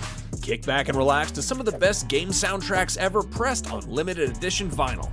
Or level up your whole wardrobe with a massive selection of officially licensed apparel. From iconic properties like Star Wars and The Legend of Zelda to newer fan favorites like Atomfall and Expedition 33, the IGN store has you covered. You'll also find hats, jewelry, action figures, board games, model kits, art books, and even snacks. Whatever you're into, you're bound to find something. See for yourself and head to store.ign.com today. Catch up on all your favorite shows with up-to-the-minute gaming and entertainment news with Geek Media Podcasts. Welcome to a very special episode of IGN Game Scoop. Game Scoop has you covered for all things gaming and the latest game releases. Tune into Podcast Beyond for the biggest PlayStation news. Man, this is a cool looking trailer. Everything Xbox on Podcasts Unlocked. This is Steve Downs, the voice of Master Chief. Catch up with your Super Nintendos on Nintendo Voice Chat. Switch to pre-order mania. It was chaotic last night. And get all the latest console news and rumors with Next Gen Console Watch. Now Xbox and Phil Spencer are even saying that a mid-gen refresh isn't even necessary. The Cinefix Top 100 podcast picks a movie every week to celebrate and debate. It's kind of every movie's grandpa. Geek Media Podcasts. The best podcasts from around the world. The Cinefix Top 100. A list so secretive even we don't know what movies are on it or where they rank. What do you mean you don't know? Each episode will reveal one of the movies. Did I rush it? Felt like I rushed. That was good. I liked it. Talk about why it belongs and finally find out where it ranks. Are you not entertained? Are any of the movies we've shown here even on the list? I have no idea, and it drives me crazy. Join us as we find out on Cinefix, IGN, and wherever you get your podcasts. Why so serious? All right, everybody, welcome back to IGN Live. We are here with the creators of The Last of Us, and we are still breaking down the wonderful episode 2. Before we go on, Alex, Timothy, and Dawn, how closely did y'all have to collaborate on that horde scene? Well, actually, when I'm watching that, all I think about is the literally thousands of meetings we do leading up to it. Like, even when I see that barrel go off, I'm like, we had like 10 meetings about that barrel. And not only did we have 10 meetings about it, but then we did foam barrels and we did lightweight cardboard barrels, and then we wanted to see how they landed. And literally every shot in this almost required 10 to 15 meetings, and Craig loves meetings, so the more we had, the better. But collaborating, I mean, we illustrate everything. It comes to storyboards with Mark. You know, we did a lot of retrofitting of the set, finished a lot of rooftops that we weren't planning to do, and it's all in very close collaboration with Alex, just in terms of where we stop and he takes over, and you know, things that he can finish for us. And you know, we provided as much as we could. It was a really big set, but obviously Alex is involved in every step of it. So. Yeah, I mean, with planning, for me, the sequence starts with previs. We have to previs the entire thing, and then we have meetings about the previs and then what goes in there and what Don can build and special effects. All the HODs get together and we have discussions about what is best to be done practically, what visual effects should take over, because many times all the time, visual effects when we're shooting, it's something that happens 6 months down the line, right? For me, I have to, in my head, envision what the shot's gonna be down the line and plan for it. We have to shoot it in a way where we're planning for success 6 to 8 months down the line, which is sometimes tricky because things change every day when you're shooting. So it's really communicating with Don and special effects, stunts, and everyone, and also just talking to Tim. So as kind of dailies start to come in and being like, what can we do better? And what can I'm always coming to him. Every day I say, Alex, what is this? And what's the plan here? And because, the bloater's not the bloater. The bloater is a dude with a big green ball on the top of him. So, and you have to say, well, what part of the previs works for this? And how many of these elements do I have to use? And then when we get the animations back, everything has changed because the motion has become that much faster for the bloater as opposed to what the human actor was able to do. So then I have to start recutting everything, and everything goes through Alex. And then and Craig and I will work on everything, and then we will then bring Alex in. There's always the old Alex, come on in. He loves it when we say that. Loves it. Alex? Yeah. Oh, hey, Alex, we have a question for you. And his heart sings because he knows he's about to go over budget again. And, that's the creative process. Going over budget. That's what we do. So we have got another, let's say, significant scene. Let's take a look at Joel. What? Really? Yeah. Again? Yeah. You did this. What do you mean again? I kind of feel like Neil did it. And I just helped bring it back. I see. Yeah. I just help everybody relive the trauma. Oh, yeah, you really are right there, aren't you? Wow. So let's talk about these golf clubs that we picked out, so there's quite a few meetings. Actually, weirdly, there was, I went back and forth. Putter, 9-iron, 8. I swear to God, it was a whole discussion. How good is Caitlin Dean, by the way? Stupid. Old man. Oh, jeez. Really? You don't get to rush this. This is me right there. That's me. Oh, boy. Oh, jeez. So there you're looking at prosthetics blended with visual effects, and also just incredible performances from Pedro and from Caitlin. All this takes place in a location we actually found. So we didn't build this. We found this place, which I kind of loved because I just remember how I felt in the game in that space. Yeah, and then Bella. Well, this is a great panel. So I do actually have a specific question about Abby and Ellie here. Obviously, the audience learned about Abby's motivations in the premiere, but with Abby's monologue in this moment, was there ever a moment where you considered leaving Ellie in the dark as to why Abby did what she did? Well, we do, in a way, because Ellie doesn't hear any of that monologue. When Ellie shows up, I don't believe Abby has any dialogue from that point forward. But there's somebody else that fills her in. Yeah. So Nora is the one that kind of connects all the dots for her.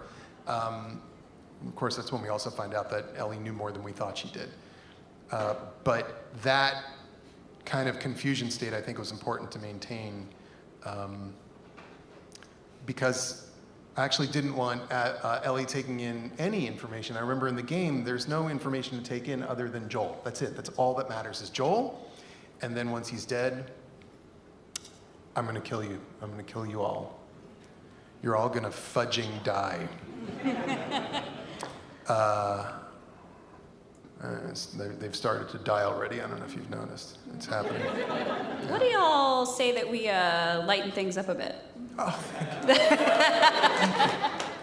Cool. All right, we are heading on to episode 6, where I we thought you were gonna go be like, from Ellie's beating Nora up. all Let's of go the on. trauma to all of the joy. Let's lighten it up, please.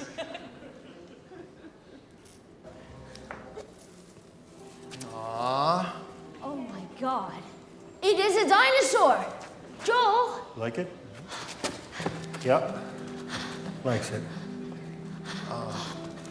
I love this moment in the game. I love that we got to do it. Whoa. Whoa, whoa. Just pure Ellie. joy. Ellie. Don and his team built this dinosaur. Oh my God. And then it was like wobbling a little too much. So then Alex made it stop wobbling, but then it looked fake, so we had to make it wobble a little bit. It's really difficult. And just the joy. So great. Speaking of joy, for everybody in the room and everybody on this stage, do you guys want to yell, "I'm on a motherfucking dinosaur" together? All right, ready? On the count of 3. 1, 2, 3.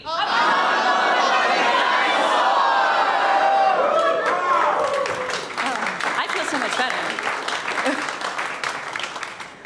So this is going to keep rolling. So I want to start with Anne.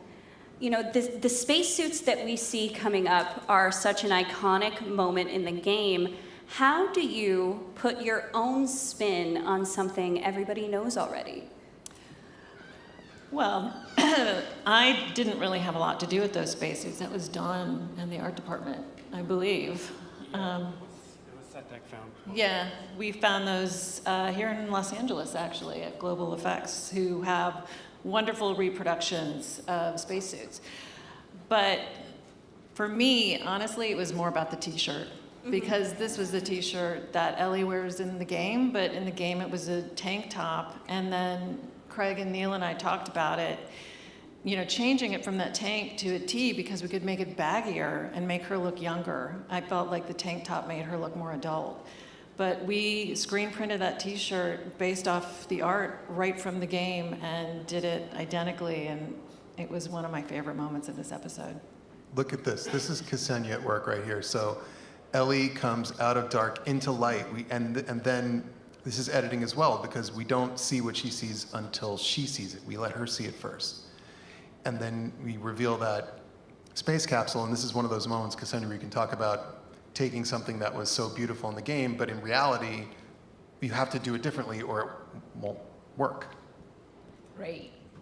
Yeah, it is very, I mean, the show has such a grounded look overall, and, you know, with all the handheld camera and trying to light it, in a way, very natural and very close to reality, and having this very special sequence, which gets us into, you know, this beautiful feeling of, you know, child's imagination is very special, and the way it was done in the game was already so brilliant when you just sit in her close-up and you just watch this whole lighting transformation together with music, together with this, you know, the space capsule shaking was absolutely incredible.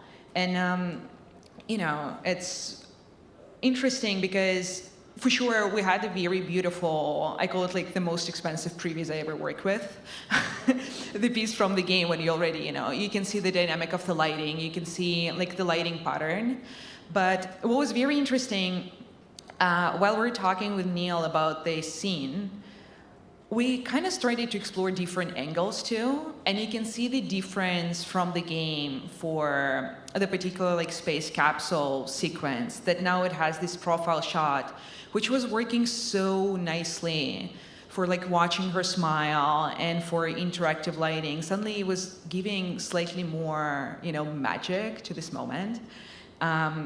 But weirdly and funny enough, my favorite moment is when we come back to the reality and suddenly it gets so warm and you see his face and it's so sweet and like so full of love, and yeah, it's very touching. That is the perfect segue into our next question. For Dawn, Ksenia, and Anne, What struck the three of you most while tangibly crafting these beautiful, beautiful moments? Well, I would just say throughout the whole season, there's certain things that we want to be, that are done so well in the game that we want to be, as true to them as possible. And this whole set is really one of those things. And this capsule and matching the lighting, and we went. It's a tricky set to build because you have to pull it apart so that they can get all these different angles. So again, it was a ton of R&D getting this. We 3D printed a small version of it, and then we built a foam version of it and tested it again and figured out how to light it properly. And so, it's these moments that the ones we sort of choose to be as close to the game as possible, there's a reason for that. It's because they're done so well in the game, so there's no point to reinvent them. Yeah, I agree. I mean, basically, Joel and Ellie are in the same exact things that they're wearing in the game, because why change it? It's kind of perfect. Look at this. Yeah, look at this. So Kasen, you did this practically, which I love. Yeah, it was all, and that was like the most exciting part for us too, to make it, because, all together with the helmet glass you're getting, all the reflections, all the light interacting with the environment. And as Don mentioned, there was so many stages of testing and finding the right rhythm, the, particular, the lighting on the cranes, a lot of LED lighting, programming, this whole sequence. And frankly speaking, the whole sequence is lit through this teeny tiny window on the side of the capsule, which is also it was very challenging to find this particular look. And especially, again, when you have such an amazing reference, it's very hard to kind of come close. But I am obsessed with this when you come back. And it's so sweet. Oh my God. All the time I watch him kind of slightly. This is the small first, tear is coming. Yeah. This is the first thing that Neil ever showed me from the second game. I think it was the first time I went over to Naughty Dog to talk about planning season 1. And they were still, they were getting close on the second game, but they were still in process. And he was like, hey, you want to show something? And he showed me that sequence. And I was like, we're doing that. And in my mind, I'm like, we need to actually do a pretty good job on season 1 so that we can get renewed, so that we can do that in season 2. And I have a number of things that I'm like, we have to actually do a pretty good job on season 2 so we can come back, because there's things in season 3. I'm like, well, we got to do that. I can't wait to do that. I can't wait to do it with all of you. Oh, Don, are we going to have meetings? Woo! Buddy, the meetings?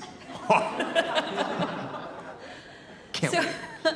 For all of you, obviously this was a very difficult season to craft for numerous reasons.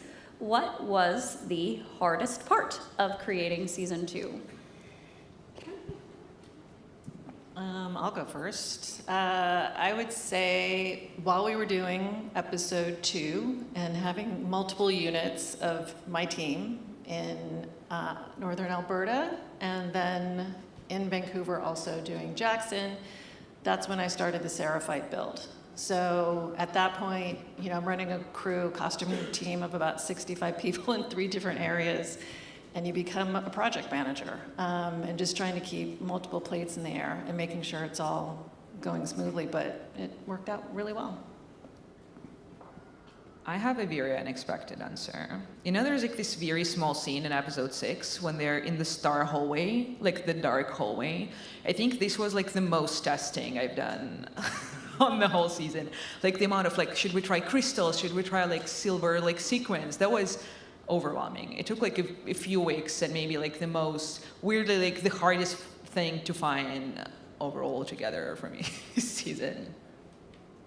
I think for me, creating the horde was the hardest, because I think we damn nearly broke Weta, if you can believe it.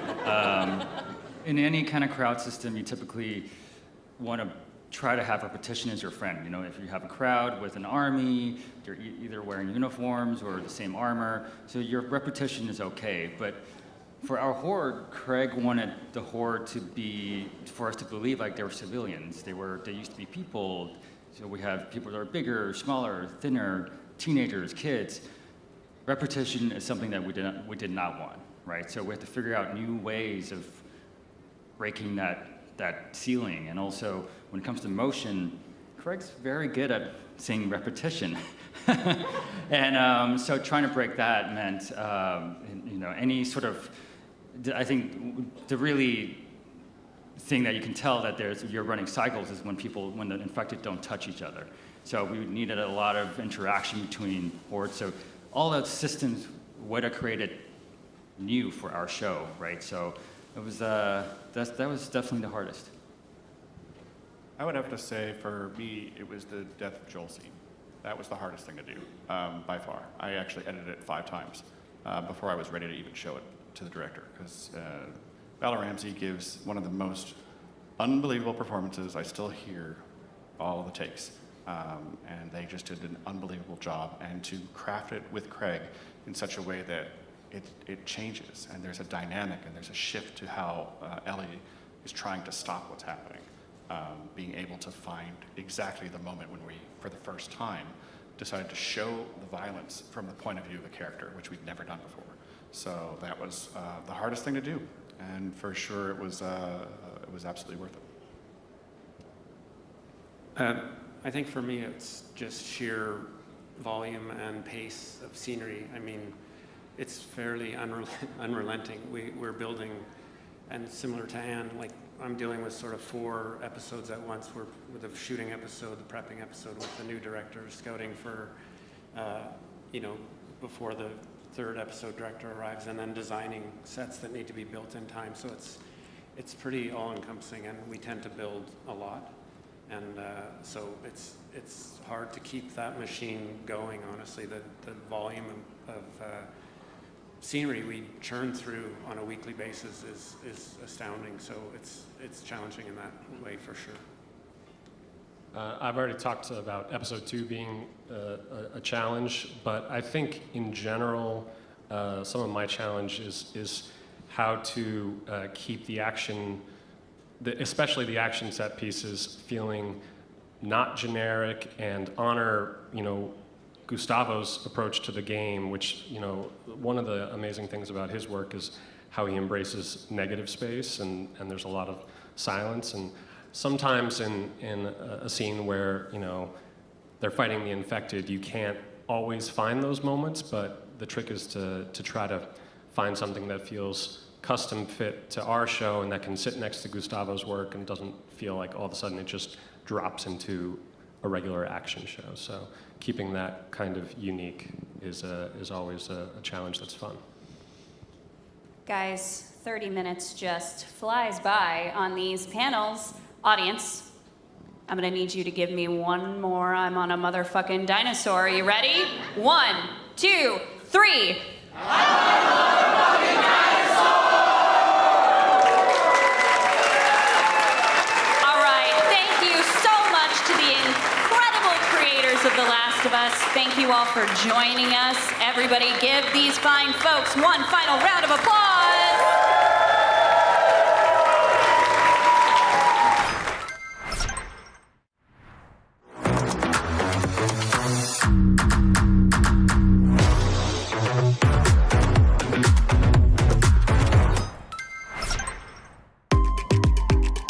IGN Live is presented by Lenovo Legion. Reach your impossible.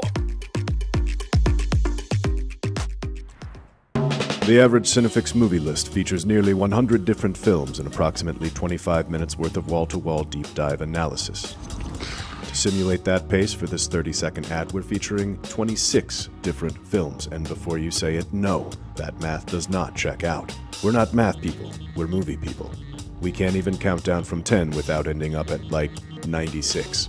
Subscribe to IGN Movies and TV for more Cinefix movie lists. Bad at math, great at movies. Can't find that final collectible you're missing? IGN strategy guides and interactive maps are here to help. One step at a time. IGN guides are trusted by millions, easy to use, and best of all, free.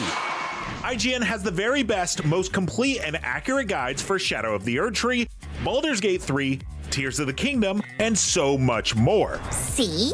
It's good, right? Every guide is tested and verified for you by experts. Just search for IGN when you search for guides.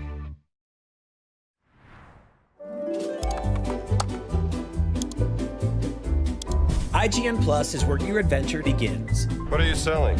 Plus is the place to get unlimited access to all the tools you need to beat your games. Here's what you need to know for bringing down Gloomspawn. Plus, awesome exclusive discounts on IGN Store. Maybe this would tease open your money pouch. Plus, ad-free browsing on IGN.com. Plus, unlimited game help tools like premium interactive maps with your own custom map markers, filters, marker notes, and more. This will come in handy. Plus, access to sweepstakes, giveaways, and free game keys. Wow! Exactly. Want more? Head to IGN.com/plus and start your adventure today.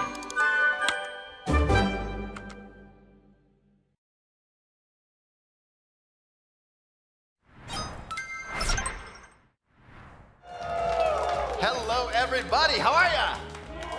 Woo. Welcome to the special edition of Rewind Theater featuring Norse Oath of Blood, a turn-based tactics game set in Viking-era Norway. I am so excited to get into the trailer, so please join me in welcoming creative director Tarja Lundberg and narrative director Phil Stevens. Hi, guys. Welcome. Guys, thank you so much for joining. Thank you for having us. Are you guys ready to roll the trailer? Yeah, let's go. Can't wait. All right, without further ado, here's the world premiere trailer for Norse Oath of Blood.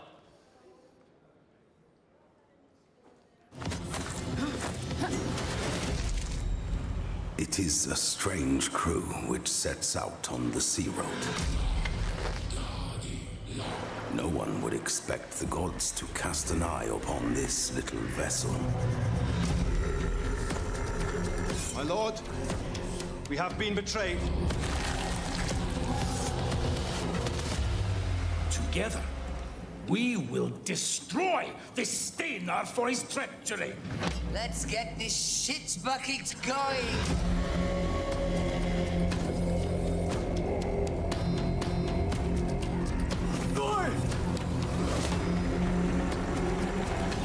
I want to talk to you, and I think you'll like it. This will fit beautifully. There is something about you, Gunnar Grimson. Perhaps it is the favor of the gods that I sense.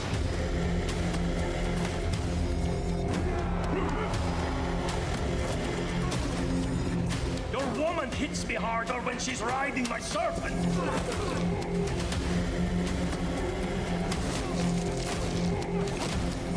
Lord of Ravens, I will kill him. I swear it. Steinar Farspear will die.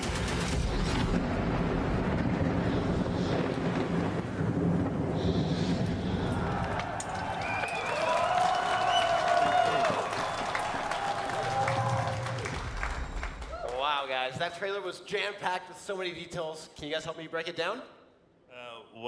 Norse is a turn-based tactics game set in the Viking Age back in Norway. For the audience, it's more heavily inspired by XCOM series, Wasteland, and more recently also Baldur's Gate 3, which is more like narrative-driven, because Norse is a very heavily narrative-driven game. Yeah, so in this first clip, we get a look at the combat and setting, right? I've heard it be called, like you said, very inspired by XCOM. We called it AXCOM. Oh, yeah. Which I know you guys like. Can you give me a little bit more of like a deep dive into what that means for combat and the environment? You guys, when we released the first little tidbit of information about the game, we came to you guys. You released a little teaser for us. And you branded it XCOM, which is really, really cool. It's stick with us throughout the production, and yeah, really honored about getting that one. Amazing. And then can you tell me a little bit more about the setting and where this takes place? Well, as I said, it's in Norway, back in the Viking era, around the year 800. The Vikings are not been christened yet. They're pagans, basically. And this is right before we start sort of like branching out and raiding Europe.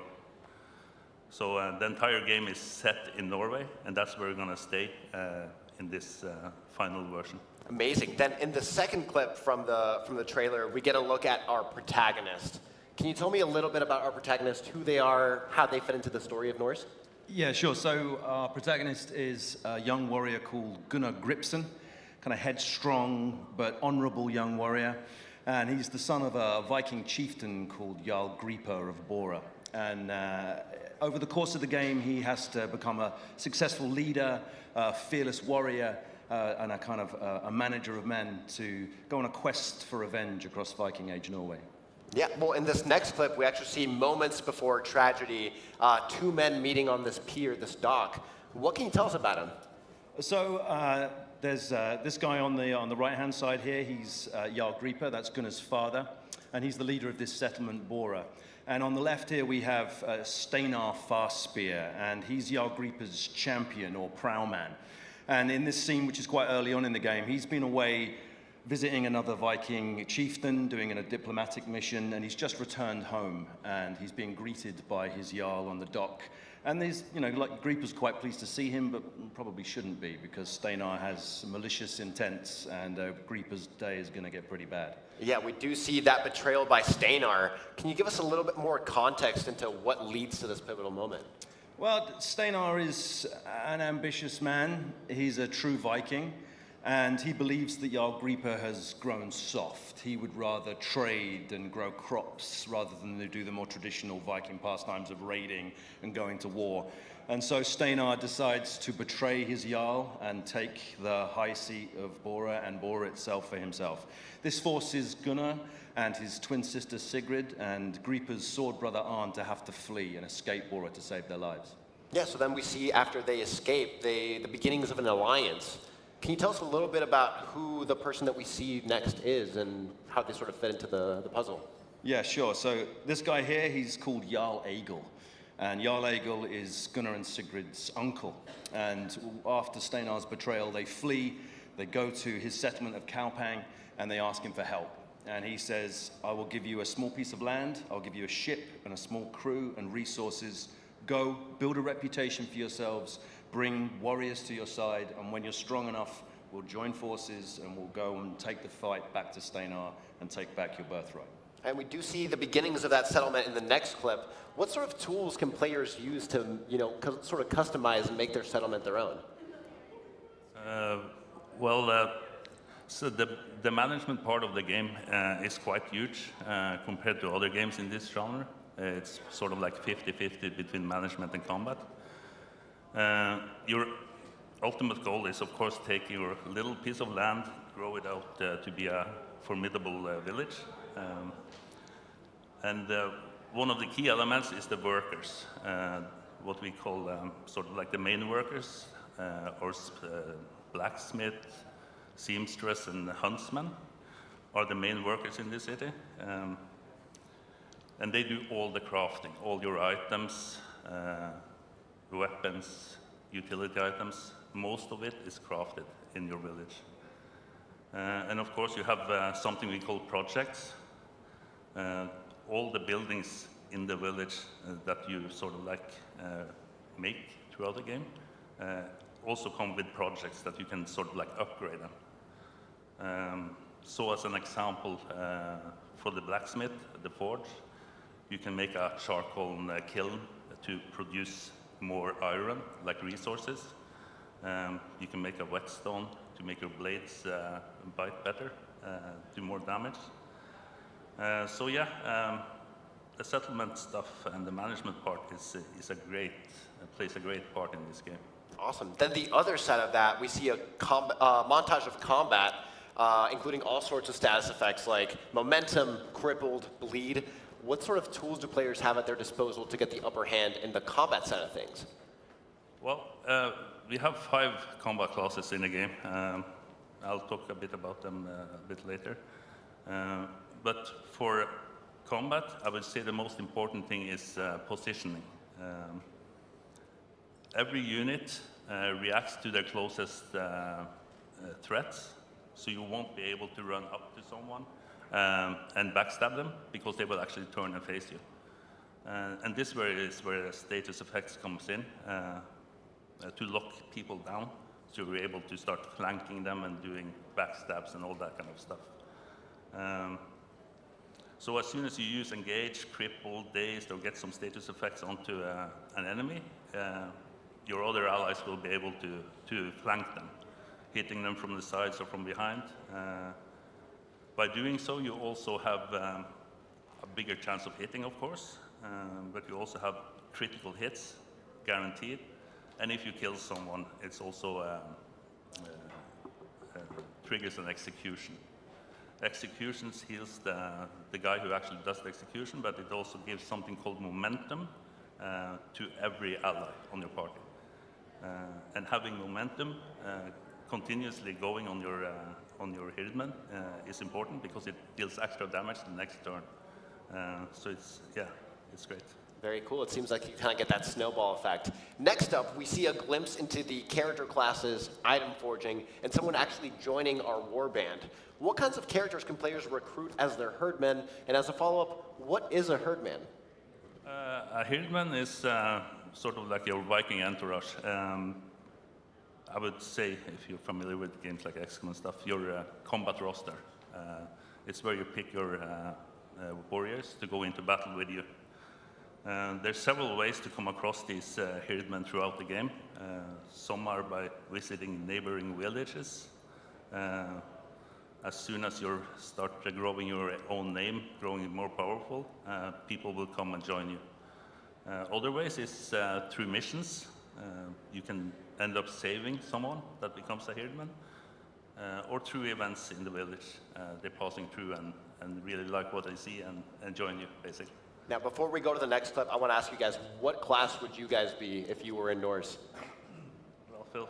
I think, to be honest, I'd like to say that I'd be like a berserker or like, you know, a wrecker with a double-handed axe, but the reality is I'd probably want to be as far away from anyone that was going to try and hit me with a weapon as possible. Mm-hmm. So I'd probably be a bogmather and be an archer. At least I could hide in the trees and just shoot people. Talia? That didn't come as a surprise, to be honest.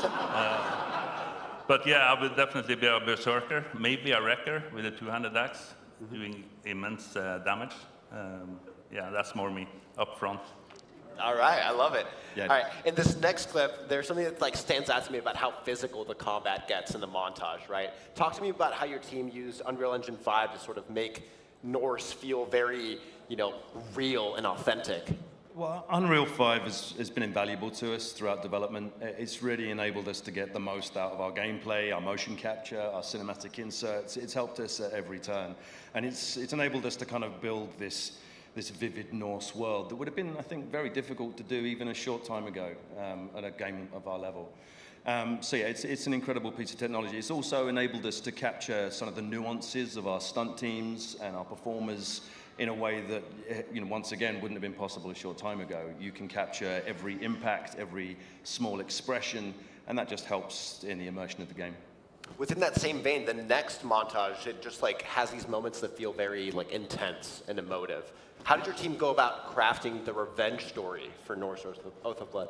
Well, we set out to make a playable historical epic and create a vivid and exciting world that players could really get involved in. To build that vision, we were really fortunate to have our story written by best-selling international author Giles Christian. And Giles has shaped this rich, compelling narrative and this cast of incredible characters that you want to spend more time with, you want to find out more about and explore their world. Also, motion capture in itself, the way that we approached motion capture has been really important for the immersion of the game for us. We work with a fantastic team in London called Target 3D, and they enabled us to shoot our motion capture sequences as if we were shooting live action film.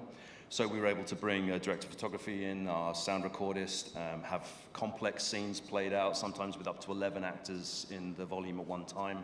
And they could work off each other, actually, because we were capturing sound at the same time. They'd inhabit their characters properly. You'd really feel the emotion in the room whilst it was happening. And I think that just really helps bring the players into our world. Yeah. And then finally, in the trailer, we see the title card, and I got really hyped. What would you guys like to say to people that are excited to jump into Norse? I mean, we'd just like to thank everyone who supported the game up to this point, and who, hopefully people like what they see and they're going to continue to support the game.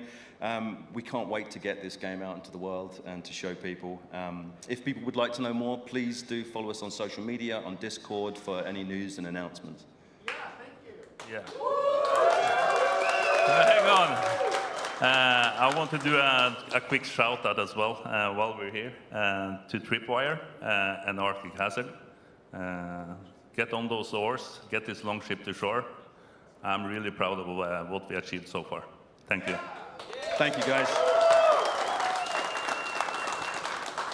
Guys, thank you so much for joining us. You can wishlist Norse Oath of Blood right now, coming to PlayStation 5, Xbox Series consoles, and PC. And for all things Norse, keep it locked to IGN. Thanks, Adam.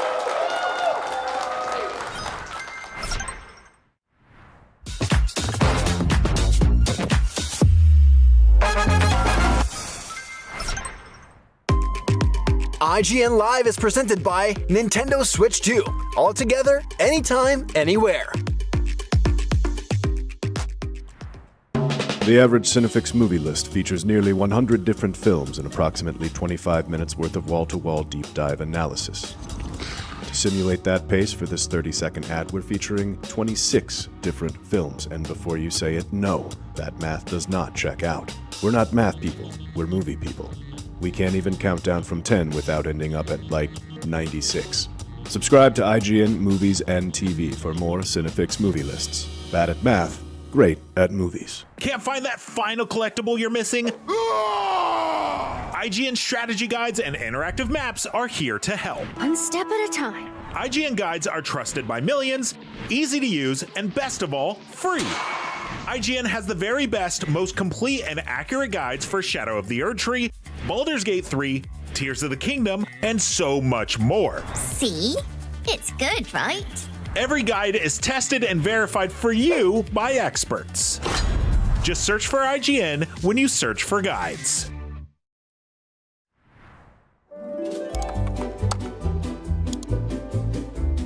IGN Plus is where your adventure begins. What are you selling? Plus is the place to get unlimited access to all the tools you need to beat your games. Here's what you need to know for bringing down Gloomspawn. Plus, awesome exclusive discounts on IGN Store. Maybe this would tease open your money pouch. Plus, ad-free browsing on IGN.com. Plus, unlimited game help tools like premium interactive maps with your own custom map markers, filters, marker notes, and more. This will come in handy. Plus, access to sweepstakes, giveaways, and free game keys. Wow! Exactly. Want more? Head to IGN.com/plus and start your adventure today.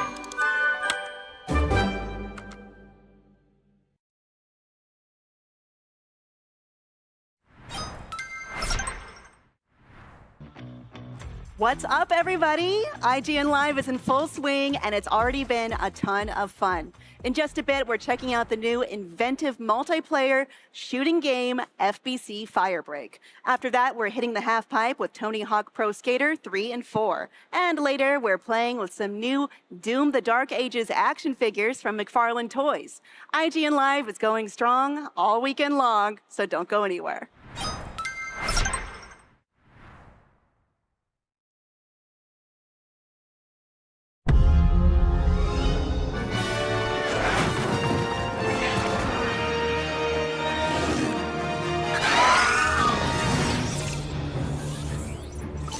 Welcome to the Dinosaur Integration Network, or DIN for short. Our organization brings groundbreaking, sustainable breeding programs to a global clientele of demanding site owners. We are taking paleocuration into exciting new territory. Where previous pioneers exclusively synthesized female dinosaurs, we are also creating males. These animals aren't assets to us, but the beginning of a new evolution. And do keep an eye on the young dinosaurs. They can inherit more than just appearances. Every site must be a perfect balance of security and spectacle. Protecting our guests is crucial, but so is inspiring the next generation.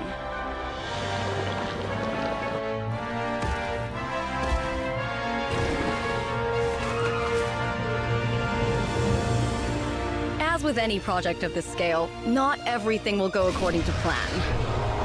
As the park manager, you'll also need to assess emerging situations and get them under control. It won't be easy, but that's why we're hiring the best.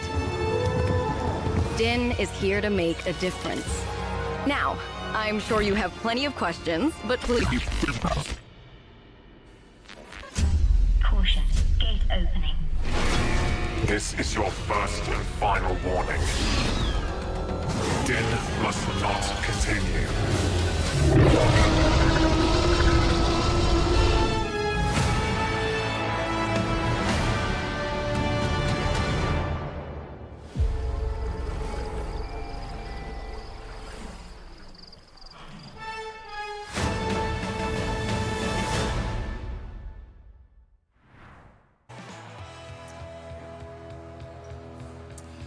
You're watching IGN Live. Now, back in 2019, we explored distant planets, made some bad decisions, and generally spaced out in the outer worlds. And this year, we'll be going back for more in a long-awaited sequel. Here to tell us about The Outer Worlds 2, please welcome the VP of Operations at Obsidian, Marcus Morgan. Welcome. So, congrats, big day, lots of news about Outer Worlds 2. That's right, Release date was announced? October 29th. October 29th. Yep. Outer Worlds 2. It's time. I'm very excited. A big fan of the first game. Yeah, Played absolutely. it. Looking forward to the sequel. So, the sequel seems to be digging even deeper into RPG elements that Obsidian is famous for. Can you speak to that? Yeah, I mean, every aspect of the RPG, Obsidian, is rooted in RPGs, and every aspect we wanted to really evolve with the Outer Worlds. And if there's one thing that I could say is about the Outer Worlds 2, it is an RPG. From how you can approach every encounter and different variations to how you build your character and the various backgrounds, but also with what we've done with evolving kind of the gameplay moment to moment. We did a lot of work and we heard a lot of feedback from fans from the Outer Worlds 1 that they wanted to see gameplay, or the combat and gunplay really evolve in the game. And so we did that and we tweaked that and made that better. But we also gave it that RPG touch by including a lot of different science weapons, a lot of different melee weapons. We have living armor that attacks when you walk by. We have a melee weapon that will, as you hit enemies, if you hit to the beat, it amplifies the damage. All of that sort of things that just really round out an RPG experience. Is this a fun game to work on? Like it's fun. So Obviously, fun. it's very fun, silly to play, but it seems like it's just be also fun to just go into work every day and come up with these ideas. I think that's the best part about getting to work on games like The Outer Worlds is, in my spirit of like what I care about for gaming, is it's supposed to be fun, right? We're supposed to just have a good time playing games, and there's nothing that like warms my heart. Even though it's a little bit of dark humor from time to time in the Outer Worlds, it is just fun. It is absolutely just fun. So how much would you say of Obsidian's the sort of DNA of Obsidian's repertoire in the past? How much does it draw from the studio's breadth of experience? I mean, every aspect of it. I mean, from Leonard Boyarsky, original creator of Fallout, creator of The Outer Worlds, being there and kind of a part of that, right? Shouts to Leonard. Brandon Adler, the game director, Matt Seen, the design director. These are people who've been at Obsidian for decades, and so all of that learning, all of that experience has really gone into making this game what it is, and really, really kind of the culmination of all the things that make Obsidian games special. So for anyone who didn't play Outer Worlds 1, set up the basic premise and the story of the Outer Worlds and its sequel here. So the great news, if you didn't play the Outer Worlds 1, is in the Outer Worlds 2, you didn't need to play the Outer Worlds 1. We're moving to a brand new colony, the Arcadia colony. It's a whole new set of characters.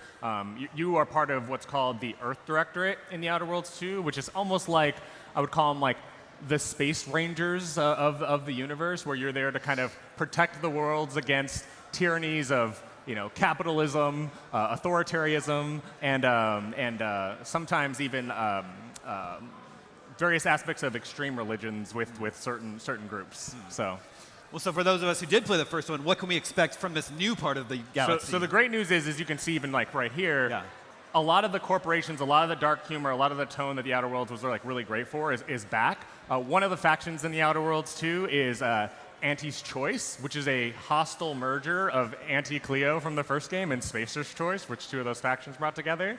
But all those elements are still there. The spirit of the game is still there, just brand new characters and kind of expanding the universe quite a bit. Obviously, the guns and the gunplay are a big part of the Outer Worlds. Would you call this as much of a first-person shooter as it is an RPG?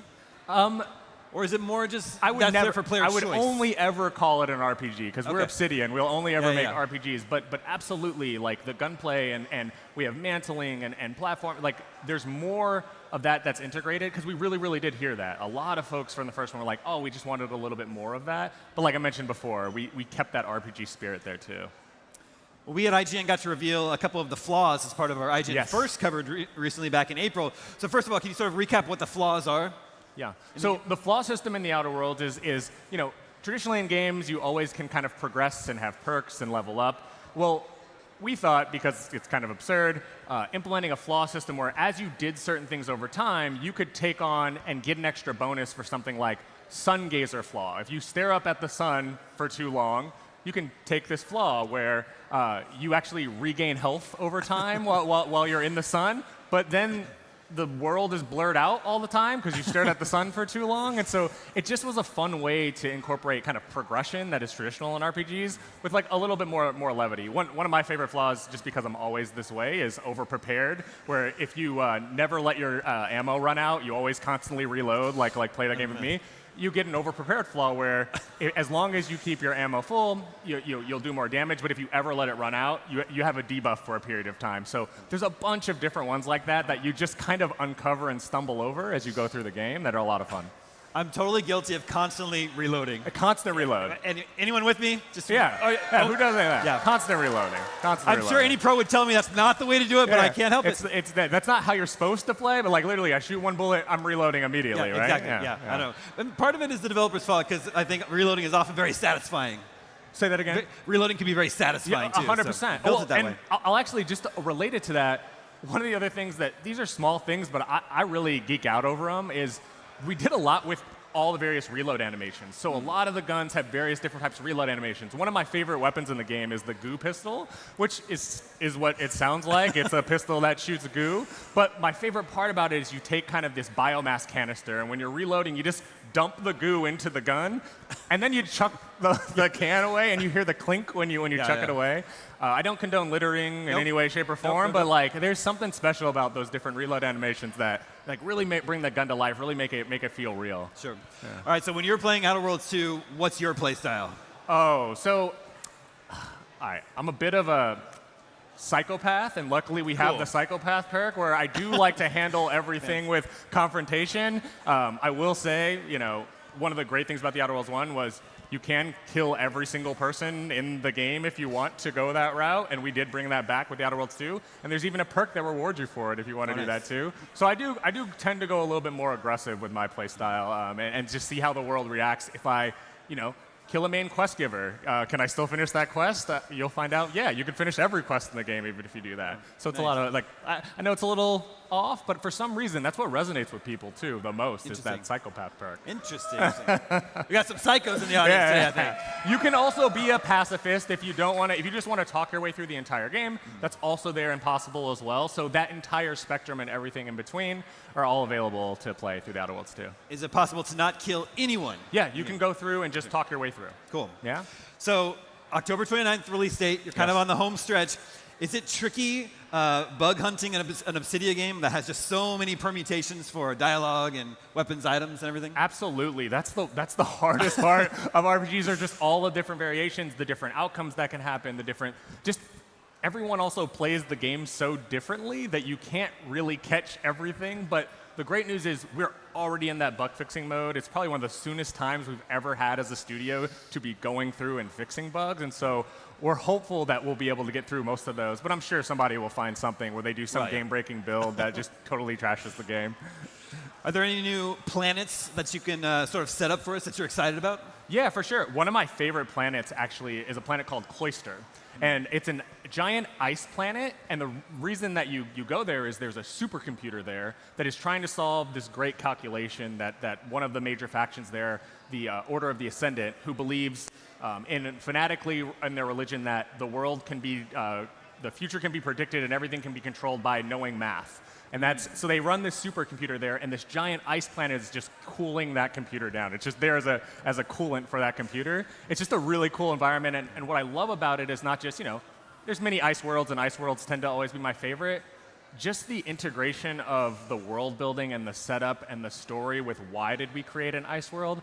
I always find those little nuances really fun, and it just brings that to life. And Cloister really realizes that for me.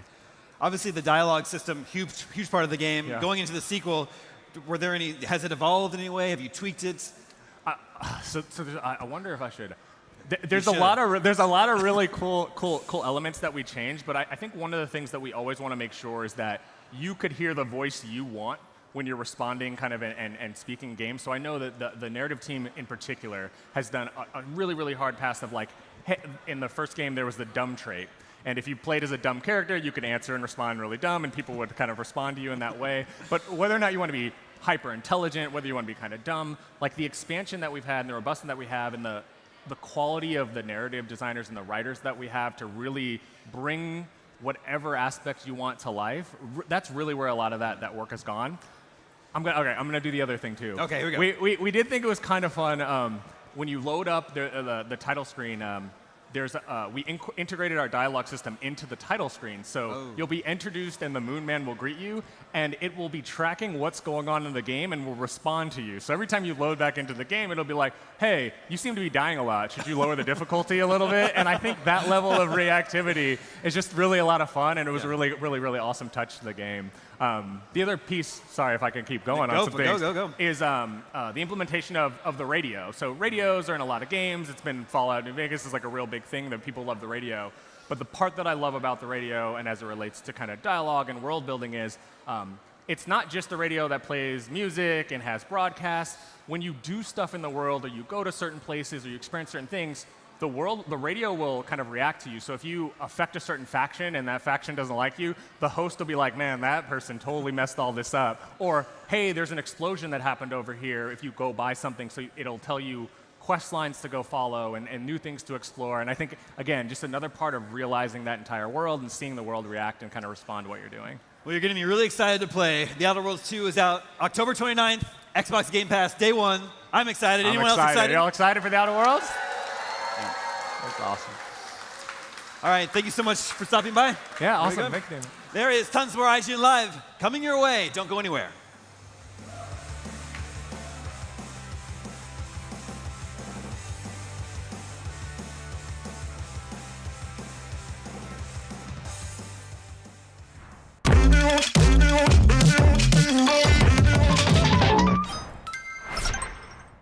IGN Live is presented by PlayStation Days of Play. Get the PlayStation 5 digital console with the Call of Duty Black Ops 6 bundle, starting at $399.99 while supplies last. The Cinefix Top 100. A list so secretive even we don't know what movies are on it or where they rank. What do you mean you don't know? Each episode will reveal one of the movies. Did I rush it? Felt like I rushed. That was good. I liked it. Talk about why it belongs and finally find out where it ranks. Are you not entertained? Are any of the movies we've shown here even on the list? I have no idea, and it drives me crazy. Join us as we find out on Cinefix, IGN, and wherever you get your podcasts. Why so serious? Catch up on all your favorite shows with up-to-the-minute gaming and entertainment news with Geek Media Podcasts. Welcome to a very special episode of IGN Game Scoop. Game Scoop has you covered for all things gaming and the latest game releases. Tune into Podcast Beyond for the biggest PlayStation news. Man, this is a cool looking trailer. Everything Xbox on Podcasts Unlocked. This is Steve Downs, the voice of Master Chief. Catch up with your Super Nintendos on Nintendo Voice Chat. Switch to pre-order Mania. It was chaotic last night. And get all the latest console news and rumors with Next Gen Console Watch. Now Xbox and Phil Spencer are even saying that a mid-gen refresh isn't even necessary. The Cinefix Top 100 podcast picks a movie every week to celebrate and debate. It's kind of every movie's grandpa. Geek Media Podcasts, the best podcasts from around the world. IGN Playlist is the best way to track your game collection. Now you can even import your entire Steam library to Playlist, making it easier than ever to review games, show off your collection of the world, and finally chip away at that massive backlog you keep meaning to get to. IGN Playlist, check it out. Can't find that final collectible you're missing? IGN guides are trusted by millions, easy to use, and best of all, free. IGN has the very best, most complete and accurate guides for Shadow of the Erdtree, Baldur's Gate 3, Tears of the Kingdom, and so much more. It's good, right? Every guide is tested and verified for you by experts. Just search for IGN when you search for guides.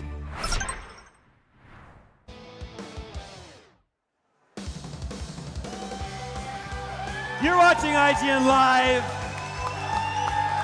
You tell. Okay, Remedy is best known for crafting wholly unique narrative single-player experiences, but later this year, we'll get to venture deeper into the Control and Alan Wake universe and bring some friends along for the ride. Here to tell us about FBC Firebreak, please welcome game director Mike Kayada. Welcome. Thank you.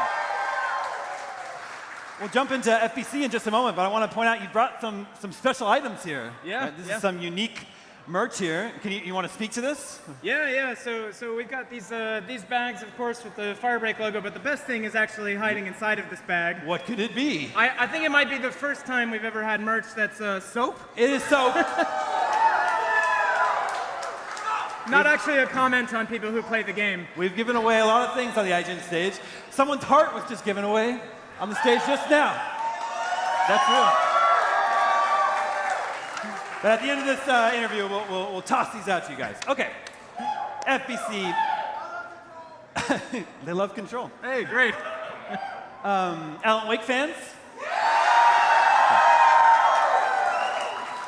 FBC has some unique enemies in it. Yes. I like. Tell us about the sticky note guy. Yeah. Have you guys seen the sticky note guy? Yeah. Sticky Ricky. Okay, Sticky Ricky. Good.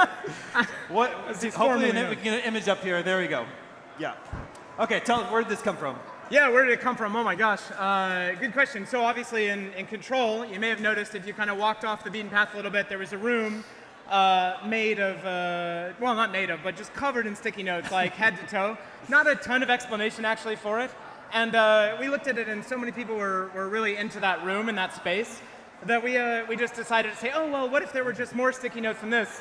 And then what if there were even more sticky notes than this? And then at some point, things just kept growing quite literally inside of the game until we decided, hey, you know, we should just fill an entire room with them. Can you provide any pro tips on when people encounter Sticky Ricky, how should they handle him? Yeah, well, just like in real life when you run into sticky notes, the best thing to do is cover it in water and then shock it with electricity. Oh, perfect. The room is actually kind of set up with a series of sort of almost like Home Alone style traps that you can kind of like repair, get a big shower going, knock them with electricity, and take them down. Perfect. All right, there's so many weird, cool weapons in the game, like the hand-cranked snowball launching gun, the large wrench that when a squeaky piggy bank toy is attached, it pelts your opponents with coins. What is the craziest weapon in the game, in your opinion? Oh man, I don't know what you could call the craziest, but my favorite has got to be the garden gnome, which is kind of like your para-utility, charges up in the big moments of need, stick a garden gnome on the end of your tool, fire him out. He kind of chases the nearest person, so hopefully that's the enemy, but it's way funnier when it's you, and it's way funnier when it's your friends. Did you set out to get silly with the Control and universe? Yeah, it's interesting coming off of Control, of course, which is a lot more of like a horror, almost like cosmic horror, like a single player, like exploratory thing. But there's always that like really wonderful edge of absurdity, I think, that kind of like really made Control into what it was. So for us, we just decided to take the same ingredients and just like reverse them. So instead, we kind of lean really hard into the absurdity, but then we still have this kind of like horror edge. You know, when you go see Sticky Ricky, you hear somebody screaming for their life, like, Sticky Rick! They think they're going to die. And so that's kind of where we landed. So Remedy is behind big titles, you know, obviously Alan Wake, Control. Sure. How does Remedy plan to use Firebreak to add to this sort of shared universe? Yeah, that's a good question. I mean, it's a tricky one for us in a sense because, you know, if you signed up to play that, you know, really hardcore, like, third-person action exploratory sequence, it didn't really feel fair, like, to continue that story. You have to go into this bonkers three-player cooperative multiplayer experience. So we are canon. We take place 6 years after Control. But we did want to really make sure that we protected the idea that if you didn't play Control, you can fully enjoy this game, and then vice versa. Sure. You know, if you like Control, you want to give this one a pass, wait for Control 2, that's all good too. Like, it's pretty walled off. Are there new areas in the FBC that we get to run around in? Oh yeah, definitely. So some stuff that you'll recognize, some stuff that you've never seen before, but all of it is like built from the ground up just for this game. So, like you said, set 6 years after the events of Control. Yeah. Why has the FBC been under siege for over a year, I think? Well, is Jessie just bad at her job? Oh no, I can't go on record saying Jessie's bad at her job. Leaving Jessie aside, okay. I will say that I think what the FBC discovers is that the hiss, these horrible enemies that are the reason for the lockdown, they're sort of like ants. I actually grew up in Texas, and we have a lot of fire ants, and you think you can kill all of them, and you literally just can't. No matter how many of those things you take out, there's more. And that's just sort of what they realized over the years with the hiss. So they're going to need a much better solution than just a bunch of guns. Sure. So this is basically Remedy's first time making a first-person shooter. Oh yeah.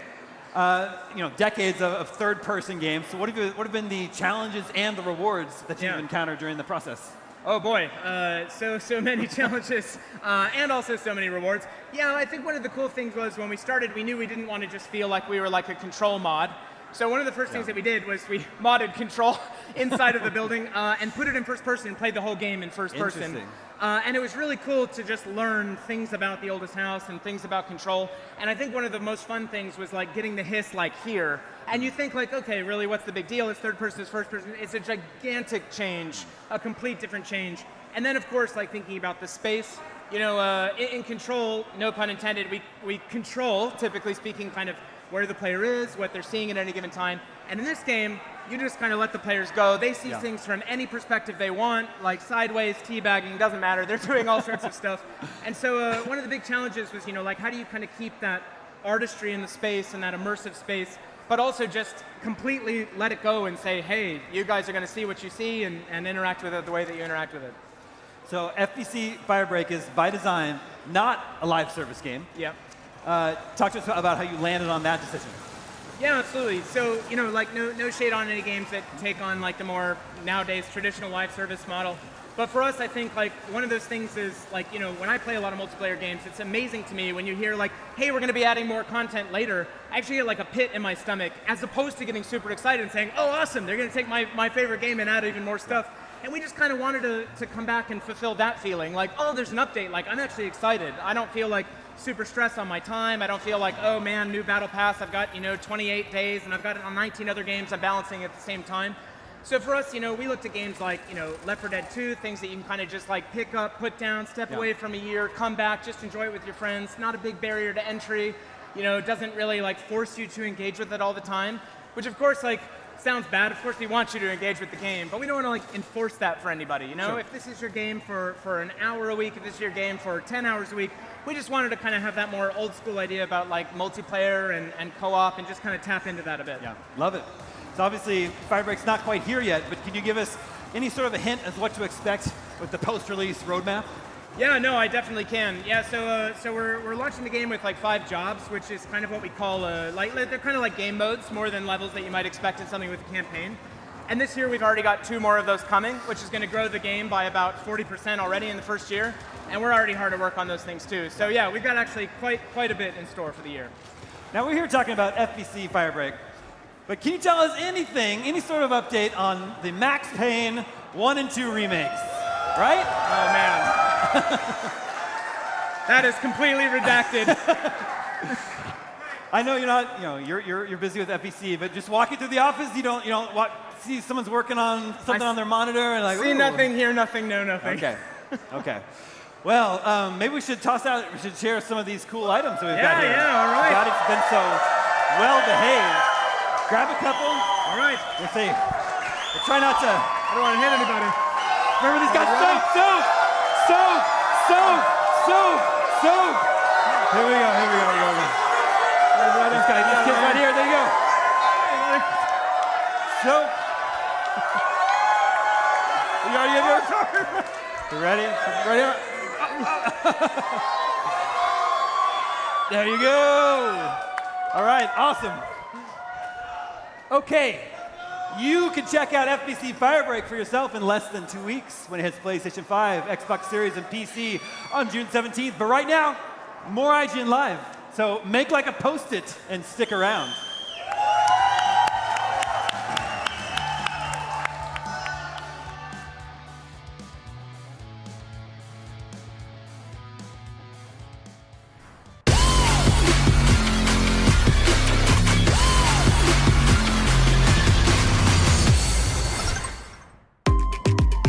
IGN Live is presented by FX's Alien Earth.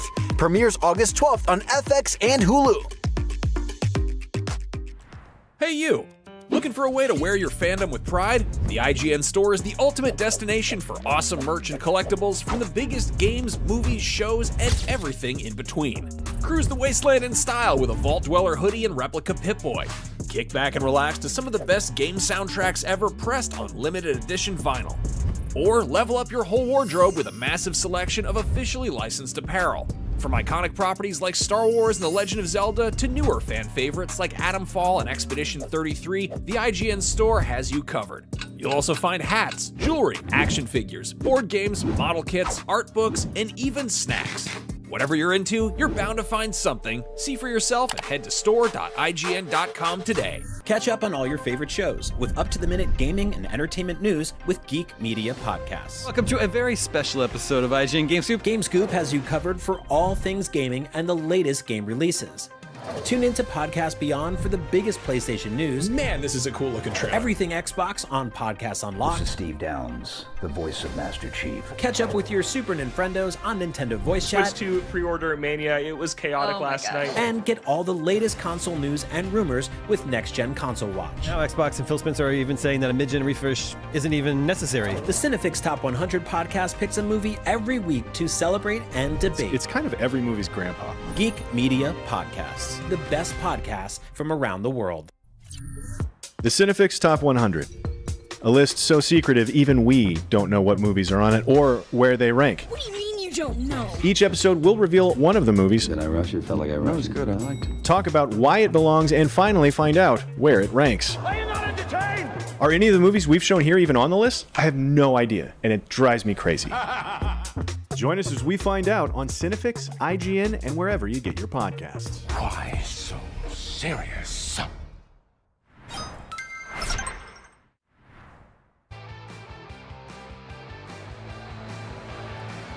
You're watching IGN Live. Next month, two of the best skateboarding games ever made are clipping their way back to life with some serious visual and gameplay overhauls. Here to tell me more about Tony Hawk's Pro Skater 3 and 4, please welcome game director Kurt Tillmans from Iron Galaxy. Give him a hand. Thank you for joining us, Kurt. Thanks for having me. What has it been like picking up the torch from where Tony Hawk 1 and 2 left off? It's been an incredible honor. Obviously, you know, at Iron Galaxy, we've been given the opportunity to remake two of the best games of all time. And not only that, but tell the story of skate culture over the last 20 years. An incredible honor. Yeah. What does the game series mean to you personally? I mean, for me, it just takes me back to being a kid, shredding through Rio or Los Angeles. You know, I'm from Chicago originally, so being able to skate in LA is only something I can do in a video game. Otherwise, honestly, not a good skater regardless, but, you know. me either. I would absolutely dump so hard. Secret skaters are also a huge part of this series. We learned today that Michelangelo from the Teenage Mutant Ninja Turtles is going to be a playable skater in this game. We also got our first look at Bam Margera in the game. But let's talk about Mikey. How did you work on getting Michelangelo into Tony Hawk? Yeah, I mean, it was awesome working with Nickelodeon on getting Mikey in here. We were super passionate. Everyone who gets an opportunity to be part of a Tony Hawk game is just incredibly gracious and excited to be a part of it. They're wonderful collaborators. You know, we took great pride in building him for the game. He's also got 3 turtle-themed special tricks in the game that you can get when you unlock him, and you can equip those onto any other skater in the game. So that's a ton of fun by itself. Very cool. Cowabunga is right. And talk about, obviously we're bringing these games into modern day. You're going to change a few things. Can you talk a little bit about adding the 2-minute timer to Tony Hawk 4 and whether that was a difficult or necessary choice? So our goal from the outset was, again, we're rebuilding 2 of the best games of all time from the ground up. And we wanted this to be one game, right? So it's got the content from 2 awesome games, but it really is one game. So that means that, you know, Tony Hawk 3 is going to get some features and things that Tony Hawk 4 had, and Tony Hawk 4, along with the classic goals that you remember, is going to be able to be played with a 2-minute timer. And that timer can actually be extended up to an hour for people who want to play more at their own pace. We've also got all of the classic game modes returning, so you can skate around in the 4 parks in free skate, single session, or speed run, and continue to do things at your own pace in those modes. There's nothing worse than having like 1 second left in a run and being just out of reach of that secret tape. I love that. That's great. I mean, there's nothing about the momentum and the pace of the 2-minute timer for me personally. That's where it is for me. Right on.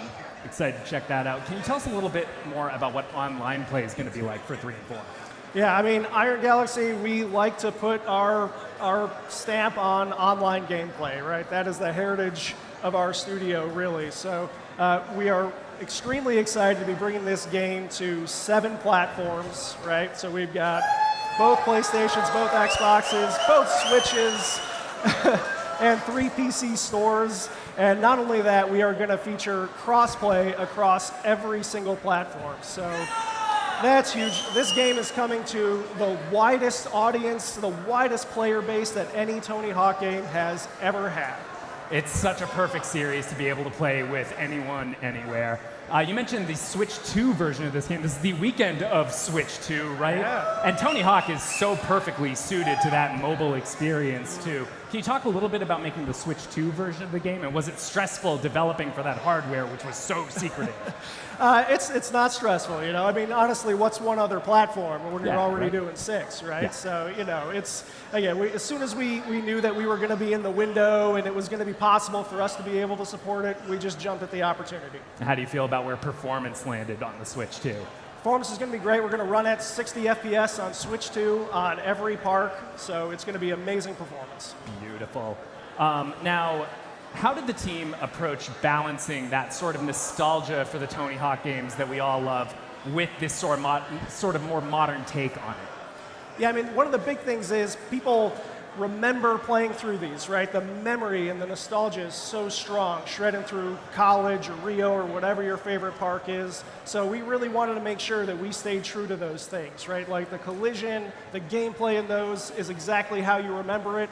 But, you know, the physics has been updated, the gameplay has been updated. We picked up where Vicarious Visions left off with 1 and 2, so it's got those incredibly tight controls, the more modern gameplay stylings, and we've actually added onto that as well. So some features that were not introduced until later into the series, we put into our game. Things like skitching, which was originally introduced in 4. Skitching is back. That's back. Nice. And not only is that back, but now you can also skitch in the Tony Hawk 3 parks as well. Yeah. So that's part of that shared feature set. Yeah, it's one of the best experiences playing these remakes is these sort of quality of life things that got added to the series as it went, and we're kind of just getting all of that back in those classics. That's awesome. Speaking of things that are in the classic games, soundtracks, incredibly important to Tony Hawk games. Yeah. How did you go about sort of getting the licensing back for those original songs, but also adding some new stuff into the mix? I mean, we have a ton of people who are just super passionate about soundtrack. Obviously, when you start making a Tony Hawk game, that's one of the things that people are most excited about. We take it very seriously. Tony Hawk himself has a lot of opinions about the soundtrack, and you know, he probably knows more about the music that skaters are listening to than anyone else in the world. So we obviously hold his opinion in high esteem, but there are a lot of people involved in bringing this to the players. Now talk about working with Tony Hawk to bring this thing back into modern day a little bit. Who gets to make that call? Who gets to tell Tony Hawk we're back at it? I don't know. I'm glad they did, for sure. That's awesome. But I mean, he's an awesome collaborator. He's great to work with. You know, he's takes this being kind of the lexicon for skating very seriously. So he plays the game frequently, and he will often tell us, you know, hey, I think this trick name is now called something else. And let me check with some people, and he will make sure that like the trick list, which has been updated from 1+2, represents really the language, the verbiage that skaters are using today. Yeah. Another thing that you're going to be adding to this experience that's new from what we've seen before, we got a brand new level in the water park level. Can you talk a little bit about how to design a Tony Hawk level from the ground up in like a modern context? Do you approach it any differently than what you see in the level design from the earlier games? I mean, well, first of all, obviously, it's a huge honor for us to be able to add, for the first time in over 10 years, 3 brand new parks into a Tony Hawk's Pro Skater game. Good. That's pretty good. Huge deal. Huge deal. So the game is going to feature the water park, the movie studio, and the pinball park. And the pinball park is super exciting. You know, it fits really in with that the kind of park that like Roswell or Area 51 and Skater Heaven, where only Tony Hawk games seem to can really take the skater into these fantastical places. So, you know, when we come up with ideas for these parks, we think about the types of things that might be a forbidden place for a skater to go and skate, like a shut-down water park that really fulfills that skater fantasy, and also those fantastic places like a pinball, where the skater is actually like the size of a pinball in the machine skating around. The ball will like ping pong around everywhere and wipe you out, and if you look up, there's actually a giant Tony Hawk playing the pinball machine that you're in. And he'll react when you bail and cover his eyes. It's great.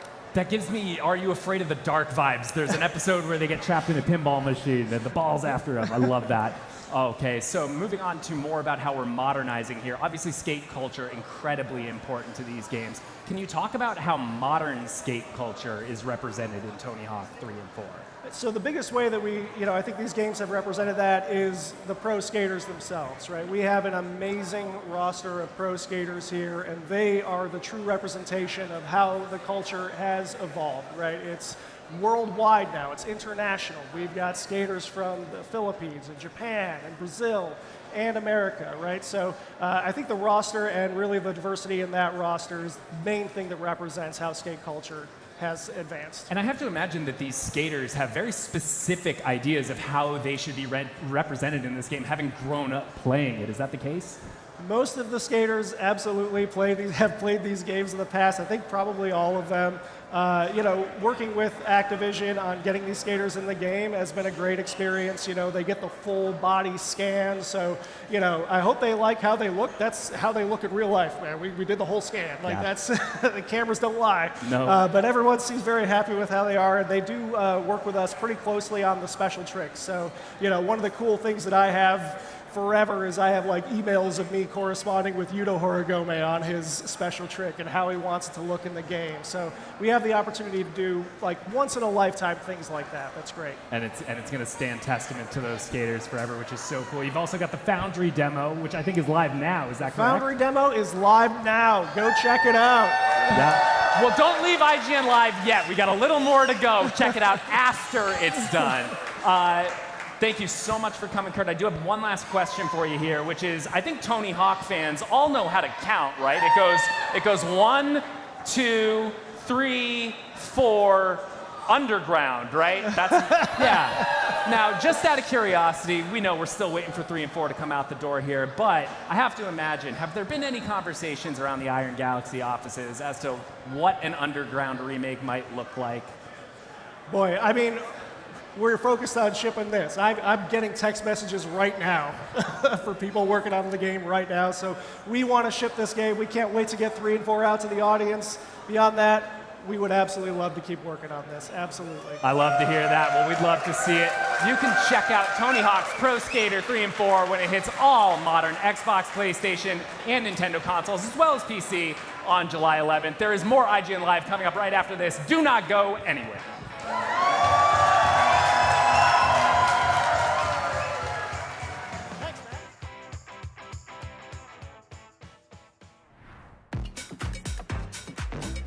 Welcome back. You're watching IGN Live. Today we got a brand new kick-ass game, Blade and Soul Heroes. It's a lot to take in. I've watched a lot of it, and it looks really, really good. Here to break it down is Nico Coutant, and Andrew Gant. Hey, guys. Welcome to IGN Live. Thank you. I didn't realize there was other people here. Hi, everybody. You can't see them. They're off camera. So we have a bunch of brand new gameplay to check out. So we can go ahead and roll that, and then I'm going to pick your brains about everything we've watched, because I can't make, it looks great, but I can't really make too much of a sense of it. So let's start with a game, like what kind of game is this? What are people going to be playing? Yeah, absolutely. So the game name is Blade and Soul Heroes. It is a brand new free-to-play collectible action MMORPG. It's a team-based game where you have to basically form your teams of 5 characters, 5 heroes, and then you're gonna do some action combat in the field, but there is also a dual combat system where you can also do turn-based combat. Okay. Yeah. The first question I had when watching this is, okay, so we see the player character, but like, is everybody else, are they Are they NPCs that you pick and they're fighting with you, or are they other players? Yeah, so like we said, this is a team-based game. So you see down at the bottom of the screen, you have 5 different heroes. This is your team that you're managing. You're collecting these heroes throughout the world, and once you get to your team management screen, you can pick the 5 that you want. And those kind of act as your skills in the game. So each hero has its specialty. You can have one to heal, to buff, you can have a tank, you can have a ranged hero. So the gameplay gets really intricate, you know? This is not a shallow game, it's all about managing that team and having fun with that. So they are all being controlled by you. Character you see on screen is your team leader. So are you hot swapping between them, or are you giving them commands, or are they just auto doing, like, do you get to choose, like, go on offense or be on defense? It's a little bit of everything. It's much like other tag team-based fighting games where you can select a hero to come in, do an attack, jump back out. You can switch the main hero that you want to be. It's all about the strategy. You know, Blade and Soul series is all about combat. So we love intricate combat, so combat's very important to us. So that's why we think this game's really unique, because we're bringing a bunch of new types of combat into one MMO. We're gonna see it in just a few minutes here, but like there seems to be a lot of characters in the game. Is this something where it's like, as people play, characters are constantly being added? Yeah, it's a good question. So we're going to be launching with 40 different characters. What's interesting is that for those of you who have played the Blade and Soul IP before, you're going to find characters from the original game, but we've also added brand new characters that you've never seen before. Also, the heroes are very varied in the sense that you're going to get, you can see like human characters, but there's also some monsters, some bosses, so you can play really different kind of characters. On top of characters, are you constantly are you guys releasing new weapons, stuff like that? Right, yeah. Like he mentioned, the really cool thing about the characters is that we're all over the place with a unique variety. So you can really mix and match popular villains from the series, field bosses from the series, new original characters. On screen right now is Poran, one of the most famous characters in the Blade and Soul series. So it's really cool that you have this eclectic mix of heroes that you can just mix and turn your own strategy from that. And so when you're building a team composition, are you looking for characters that constantly are building off of each other, and you're seeing people like min-max, all that kind of stuff? That's exactly the point of the game, actually. It's all about the synergy between your heroes. So you're going to want to change your team pretty often based on your opponents, basically. So you're going to have some monsters and bosses that will be weak to certain attributes. So you're going to want to, have a hero that is stronger to be able to defeat that boss, or do that, special attack that's going to break his shield or whatever. So it's really going to be a synergy between which team members you pick for your team. How are players getting the new characters as they're unlocked? Yeah, so you can get new characters from collecting them through in-game events, from, like, for example, right when you join the game, you're going to get a bunch of tickets to get new characters, and you can also purchase them in the shop as well, the ticket vouchers. Right, because you mentioned the game was free to play, so that's a little bit of the monetization. Yeah, let's get into it, yeah, for sure. We saw a little bit of, it's like an action RPG, but then suddenly it goes turn-based? Yep. Yeah. What's up with that? Yeah.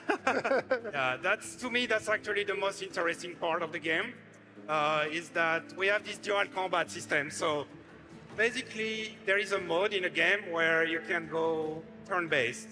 So you can see you keep the same team composition, but the skill changed. So you're gonna, have to learn how to play in turn-based differently than you play in real-time action. So is the game forcing you to be turn-based, or I want to play turn-based now? Yeah, so the majority of the game is going to be field-based play. The turn-based is optional. Oh, okay. Yeah. So I never have to... Okay, so I can play the entire game non-turn-based if I wanted, but then I can, on the flip side, play the entire game turn-based if I wanted? No. The turn-based is more of an add-on thing to help you progress faster, basically. Okay. So tell me about, this is PvP, I believe we're seeing. What's the PvP like in the game? Yeah. Do you want to handle the PvP? You're the big PvP guy. I can tell you, I'll start it. The PvP is in the turn-based portion of the game. Right now, we don't have real-time PvP. Maybe that's something in the future. But right now, the PvP is dedicated to turn-based gameplay. So it's all about that team-building experience, getting your team set up for your PvP matches. And then there's also rankings. Do you want to talk about how your rankings went when we were testing the game? Yeah, and then you were talking about the business model, so that's kind of related to.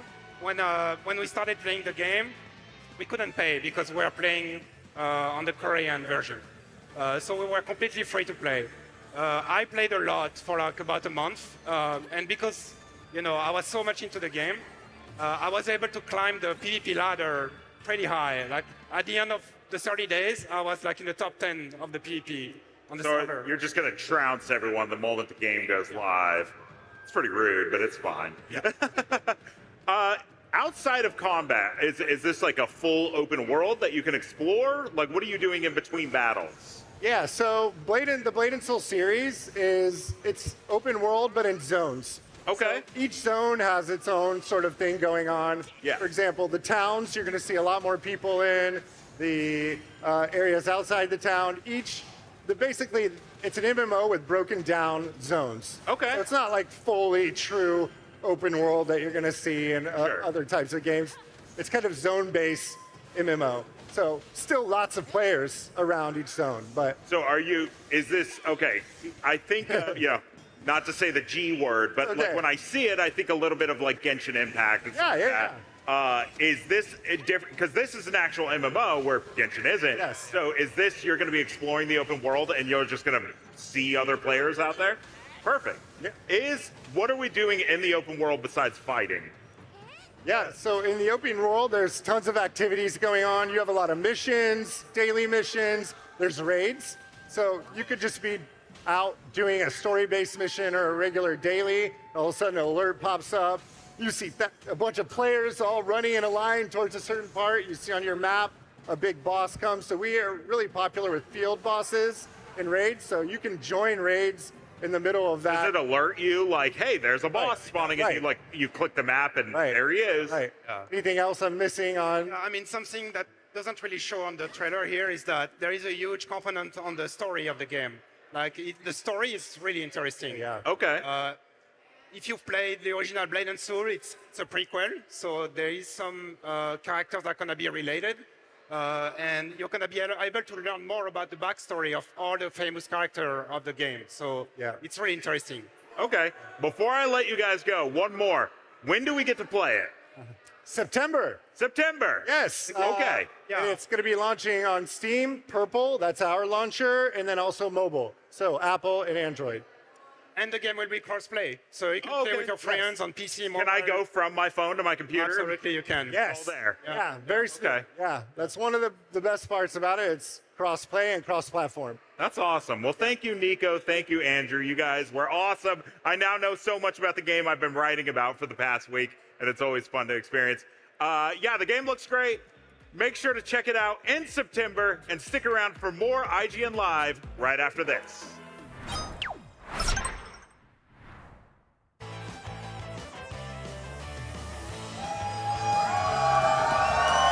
Hello, everybody, and welcome to a very special IGN Live edition of Up at Noon. I'm Max Scoville. And I'm Brian Altano. Up at Noon is a wacky variety show we used to do often, but now we only do occasionally. Sort of like flossing or house cleaning. Well, why bother with house cleaning? Because our house is about to get a whole lot messier thanks to the good folks at McFarlane Toys, because they have a mountain of new action figures for us to check out. There they are. Here to help us play with toys is Brian Walters, Director of Brand Creative at McFarlane Toys. What's up, man? How you doing, guys? Thanks Give for it up. having us. Yeah, thank you. Where should we start, Max? There is so much cool stuff on this table. Let's go back to the Dark Ages. Let's start there. So I feel like one of the most just McFarlane adjacent things you could possibly make toys of is Doom the Dark Ages, which is just so metal, so gnarly. I'm playing it right now. I love it. There's a gun that shoots skulls. Why? Because it's sick. Because it's cool. Rule Why of cool. not, right? Yeah, rule of cool.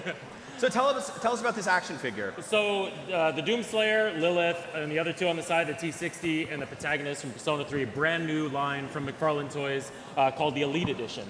And it is tailor-made to create highly detailed, super articulated, tons of deco, the kind of most iconic versions of these classic characters from iconic games, and do them proper justice in 3D form. So this is the very first two figures out on the table. So you've got something really cool here. You've got soft goods, which I feel like this is a perfect fit, because like Doom Guy, one of his, I love how it's like a Malibu Stacy has a new hat. Doom Guy has a little fur coat. Why? Again, because he's cold, probably, I guess. But you've got a soft goods fur coat on him now, and you've also got the flail with a real metal chain, and also because he apparently just went to Hot Topic, he's got a wallet chain. Yeah, why not, right? Why not? No, and that's the whole point of this line, is introducing a whole ton of new materials that we don't normally get to do at some of our lower price point items, and really bring you the ultimate elite figure from each game. I love the details on the shield, the little blades. It looks like it would actually hurt to hold. Yeah, you're kind of looking at it and waiting for it to just walk off on you. But yeah, a variety of accessories, as you guys have pointed out. So a really great launch figure for this line. I should note that we had a certain amount that went up for pre-order. They sold out on almost immediately. Oh wow! That's not to say you're not going to get it. Go to Walmart and GameStop. It's going to be there in just a couple of weeks. So stay tuned there. So check your local stores wherever you buy big hairy monsters with spike blades, all that fun stuff. Head to your local stores, Brian. Tell us a little bit about Lilith. She's got a lot going on there. Right, so there's a lot here. So Lilith, obviously the main villain from Diablo 4, which came out 2 years ago on Friday. So this is up for pre-order now. So if you're a massive Diablo fan, don't hold back. She's got there you go. There's a massive Diablo fan. They're in the building. He's right there, yeah. Fully articulated, comes with a variety of accessories. She comes with awesome faceplates for different face expressions. So you can pop off one faceplate and add the other one on for a whole new face expression. Obviously, she comes with her rose petals. The wings are articulated. Diablo's head is there, interchangeable hands.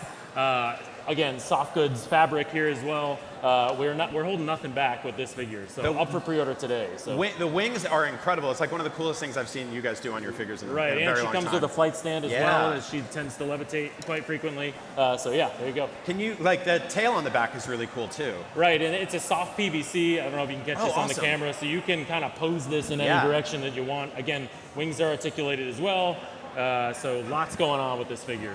What's the hardest thing to get right in a figure like this when you're working with like different mixed mediums? It's the balance of executing the design, but still making a functional toy. And sometimes you have to make some tough decisions that might compromise the design. But I think, under Todd's leadership on the design team, they make really educated decisions. But that's probably the hardest thing, is sometimes the engineering of it without compromising the look of the character. And when and where can people pick up this figure? So Lilith's going to be everywhere. She's up for pre-order today. So go pre-order her. She's got a lot of hype. We revealed her a couple weeks ago and just in shadow, but here she is in full here on IGN Live. Diablo fans in the crowd who are just screaming. Make sure you get this toy. I'm looking at it right now. We're gonna have to get a security to escort you out of here, because they will try to take it from you. Okay, I'll go out the back. Yeah. There you go. Okay. All right. So what else we got here today? So I just want to call out. So we've got the T60 from Fallout. A couple Fallout fans, right? Fallout fans in the building too. We got them all. So the T6. So that's from Fallout 76. So the power armor suit, $59.99 for all these figures. So that's going to be going up on pre-order soon. So stay tuned there. And Persona 3 Reload, one of the biggest games last year. There you go.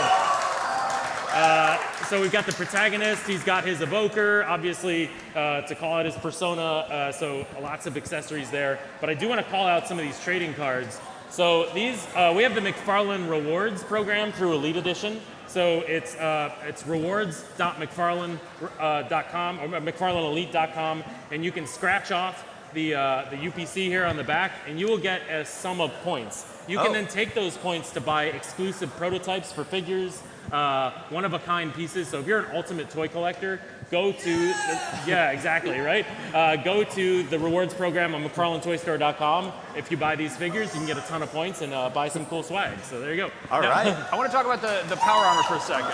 Yeah, swag. They're excited. So you guys did some figures for the Fallout Amazon series. Yeah, we did Movie Maniac figures. So this is our first articulated Fallout figure. Exactly. That's what I wanted to call out. Like, I feel like with Power Armor, there's so many joints and crevices, it's actually hard to tell how posable it is, but this is like a fully articulated, fully posable one. Fully articulated with a ton of accessories, as we called out, just like the other figures. And there's more to come here. So we're not just doing one Power Armor suit and we're out. We got some good surprises coming, so stay tuned. This guy in the is world awesome. Yeah.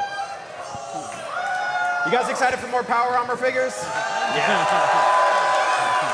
I mean, that is just like, the second I saw that design for the first time in a game, I was like, that's a toy that I need on my shelf. There you go. So right? Yeah. I'm very happy that you guys are around to actually make those things into reality. We couldn't be more excited.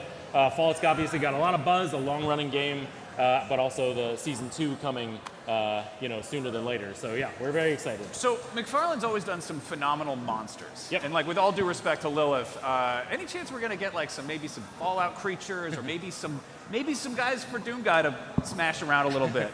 I would say just stay tuned. I think last year when I was here, we were talking about some Batman Forever figures. You said we're going to do more Batman movies. After that, it was Batman v Superman. We've done a lot more there, so stay tuned for monsters. More toys. Yeah, exactly. More toys. Yeah.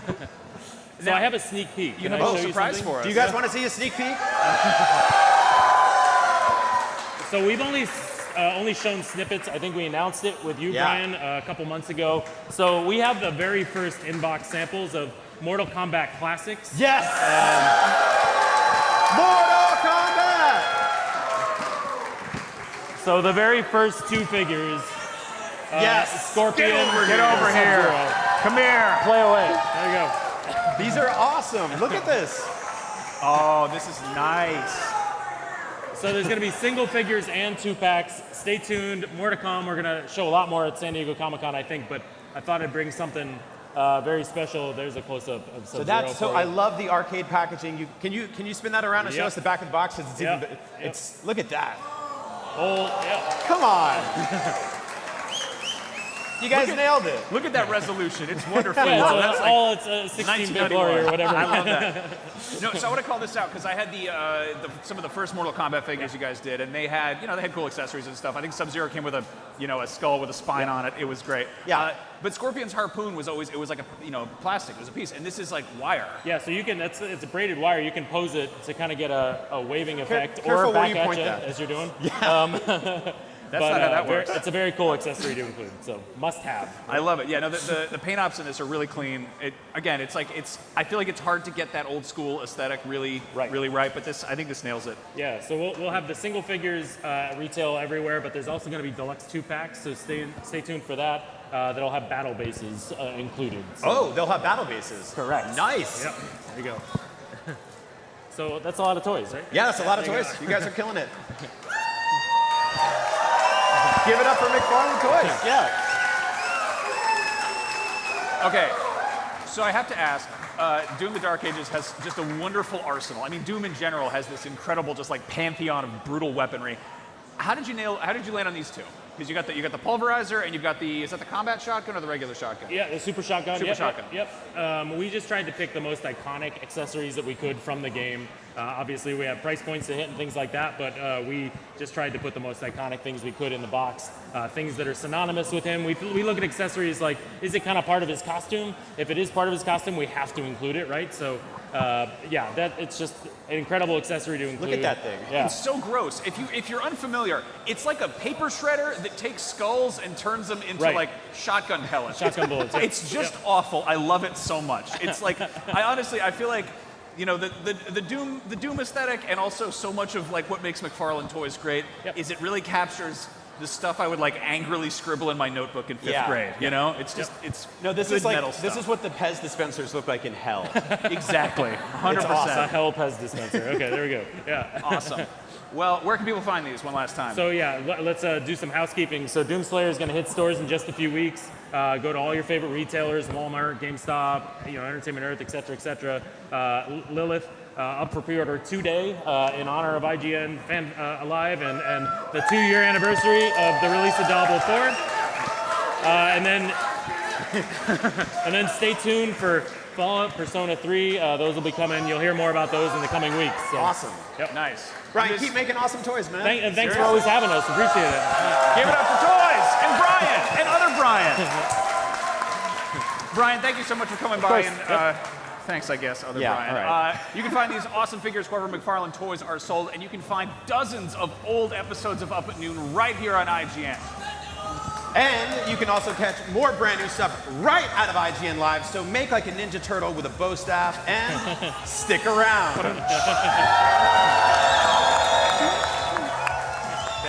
Thank you, guys.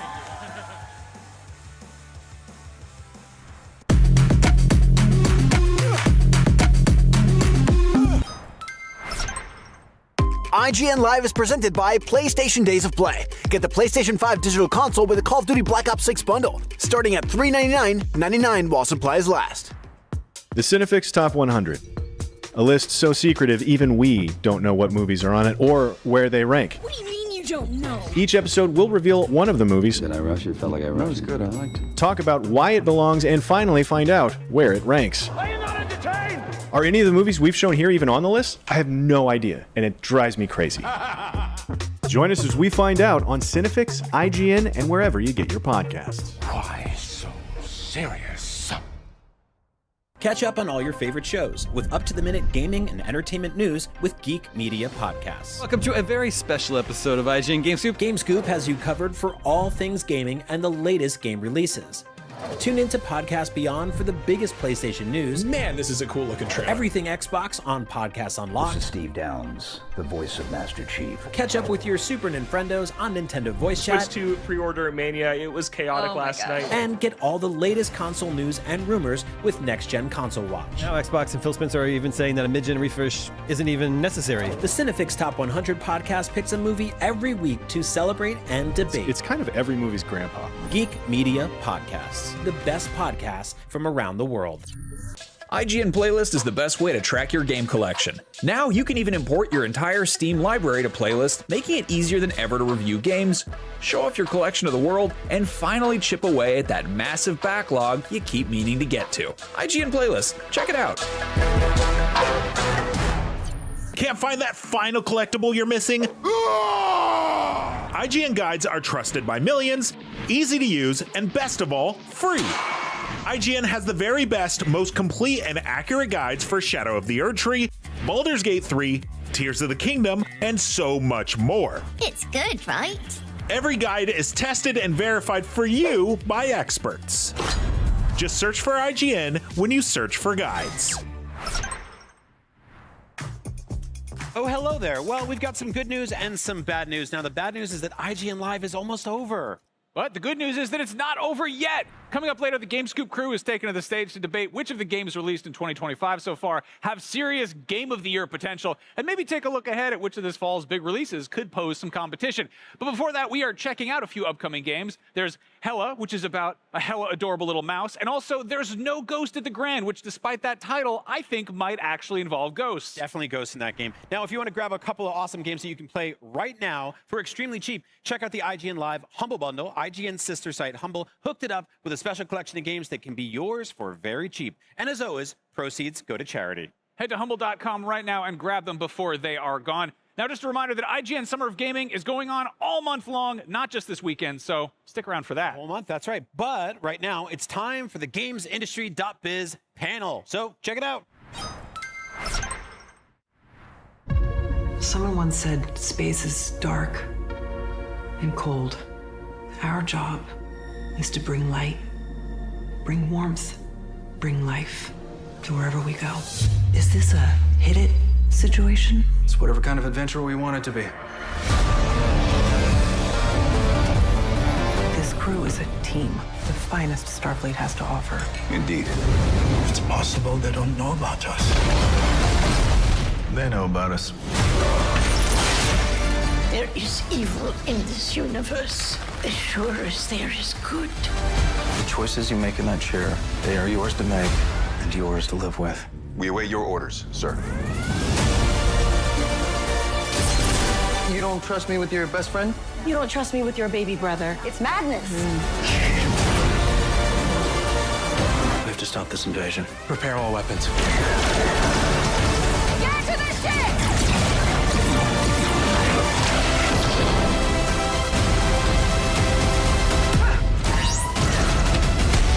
We are going to find our way out of this together.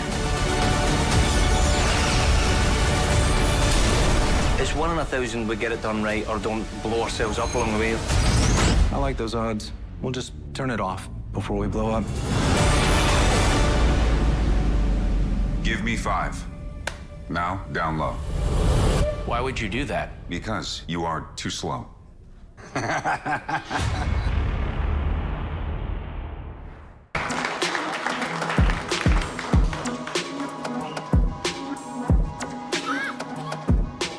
Hi, we're going to talk today about how AI could change the way games are made, and to do that, I'd like to welcome Neil Young, who's the founder and the managing partner of ign-live, who has a lot of experience making video games.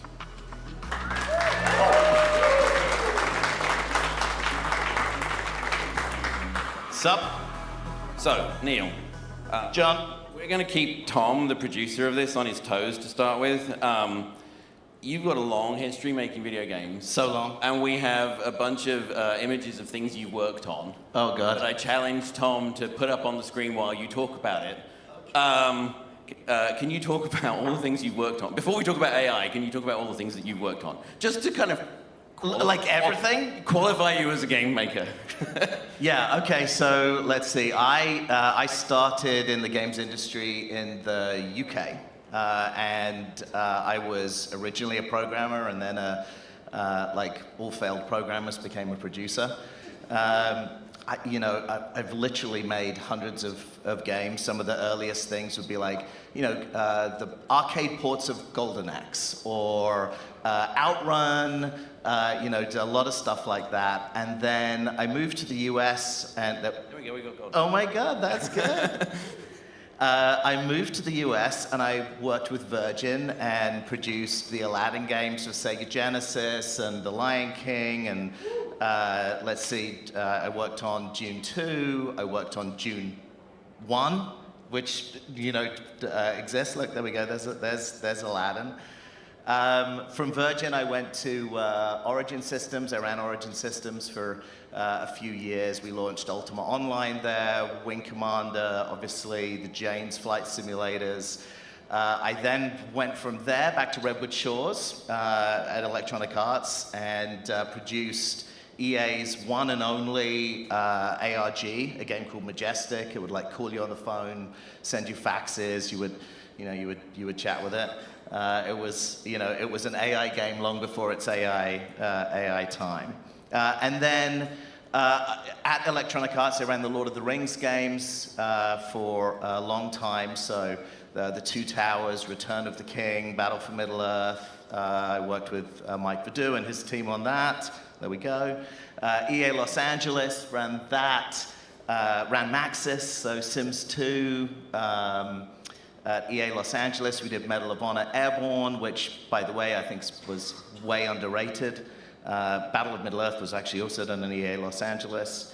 And then in 2008, I left and I founded a mobile game company called NG Moco, which was one of the very first mobile game companies. We did on iPhone, we did Rolando and Topple and Maze Finger and Dr. Awesome, and then we sold that and We Rule and Godfinger. We sold that to a company called DNA, Japanese company, and I worked with DNA for a few years. Then founded Network, built Legendary Game of Heroes, spent some time working with John, and now have my new company, ign-live.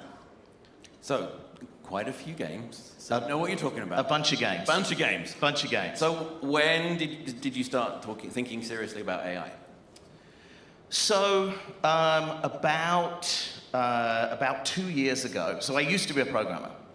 But literally I stopped programming on like 68,000, like Atari ST and Amiga. And before that, I spent a bunch of time doing 6502 stuff straight to the metal on 8-bit Ataris. And so I was so out of sorts coding. Just as a hobby project, I wanted to have sort of Python capability just for fun.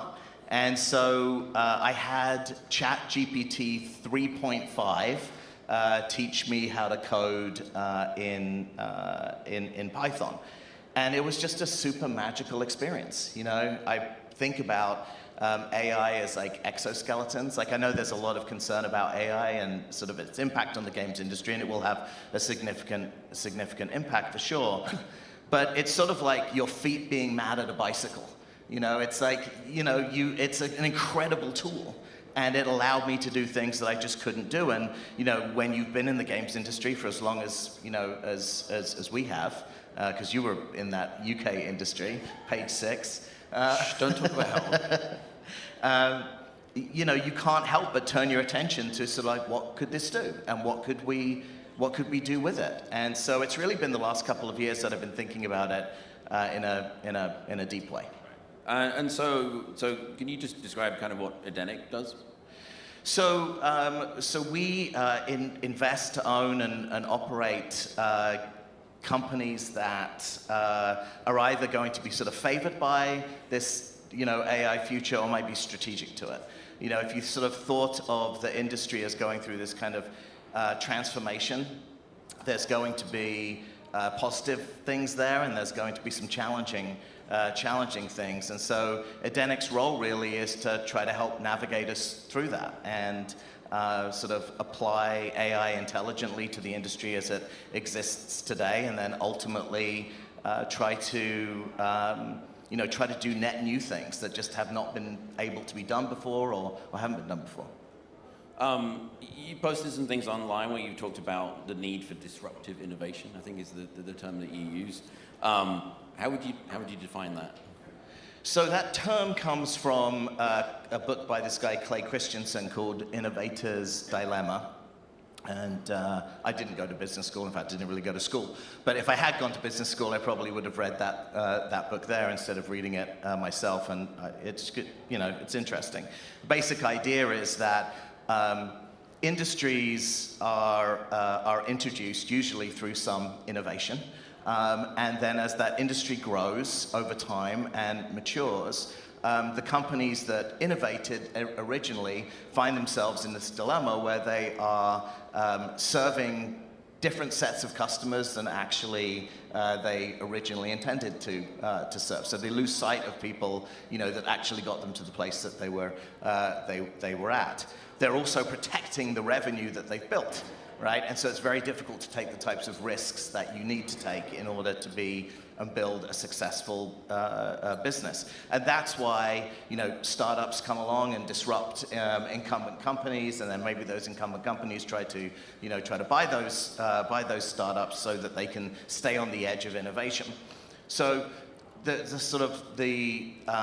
concept in that book is the book's The Innovator's Dilemma, is that these disruptive innovators, right, come in and sort of introduce a new S-curve for the industry. So you have sort of like one S-curve that goes like that, and then the disruptive innovators come in, there's another S-curve that kind of gets introduced.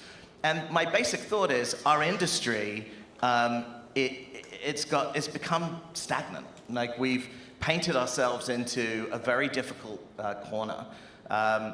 You know, not intentionally, but we're at a place now where games cost so much to make, and they take so much time to actually produce them, that companies that finance those things are afraid to take the risks, the commercial risk that it takes to actually go and build those things. Just for the audience here, can you, like, how much is a AAA game to make these days? Oh, AAA game, $300–400 million.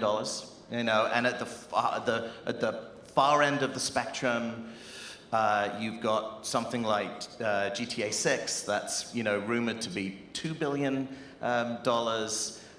It's very, very easy to imagine spending $50, $100 million, $150 million building a product and taking 2 or 3 years to actually make it, which actually is the other dimension of that. You're tying up incredibly creative people for such a long period of time. And then, by the way, this is sort of, that would be a AAA game that you ship. Across the industry, sort of writ large, about 70% of the revenue that the industry generates comes actually from catalog and live operated games. And so in mobile, for example, like 80% of the revenue any year is coming from live operated games. And so if the mobile games industry's sort of revenue is, 55 billion in the US, or 110 billion on a global basis, like 80 or 90 billion of that is coming from live operated games, and those live operated games are spending 25 or 30% of that money actually on continuing to develop those titles. So it's not just the cost to make the game, it's then the cost to continue to service that game. So the challenge for a publisher is they're often looking at a multi-$100 million commitment to go on a creative endeavor. And if you follow that to the end of the line, you end up in a place where you just don't take any chances. And you build things that only everybody wants to play instead of the thing that you want to play, or that you want to play, or that you want to play. And so we sort of have to break that if we want to actually fulfill the true potential of the audience, of the industry. We've got to get to a place where there's just a much better distribution of ideas to audience. And I think it starts, unfortunately, often, only one direction that it starts from is the sort of underlying economics of the industry. So how do you make it cheaper? Is the answer AI? Well, that's one of the answers, right? So I think we think about AI, and you can apply it in two dimensions, right? One is what is its impact to the professional creator class, right? So the 150, 180,000 people who are employed in the games industry. If the average team size is, let's call it 50 people, right? And in this sort of AI future, 5 or 10 people can do what 50 people were able to do before. That has a couple of really important sort of downstream implications. The first implication is that the economics of games changes, right? Now it only, you only have to invest the 5 or 10 person expense to be able to build the product, and that just actually allows you to take more creative risk and develop more interesting things. The second question is what happens to the other 40 people, right? And so there's sort of like two pieces to that puzzle. The first is a lot of the very best people making games are tied up supporting the revenue from those games after they ship. And so they don't actually go to create anything else. And so this affords those people the ability to actually go and start making things on top of those tools. And then the question is, what happens to the other 30 people, right, of that 50-person average team? And I think they probably move out from those companies that start going through those types of changes. But the real important question is, do they leave the games industry? And I don't think that they do. Because the people who are in the games industry, the people who make the games industry and make the games, the vast majority of those people are making games because it's what they love. They're doing it not actually because it's a paycheck. They're doing it because it's the thing that they always dreamt to do. It's why we've been able to get the very best engineers and the very best artists and the very best, people to participate in the games industry, because some percentage of all great people in all careers grew up playing games, and they loved games, and they just wanted to make it and always dreamt of making it. And so I think these tools will afford those people the ability to be able to build games. And because those games require far smaller audiences of people to support them, I think we're going to see this sort of shift. And it's going to happen over time, and it's going to be challenging to be able to manage through. But I think we're going to see this shift where you could get to the place where 1 or 2 people could build a game that they love for the sets of people that actually want to play it. Like this kind of sub-stackification of the games industry, where you can get to that 1,000 true fans that could actually support a small team of people making something amazing. And I think that is a really promising future for the games industry. So I know this is a long answer. But the second question is, what happens when AI tooling allows people who didn't train to become game makers, but have incredible ideas, grew up playing games, affords them the ability to be able to make games, to be able to take their ideas and turn those ideas into applications, into games.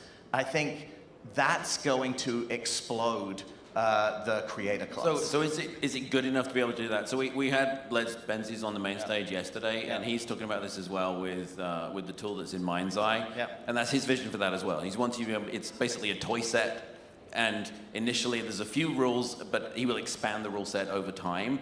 Do you think that AI is good enough for you to be able to simply describe it, what you want to be able to play? I think it will become that way. I mean, ultimately, are we heading towards like the holodeck in Star Trek, where you just describe the experience that you want? Yeah, we are. I mean, there's two ways to think about this. The first is we've built games exactly the same way for the last 50 years, right? Player character, non-player character, map with objects and code equals game, right?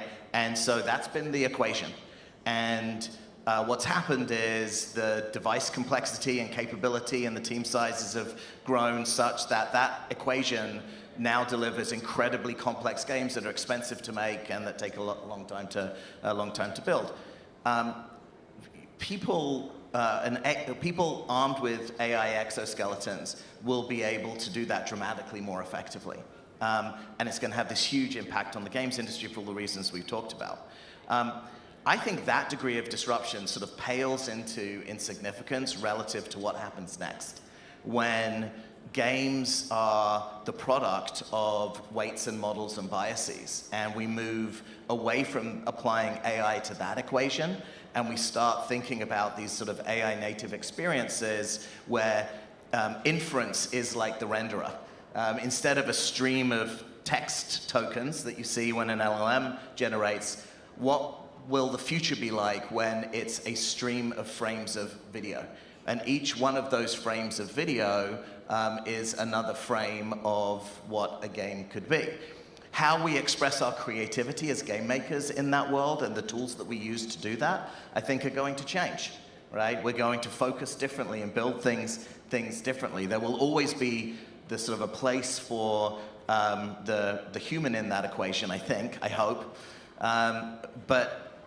But that future is what you're talking about, because when things are changing geometrically, right, the difference between a 20 frame per second, doesn't hold coherence for a long time Quake demo, and real world fidelity is actually not that far away. You know? So I think that's not this 5 years, but the next 5 years, and definitely the 5 years after that. It's going to be amazing. Do you see there are tools that are already heading this way that you think are close? I don't think that they are close yet. No? I think that there's work that's going on in research labs right now which shows you that future. You know, you might have seen the demo that Microsoft put out for Quake. You know, that followed on a demo that Google put out on Doom. There's a team of researchers in Edinburgh and Switzerland that have been working on CSGO. It's very early stuff, but directionally, it's really interesting. And in the meantime, we have the opportunity to step into these exoskeletons. Like the image I have in my head is like Ripley in the dock loader and in Aliens, like able to just doing, to not just lift things but fight. And what AI can be for game makers is an exoskeleton that allows them to do things that they just could not have done before, at a scale, at a speed. And what that means is the round trip time between their idea and an expression of that idea shortens dramatically. Like when I'm building games, or have been building games, the round trip time between my idea and seeing it on the screen and having the software talk back to me sometimes was weeks or months. You know, when it's seconds and minutes, like I'm able to get to the better idea much faster. And I think that's the actual opportunity. The opportunity is like, get in the fucking dock loader. All right, so we could talk about this for a long time. I've got time for one more question. Yeah. So the timeline in front of us to get to kind of where you're talking about, what do you think it is? So I think the industry. I think we're going to go through these phases. Yeah. Right. So I think you could think of the first phase as like the practical application of AI to the industry as it exists today, and that's all the things that we talked about against that equation of player character and non-player character and map and objects and code, where AI exoskeletons really allow teams to do more with less, essentially. And so that means more creative things get built. That's phase one. I think the downstream implications of that actually move us into phase two. And that's where you start seeing like the sub-stackification of games. When it becomes a lot easier to build a game, do you get new types of games being built? Could they ever become ephemeral? If they do become ephemeral, does your relationship shift from with the game to with the person who made the game? And so, if that first phase is kind of like the next 5 years, that second phase, I think, would roughly be the following 5 years. Right. And then the 5 years after that, I think, is when we get to this place where you can have these incredible individual experiences, or experiences that lots of people share that are amazing. But I'm certain that in the window of a decade to 20 years from now, it's just going to be amazing. It is going to be like the holodeck. It is going to be incredible. Well, that's a fantastic place to finish on. Thank you very much for your time, ladies and gentlemen, and Neil Young. All right, thank you. Thank you.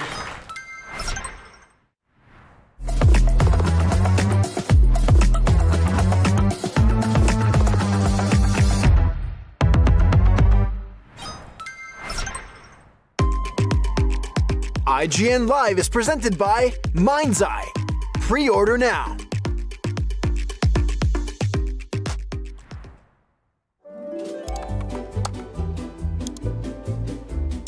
IGN Plus is where your adventure begins. What are you selling? Plus is the place to get unlimited access to all the tools you need to beat your games. Here's what you need to know for bringing down Gloomspawn. Plus, awesome exclusive discounts on IGN Store. Maybe this would tease open your money pouch. Plus, ad-free browsing on IGN.com. Plus, unlimited game help tools like premium interactive maps with your own custom map markers, filters, marker notes, and more. This will come in handy. Plus, access to sweepstakes, giveaways, and free game keys. Wow! Exactly. Want more? Head to IGN.com/plus and start your adventure today.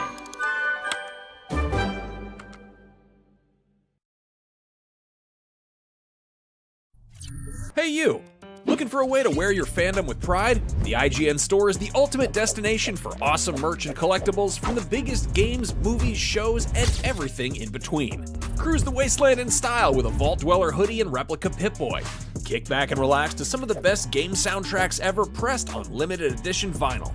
Or level up your whole wardrobe with a massive selection of officially licensed apparel. From iconic properties like Star Wars and The Legend of Zelda to newer fan favorites like Atomfall and Expedition 33, the IGN store has you covered. You'll also find hats, jewelry, action figures, board games, model kits, art books, and even snacks. Whatever you're into, you're bound to find something. See for yourself and head to store.ign.com today. IGN Playlist is the best way to track your game collection. Now you can even import your entire Steam library to Playlist, making it easier than ever to review games, show off your collection to the world, and finally chip away at that massive backlog you keep meaning to get to. IGN Playlist, check it out.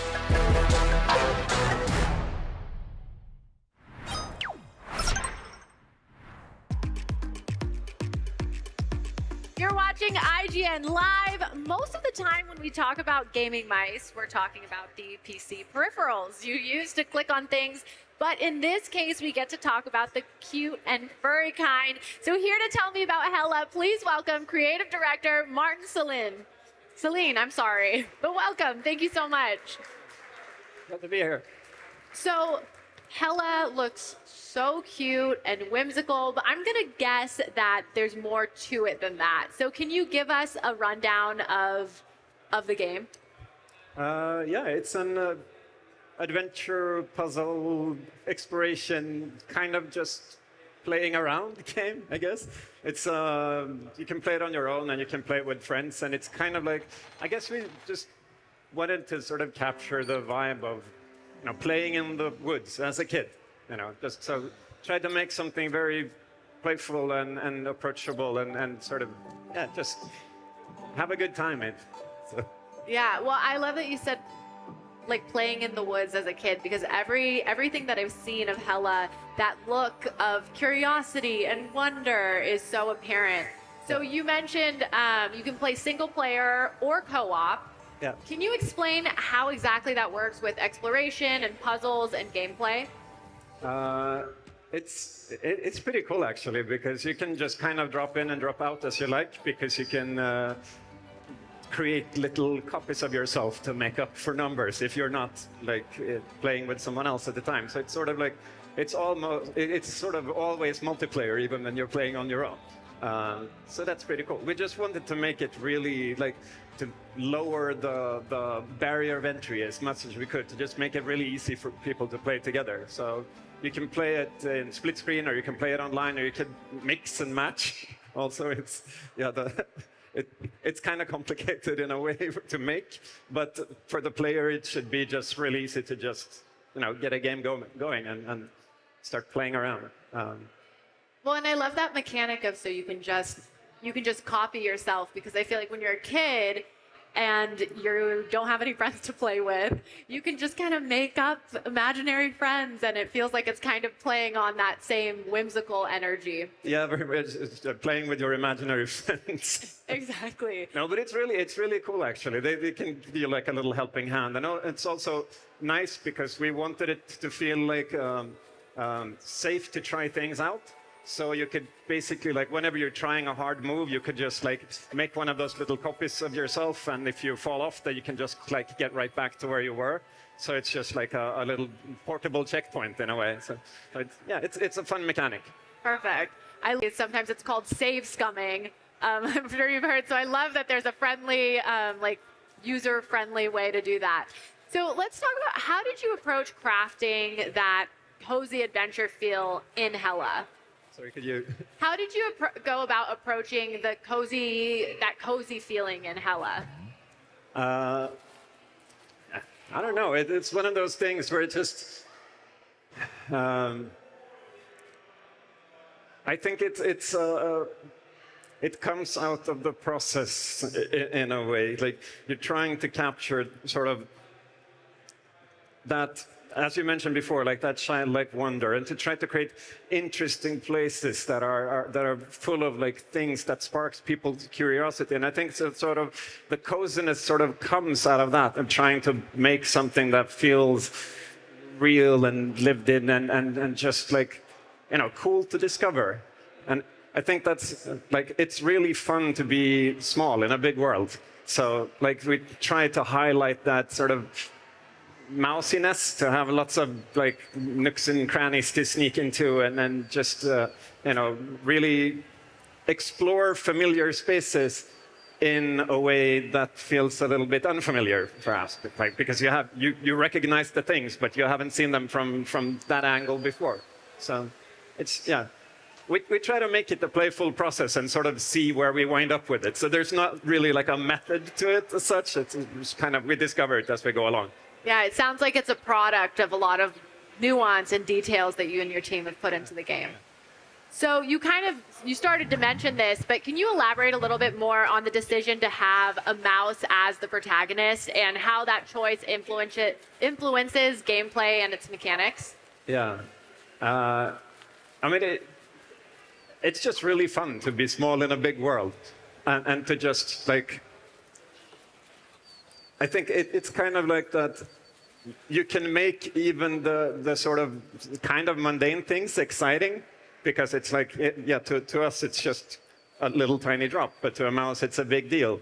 And it's kind of cool where you can make something feel a little bit exciting and suspenseful and dramatic, but you don't really have to sort of do big explosions and high drama. It's kind of like, kids drama in a way.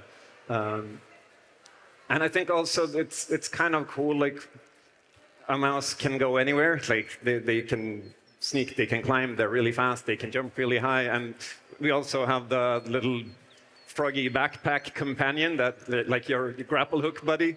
So it's kind of like a game where you really can go everywhere, anywhere, like really try to utilize that sort of mobility. Like it's kind of like in past games we've done, it's kind of like the world is always like your obstacle, but in this case it's not, it's your canvas. It's really about just exploring the space and having fun with it, so yeah. Yeah, well, I love that, and I'm glad that you talked about like exploring and the environments being your canvas, because the environments are beautiful and they do seem very open to explore.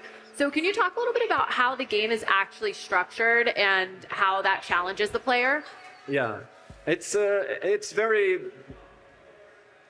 nonlinear. It's kind of like we want as little sort of portals and gatekeeping as possible, just kind of set you free in the world and let you roam wherever you want to go. So it's kind of like, again, since you're small, it's one of those spaces that it feels big to you, but for the human playing it, you can get really familiar with all of these places. It's kind of like, you know, it's probably, I can't say exactly how big it is because I don't remember, but it's one of those things that, like, making your mental map of the place it's not that hard, because you can sort of, you know, learn the key places, the key landmarks, the sort of all of the history and background to each place. But then, since you're tiny, there's still a lot of like little things to discover within those spaces. So it's sort of small but big at the same time. A little bit of both. And also very just like, again, we wanted to keep it playful, we wanted to keep it exploratory, so it's like super non-linear. So your game seems like an expression of Scandinavian folklore. Tell us about those inspirations and how we can expect to see them in Hella. I mean, it's something that we've all grown up with, and just like, it is kind of, it's interesting in Sweden. Like we sort of treasure those myths and histories, and then like, I guess what the take we tried to do though is to make a sort of a friendly version of it, because when you look at kids' tales from Sweden, they're all about like, don't try anything, everything is going to kill you and everything is scary. So we were trying to sort of flip that and say, actually do try everything. Going into the woods is cool, just try. So it's not like sort of super high fantasy in a way. Like, yes, we do have magic and things like that going on, but we tried to keep it a pretty grounded fantasy, that it is sort of mostly about the people of this world. It's not necessarily sort of like, you know, trolls and goblins type of fantasies, but more like the mice work for a kind old witch. So they're her familiars. And now she's gotten old and a little bit ill, so she needs a little bit more help than she used to. Like, she has always been this sort of grandmotherly figure that takes care of everyone and everything, but now suddenly you have to take care of her a little bit. So it's, yeah, that's kind of little coming of age thing, and just sort of trying to do good deeds and learning more and more about the history of this place. Yeah, I love that.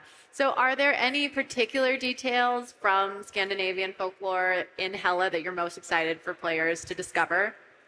I mean, we have to save some secrets, I guess, but yeah, a little bit. But also we tried to sort of. I think we're big fans of trying to create our own narratives and sort of our own details. Like a lot of.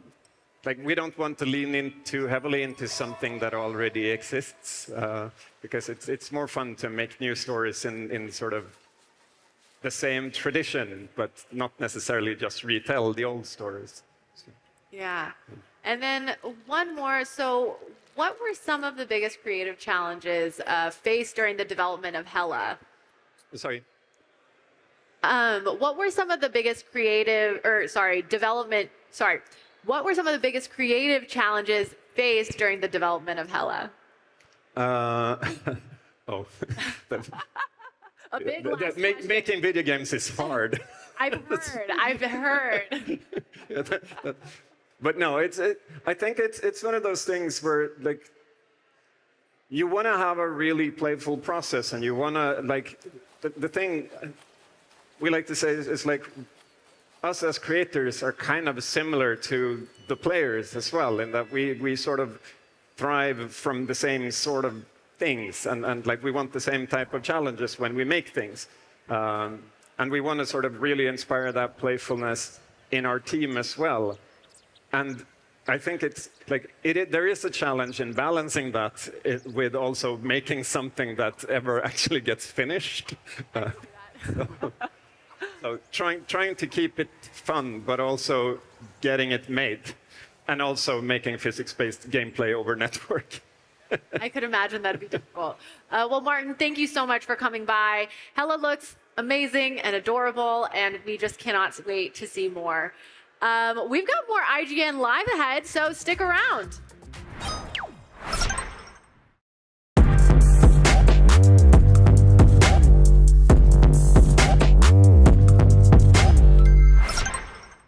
IGN Live is presented by PlayStation Days of Play. Get the PlayStation 5 digital console with the Call of Duty Black Ops 6 bundle, starting at $399.99 while supplies last.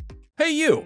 Looking for a way to wear your fandom with pride? The IGN store is the ultimate destination for awesome merch and collectibles from the biggest games, movies, shows, and everything in between. Cruise the wasteland in style with a Vault Dweller hoodie and replica Pip-Boy. Kick back and relax to some of the best game soundtracks ever pressed on limited edition vinyl. Or level up your whole wardrobe with a massive selection of officially licensed apparel. From iconic properties like Star Wars and The Legend of Zelda to newer fan favorites like Atomfall and Expedition 33, the IGN store has you covered. You'll also find hats, jewelry, action figures, board games, model kits, art books, and even snacks. Whatever you're into, you're bound to find something. See for yourself and head to store.ign.com today. Catch up on all your favorite shows with up-to-the-minute gaming and entertainment news with Geek Media Podcasts. Welcome to a very special episode of IGN Game Scoop. Game Scoop has you covered for all things gaming and the latest game releases. Tune into Podcast Beyond for the biggest PlayStation news. Man, this is a cool looking trailer. Everything Xbox on Podcasts Unlocked. This is Steve Downs, the voice of Master Chief. Catch up with your Super Nintendos on Nintendo Voice Chat. Switched to pre-order mania. It was chaotic last night. And get all the latest console news and rumors with Next Gen Console Watch. Now Xbox and Phil Spencer are even saying that a mid-gen refresh isn't even necessary. The Cinefix Top 100 podcast picks a movie every week to celebrate and debate. It's kind of every movie's grandpa. Geek Media Podcasts, the best podcasts from around the world. The Cinefix Top 100. A list so secretive even we don't know what movies are on it or where they rank. What do you mean you don't know? Each episode will reveal one of the movies. Did I rush it? Felt like I rushed it. That was good. I liked it. Talk about why it belongs and finally find out where it ranks. Are you not entertained? Are any of the movies we've shown here even on the list? I have no idea, and it drives me crazy. Join us as we find out on Cinefix, IGN, and wherever you get your podcasts. Why so serious?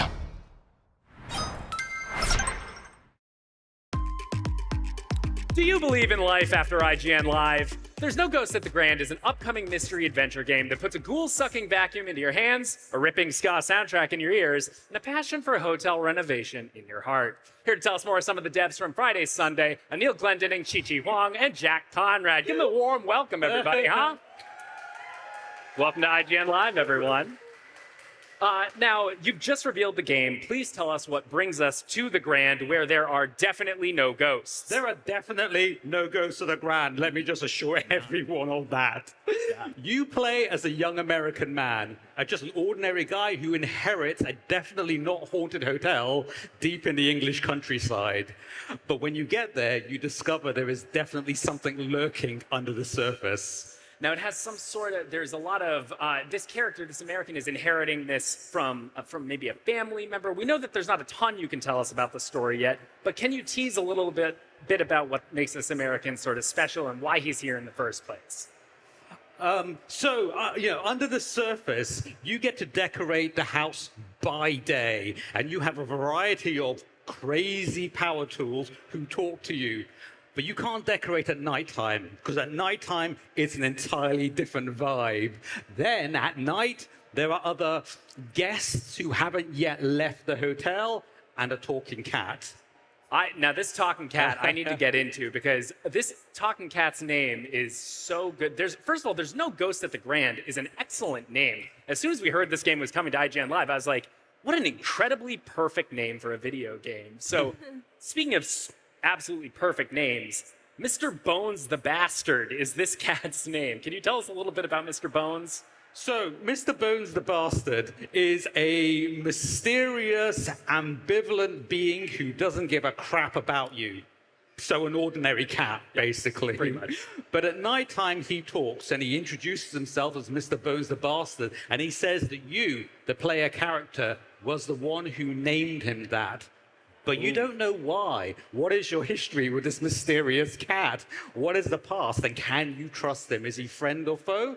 That's part of the mystery of the game. I love that. You're also going to be wielding a multifunctional tool that sort of evokes, like, you know, when we think about haunted hotels and vacuums, Luigi's Mansion comes into mind a little bit. Is there any, you know, sort of influence from that game? Is it kind of a darker version in some ways? Is it inspired?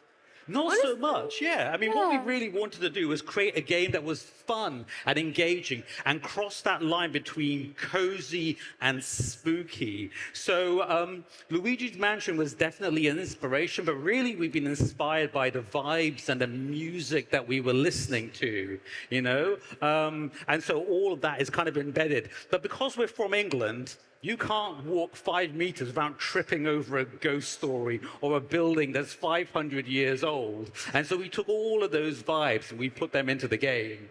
That's great. And yeah, you mentioned this ska soundtrack that the game has. You're going to be meeting some characters around the town, and there's a bit of a musical element to the game. Can you tease what that is a little bit? You want us to tease the characters? No, tease the musical element of the game. See. Jack, you want to tell us about the music? The game is a musical, but you know we're not going to make you sit through British Les Mis. We use the music to introduce the characters. Each character has an own genre that's unique to them. So as you meet them, we jump from reggae to ska to punk, depending on who's talking. But you know, if you want to skip them, it's all original music, but we won't be offended. We'll probably add an achievement for anyone stubborn enough to skip all of them. But we think it's really fun. They're really catchy. Each song section has its own unique gameplay element to it.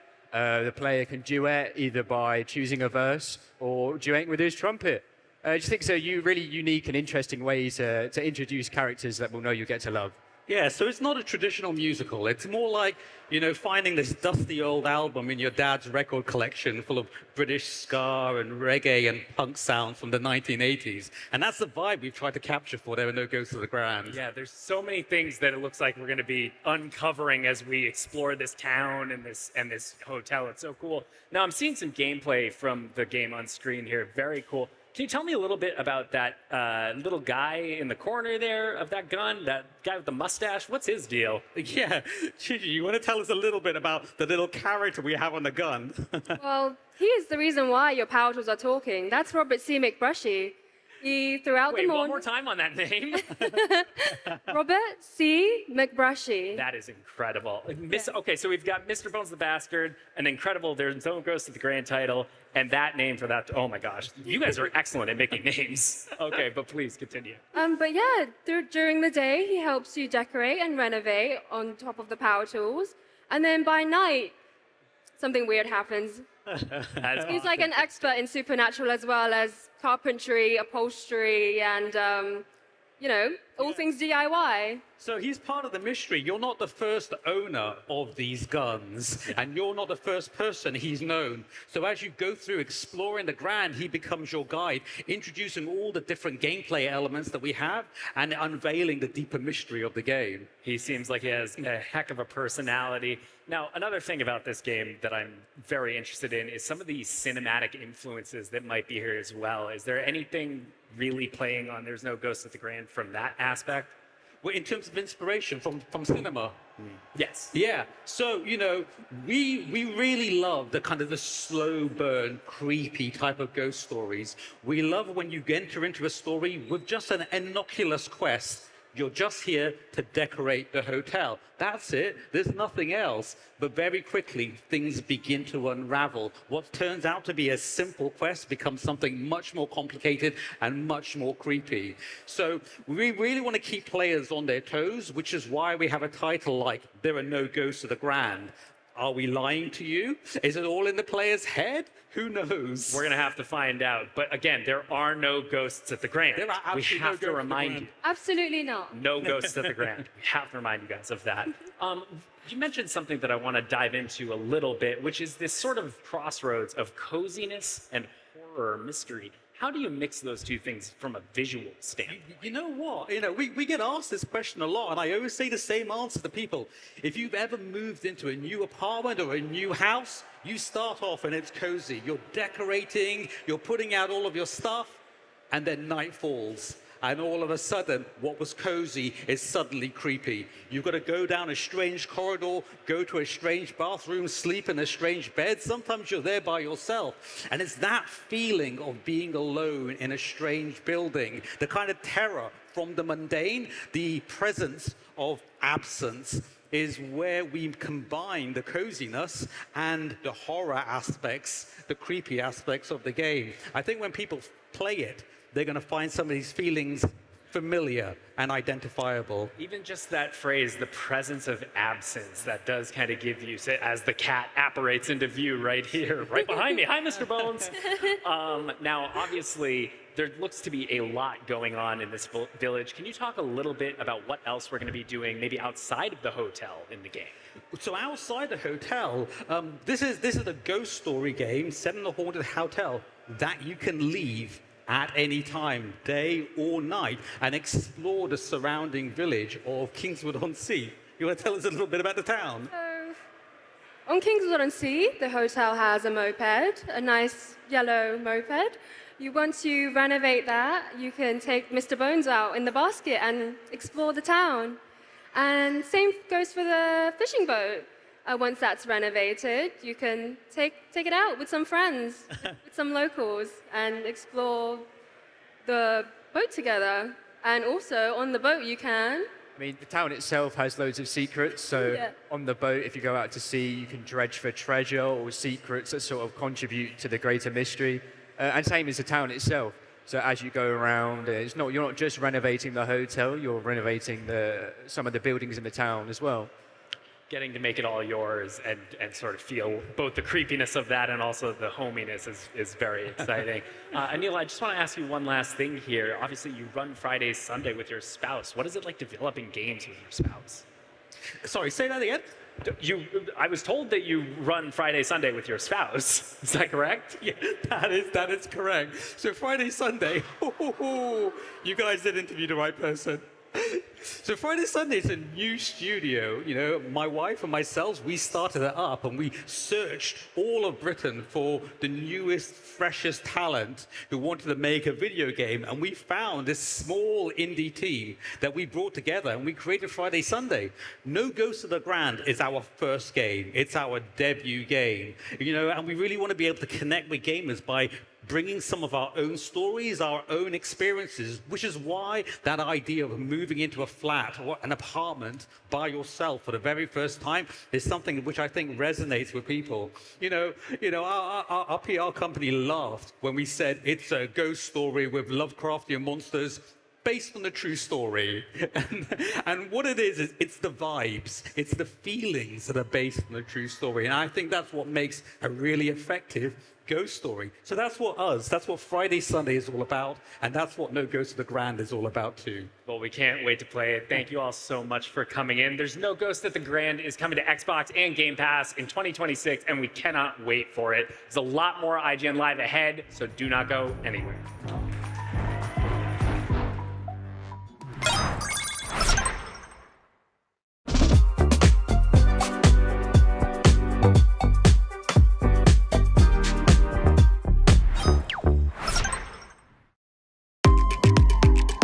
IGN Live is presented by Lenovo Legion.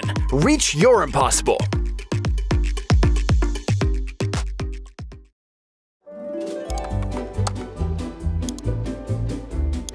IGN Plus is where your adventure begins. What are you selling?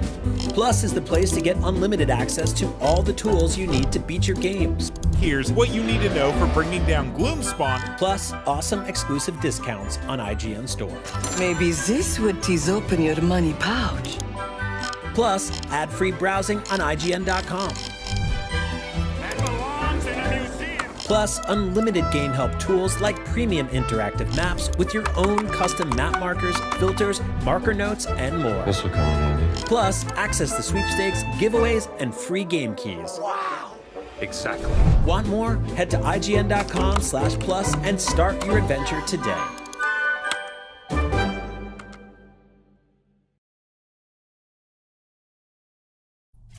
Hey you! Looking for a way to wear your fandom with pride? The IGN store is the ultimate destination for awesome merch and collectibles from the biggest games, movies, shows, and everything in between.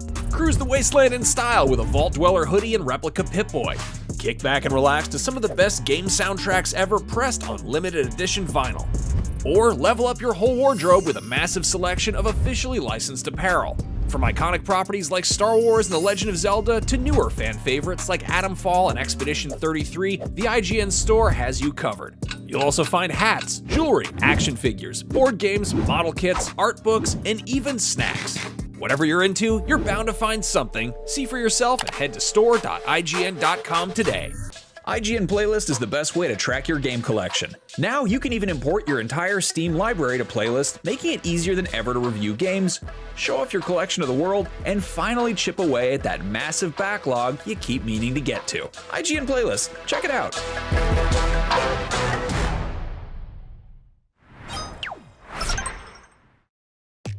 Welcome back. You are watching IGN Live. And we're sitting on Lovesac's new modular couch platform, Sactionals. Get in the game with Lovesac's new Stealth Tech sound and charge home audio system. They have seamlessly embedded surround sound technology built right in with a Harman Kardon speaker system paired with wireless device charging. Sactionals with Stealth Tech are the ultimate smart couch for your gaming setup. Don't just hear the game, feel it. But right now, it is time to scoop the game with a very special IGN Live episode of Game Scoop in just a few minutes. Now, IGN Live might be coming to an end, but fun fact, we've got live coverage planned all summer long. In July, we'll be at San Diego Comic-Con, covering all the biggest upcoming movies, shows, comics, collectibles, and more. And in August, we'll head off to Gamescom in Cologne, Germany, for a look at a ton of upcoming games. But right now, it is time for Scoop. Scoop!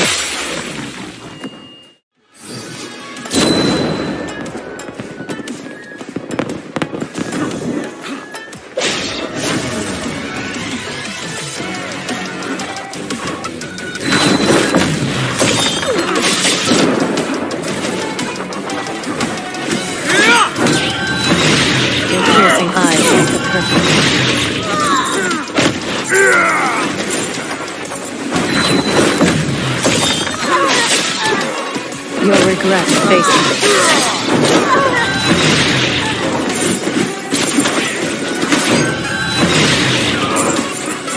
May death reign.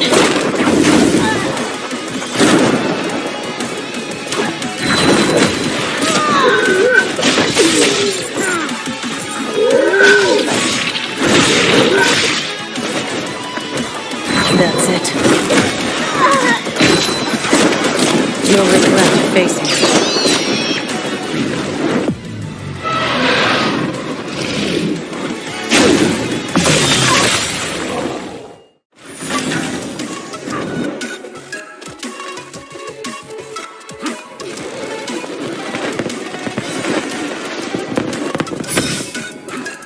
Make death rain. That's it.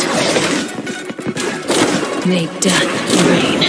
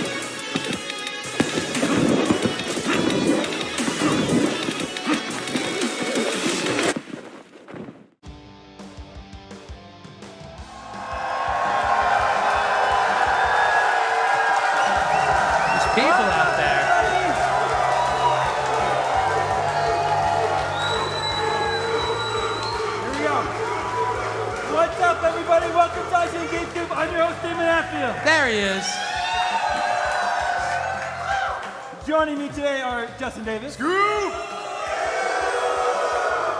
Sam Claiborne. Hey, everybody. It's great to be here. And Mark Medina. I'm here, David. And I'm so glad we just got to have Nick Lamone out here. We wanted to have him on the show, but he's busy right now running the show. So shout out to Nick Lamone. Running the show. We also wanted to have Per Schneider on, but he lost his voice because he was out partying at the club until like 4 a.m. last night. We went to bed early. Yeah. We were ready. Bad. So shout out to Per also. We got a great show for you this week. We are here at IGN Live with an incredible live audience. I don't know about you, but this is what I always picture. This is what I see when I record Game Scoop every time, in my mind's eye. Isn't this what every episode of Game Scoop should be like? Yeah. That's all in person? I'm okay with that. It's a little different than the Zoom call we normally do. Than the Zoom call. In just a bit, we'll be playing video game Who Am I? Which is always a lot of fun with a live audience. There's also been a bunch of announcements this week we'll discuss. But first, it's time to check in with Game of the Year Watch. We'll add that in post. It's fine. Okay. There've been a lot of great games released this year. No 10 out of 10s. Not a single 10. From IGN. I see a lot of 10s in the audience, though. There's a lot of shirts that say 10, is what I mean by that. I see a lot of 11 out of 10s. Off the charts. Here today. Is that legal? I don't, if it's... Look. We got 110 on the couch. Sam's mustache. Last year, it's been a while since we had a full new game get a 10. Last year, Elden Ring Shadow of the Erdtree got a 10. Much deserved, not a full standalone game. And then our re-review of Stardew Valley got a 10. Yeah, great game. Easy 10. Easy 10. So you got to go back to 2023, which is a pretty good year for Baldur's Gate 3, Tears of the Kingdom, Resident Evil 4, Metroid Prime Remastered, which Sam did. So that was a pretty good year. What a year. So anyway, no 10 this year, but lots of great games. And I think, you know, when you host enough Game of the Year watches, you start to get a sense when there's a clear front runner. I think there's a clear front runner so far this year, but I didn't want to assume, so I polled the Game Scoop audience. I went to the Facebook group and I polled them. Let's pull up this poll, because I think the data shows there's a very clear front runner. It is Clair Obscure Expedition 33. I think it's a Clair front runner. Oh, it's a Clair front runner. Also, I've already forgotten one of my bits, Justin. I was going to say, I polled the Scoop audience, so let's check in with the listeners. Oh, hey, listeners. People really hate it when Justin's not there and nobody says, hey, listeners. I feel like an imposter saying it, so I fall silent. Well, for everyone who's listening at home and can't be here, I think they'd feel like they're part of the show. Let's get everyone to get a big hey listeners. So let's check in with the listeners.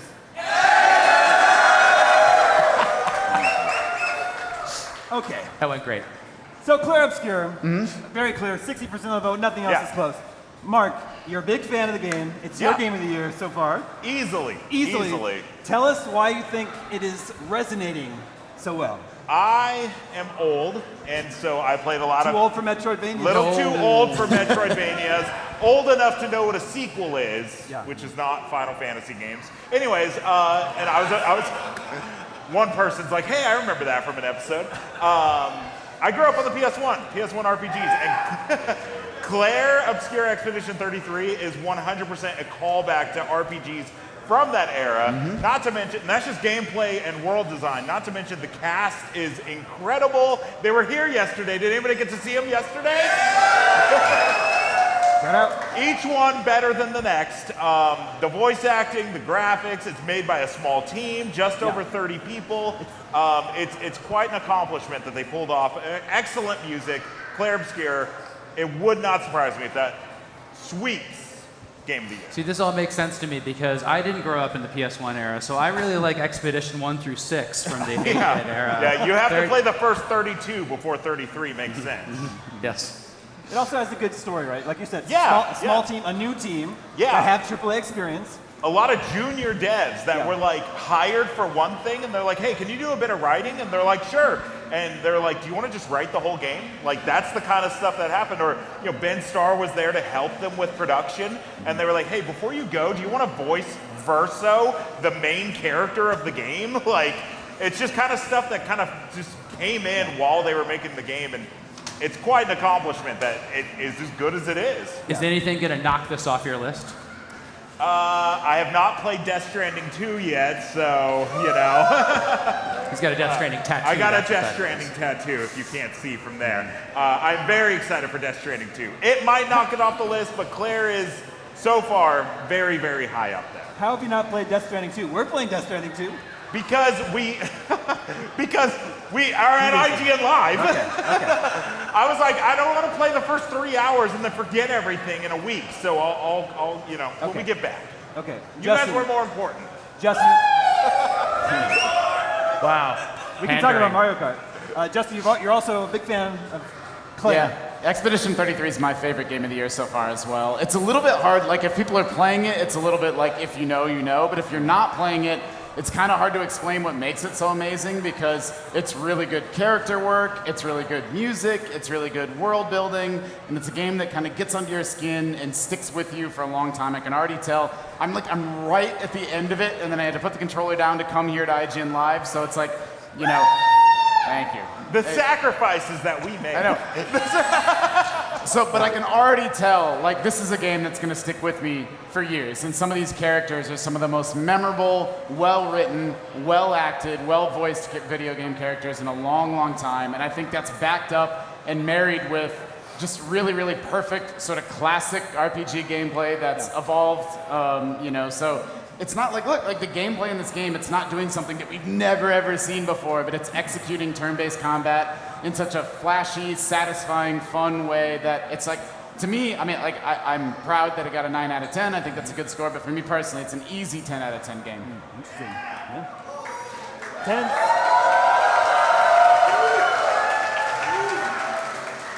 I love the scoop sign. Yeah. Shout out to everybody. I know. So 9 out of 10.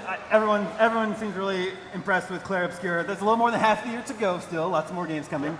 But there's some other games that have gotten 9s this year so far that we should mention. Doom: The Dark Ages. A hell of a game. Really fun game. Really fun game.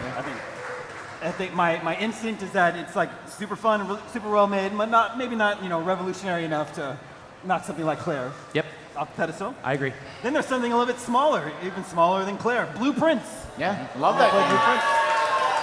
Which, by the way, I'll wait till you list them all. Yeah. Okay. I'll come back to you. Yeah. Then there's this little game. I think a few people played this. Maybe they played it with a friend or a loved one. Split Fiction. Yeah.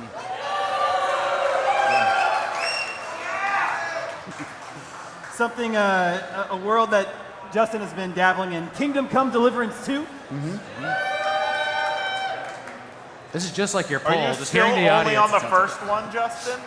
So I'm gonna move on to 2 after all the DLC comes out. I'm waiting for like the Game of the Year edition or Ultimate edition. And then there's a Dark Horse also, but I'll let you say. I'd never made the connection that Blueprints and Doom and Clair Obscure are all on Game Pass. So like, what do you for 3 Game of the Year candidates to all be on that service? Well, I mean, also after the Xbox Showcase today, there are a lot of great games coming to Game Pass. Yeah. So there's also this new game that's just released. It's called Mario Kart World. Yeah. As yet unscored. Yet unscored because we didn't get early copy. Yep, the reviewer has been here reviewing the game live with everybody. Yep. And stage yesterday. Anyone was here for NVC yesterday? They played Mario Kart Live. Logan's very good. Yep. He just bodied everybody. Yeah, he just bodied everybody. Logan has been upstairs this entire week reviewing the game for everybody. So it's quite impressive. And everyone seems to really like Mario Kart World. Sam, do we have any sort of sense though? Like, is it a contender? Yeah, I don't think it's going to be a contender for Game of the Year. Okay. Yeah. Unfortunately, it seems like it has a lot going for it, but there's already this kind of like pull towards, is it better than Mario Kart 8? Right. And a lot of people are saying no for the racing, and then the open world might not add enough. But I played a lot of the open world, well, not a lot, but hours of it, and I think it's really fun. Justin watched me fail an event over and over again, and it's a nice, relaxing, try your skill series of fun activities. I think it's good. But the way you're playing that game is the same way I want to play it. We're like, what is it, like 1,000 P-Switch challenges that are littered around the world, and each one's a little bit different, and like, that sounds like a good time. Yeah. Yep. I've been playing it when I can, when I get home from ign-live. I've been playing it with my son, Kingo. Some of you may have seen him on stage yesterday. A lot of hype for Kingo. Well, he played a game with Logan, and he came in second. So, I mean... Wait, hold on. And then he had to get a pie in the face. And then he got a pie Those are the rules. He's got to learn. Look, these kids got to learn. He plays a lot of video games. He's pretty good at video games. So we were playing Mario Kart World together, and he told me how he plays Mario Kart. He said, "Daddy, what I do is I get in first place, and then I try to stay in first place." Oh. That's what I'm saying. Look, that's a bold strategy. Maybe a future Guides team member. Maybe a future Guides team member. Yeah. That's a hot tip. Win.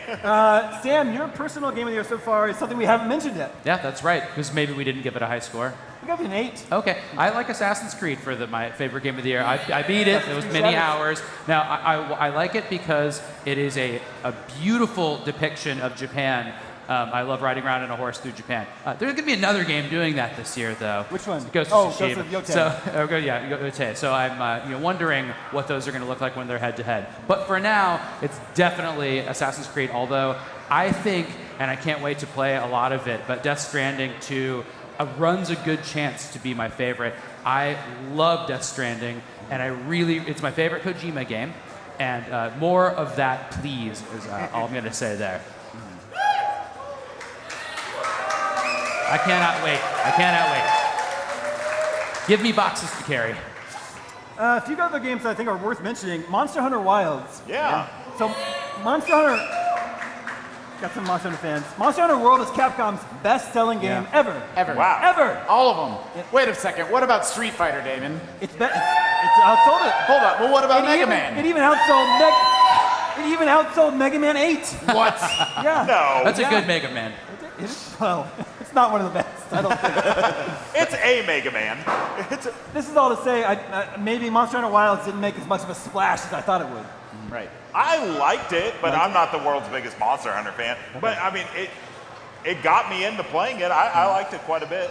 But in what other video game can you get an animal's scales and skin and then turn it into a hat? Mega Man 8. Right. I mean, that's not far off. You're trying to be silly, but you're not far off. Yeah. It's true. Is your character a robot? Is Monster Hunter a Mega Man-like? Yeah, I mean, it's Capcom. Everything they do is... They're all connected. Resident Evil, yeah. I mean, we did gloss over Split Fiction. Like, yeah. I don't think it is. I love Expedition so much that, like, Split Fiction can't edge it out. But, like, that studio keeps getting better and better and better. And, like, the Split Fiction ends, like, it's good all throughout. But then the finale of that game is incredible. Like, it's a really, really memorable experience. I played it with my 11-year-old. We had a great time with each other, so I highly recommend playing it. Great game for couples. Great game for dads or moms and kids. Like it's awesome. In the showcases this week, there are multiple split fiction likes. I totally feel like co-op games is like a theme. There's a Lego one. Yeah, Lego Voyagers is one of my top picks of this summer season so far. Yeah. It's going to be great. Okay, we're going to take a short break, but when we come back, more GameScoop and IGN Live right after this.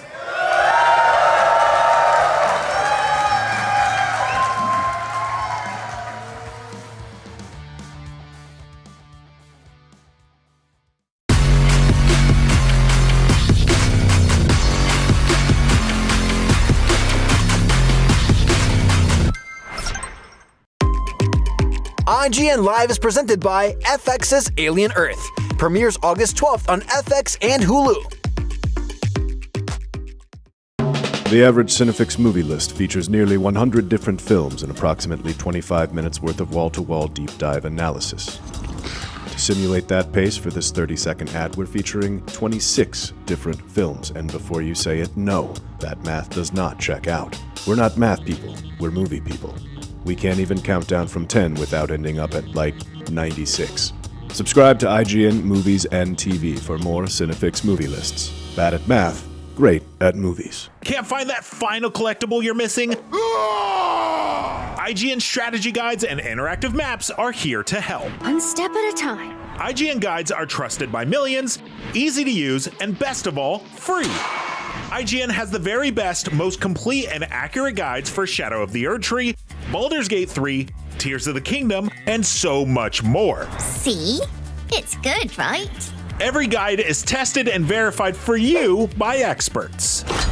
Just search for IGN when you search for guides.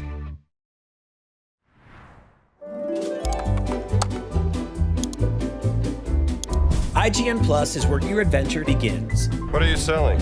Plus is the place to get unlimited access to all the tools you need to beat your games. Here's what you need to know for bringing down Gloomspawn. Plus, awesome exclusive discounts on IGN Store. Maybe this would tease open your money pouch. Plus, ad-free browsing on IGN.com. Plus, unlimited game help tools like premium interactive maps with your own custom map markers, filters, marker notes, and more. This will come in handy. Plus, access to sweepstakes, giveaways, and free game keys. Wow! Exactly.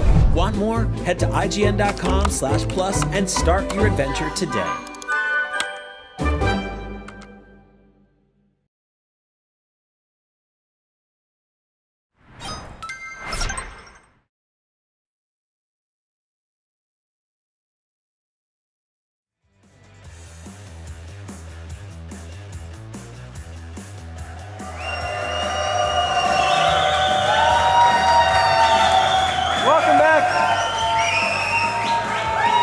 Welcome back to GameScoop here at IGN Live. We're going on all weekend here. You know, all weekend long I was pretty sure that GameScoop would be the most fun thing that happens on the stage, the coolest thing that happens on the stage. But then this guy, thank you, this guy earlier goes and proposes, which is a beautiful moment, but how am I supposed to top that? Let's try to get 2 proposals during this. Yeah. Okay, does anyone want to propose? Anyone free.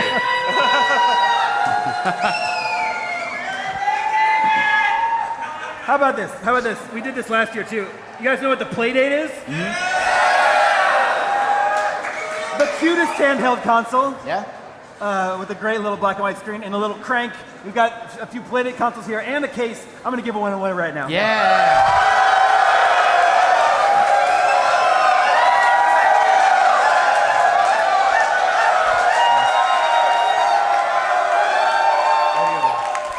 And yes, I do play favorites with people wearing GameScoop shirts. Generally, you Notes play for next year. Generally, you play date around a little bit before you play engage. That's true. That's true. Yep, we use our Playdate at our house. We like it. I own one. I love it. I like the Playdate. It's a cool console. Yep. Okay, well, here we are, the Omega Cops at Goose Camp. Let's play a game. Gathered in front of Scoop Nation. Oh boy. Let's play a game. This Great. is called Video Game Who Am I? Here's how this works. Yeah. And you are going to play a game with us. You're going to play with us. So I've selected a character for everyone here. Okay. And what they're going to do is they're going to close their eyes and we'll bring the character up here so everyone in the room will know who they are except them. Then they will take the picture down, they'll open their eyes, and then they will ask yes or no questions, and you will answer the questions until they can determine who they are. Now, when the picture comes up, nobody yell out the name of the character. We all want to play this game together and have fun. So, everybody good? Yeah! Good? Okay, Sam's going to go first. Oh, I'm first. Okay. Love it. All right. So, Sam, please. I'm a veteran at this game. Close your eyes. Okay. For real. Let's see who Sam is. There we go. Don't tell me. I don't even know who that is. You don't know? Of course you don't know.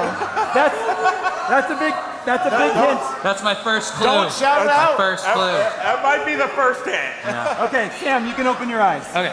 Okay, so we all know Sam is. Sam, let the questioning begin. All right. Am I a human? No. Am I an animal? Do I? Oh wow, there's already an iffy question. Do I have fur? Am I cute? Oh my goodness. Am I some sort of pocket monster? Okay. Am I really little? Really little? Oh wow. Okay. Little, I'm a really little furry cutie. Okay. Am I just one color? Oh, interesting. Do I have pointy ears? Am I a cat? Oh, dog? Am I an imaginary creature? Yeah. Okay. There you go. That was really good. That was good. All right. Some sort of imaginary There's creature. also a hint. Mark gave you a big hint here. I did. He doesn't play any games. But what else does Mark not What do? does Mark not do? Am I not from do? a movie? But does this movie also have a video game? Yes. Okay. That's really interesting. All right. Is this a sci-fi movie? What? No, it's not a sci-fi movie. I'm like, I don't know. Is it a fantasy movie? What genre is this? That's funny. Okay, well, let's just drop that line of questioning. Yeah, let's leave it. All right, is this a movie from the 70s or 80s? Yes. Okay, does it have sequels? Yes. Really? Okay, is this a Star Wars character? Trek? Oh my goodness, this sounds hard. Yeah. Okay, I'm a little cutie. That's furry. Little cute furry with pointy It's imaginary. That's from some movie. Oh, is it? Am I a Mogwai? What's your name? Is my name Gizmo? Yes. Mark. Steve Gremlins, buddy. There I am. We'd have been here all night if I got that one. That is so funny. That was really good. Oh, awesome. That was Okay, pretty well, I'm good. glad. Okay, we have a good record. Thank you so much, everybody, so far. Hey, nicely job, Sam. What? Is it a sci-fi movie? It's not a sci-fi movie, right? I mean, what's sci-fi? The dad's an inventor. It stands for science fiction. He's not an alien. He's not an alien. What's unclear? They're gremlins. There have been legacy. There's like an animated show that they come from. They have like this history. Really? Okay. In Wait, Asia. so what is a gremlin? Ancient creatures. Yeah. Okay. Yeah. Okay, that was Love good. it. All right, Gizmo. IR Gizmo. That was good. Well done. Okay, Justin. Okay. You're on deck. Justin's Eyes are closed. Remember, nobody yell this out because I think a few of you are going to know who this is. Let's see who Justin is.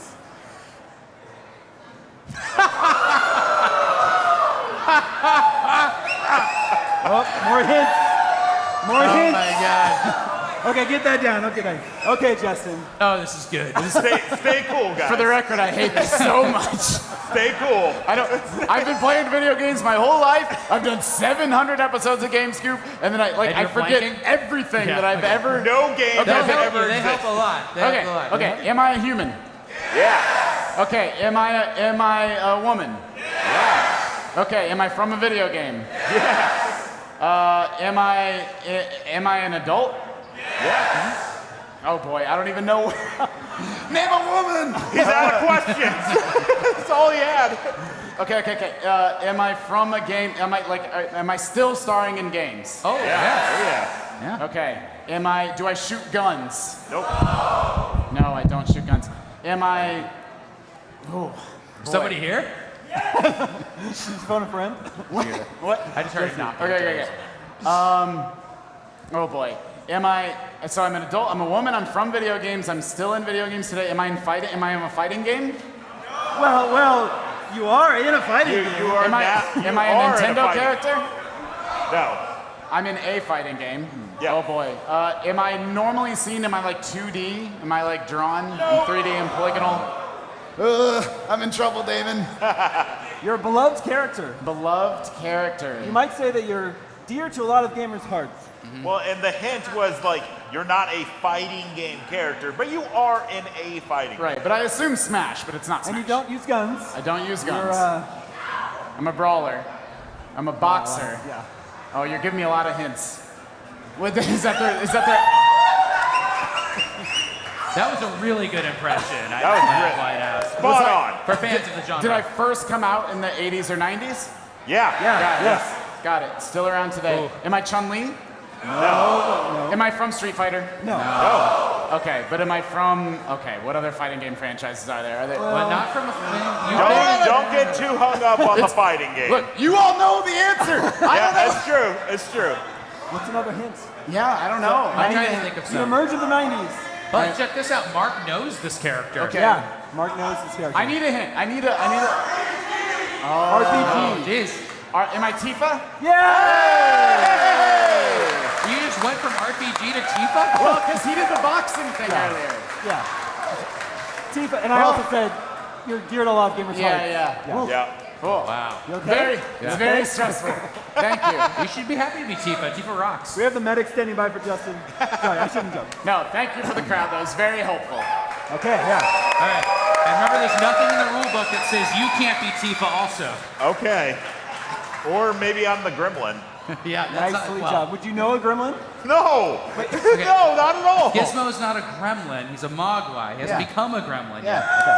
They can't get wet after midnight. We'd have been here all night if you sit down and I'll regale you the story of When gremlins. does that end? Isn't it always after midnight? Like, what's the cutoff? Yeah, this is the problem. This is the problem. Okay, and remember, Mark, I picked these for you. I picked some I think you can guess, right? So please close your eyes. Okay. And let's see who Mark is.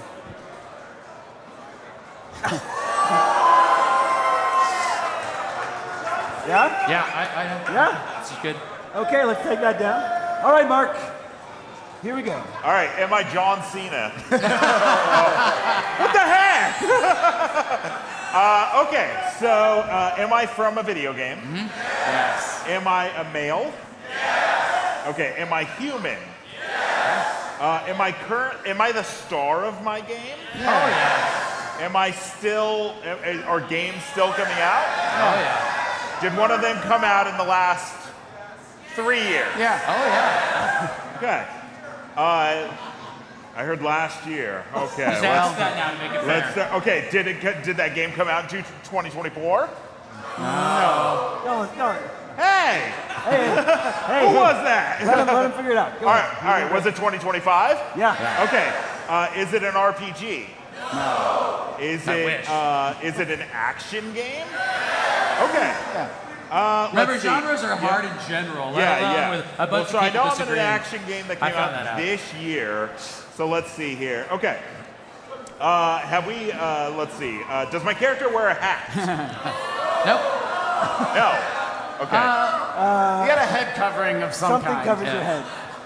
Head covering of some kind. Yeah. And we said I was a guy, right? Yeah. Yep. Okay. Cool. Am I somebody's dad? No. No. Not that we know Pretty of. sure no. Okay.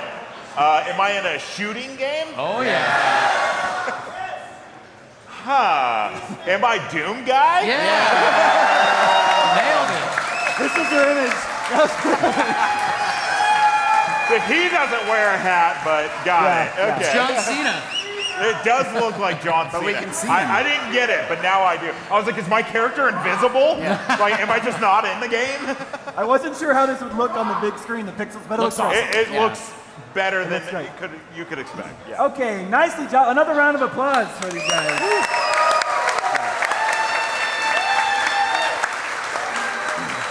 Nicely job. Okay, we have one more segment, but let's go ahead and toss the break now so we can just keep it all together. So, we're going to take a quick break. Don't go anywhere. There's more games keep coming up right after this.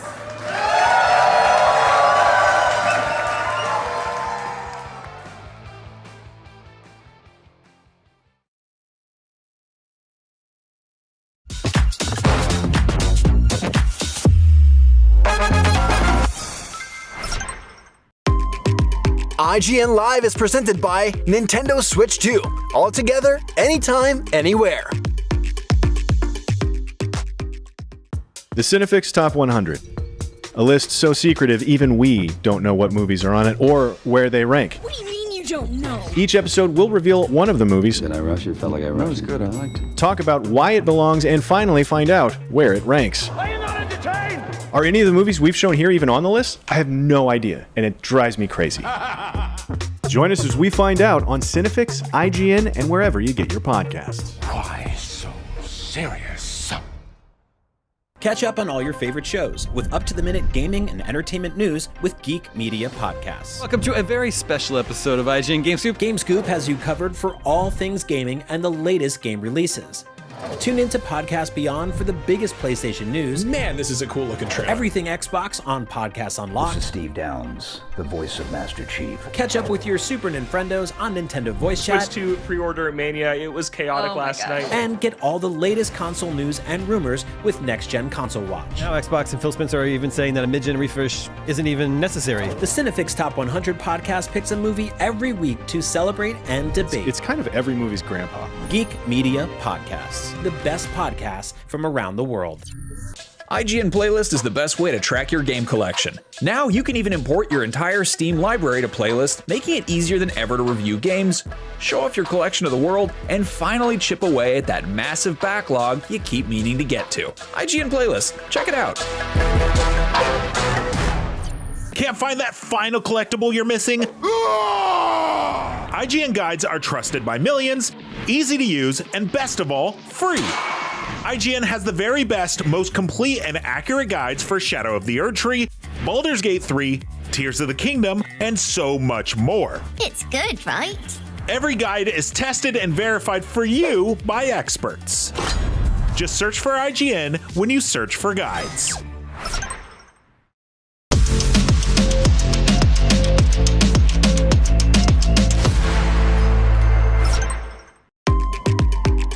IGN Live is presented by Mind's Eye. Pre-order now. Hey you! Looking for a way to wear your fandom with pride? The IGN store is the ultimate destination for awesome merch and collectibles from the biggest games, movies, shows, and everything in between. Cruise the wasteland in style with a Vault Dweller hoodie and replica Pip-Boy. Kick back and relax to some of the best game soundtracks ever pressed on limited edition vinyl. Or level up your whole wardrobe with a massive selection of officially licensed apparel. From iconic properties like Star Wars and The Legend of Zelda to newer fan favorites like Atomfall and Expedition 33, the IGN store has you covered. You'll also find hats, jewelry, action figures, board games, model kits, art books, and even snacks.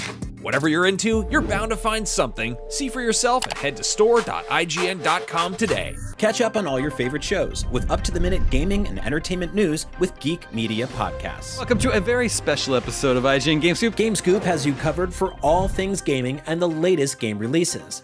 Tune into Podcast Beyond for the biggest PlayStation news. Man, this is a cool looking trailer. Everything Xbox on Podcasts Unlocked. This is Steve Downs, the voice of Master Chief. Catch up with your Super Nintendos on Nintendo Voice Chat. Switched to pre-order Mania. It was chaotic last night. And get all the latest console news and rumors with Next Gen Console Watch. Now Xbox and Phil Spencer are even saying that a mid-gen refresh isn't even necessary. The Cinefix Top 100 podcast picks a movie every week to celebrate and debate. It's kind of every movie's grandpa. Geek Media Podcasts, the best podcasts from around the world. The Cinefix Top 100. A list so secretive even we don't know what movies are on it or where they rank. What do you mean you don't know? Each episode will reveal one of the movies. Did I rush it? Felt like I rushed. That was good. I liked it. Talk about why it belongs and finally find out where it ranks. Are you not entertained? Are any of the movies we've shown here even on the list? I have no idea, and it drives me crazy. Join us as we find out on Cinefix, IGN, and wherever you get your podcasts. Why so serious?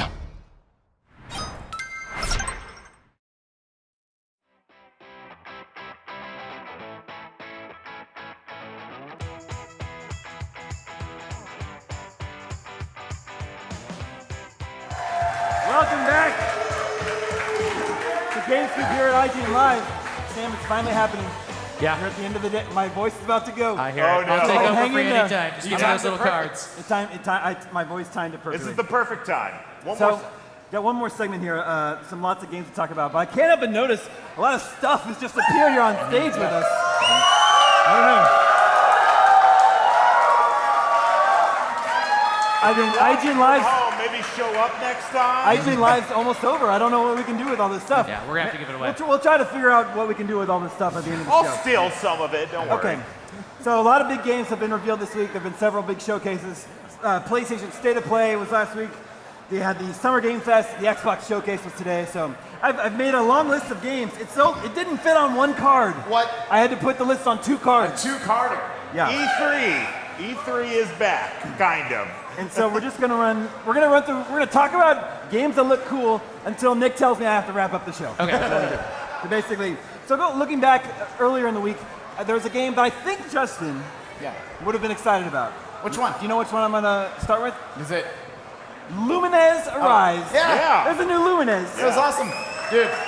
Yeah. If you don't know, it's a puzzle game that's known for having like an incredible soundtrack and like that's sort of its defining feature. And it's not apparent that it's Lumines from the opening seconds of the trailer. Yeah. And as I'm watching this game trailer, I'm like, damn, this game sounds really cool. It's got a really good soundtrack. And then it's revealed to be Lumines, and I'm like, makes sense. I understand now. And it's got that Tetris Effect DNA, right? Oh, it's great.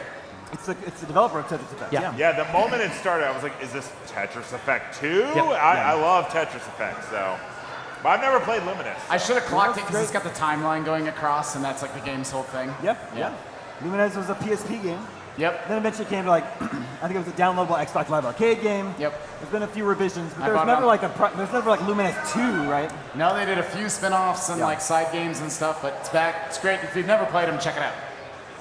Lumines Arise is coming this fall. And then the next one is a game I don't think we can show any footage of here in this hall. It's called Romeo is a Dead Man. Yeah. The next one from Grasshopper Manufacturer, which is billed as, this is a quote, Grasshopper Manufacturer's bloodiest action game yet. And that's all I need to know. Yep. I'll be there. This is like a third-person action game where you're sort of caught in between life and death, and you're slashing up lots of monsters, and blood is spewing out everywhere, and it looks great. Suda-fied one is back. Yeah. All right. Well, I guess that's all we say about that one. Okay. Sam, it looks great. There's a new Bloodstained. Yes. Bloodstained 2. We have a new IGA game, right, from the creator of Castlevania. Who doesn't get to make Castlevanias anymore. Yeah. It's not IGA doing it? What's that? We don't know if it's IGA doing it. He's like a producer. He's not the director. He's Got it. Yeah, but a 2D Castlevania, we should get one every year. Fix my mic. Well, just that his voice is going. I don't know what I can do about my mic. Okay. I think he just doesn't have a voice. We'll just have to talk for him. It's been a long weekend. Yeah. Sam will talk about Bloodstained 2. Yeah, well, what is there to say? You play as some goofy guys now instead of a lady. They look like Castlevania characters, and it looks like an amazing 2D Castlevania. Is it co-op, or do you just play as the two guys? There's 2 characters. Swaps. Cool. Yeah. They're always on the screen, but you swap between the 2. Yeah. Rad. Yeah. So that looks cool. What about Final Fantasy Tactics? That was one of those not very well kept secret. People knew it was coming, but they're still excited to see it. Fully voice acted. It's gonna have Ben Starr, Brianna White, Cody Christian, all the favorites. Are you a tactics guy? Not really. I've never really played it, so I What if they hear all the familiar voices? I'm excited to give it a go for sure. Incredible game. Yeah. Is that the one? That's the good tactics also? I mean, yeah. It's like Tactics Advanced. It's kind of like the benchmark of tactics games. I've never played it. I can't wait. It's great. What about, we finally got the reveal of the 007 game. 007 First Light. Yep. Hitman development IO team. Interactive. I mean, what a perfect fit, right? Like the moment they announced that the Hitman developers IO were making a 00 game, that's all we really need to know, right? I like that the Bond looks like Tom Holland. Like he looks really, really young, but then he talks and he has this deep voice, and I'm like, okay, we'll do it. It's not canon in the Bond universe, so it kind of gives them. I think it'll give them more freedom to just kind of do whatever they want. If you're gonna pick someone to make a Bond game, the Hitman developers would be the ones to do it. I agree with that, and I feel confident in it. People are a little mixed on the look, the young look of James Bond. I like it. You like it? Yeah. He looks like Nathan Drake, but young. Kind of looks like Tom Cruise. I don't know. What do we think of the look of this young James Bond? I always just see him here. Is it yes? Yes? Okay. then we will allow it. Yep, we'll allow it. What I like about it, though, Maybe there'll be skins like there was in 007 GoldenEye. Oh yeah, you can just be different. You just be whoever, just be odd job the whole game. I'm Pierce Brosnan now. That's cheating. I like this detail that we learned because it's going to be a big story-driven AAA game with lots of voice acting. But I like this detail. You'll be able to test your skills and replay your favorite missions with additional modifiers for endless espionage fun. Yeah, just make it a video game. Yeah. Make it a video game-ass video game. Yeah. I know. It's like Super video game. GoldenEye for the N64 had that, right? You could play the games, but then you can go back and do these like extra things where it's like, don't let any hostages die. They need to bring back big head mode. Yeah. Yep. Shouldn't every game just have big head mode? Big head mode. I agree. Only with cheat codes, though. And cheat codes, yeah. Marvel Rivals had it, and I was very happy. Speaking of Marvel, Mark, what do we think about Marvel Tokon Fighting Souls? My two co-workers love it. They lost their stuff over it. I'm not much of a fighting game guy. It was really funny watching Captain America talk in Japanese. Yeah. But yeah, I think it looks great. Anything approaching the Capcom style of art that is applied to Marvel is just the coolest thing ever. Yeah, it's awesome. It's so first of all, it's a nice surprise. From Arc System Works, Guilty Gear developers. Any Guilty Gear fans? Yeah. They know how to make good games. Also 4v4. I know. 4v4. They said it couldn't be done. What's next? 5v5? Impossible. Impossible. The only thing about 4v4 is I think you have to have a pretty big roster for it not to start feeling. Well, I don't know if there's enough Marvel characters. There might not be enough Marvel characters. I can name a few. I just like that, it's a Marvel game, but they're just letting Arc System Works make it's very Japanese. Yep. Like the debut trailer's in Japanese. It's got a very anime art style. I'm sure there was temptation from someone along the line to say, let's make it a little bit more Western leaning, but no. If you're gonna hire Arc System Works, let them cook. Yep. Let them do their thing. They're the best in the biz. Big fans of cooking over here. That was coming 2026. We mentioned it earlier, Lego Voyagers is the Lego split fiction-like. Yep. And it's going to have a split fiction style friend pass where you only have to buy one copy of the game. Yeah, I mean, I'm loving that trend. Yeah. Back during the E3 days, there would often sometimes be a theme of E3, right? Like unofficially, like it'd be like, oh, there's a lot of this kind of game or that kind of game. And I feel like this summer we've seen a lot of co-op games, and it warms my heart. It's awesome to see. This kind of looks like it's almost like a 3D snipper clips too, right? It's like kind of like you're kind of like moving things together and just trying to get them in. Yeah. And just the Lego HD-ness of it is amazing. Yeah. It looks so pretty. I mean, it looks better. We're playing a lot of Lego Star Wars Skywalker Saga right now. It looks better than that, I think. Yeah, that's great. It's interesting to play as individual bricks and not minifigs. Yeah, it's cute. But cute. Well, there was one year where the theme of E3 was like bow and arrows. Yeah, just every game had a bow and arrow. Exactly. One year was like knives in the throat. It's like, okay. Yeah. Oh my. We finally got a release date for Mina the Hollower. The next game from the Shovel Knight developers. Yeah, Halloween. You're a little mouse. Oh, I didn't even put that together. The Mina the Hollower on Halloween. Yeah, they're releasing on Halloween. Looks great. That game's been around for a while. I think there's a demo right now too you can play. I love Shovel Knight. I love everything that Yacht Club does, and can't wait. It looks incredible. I don't know if it actually is this, but the vibe it gives off is like an old school Zelda-like. Yeah. Right? Yeah, Game Boy Zelda. Yeah. It's like Game Boy, like Link's Awakening. It's so rad. Playing Link's Awakening on the Game Boy Color. Yep. Oh my gosh, we have to go to the next card. This is a game that we also probably can't show much of here. Axe of Blood. Yeah. So this is like the Raid, the game, even though the Raid was already like Double Dragon. Yeah, I haven't talked to you about this. It looked like a Damie game. Yeah, for sure. Gameplay-wise, did you see this one, Justin? No, I missed it. So it's like Sifu. We're like sort of like attempting martial arts in a very realistic way. Yeah. But it's very hardcore. I think some of even the moves and the kills are like lifted straight from the Raid. It's got the fast stab, the stabby stab. Yeah, this one looks really, really good. It's an indie Indonesian developer. That's awesome. I feel pretty confident saying they're also fans of the Raid. Yeah, totally. Took some inspiration there. And then finally, Justin, Yakuza fan. Yeah. Previously announced as Project Century. Now, Stranger Than Heaven. Looks incredible. It does look incredible. Looks incredible. I mean, RGG Studios doesn't miss, right? Yeah. Like, they've made they're going from strength to strength to strength. They somehow release like 3 games every single year. It just never stops. Yeah. And then they all look awesome. And like, if you're someone, like, look, like, I don't have this complaint, but if someone's like, the games are starting to feel a little bit samey or feeling similar, the cities often feel the same, like, then they do a swerve and they're like, look, we're going to give you something that's a period piece that looks moody, and then the combat still looks just as awesome and sort of visceral as it always does. Like, it's definitely at the top of my most anticipated list. I'm a sucker for style. Anytime a game is like in a cutscene and then you see a character kind of stand up and then the camera goes behind him and then you start walking, I'm like, I'm in. It looks great. I'm in. I'm easy to please. I like video games. A lot of people are in for that one.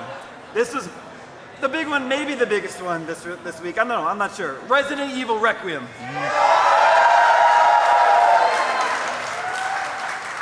Resident Evil 9. They're consistently churning out great Resident Evils, whether they're remakes or new games, all the time. Yeah. This didn't tell us much about the game, but who cares? I cannot wait. It was a little tease. Yeah. I mean, so we know we placed this new character for the first time, Grace Ashcroft, who's the daughter of Alyssa Ashcroft, who was a character in Resident Evil Outbreak.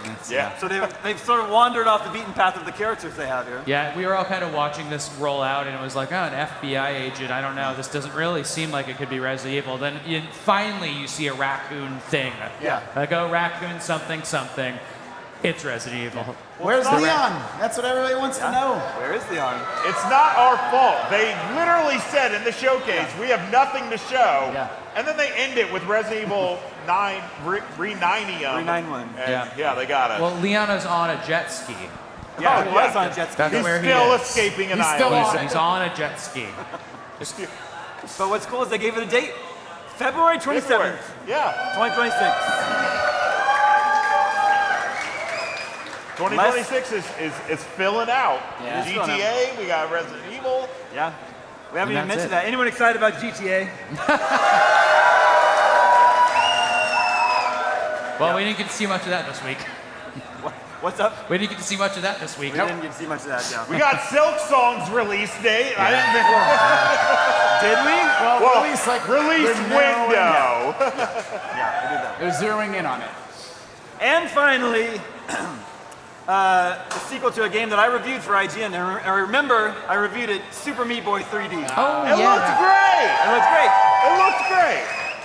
It looks really cool. It's like sort of got some Astrobot DNA in it. It seems like, you know, a little bit more action-oriented 3D platforming. That was definitely a surprise to the show for me. Sam, you were talking about it too. Like, I think it looks really cool. Yeah, and that's just the start of an amazing Xbox show. Yeah, you thought the Xbox show was like kind of I thought it was really good? incredible. I thought every single game I'd play in there. Persona, oh my god, that was incredible. Yeah, it's gonna be good. Cool. Clockwork Orange looks really good. Or not Clockwork Orange, I'm sorry. Clockwork Revolution. Yeah. Every time I see it, I think Clockwork Orange, and now Shooter I just said it on- RPG, steampunk, it looks But great. you haven't seen Clockwork Orange. Yeah. Oh, I have seen You have seen Clockwork Orange. Somebody took my eyeballs and made me watch it. Yeah, see? Also, You the get that Xbox reference. handheld looked really cool. Yeah, and Silk Song is a big deal. Like, I can't wait to play Silk Song this year. That's really exciting too. Well, my friends, this is it. We've reached the end of Game Scoop.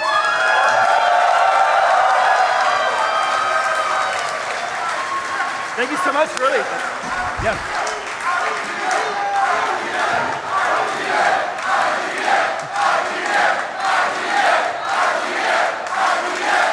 They want stuff. Thank you so much for listening, watching Game Scoop every week. It's so much fun for us to do. Next year,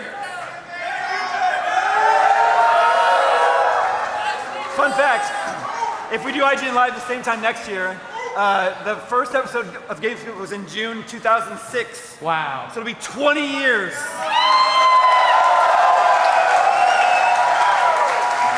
Can we call it? Are we done?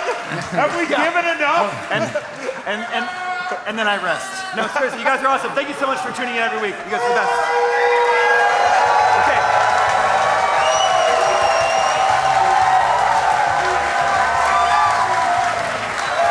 Okay.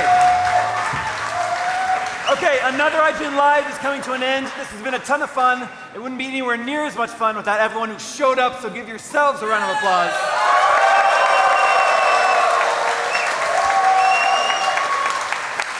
And let's give it up for everyone who helped IGN Live come together, everyone working behind the scenes, our entire production crew, our hype team, our partners. Thank you, everybody. Yes. Thank you, crew. And everyone working security, helping keep the venue clean. And last but not least, thank you to the Magic Box at the Reef for having us back for our second year.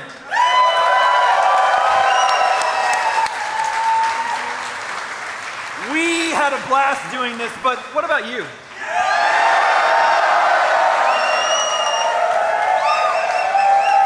What do you think? Should we come back next year? Well, there you have it. Scoop, there it is. Glad to hear it. Okay, Scoop, there it is. Okay. Okay, so at these big events, they always like to close with, oh, and one more thing. But our one more thing is hidden behind the prompter. It's actually a whole bunch of things that we want to send home with our guests, but I might need some help. So can I get some help out here?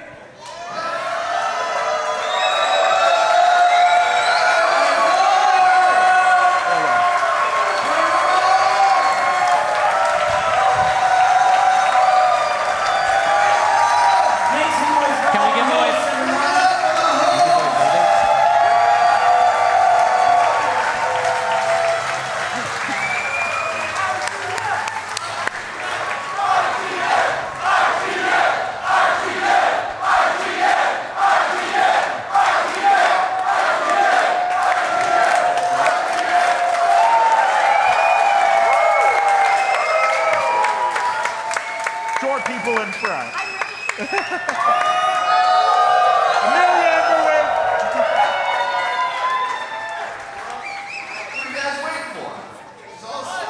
Okay. Hey. I think they're waiting for jams, Seth. From everyone here at IGN, thank you for making IGN Live 2025 a success. We'll see you again.